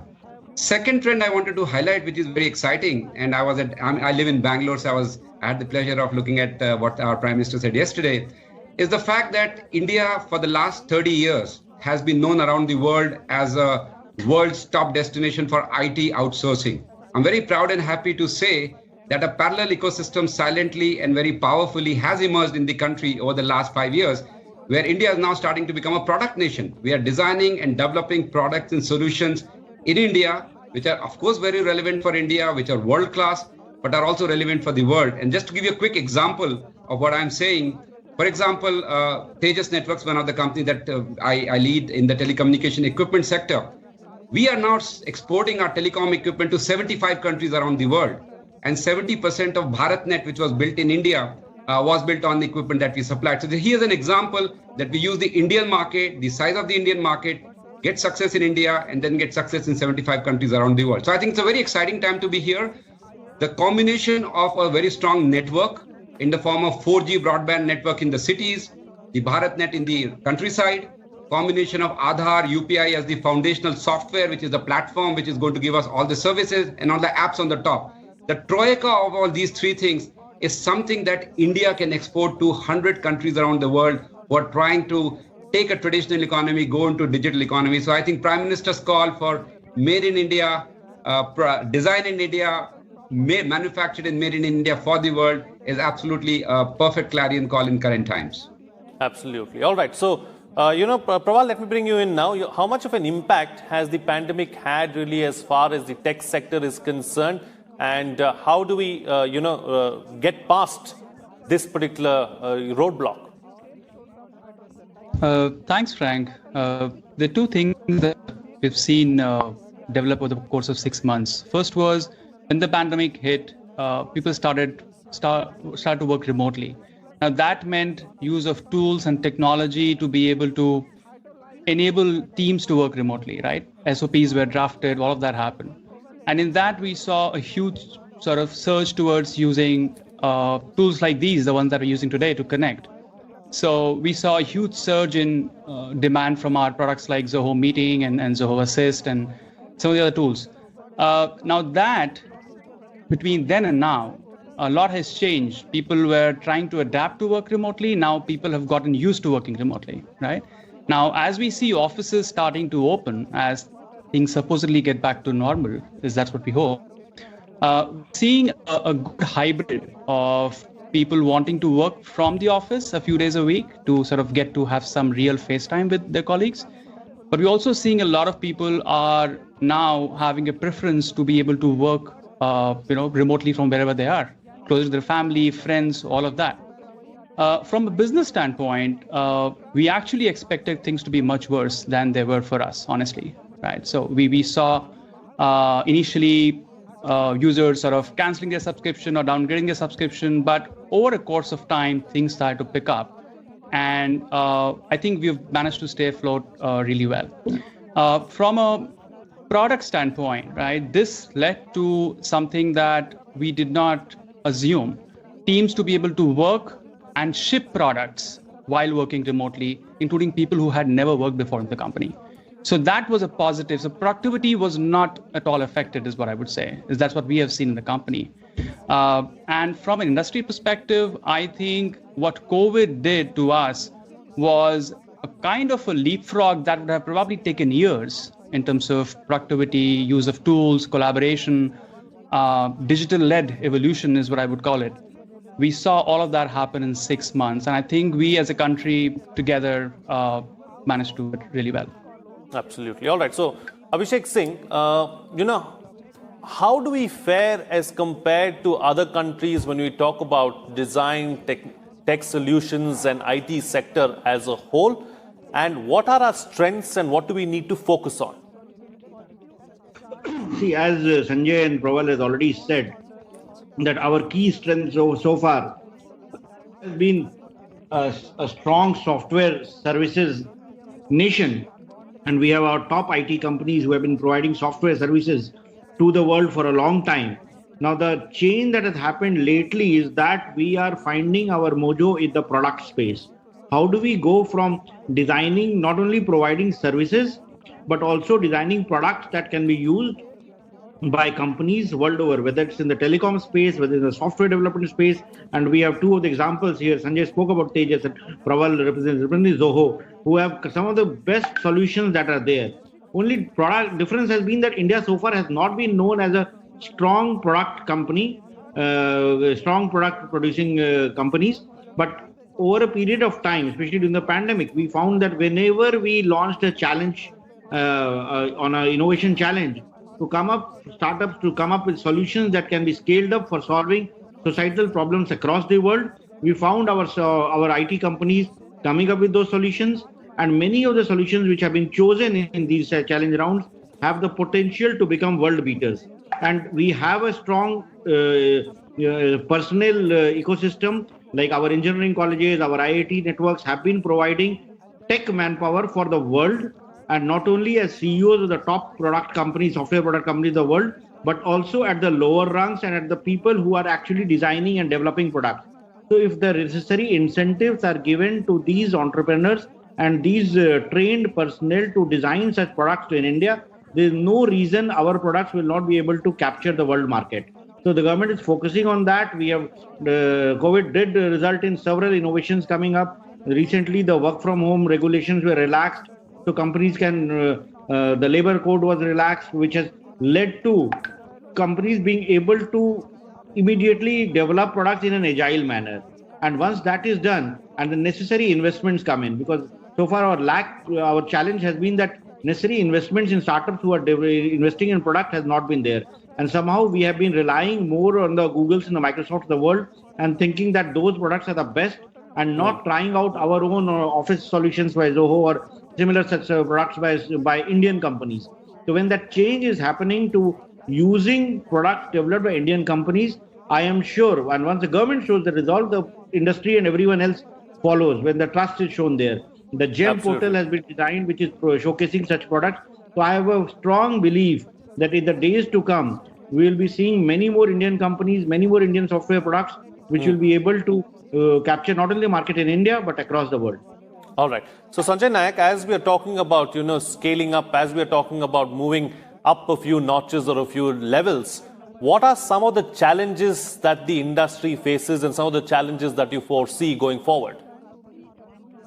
So let me tell you a couple of things. One which Abhishek himself said, I think as a branding of our country, we are well regarded in the world as a top-notch destination for outsourcing and IT services. I think as a country, we need to brand like Korea is known today or Japan is known in terms of technology products, that India also has equivalent talent. And let me give you one piece of statistics which is mind-blowing. More than 50% of the R&D engineers in the world, ex-China, in telecom product development of the world, actually work from India. More than 50% of the chips designed in the world, ex-China, in terms of R&D engineers are working from India. So I think as a country, we need to have the confidence, we need to have the trust that we have enough talent in the country. It just needs to be channelized. So once we do the external branding, the internal excitement of people leaving, larger companies and doing their own companies, building the products will start to happen. So that's one point I wanted to highlight in terms of what's missing, in terms of scaling. The second point and the third point I want to highlight is something which the government is already doing, but I think it can be fine-tuned to get much significantly better results. For example, there is like Abhishek mentioned, there's a Make in India policy, reference to Make in India policy in the GEM portal. I think this is a fantastic policy because unlike many other countries like Israel, which has a very small domestic market, India has a massive domestic market. So we got to use or leverage our domestic market demand for technology products, build economies of scale in India, and then export to the world. Because India, by the way, let me tell you, at least in telecom for sure, Indian market is the toughest market to win business in the world in telecom. You have to have the latest technology, highest quality, and the lowest price for any of the private operators or even government operators to select you. So I think if a company can sell in India, they can sell and make a lot of money anywhere in the world. So I think that's the second part, that the PMA policy has to be strengthened. If there are small lacunas where restrictive tender conditions and all those things have to be removed, that should be done. So that's the second part. The third thing, which is a very recent development, which allows scaling of size, is the PLI policy, the performance linked incentive, which has been in a very, very forward-looking policy for telecom sector and electronic sector, which has come. Just to give you a sense of what that policy can accomplish, we are going to be importing $400 billion worth of electronic products in the next couple of years. Telecom products alone, just for 5G, will be more than $100 billion. Now, all the capabilities exist in the country. Manufacturing capabilities are there, design capabilities are there, R&D talent, as I mentioned, is there, from chip level, fabless to the system level. So what we got to do is, there has got to be economies of scale handicap on day zero. So the PLI policy will plug that handicap. And if the PLI policy is linked to more domestic value addition, which means a company which does more domestic value addition gets higher incentive. Company which does only assembly gets lower incentive.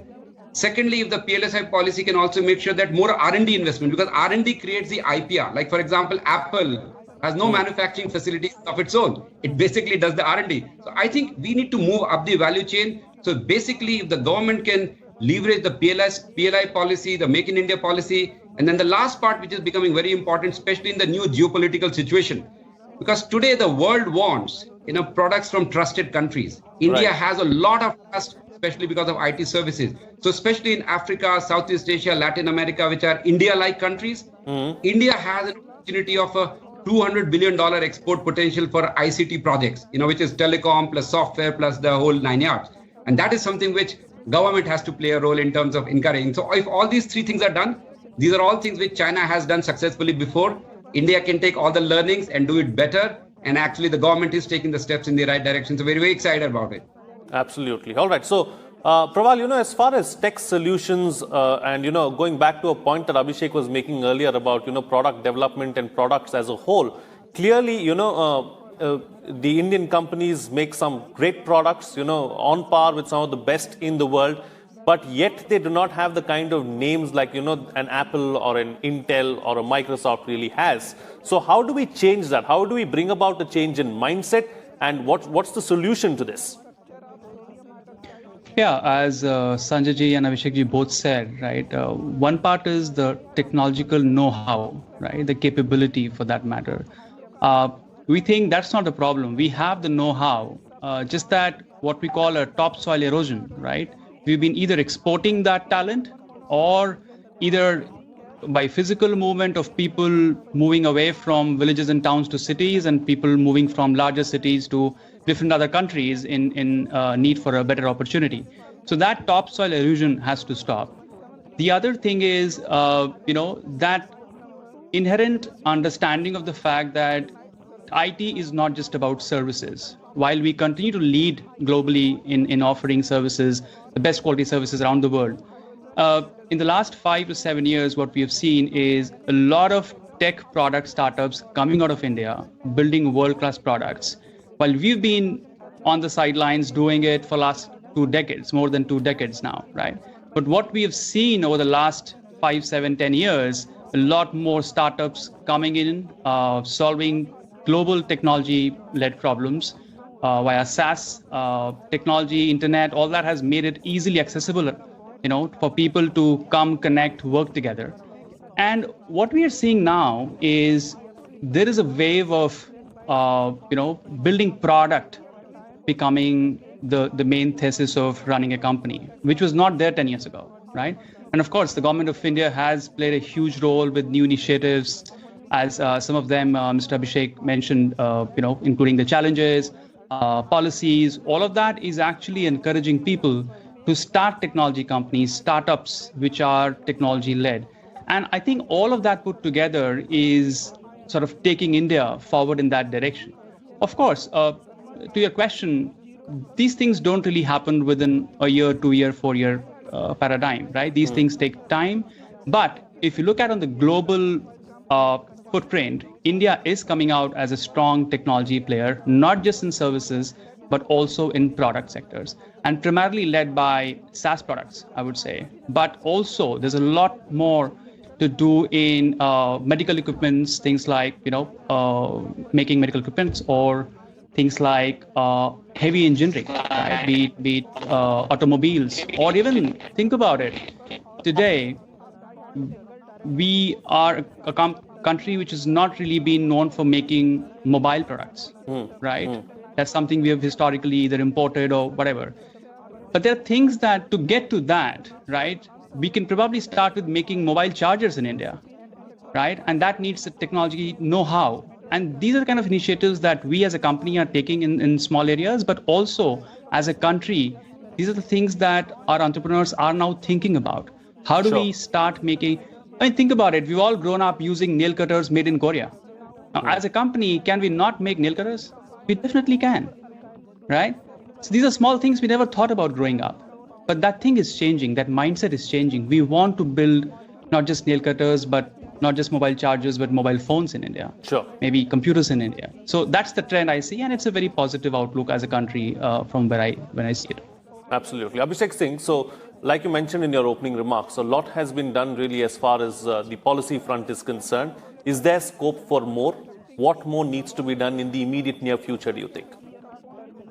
If you look at what I would say is that a lot has been done, and there's a lot of potential that we have, but just the government doing a few challenges and coming up with policy tweaks, and we talking of the potential of our startups and entrepreneurs will not be enough. We need to invest a lot more in research. We need to make ample, because if we are trying to be a Microsoft or a Google or a Intel or any other product company, the amount of investments these companies make in R&D is much more than any of our big tech companies do. If we compare the R&D budgets of, say, Infosys and TCS or Wipro, who are our top of the notch companies with huge cash reserves, and TCS is one of the largest software development companies, but how much of it is they are investing, the cash balances that they have in research, it is a fraction of what's there. So government can start the policy part of it, but a lot of it will have to come from venture capitalists, from investors, from tech companies who have got businesses. And once they start investing in R&D and there are angel funds who promote startups, then only it can actually kick forward a whole chain of innovation and product companies. Otherwise, we can always keep on talking of our potential and not realize that. And in order to build up a robust, scalable and secure solution, it requires a much more than just having the intent or having a policy push from the government. So it will have to have a combination of factors, and I would put R&D and efforts in trying to build secure, reliable products at the highest priority in doing that. And the second thing that we need to do is, so how do we bring up the linkages between our academia and industry? So very often we have the world-class academic institutions, whether it's IITs or ISC Bangalore or the triple IITs, but the curriculum that is taught there and the projects that the students do in their final year, or the research students what they're working on, how does it connect with the product ecosystem? So if we can bring up synergies between the industry and the academia with the investors looking at the potential unicorns, then we will be able to create a innovation ecosystem which will lead to incubating product companies. And in the next 5 to 10 years, we'll have big names coming from our colleges campuses. So that is what I feel is the road to future. And that is where we need to put our money and we need to put our focus on. Absolutely. All right. Time to get quick closing comments from all my panelists. I've got about 2 minutes left on the program, so I'm going to ask you to be brief. What's the best way forward? Starting first with you, Sanjay. No, I think the best way forward is really, as Abhishek said, this whole initiative has to be industry-led. Government's job is to facilitate, and they have done a pretty good job of creating a good ecosystem. We, of course, need to tell them if there are tweaks to be done, but the industry needs to step up.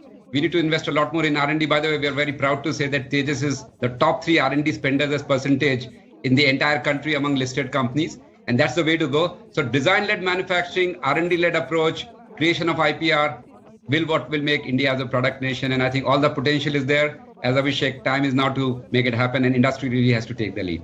Absolutely. I think we need to see the industry as well as government coming hand in hand and trying to take this particular aspect forward, and both need to put their best foot forward so that India can truly become a global power as far as technology is concerned. Prawal, best way forward?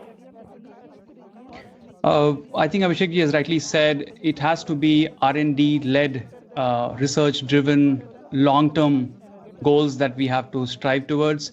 Thinking short-term, thinking immediate profits from a business perspective is not going to make us what we're talking about here in the show, right? So thankfully at Zoho, we've been doing that for 20 plus years. We've strongly invested in building tools and technologies for over a decade, and I would like to bring up examples of, think about something like a business email or a spreadsheet software. How many companies have actually taken the plunge to do that in India, for example, or globally, I would say? How many players do we know in the office suite space globally?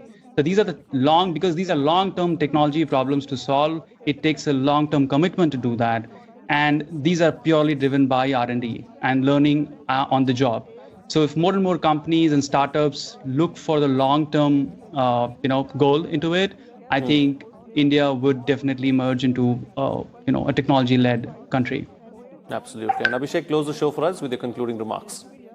Yeah, as I said, the mantra is very clear. As the Honorable Prime Minister has said, design in India and deploy for the world, or make in India for the world. So we have all the necessary ingredients. The question is that how do we mix it well and make up like a proper meal? So that requires putting every component in the right proportion. Let the government do what it has to do, and government's role has been to create the right environment and ecosystem to allow entrepreneurs and startups and product companies along with software companies to develop their solutions without any undue hindrance on the government. So with the government providing the policy support, with the investors providing the money, and the academia and research institutions providing the research, and the companies and startup entrepreneurs providing their enterprise. With all of it comes together, then we have every opportunity, we have the potential, the market is there, the domestic market, international market. We have a huge opportunity lying ahead of us. And I am hoping that digital technologies and product companies and software development will be key to realize our $1 trillion digital economy dream that we have, which will contribute to the overall $5 trillion economy that we talk of. So that is what I am looking forward to and hopeful from people like Prawal and Sanjay in making that happen. All right. On that note, then, I'll call it a wrap on this edition of The Big Picture. Thank you to all my guests for joining me on the program and putting things into perspective for us. What's coming out of this discussion is that the mantra is very simple. Make in India for the world. How do we achieve that? The government and industry need to come on the same page and work together and put their best foot forward so that we can ensure that we bring out a very good end product. With that, it's a wrap. See you again next time.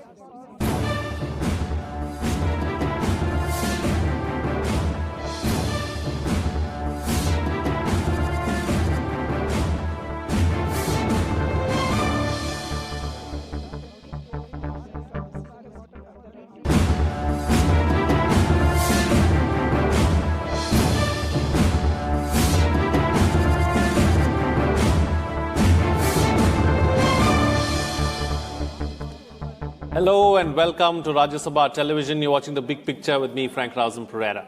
Well, a working group at the RBI has recommended a series of changes that could transform the country's banking landscape by paving the way for large industrial conglomerates to set up banks. The proposals could also allow large non-banking finance companies and niche payment banks to convert into lenders. In a report made public on Friday, the committee recommended that banking regulations be amended to allow large industrial houses to act as so-called bank promoters, meaning they could take a significant stake in a lender, something the central bank has strongly resisted in the past. As well as opening up the banking sector, the committee suggested adjusting the size of the stakes of major stakeholders can hold in a lender. For investors not involved with the bank at the outset or non-promoter shareholders, a uniform cap of 15% instead of the current tiered structure was suggested by the committee, which was formed in June to review ownership guidelines and the corporate structure of Indian private sector banks. It recommended increasing the size of the stake that promoters in private banks can hold to 26% from the current 15% over a 15-year time frame. In this edition of The Big Picture, we will analyze the recommendations of the RBI. Joining me on the program today are Siddharth, National Economic Editor, Times of India; Ajay Shankar, former Secretary, DIPP, Ministry of Commerce and Industry, Government of India; and P. Pulla Rao, economist. Thank you to all my guests for joining me on this edition of The Big Picture. Mr. Shankar, let me begin the program with you first. Let's first try and understand and analyze these recommendations that have been made by the RBI. What do you make of them? I think they are a very sensible response to the demands of the current situation. See, regulators have a challenge of arriving at the right point in the regulatory spectrum where they support economic activity, and it's always a tough call. So right now, the regulator is reacting to a few developments over the last many quarters.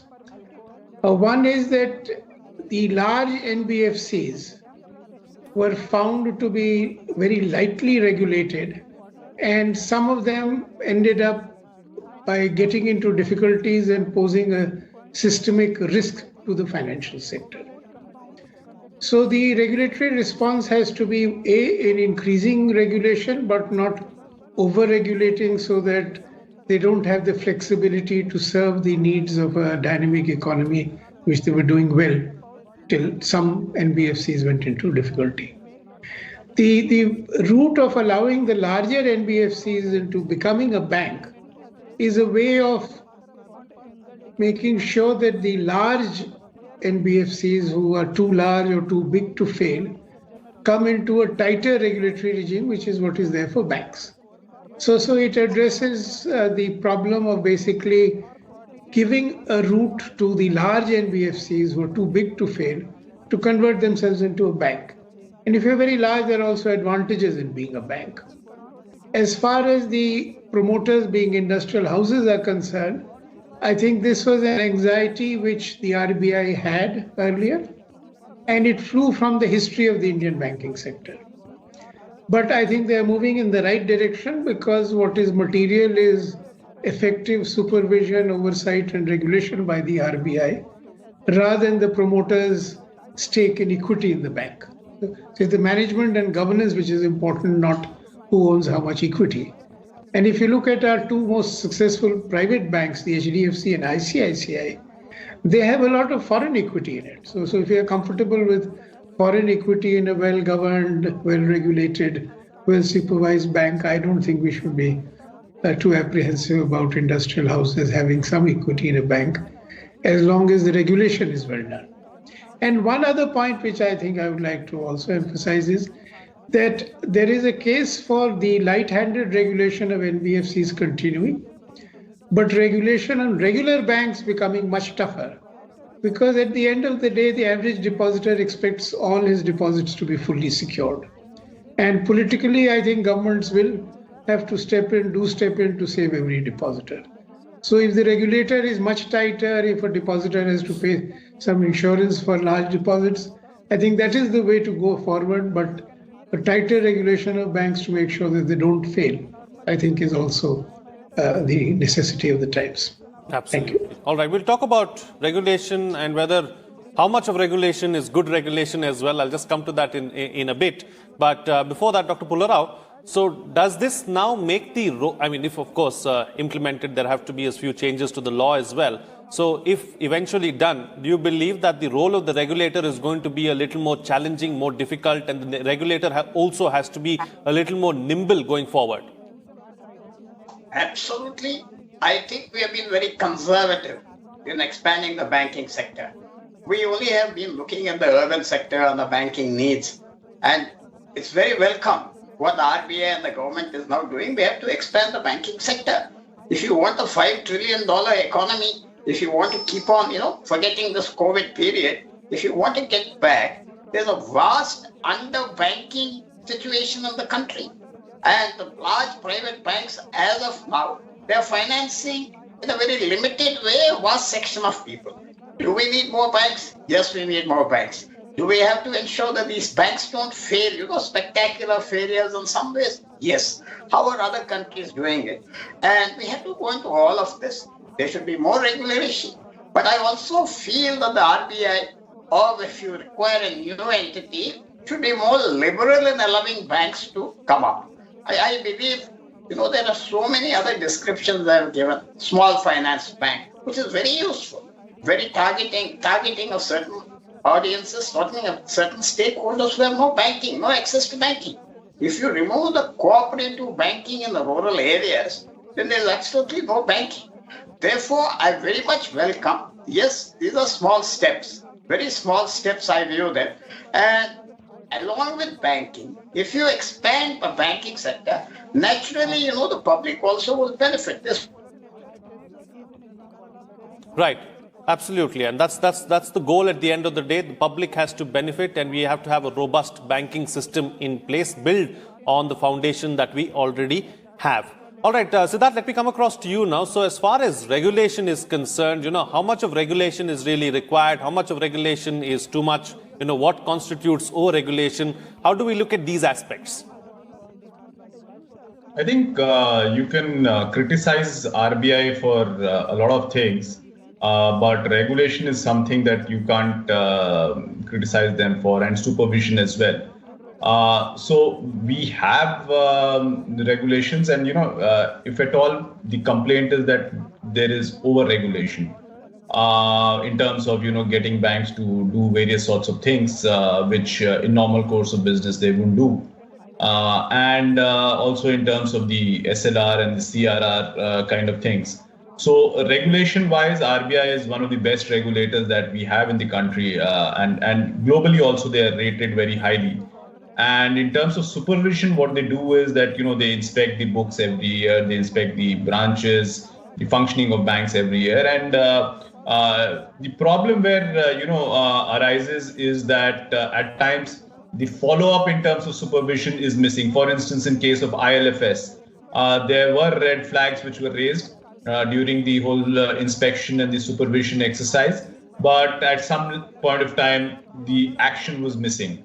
The other thing is that if you look at but RBI has emerged as wiser from this whole experience. So after the ILFS crisis, what it has done is that it is very closely monitoring the top 50 or top 100 NBFCs, and wherever required, they're getting the promoters and the shareholders to get in more capital, so that there is enough capital and there is no crisis in the sector. Because and also in terms of the way banking is done in India is a lot different, that between RBI and the government, banks are not allowed to collapse because of two reasons. One is the whole issue of protection of depositors, and two, in terms of a systemic issue that may arise. Even a smallest bank, if it goes down, can create ripples across the system, and or for that matter, even an NBFC. So the government and the RBI have traditionally stepped in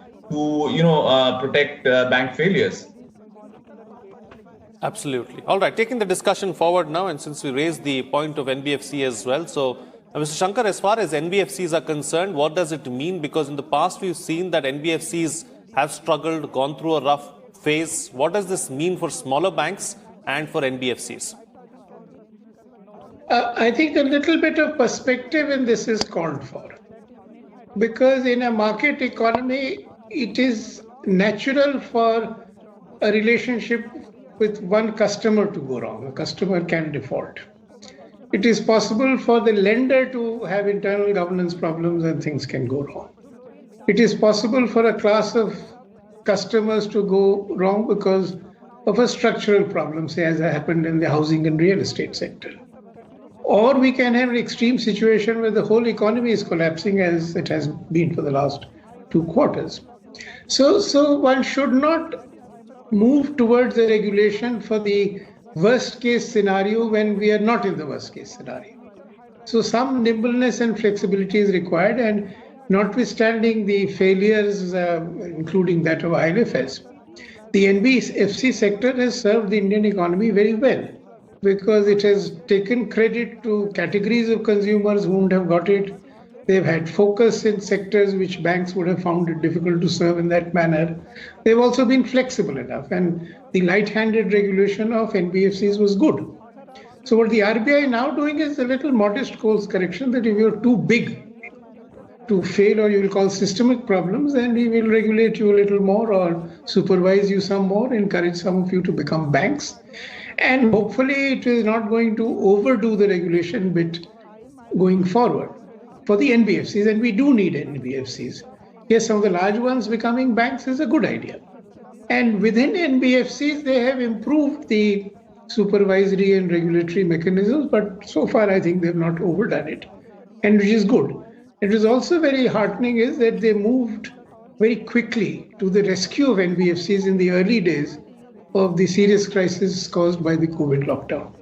So on the whole, I think we are on track, and I think the RBI, I agree with the earlier panelists that I think we can trust the RBI sufficiently.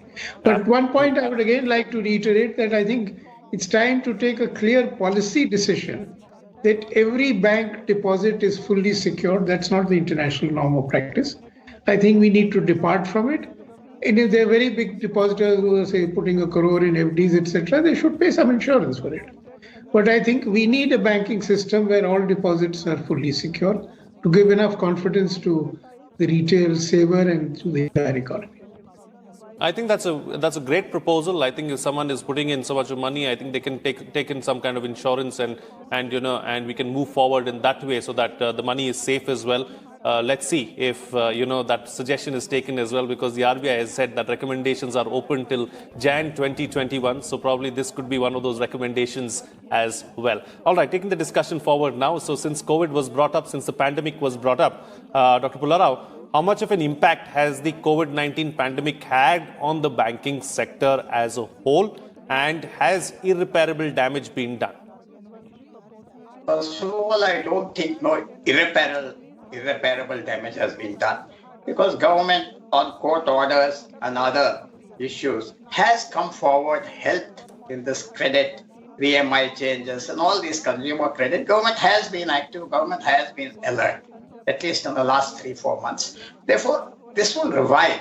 The banking sector will revive, and I don't think this COVID has set back for some time. And particularly when you find banking has been distant. Now we found from these migrants, crores of people who were got into the banking habit, who were getting money, they have now been disconnected. That connection will have to revive. Banks and government will have to be a little charitable, writing off things, doing other things to get them back into the banking sector.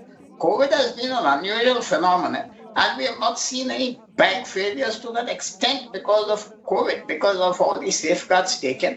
But to revive the linkage between those marginal people who were thrown away due to COVID, government will have to take extra steps. RBI will have to take extra steps, because it's very important that things get back to normal. If your economy is going to revive again another 6 months, 8 months, those sectors who were affected could not pay. All the sectors, small sector, medium sector, they should get some relief. And government should take particular care, or the RBI should take particular care. These unvoiced marginal sectors, they don't have chambers of commerce and other big groups to represent them and get what they need.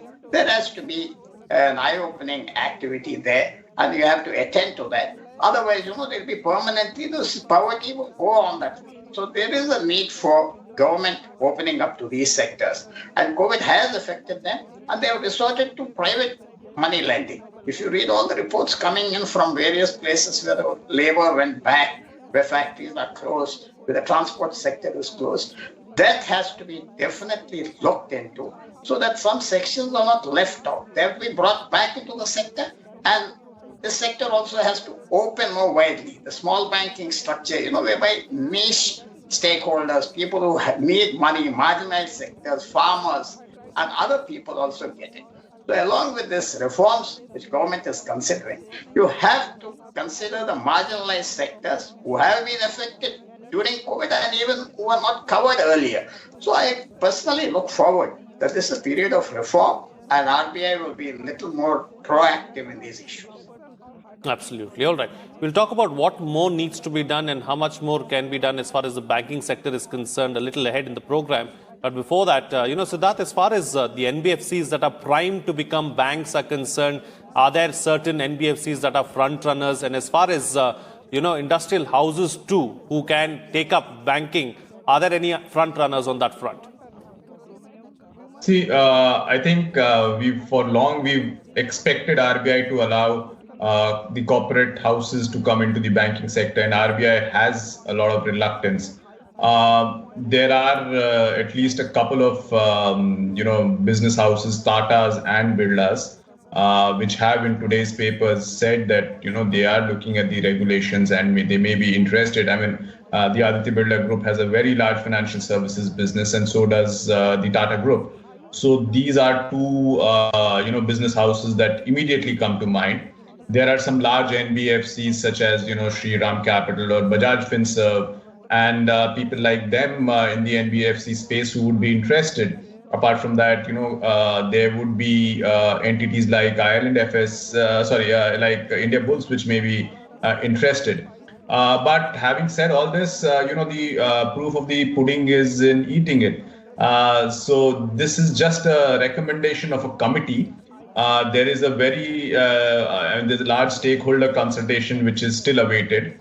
The government has to be fully on board. The RBI has to be first convinced about the need to allow NBFCs and banks and large companies to get into the banking space. Getting large companies, corporate houses back is something which is like going back 50 years when this whole nationalization started. There were corporate houses which have set up banks in this country. Some of them are still, there in some form or the other. So it's a very, very, the suggestions are quite radical, but I don't know if the RBI and the government are, ready to accept them in this form or not. But yes, it does set the tone that maybe not immediately, then maybe 2 years, 3 years down the line, there would be some change for sure. Absolutely. All right. So let's broaden the scope of the discussion a little bit and look at the banking sector as a whole. Mr. Shankar, a lot of reforms have already taken place over the last few years as far as banking in the country is concerned. How have we fared really as far as these reforms are concerned, and do you believe that more needs to be done? I think the reforms have been in the right direction. The RBI has certainly improved supervision, which was a weakness, because if supervision had been good, then the difficulties that a couple of banks have had may not have occurred. But going forward, the first point I would make is what I'd made earlier, that I think at our stage of development, every depositor in a bank should feel all his deposits are secure. If he has to pay an insurance premium for it, he should be asked to pay it, and he would gladly pay it. And those who are willing to take risks can go to NBFCs, can go to mutual funds, stock markets, etc., which should remain unsecure and provide greater dynamism in the economy. But the other thing which the banks, I think, need to do, and which needs to be addressed as we start recovering from the COVID crisis, is that in some ways we've kicked the NPA problem can down the road. So we've given moratoria, we've extended the period of moratorium. We've said the IBC or the bankruptcy proceedings are kept in abeyance, which are all very sensible measures. But we must recognize that once things ease, then this problem which has been brushed under the carpet will surface. And at that stage, I think some more creative and flexible decisions would need to be taken, firm by firm or borrower by borrower, and including for classes of borrowers. So the Kamath Committee has recommended restructuring during the period of the lockdown or slowdown. But once things are back to normal, my suspicion is that in many cases, some additional restructuring of existing debts may be required. Similarly, when all the government guaranteed loans to the MSME sectors become due for repayment, again, some view would need to be taken, whether they need to be restructured, whether some haircuts need to be taken to make the firm survive. Because if one takes an economic perspective, I think the first choice for a stressed asset would be a haircut and to get the entity to survive. If need be, let the promoters move out. The last resort should be the formal bankruptcy process. And since the number of firms, small and large, which would be having an overhang of debt when times become normal, some special treatment would be required. The banks should start preparing themselves for it. It will require decision making at mid and junior levels across the country, a greater willingness to take risks and confidence to take commercial decisions and not play very safe, and some willingness on the part to also inject additional capital if required in some banks, because at the end of the day, there are no free lunches. So there is a cost the economy is bearing today for the lockdown and the slowdown. So down the road, somebody has to bear that cost, either we as taxpayers through the government budget or bank depositors. There are only two ways these costs can be borne. And hopefully the costs get minimized if the recovery is very robust and swift. Absolutely. Dr. Pullarao, what's the best way forward?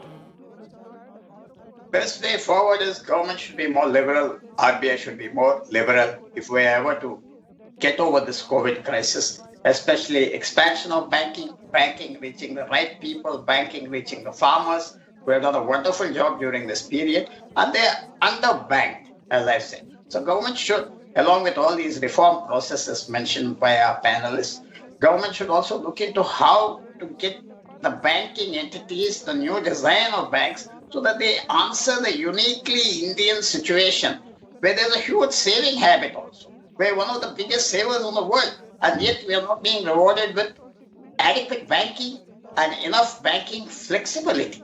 We need a new thought about this. I don't mean disrupt everything. A little bit of disruption in the sector, maybe to go a long way to address the lacks, the scarcities, and other things. We're a huge country. We are not Switzerland or Austria, where there's one bank and, a tradition of money lending and all that.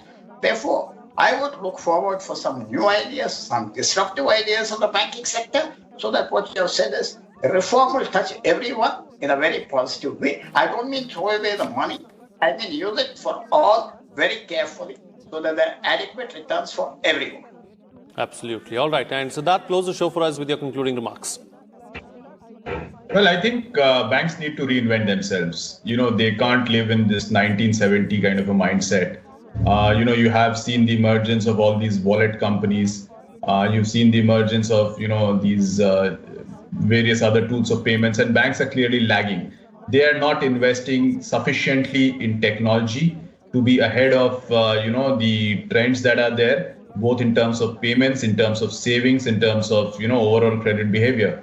So they need to reinvent themselves, shed this baggage of, in fact, not even 1970s. This is, going back to pre-independence era kind of banking.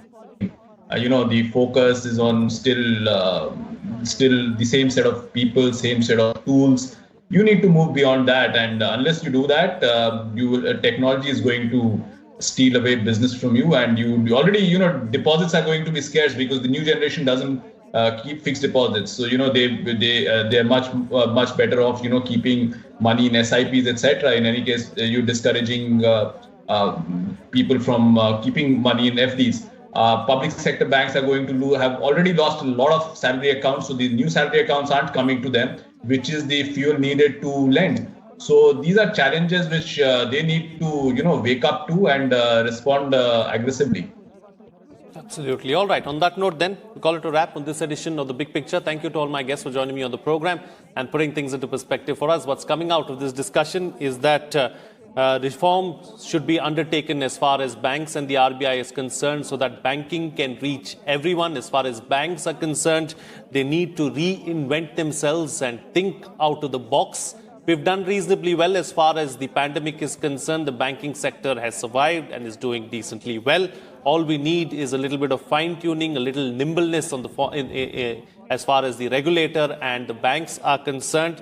The RBI has played a great role of a regulator and done very well as compared to its peers across the world as well. All we need to see going forward is to ensure that we see a far more robust banking system that is abreast with the times. With that, it's a wrap. See you again next time.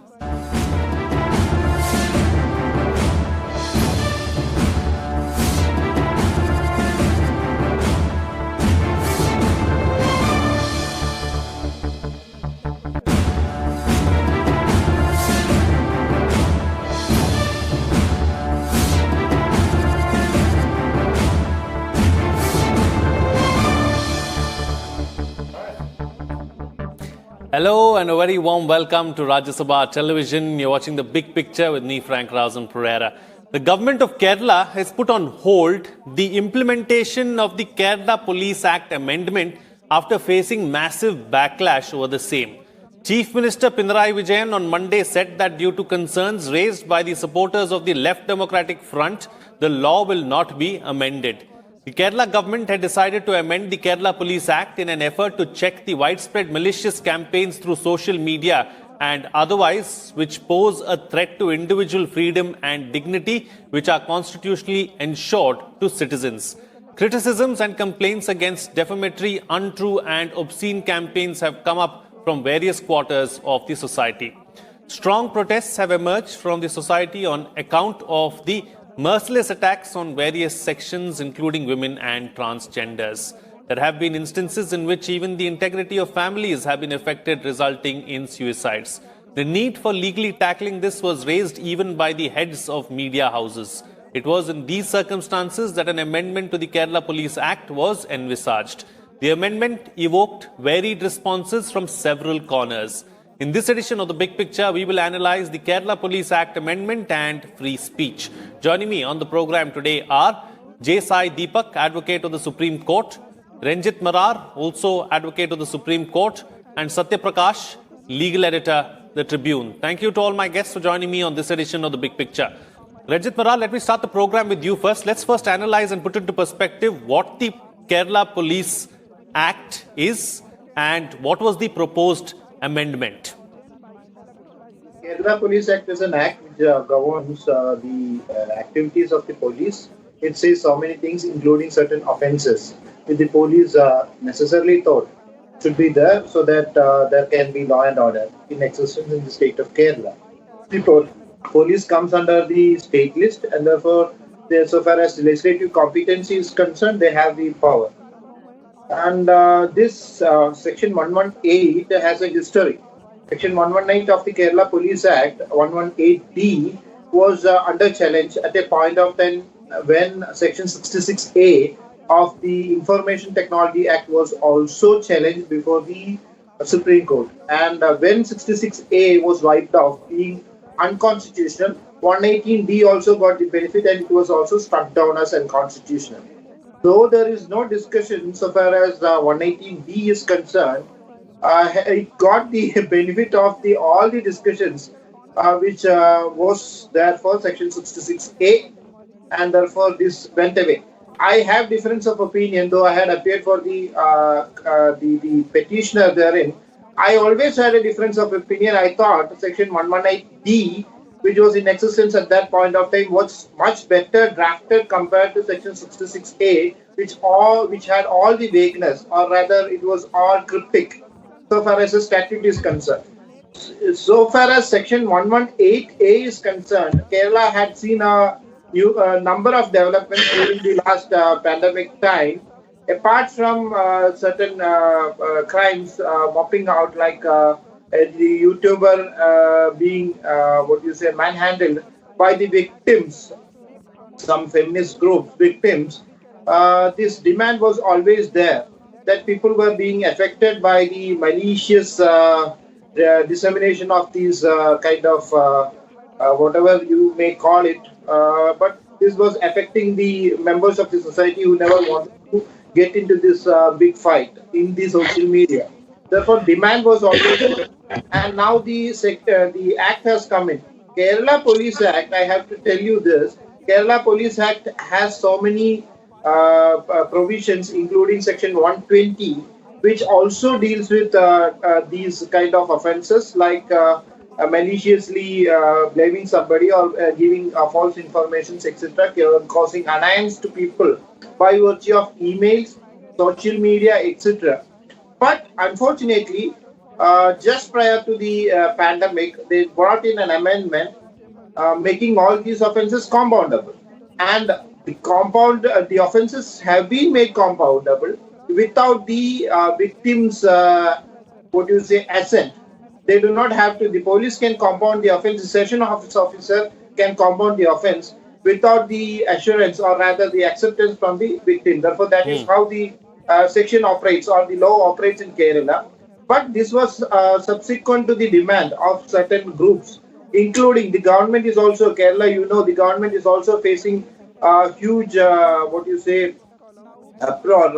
dislike from the community, and there are numerous online magazines, online YouTube platforms, etc., which is attacking the government these days. Probably the government could have thought that there needs to be a kind of a restriction on these kind of online media, which does not have any other checks so far as the reputation or responsibility is concerned. Therefore, probably this is the reason. Once you go through, there has been now uproar against 180A, but once you go through the provision, one would find that 180A is not as malicious or as poisonous as Section 66A, which was in existence at that point of time in the Technology Act. This is kind of provision like the defamation under the Indian Penal Code. You cannot have Subramanian Swamy's case that the Supreme Court itself held. Section 499, 500 is not unconstitutional. This is required, but then how you are going to operate this is the whole question, whether you are going to misuse this or whether you are going to act in accordance with the words, which according to me is not very confusing. Okay, points taken. Then there would not be much of a problem, as is being said in the social media today. Okay, points taken. Jay Sai Deepak, let me bring you into the picture now. Like Ranjit Marar was mentioning in his opening remarks, this is not something new. There is a history to this. It's not the first time that something like this has come up really as far as the Kerala Police Act is concerned. What was the necessity this time around, and how do you look at it?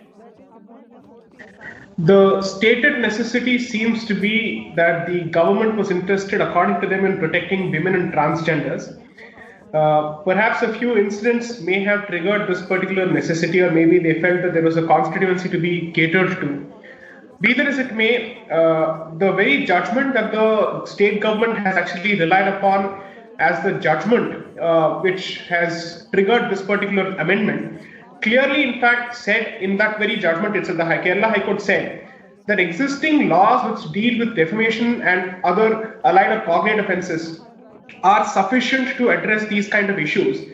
Therefore, there is no need for a separate legislation, so to speak, that addresses questions of, let's say, defamation or violation of the modesty of women, or let's say outrageous statements against women. Okay, so that's one thing that perhaps we may want to ask ourselves as to what is it that specifically triggered it. Perhaps the one justification could be that while the law recognizes, let's say, the vulnerability or the need for protection of women separately when it comes to dignity, so on and so forth, maybe in light of the kind of behavior sometimes that transgenders and non-binary genders are exposed to, maybe they need to be protected separately. That's one thing that we may have to debate. So that's one. On the question of, let's say, whether this is as bad as Section 66A or not, I agree completely with Mr. Marar. that this is not as pernicious as Section 66A. However, the spirit with which the Supreme Court struck down Section 66A and 118D in the Shreya Singhal judgment was basically that if a provision suffers from vagueness and it is unclear as to what is the definition that you impute to terms which are used in a penal provision, then that perhaps warrants at the very least either reading down of the particular provision and stretched to the maximum it can be struck down. In the provision that has been introduced, 118A, which is the subject of discussion here, certain terms have been used whose context and whose definition, or let's say whose meaning, is unclear according to my very limited knowledge of criminal law. Because here it says that any kind of communication which is threatening, abusing, humiliating, or defaming, and that causes injury to the mind, reputation, or property. So some of these terms, in fact, frankly speaking, do not have a current definition. So for instance, if there is already a word such as defaming that is used, which falls back on the jurisprudence of defamation, what is the meaning of humiliation that is different from defamation? That's one. Second, there is another word called abusing. Now, I don't understand what is this supposed to mean? What kind of language are we policing here? What amounts to abuse? Second, when they say causes injury to the mind, which means so long as you take offense or you perceive a certain offense based on the use of language by a certain person, does this mean that the provision itself is triggered? In which case, it brings this particular provision almost at par with the kind of vague language used in 118D, which was struck down by the Supreme Court in Shreya Singhal, even if it is not close to 66A. In fact, I'll go a step further and say, one of the terms that was used in Section 66A was that a certain message is deemed offensive. Now, what is offensive is also something that causes injury to the mind of a certain person, could be the argument. If you make that particular argument, it is possible to contend that 118A is perhaps old wine in new bottle and 66A being presented in a different fashion. That could be the argument that is made. So, one, what is it about existing laws that are insufficient and inadequate, warranting the need for this law? Second, if it is meant to, let's say, specifically protect transgenders, what is the need for such a broad provision?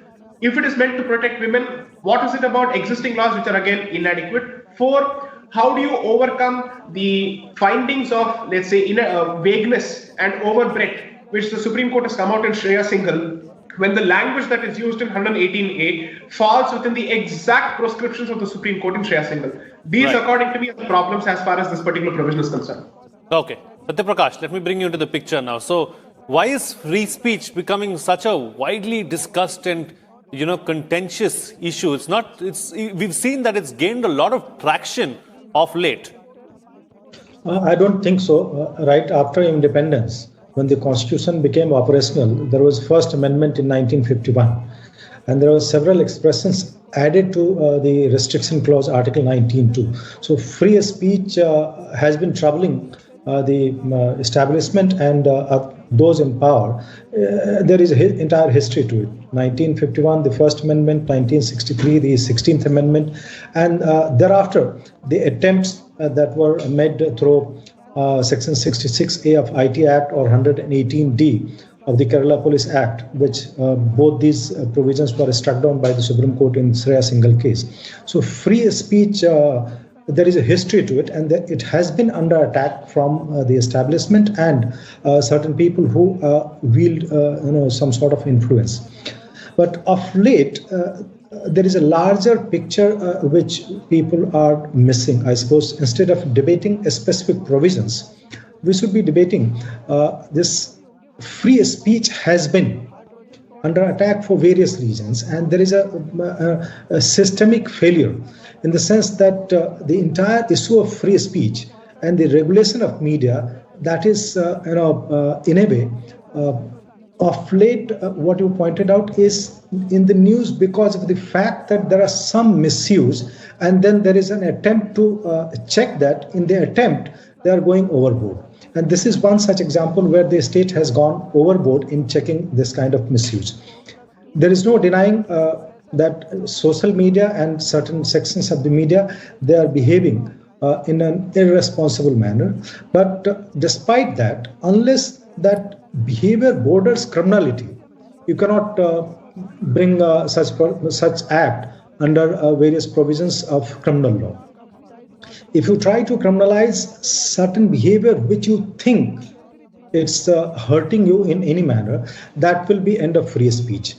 Democracy requires certain degree of tolerance towards criticism, and to my understanding, this particular provision, not that the stated objective, I am saying that could be some of the reasons behind the bringing this law, but there are certain other aspects, because this government has been under attack for various corruption allegations and other allegations, and that is why I suppose there is some sort of motive behind it, and that motive has to be, people have realized that, and that is why this opposition to this. Second point, the larger issue of regulation of social media and certain other media, where the regulatory mechanism is rather absent and people are taking undue advantage of that, and that is why there is too much noise on social media, and it lacks decency, and generally people are crossing the line, and the state doesn't know whether to check it and how to check it, because the moment the state, I'm talking about Indian state, not a specific state government or central government, the moment a state tries to do that, the bogey of emergency is raised, and then the state will be on the back foot. And this is what the Supreme Court has also raised in recent 2-3 cases, that there is a need to regulate, but then how to regulate it, and whether to allow the industry to regulate itself, self-regulation, or the states would be providing some mechanism, and states would be part of the regulatory mechanism. That remains the real question. Absolutely. All right. Since we are here then, Ranjit Mehra, let's talk about this aspect as well. Social media and how we've seen irresponsible behavior on social media. There are several people who cross the line, and it's quite nasty, on social media to see everything that's happening there. So how do you regulate that? How do you, bring some kind of normalcy there? It seems like a difficult task. Yes, it is of course a difficult task, because the reach with the social media has, and with the way in which it is being used, and the number of people who use this is also it is huge, and the paraphernalia which the state has or the courts have is too negligible in comparison to what is happening over the social media and the number of people who are using the social media. The victims, if you take the case of the victims alone, it would be huge, and there is no system in the magistrate courts to rather adjudicate all these matters in which the complaint comes in. And so far as the police is concerned, they would always consider this to be too trivial a matter for them to investigate and file a final report in the 60 days which they ought to file it, and thereafter prosecute this with a prosecutor, or rather having a complainants counsel and then prosecute. It's all trivial in nature. And see, all matters in which the defamation etc. comes into the court, we have read Nariman's book on this thing, before the memory fades. He narrates an incident in which a person gives a defamation suit, and thereafter every day the defamation charge is being narrated in the court, and the person itself, the complainant itself, is getting harassed by the virtue of the fact that the statement is made to be uttered in the court every day. Therefore, this is the kind of defamation suits or the complaints that is being adjudicated in the courts. And you have to have, what you have to have is, you have sufficient laws. In Kerala, you have the Kerala Police Act with a different, different kind of provisions which emphasizes situations in which they can be convicted. But the convictions have not happened so far. Why? Because there is no prescribed limit by which the matter ends up, and you do not want the complainant to go to the court every day and then get its matter adjudicated. You have to have paraphernalia. You will have to have necessarily different kind of mechanisms or the courts which will have to adjudicate these matters within. See, these matters will not take much longer period. It is only the complainant. It is only the evidences which are all scientific in nature. Technical evidences will creep in. You can finish it off in maybe 10 days trial is sufficient enough for these cases to finished off. You will have chances by which these persons can be convicted and booked for what they have done. If that comes in and the message is sent to the society, probably people will become mature enough to have these platforms used in a specific manner. Absolutely. See, in certain countries, even defamation is not a culpable offense. It's all based on liability and tort. And therefore, they even adjudicate tortious liabilities within a given span of time, and huge amount is being given as compensation. That will not happen in India. You have to pay, if you want to contest a suit, you have to pay at least 10%. So far as Kerala is concerned, you have to pay 10% of the court fees, and then wait for another 5 to 10 years to get the matter adjudicated. Same is the case with all these complaints as well. And there will be difference of opinion between the persons who are available in the social media, and therefore nobody wants to take that chance as well. Therefore, that's the system has failed and not the provisions. Okay, points taken. Yes. Points taken. All right. So taking the discussion forward now, since we're talking about crossing the line, Jesai Deepak, how do you decide when person A's rights end and person B's rights begin, or vice versa? See, fortunately here, the law is to some extent clear with respect to what is the Lakshman Rekha that one is supposed to observe, regardless of the medium. Just bear two things in mind, or perhaps the most important thing is, what is it about social media that distinguishes it from other forms of media is primarily its democratization of the ability to air one's views, which means the absence of editorial control over what comes out in the form of a user-generated content. Okay. So from being a certain medium which has a certain gateway where a filtration is applied by an editor before it reaches out to the public for dissemination, this happens to be a medium where people can simply air without any application of filters. It's entirely left to their own judgment. So that's the first thing.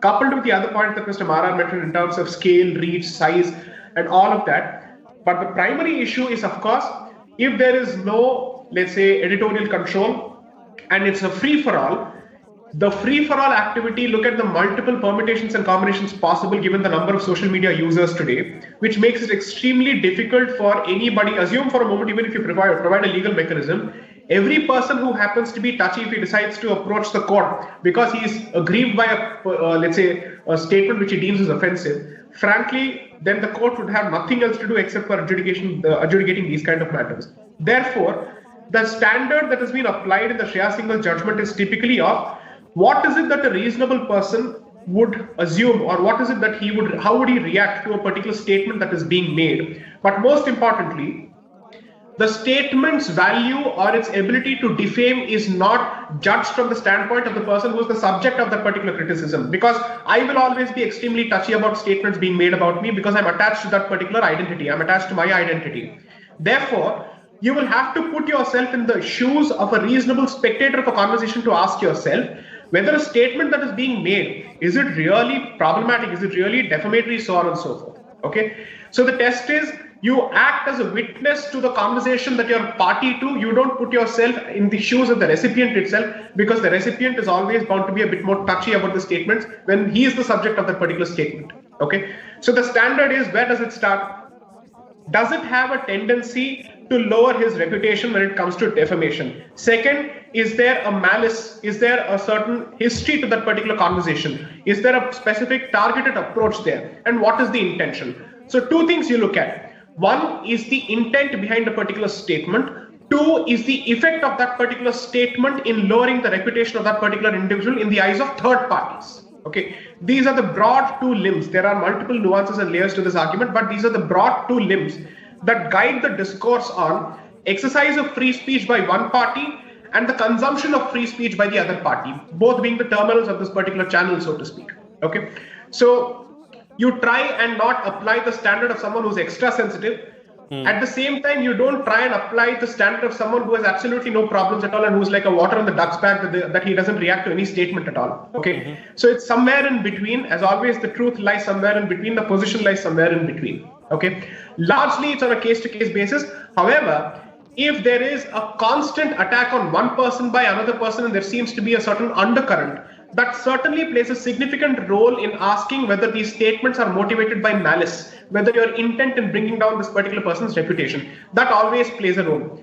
But look at it today. Most public figures are exposed to all sorts of criticism on social media, and you would have never interacted with them on a one-to-one basis. You only have a problem with respect to their positions. Right. So in the absence of any undercurrent, how do you decide what is the threshold that is crossed? You look at it from the standpoint of reasonable civility. You look at it from the standpoint of statements. if it happens to be an allegation which has no basis and there is no support, then there is a serious problem. But if it's not an allegation, so to speak, but simply an opinion, I think somebody is an idiot, if that's the statement that I make, okay? That's not an allegation, that's a value-based opinion of someone. Then if you make those statements and you air it in, let's say, in public, then that statement has a defamatory quality, could be humiliating, could be a bit of an abuse, depends on how it is. But the court asks itself, does it really lead to defamation? Somebody calling someone a stupid and idiot doesn't lead to defamation unless and until it's an attack on character or something very, very personal. That's usually the contour of this particular discussion. Right. Okay. Let's bring in another aspect also now into the picture. Satya Prakash, very quickly, as far as regulation is concerned, is there a worry, is there a scare that there could be over-regulation as well? And considering whatever has happened, in Kerala with regards to the, Police Act amendment, are we heading towards becoming a police state? I think there is hardly any regulation of the social media in India. In fact, television media is also not regulated by the state. They are self-regulated. The only regulation that exists on the part of the government, that is Press Council of India, which regulates the print media and news agency journalism. There is hardly any regulation. And in India, there is always a gap between law and technology. Technology is developing very fast and law is trying to catch up with that, and they have miserably failed. And there is a huge gap, and this gap is creating a lot of problems.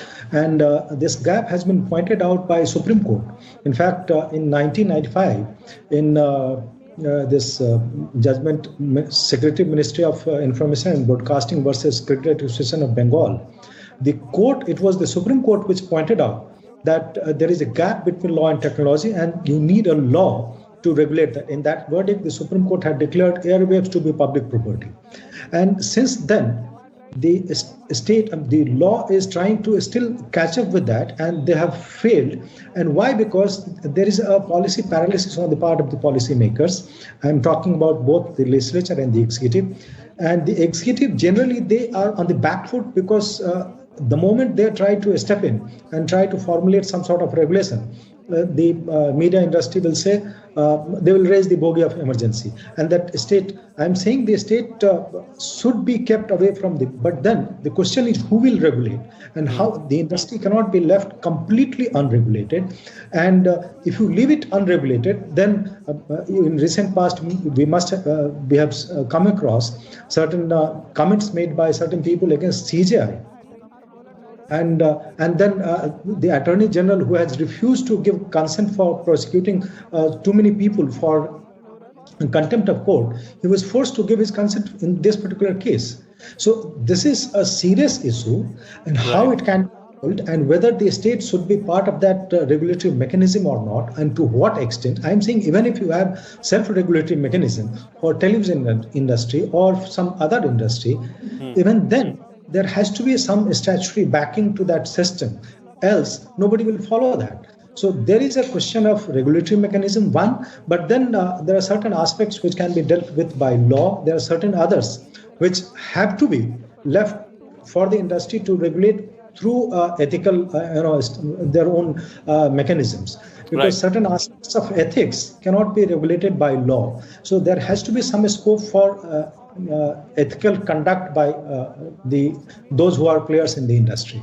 Absolutely. All right. I've got 30 seconds left on the program. J. Sai Deepak, close the show for us with your quick concluding remark. See, with every technology which tries to empower the individual, I think the envelope for exercise of free speech and expression is only going to be pushed further. Okay. And to a significant extent, law will have to try and catch up with this pushed envelope and this enhanced envelope, as Mr. Satya Prakash rightly points out.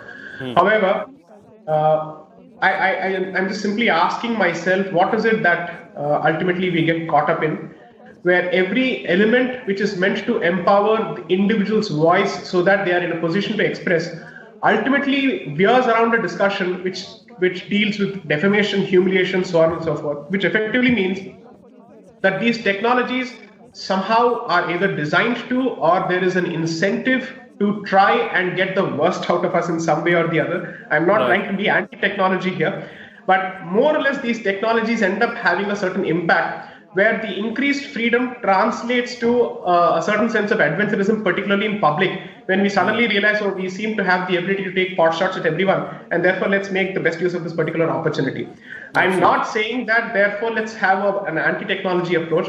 I'm saying that some of these answers may not entirely lie in the law. Some of these answers may lie in the heart of the society. And the society has to ask itself, what is the civility with which it wants to conduct itself, even in public fora. There is always the scope for disagreement, there's always a scope for criticism, but is it possible for us to, or is it not possible for us to remain civil? That's the only question. Just one sentence that freedom comes with responsibility. Yeah. So, moment we get freedom, we must be acting responsibly. Else, we'll end up, giving a handle to the state to somehow clamp down on us. Rajat Marar, okay, go ahead. In one sentence. Final word on the program. Go ahead, yeah.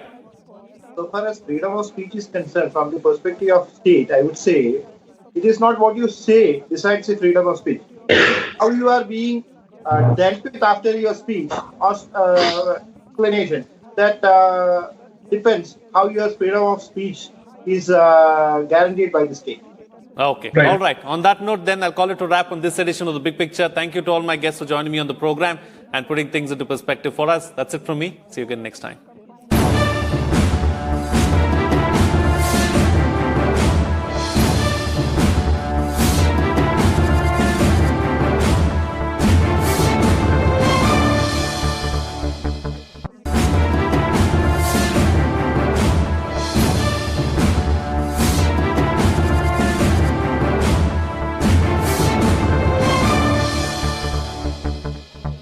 Hello and a very warm welcome to Rajya Sabha Television. You're watching The Big Picture with me, Frank Rausen Pereira. Well, Foreign Secretary Harshvardhan Shringla on Monday briefed a select group of heads of missions on the planned terrorist attack in Nagrota district in Jammu, which was foiled on the 19th of November.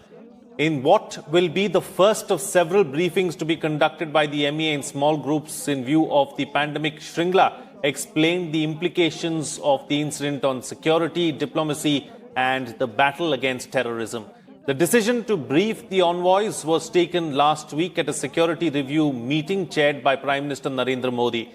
The envoys were provided with a detailed information docket giving the details of the incident as it transpired, as well as a list of items and weapons recovered from the terrorists, clearly indicating their Pakistani origins.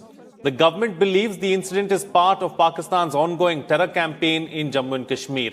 In 2020, there have been 200 incidents of terrorist violence and killing of 199 terrorists.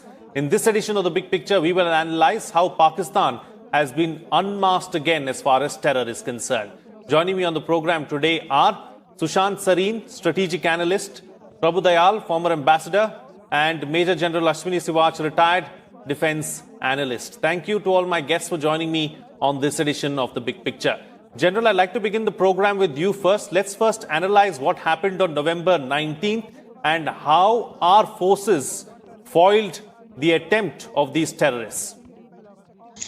Frank, we have to see the picture like this. Today, there are about 300 to 350 terrorists which are sitting on a launch pad, ready to infiltrate inside Indian territory. There are about 100 and 150 terrorists which are only left in Jammu and Kashmir. And if the way our all-out operation is going on, it is not, time is not far off. Within a year and a half or 2 years, we will able to eliminate the complete terrorism from Kashmir Valley. So keeping that in mind, today Pakistan is desperate to send the fresh cadre in Jammu and Kashmir because there is dire need of more cadre as well as the weapon and ammunition. As far as the leadership is also concerned, that also of Lashkar-e-Taiba, Jaish-e-Mohammed in North and South Kashmir have been wiped off. So with that aim, they want to pump in a better leadership and more terrorists, but they are unable to do anything in line of control. What is happening is our counter-infiltration grade in line of control is so strong and so robust, they are not able to succeed. Just about a week, 10 days back, they have tried their best of engaging by our post with an even heavy weapon like artillery and mortars so that the terrorists can manage to infiltrate in Indian territory.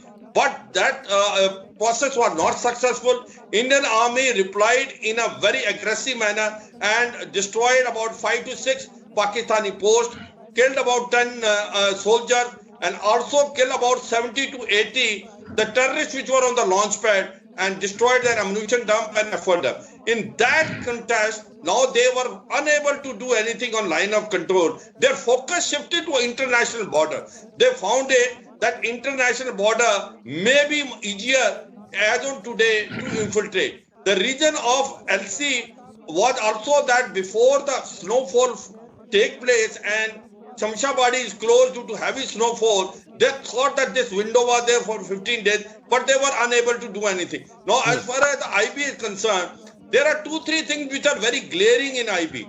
IB, especially starting from in the J&K sector, starting from Kathua, Hiranagar, Samba, Jammu, and then going toward Rajouri Pont. So the IB sector is only a single tier. And second thing is from IB to the national highway, there is about 7 kilometers. Anyone who crosses the IB and comes on this national highway can easily get away. And so therefore they picked up that area. Second thing is there is only single tier. The density of troops in IB and the surveillance devices are much less than the line of control. Hence they picked up the IB and they came with an innovative idea, not so innovative. They did it in past also. They made a tunnel, 150 feet, which has come approximately 110 feet inside Indian territory, 110 meters, and they managed to come out. So this is a new challenge to Indian Army, that we have to find out a mechanism to able to robustly eliminate terrorists trying to infiltrate even through the IB. Okay, points taken. We'll talk about what more can the armed forces really do there and how do we innovate as the terrorists innovate too. But Ambassador, let me bring you into the picture now. So India has, taken this issue up, even diplomatically on a war footing, speaking to like-minded nations, telling them about what Pakistan is up to. Your thoughts on that? Well, Frank, from a diplomatic perspective, I think you have correctly captioned today's program as Pakistan unmasked again, because we have unmasked Pakistan countless times. We have told the international community about the sort of terrorist activities which Pakistan has been engaging against us from time to time without any abatement.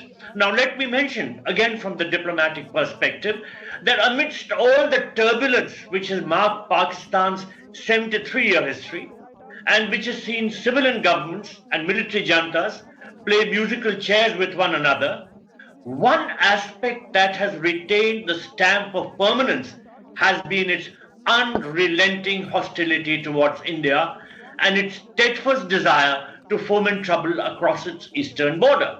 Now, the inevitable conclusion that can be drawn is that the ill will of the Pakistani establishment for India, especially that of the army, cannot be transformed into goodwill.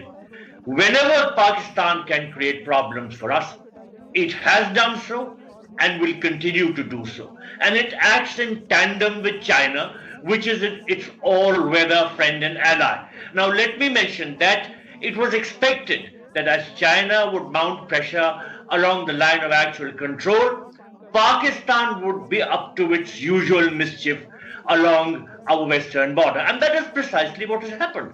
There is enough evidence that is available with us and that we have shared with the international community. And I think that international pressure, which has been mounted in recent years in Pakistan, particularly by putting it on the FATF grey list, will continue to be mounted, because this rogue nation needs to be brought to the book.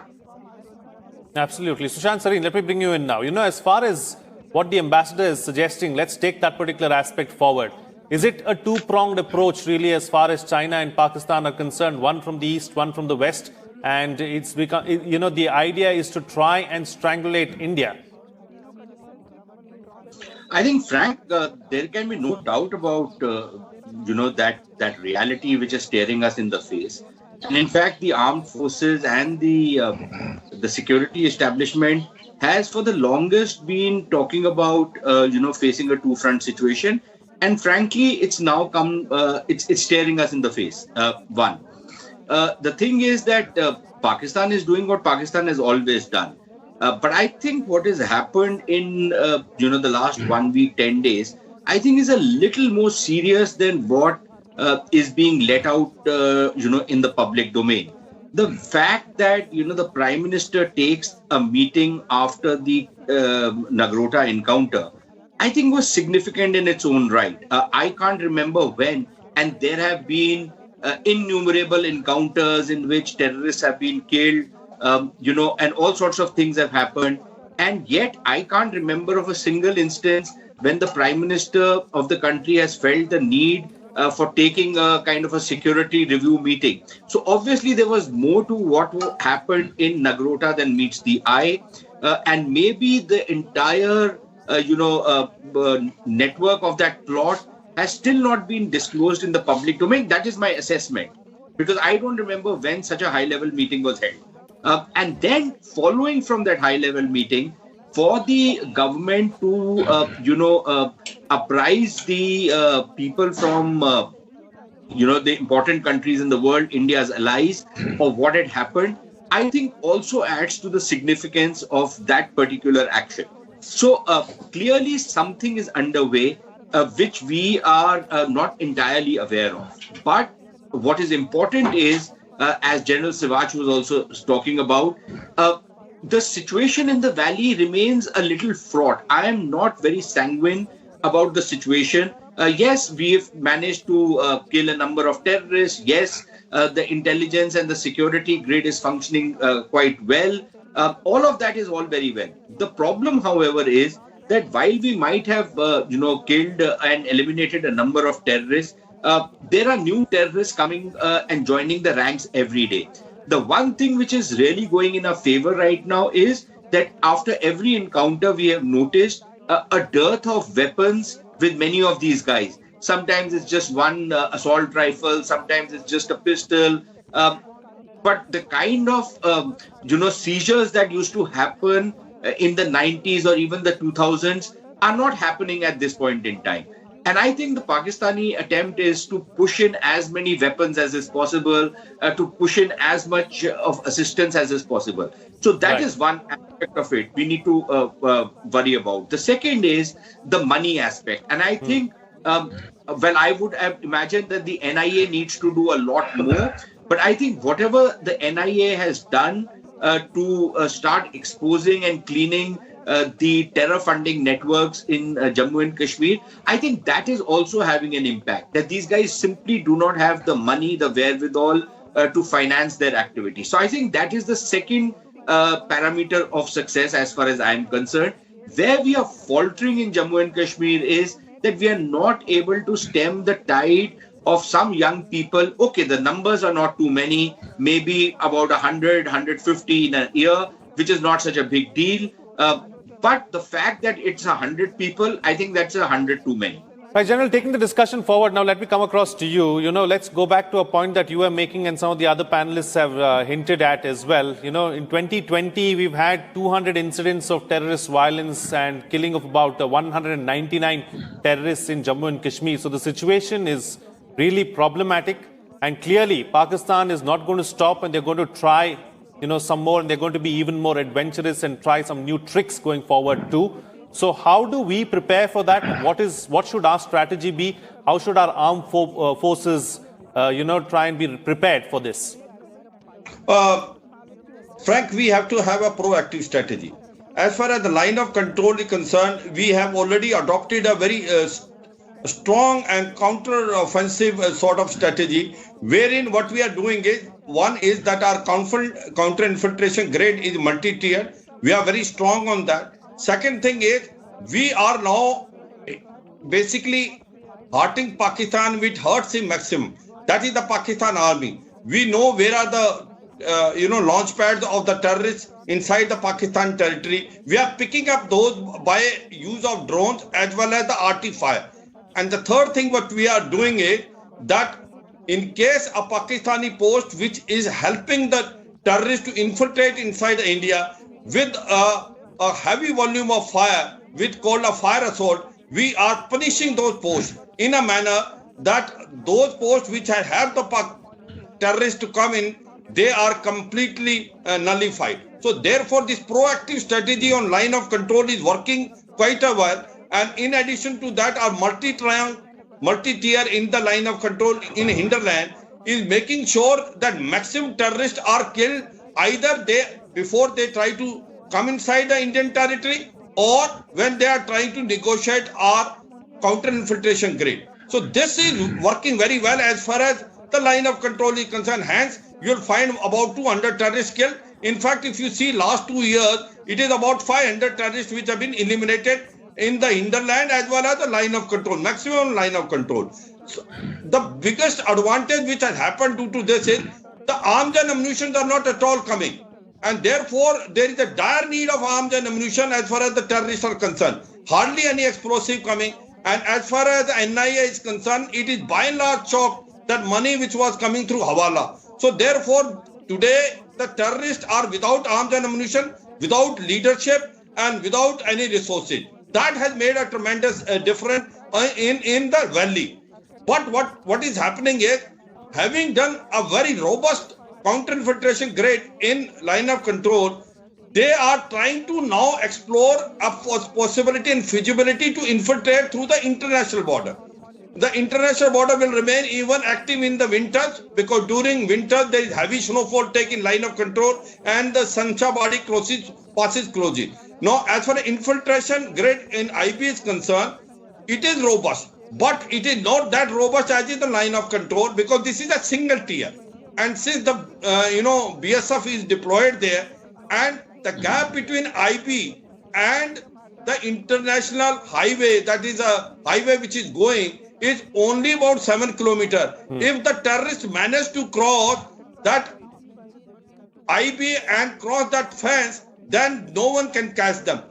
And also the OGW as well as the sleeper cell which are working in that area are in coordination with the sleeper cell which are working inside, you can say, valley, and they coordinate their movement from there to there, and hence the truck was seen which was carrying explosive, arms, ammunition, everything. So today what we need to do is we have to change our strategy, make it more counter, you can say a punch has to be given on our counter-infiltration grid on international border. 4 or 5 things need to be done. One is that General, we'll come to what more needs to be done a little ahead in the program. I think we've touched upon several of those aspects now. I'd like to take forward a few more aspects too. I'll come back to you. Just sorry to interrupt. Ambassador, let's broaden the scope of the discussion a little bit and bring in another player in the region, of course. Let's talk about everything that has transpired in the United States. There's a change of guard there, new Secretary of State has been picked by the President-elect Joe Biden. There's a sense in Pakistan that this new administration could be a little more friendlier towards Pakistan, and that could lead to some kind of adventurism, really, as far as Pakistan's part is concerned in Jammu and Kashmir. Is that a concern? Well, you're right. There is a degree of expectation in Pakistan that the Biden administration might be friendlier to them than perhaps Trump was in the beginning. But if you can remember, Trump had also softened to Pakistan considerably. And the reason is that he wanted Pakistan's support to pursue his objectives in Afghanistan. So whether it is the Biden administration or the Trump administration or any other administration, they will go by what they see as American interests on that particular day. They will not be swayed by any other perceptions other than how Pakistan can serve their own interests. Now, how do we rectify this situation? We have already undertaken a very big exercise to brief diplomatic envoys. I'm sure that in the interactions which our government will have with the new US administration at the highest level, we will continue to brief them as we have done with previous administrations about how Pakistan continues to foment terrorist activities against India. Now, I'll take off a little point which Mr. Sushant Sareen had made, and that is that something really big was cooking. And while General Savach feels that the arms and ammunitions which were available to the terrorists seem to be drying up, I think the point which Mr. Sareen made has been in a way also highlighted by the Prime Minister, who said that the killing of the 4 alleged terrorists belonging to the Jaish-e-Mohammed and the presence of large cache of weapons and explosives with them indicates that their efforts to wreak major havoc and destruction have once again been thwarted. The fact remains that they were in possession with a large cache of weapons and a huge quantity of explosives. So it's not that their supplies are running out, they're still managing to get things through. And as Mr. Sareen said, something big could have happened, and we perhaps don't know really everything, but some things have been said. For instance, that the anniversary of 26/11 was perhaps being planned. Nagrota has witnessed an earlier attack in 2016 when our armed personnel were attacked by some terrorists. So I think that there was an entire scenario building up which was full of mischief, and there was plenty of ammunition and arms which were available with this bunch of terrorists. I'm glad we have eliminated. But as far as the international community is concerned, we will have to continue mounting pressure on them to treat Pakistan in the manner it deserves to be treated. Absolutely. Sushant Sareen, let's look at widen the scope a little more from just the Jammu and Kashmir region to Pakistan and then Afghanistan, and look at what is happening geopolitically there as well. And clearly the American forces are going to withdraw from Afghanistan. Is that going to be yet another playground really as far as India and Pakistan are concerned? How do we prep for all of this? I think, Frank, you've raised too many issues. Number one, I don't think Afghanistan is a playground between India and Pakistan. I think the roles that the two countries have played in Afghanistan are as different as chalk and cheese. India has been involved in developmental activity, capacity building, infrastructure building, and those kind of things in Afghanistan. Pakistan has been involved in sponsoring terrorism, giving safe havens to Afghan terrorists, Taliban terrorists, and all of that.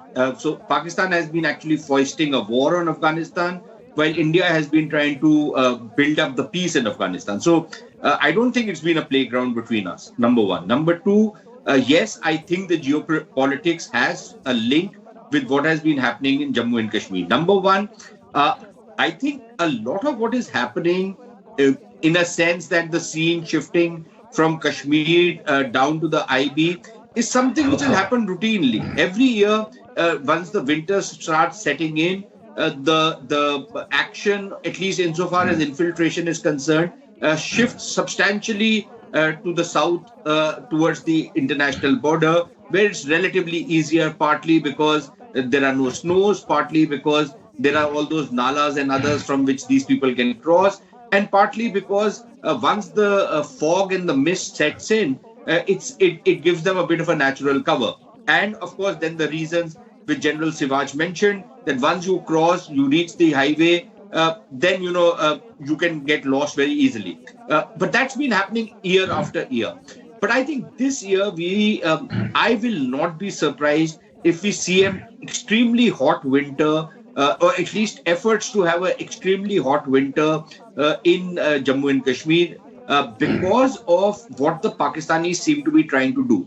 And call it my theory, call it my gut instinct, but I have a sense that what they're going to do is they're going to ramp up violence both in Afghanistan as well as in Kashmir, and then juxtapose the two areas to give some comfort to the new American administration in Afghanistan in exchange for some kind of comfort which the new administration is going to give to Pakistan on Kashmir. I think that is going to be the effort. Whether that will be successful or not, I have my doubts on that. I can imagine the Americans making some noises on human rights and other things, partly because there's been a whole lot of disinformation and misinformation which has been fed into the American system, including by these parachute journalists who come and report from India, as well as a certain section of Indian journalists who have to do virtue signaling to the West, so that they get their fat contracts and they get their assignments with the Western newspapers. But once I think we engage with the Americans at an official level, a lot of the misconceptions which are there in the democratic dispensation, I think we'll be able to address. For example, things like denial of rights to Kashmiris. Nobody can tell me a single right which has been denied to any Kashmiri. In fact, the rights that were denied to people in Jammu and Kashmir have actually been given to them by the constitutional reforms that have been undertaken in Jammu and Kashmir. Right. So I think those misconceptions will have to be cleared up. Secondly, I think that is something which some sensible, sober elements in Pakistan also understand, that Pakistan is not going to get any comfort on what its stand on Jammu and Kashmir is. So the Pakistani game plan is not to talk about their territorial claims on Jammu and Kashmir or their irredentism on Jammu and Kashmir, but to agitate on the issue of human rights. Now, even that substantially, some of the objections which people had, communication links being cut off, some people, political leaders being put in detention. I think all of those issues are now, past issues. Elections are likely to take place, which is what probably the Pakistanis would want to disrupt. And a political process is kicking in. So I think the kind of comfort which they are expecting in Jammu and Kashmir, they are not going to get.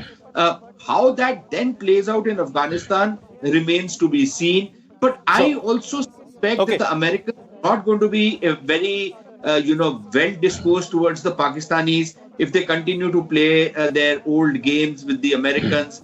Something which they'd done when Biden was in government the last time in up to 2016. All right, then time to get quick closing comments from all my panelists with the best way forward. General, go ahead, starting first with you.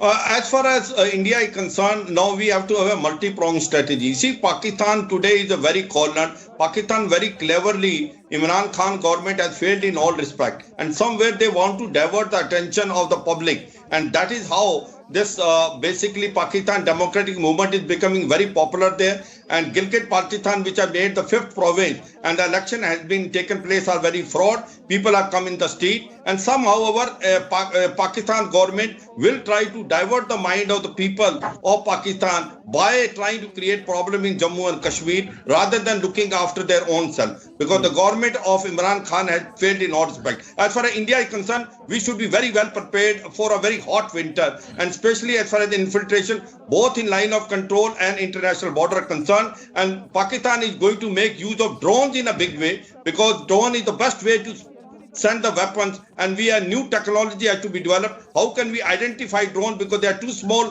which gives a very small signature on the radar. Overall, we should be very alert and alive in this winter. It is going to be very crucial for counter-infiltration great in Jammu and Kashmir. Ambassador. Well, to me, the dirty game which is being played by China along with Pakistan is a cause of worry. These two countries do not view us in a friendly manner at all. They work in cahoots, and their a common intention is to harm India. So the fact of the matter is that with the Chinese amassed at the line of actual control, the Pakistanis up to mischief, no matter what position Biden takes and the new administration adopts, we have to be on guard, because we have to deal with this twin menace of China and Pakistan on our own. All right, and Sushant Sareen, quick closing concluding remark from you. Frank, I'll be very quick. I agree with both my distinguished colleagues. Nothing more I can add to what they've said. Okay, all right. On that note, then, I'll call it a wrap on this edition of The Big Picture. Thank you to all my guests for joining me on the program and putting things into perspective. For us, what's coming out of this discussion is that the PM himself had a security review meeting after the Nagrota incident. That itself suggests how serious the matter was and how serious it could have been if our armed forces had not foiled that infiltration attempt. Pakistan just doesn't seem to learn, and this continues even despite raising these issues at the highest level with Pakistan and trying to explain to them not to indulge in such activities. We have to be prepared for a two-pronged approach, a two-pronged threat in Jammu and Kashmir, both from the east and the west, from China and Pakistan. And as far as Pakistan is concerned, it's going to try every trick in its book to try and infiltrate from the LOC as well as the IB. We have to think of new and innovative ideas to try and foil these attempts and ensure that we keep our borders safe. With that, it's a wrap. See you again next time.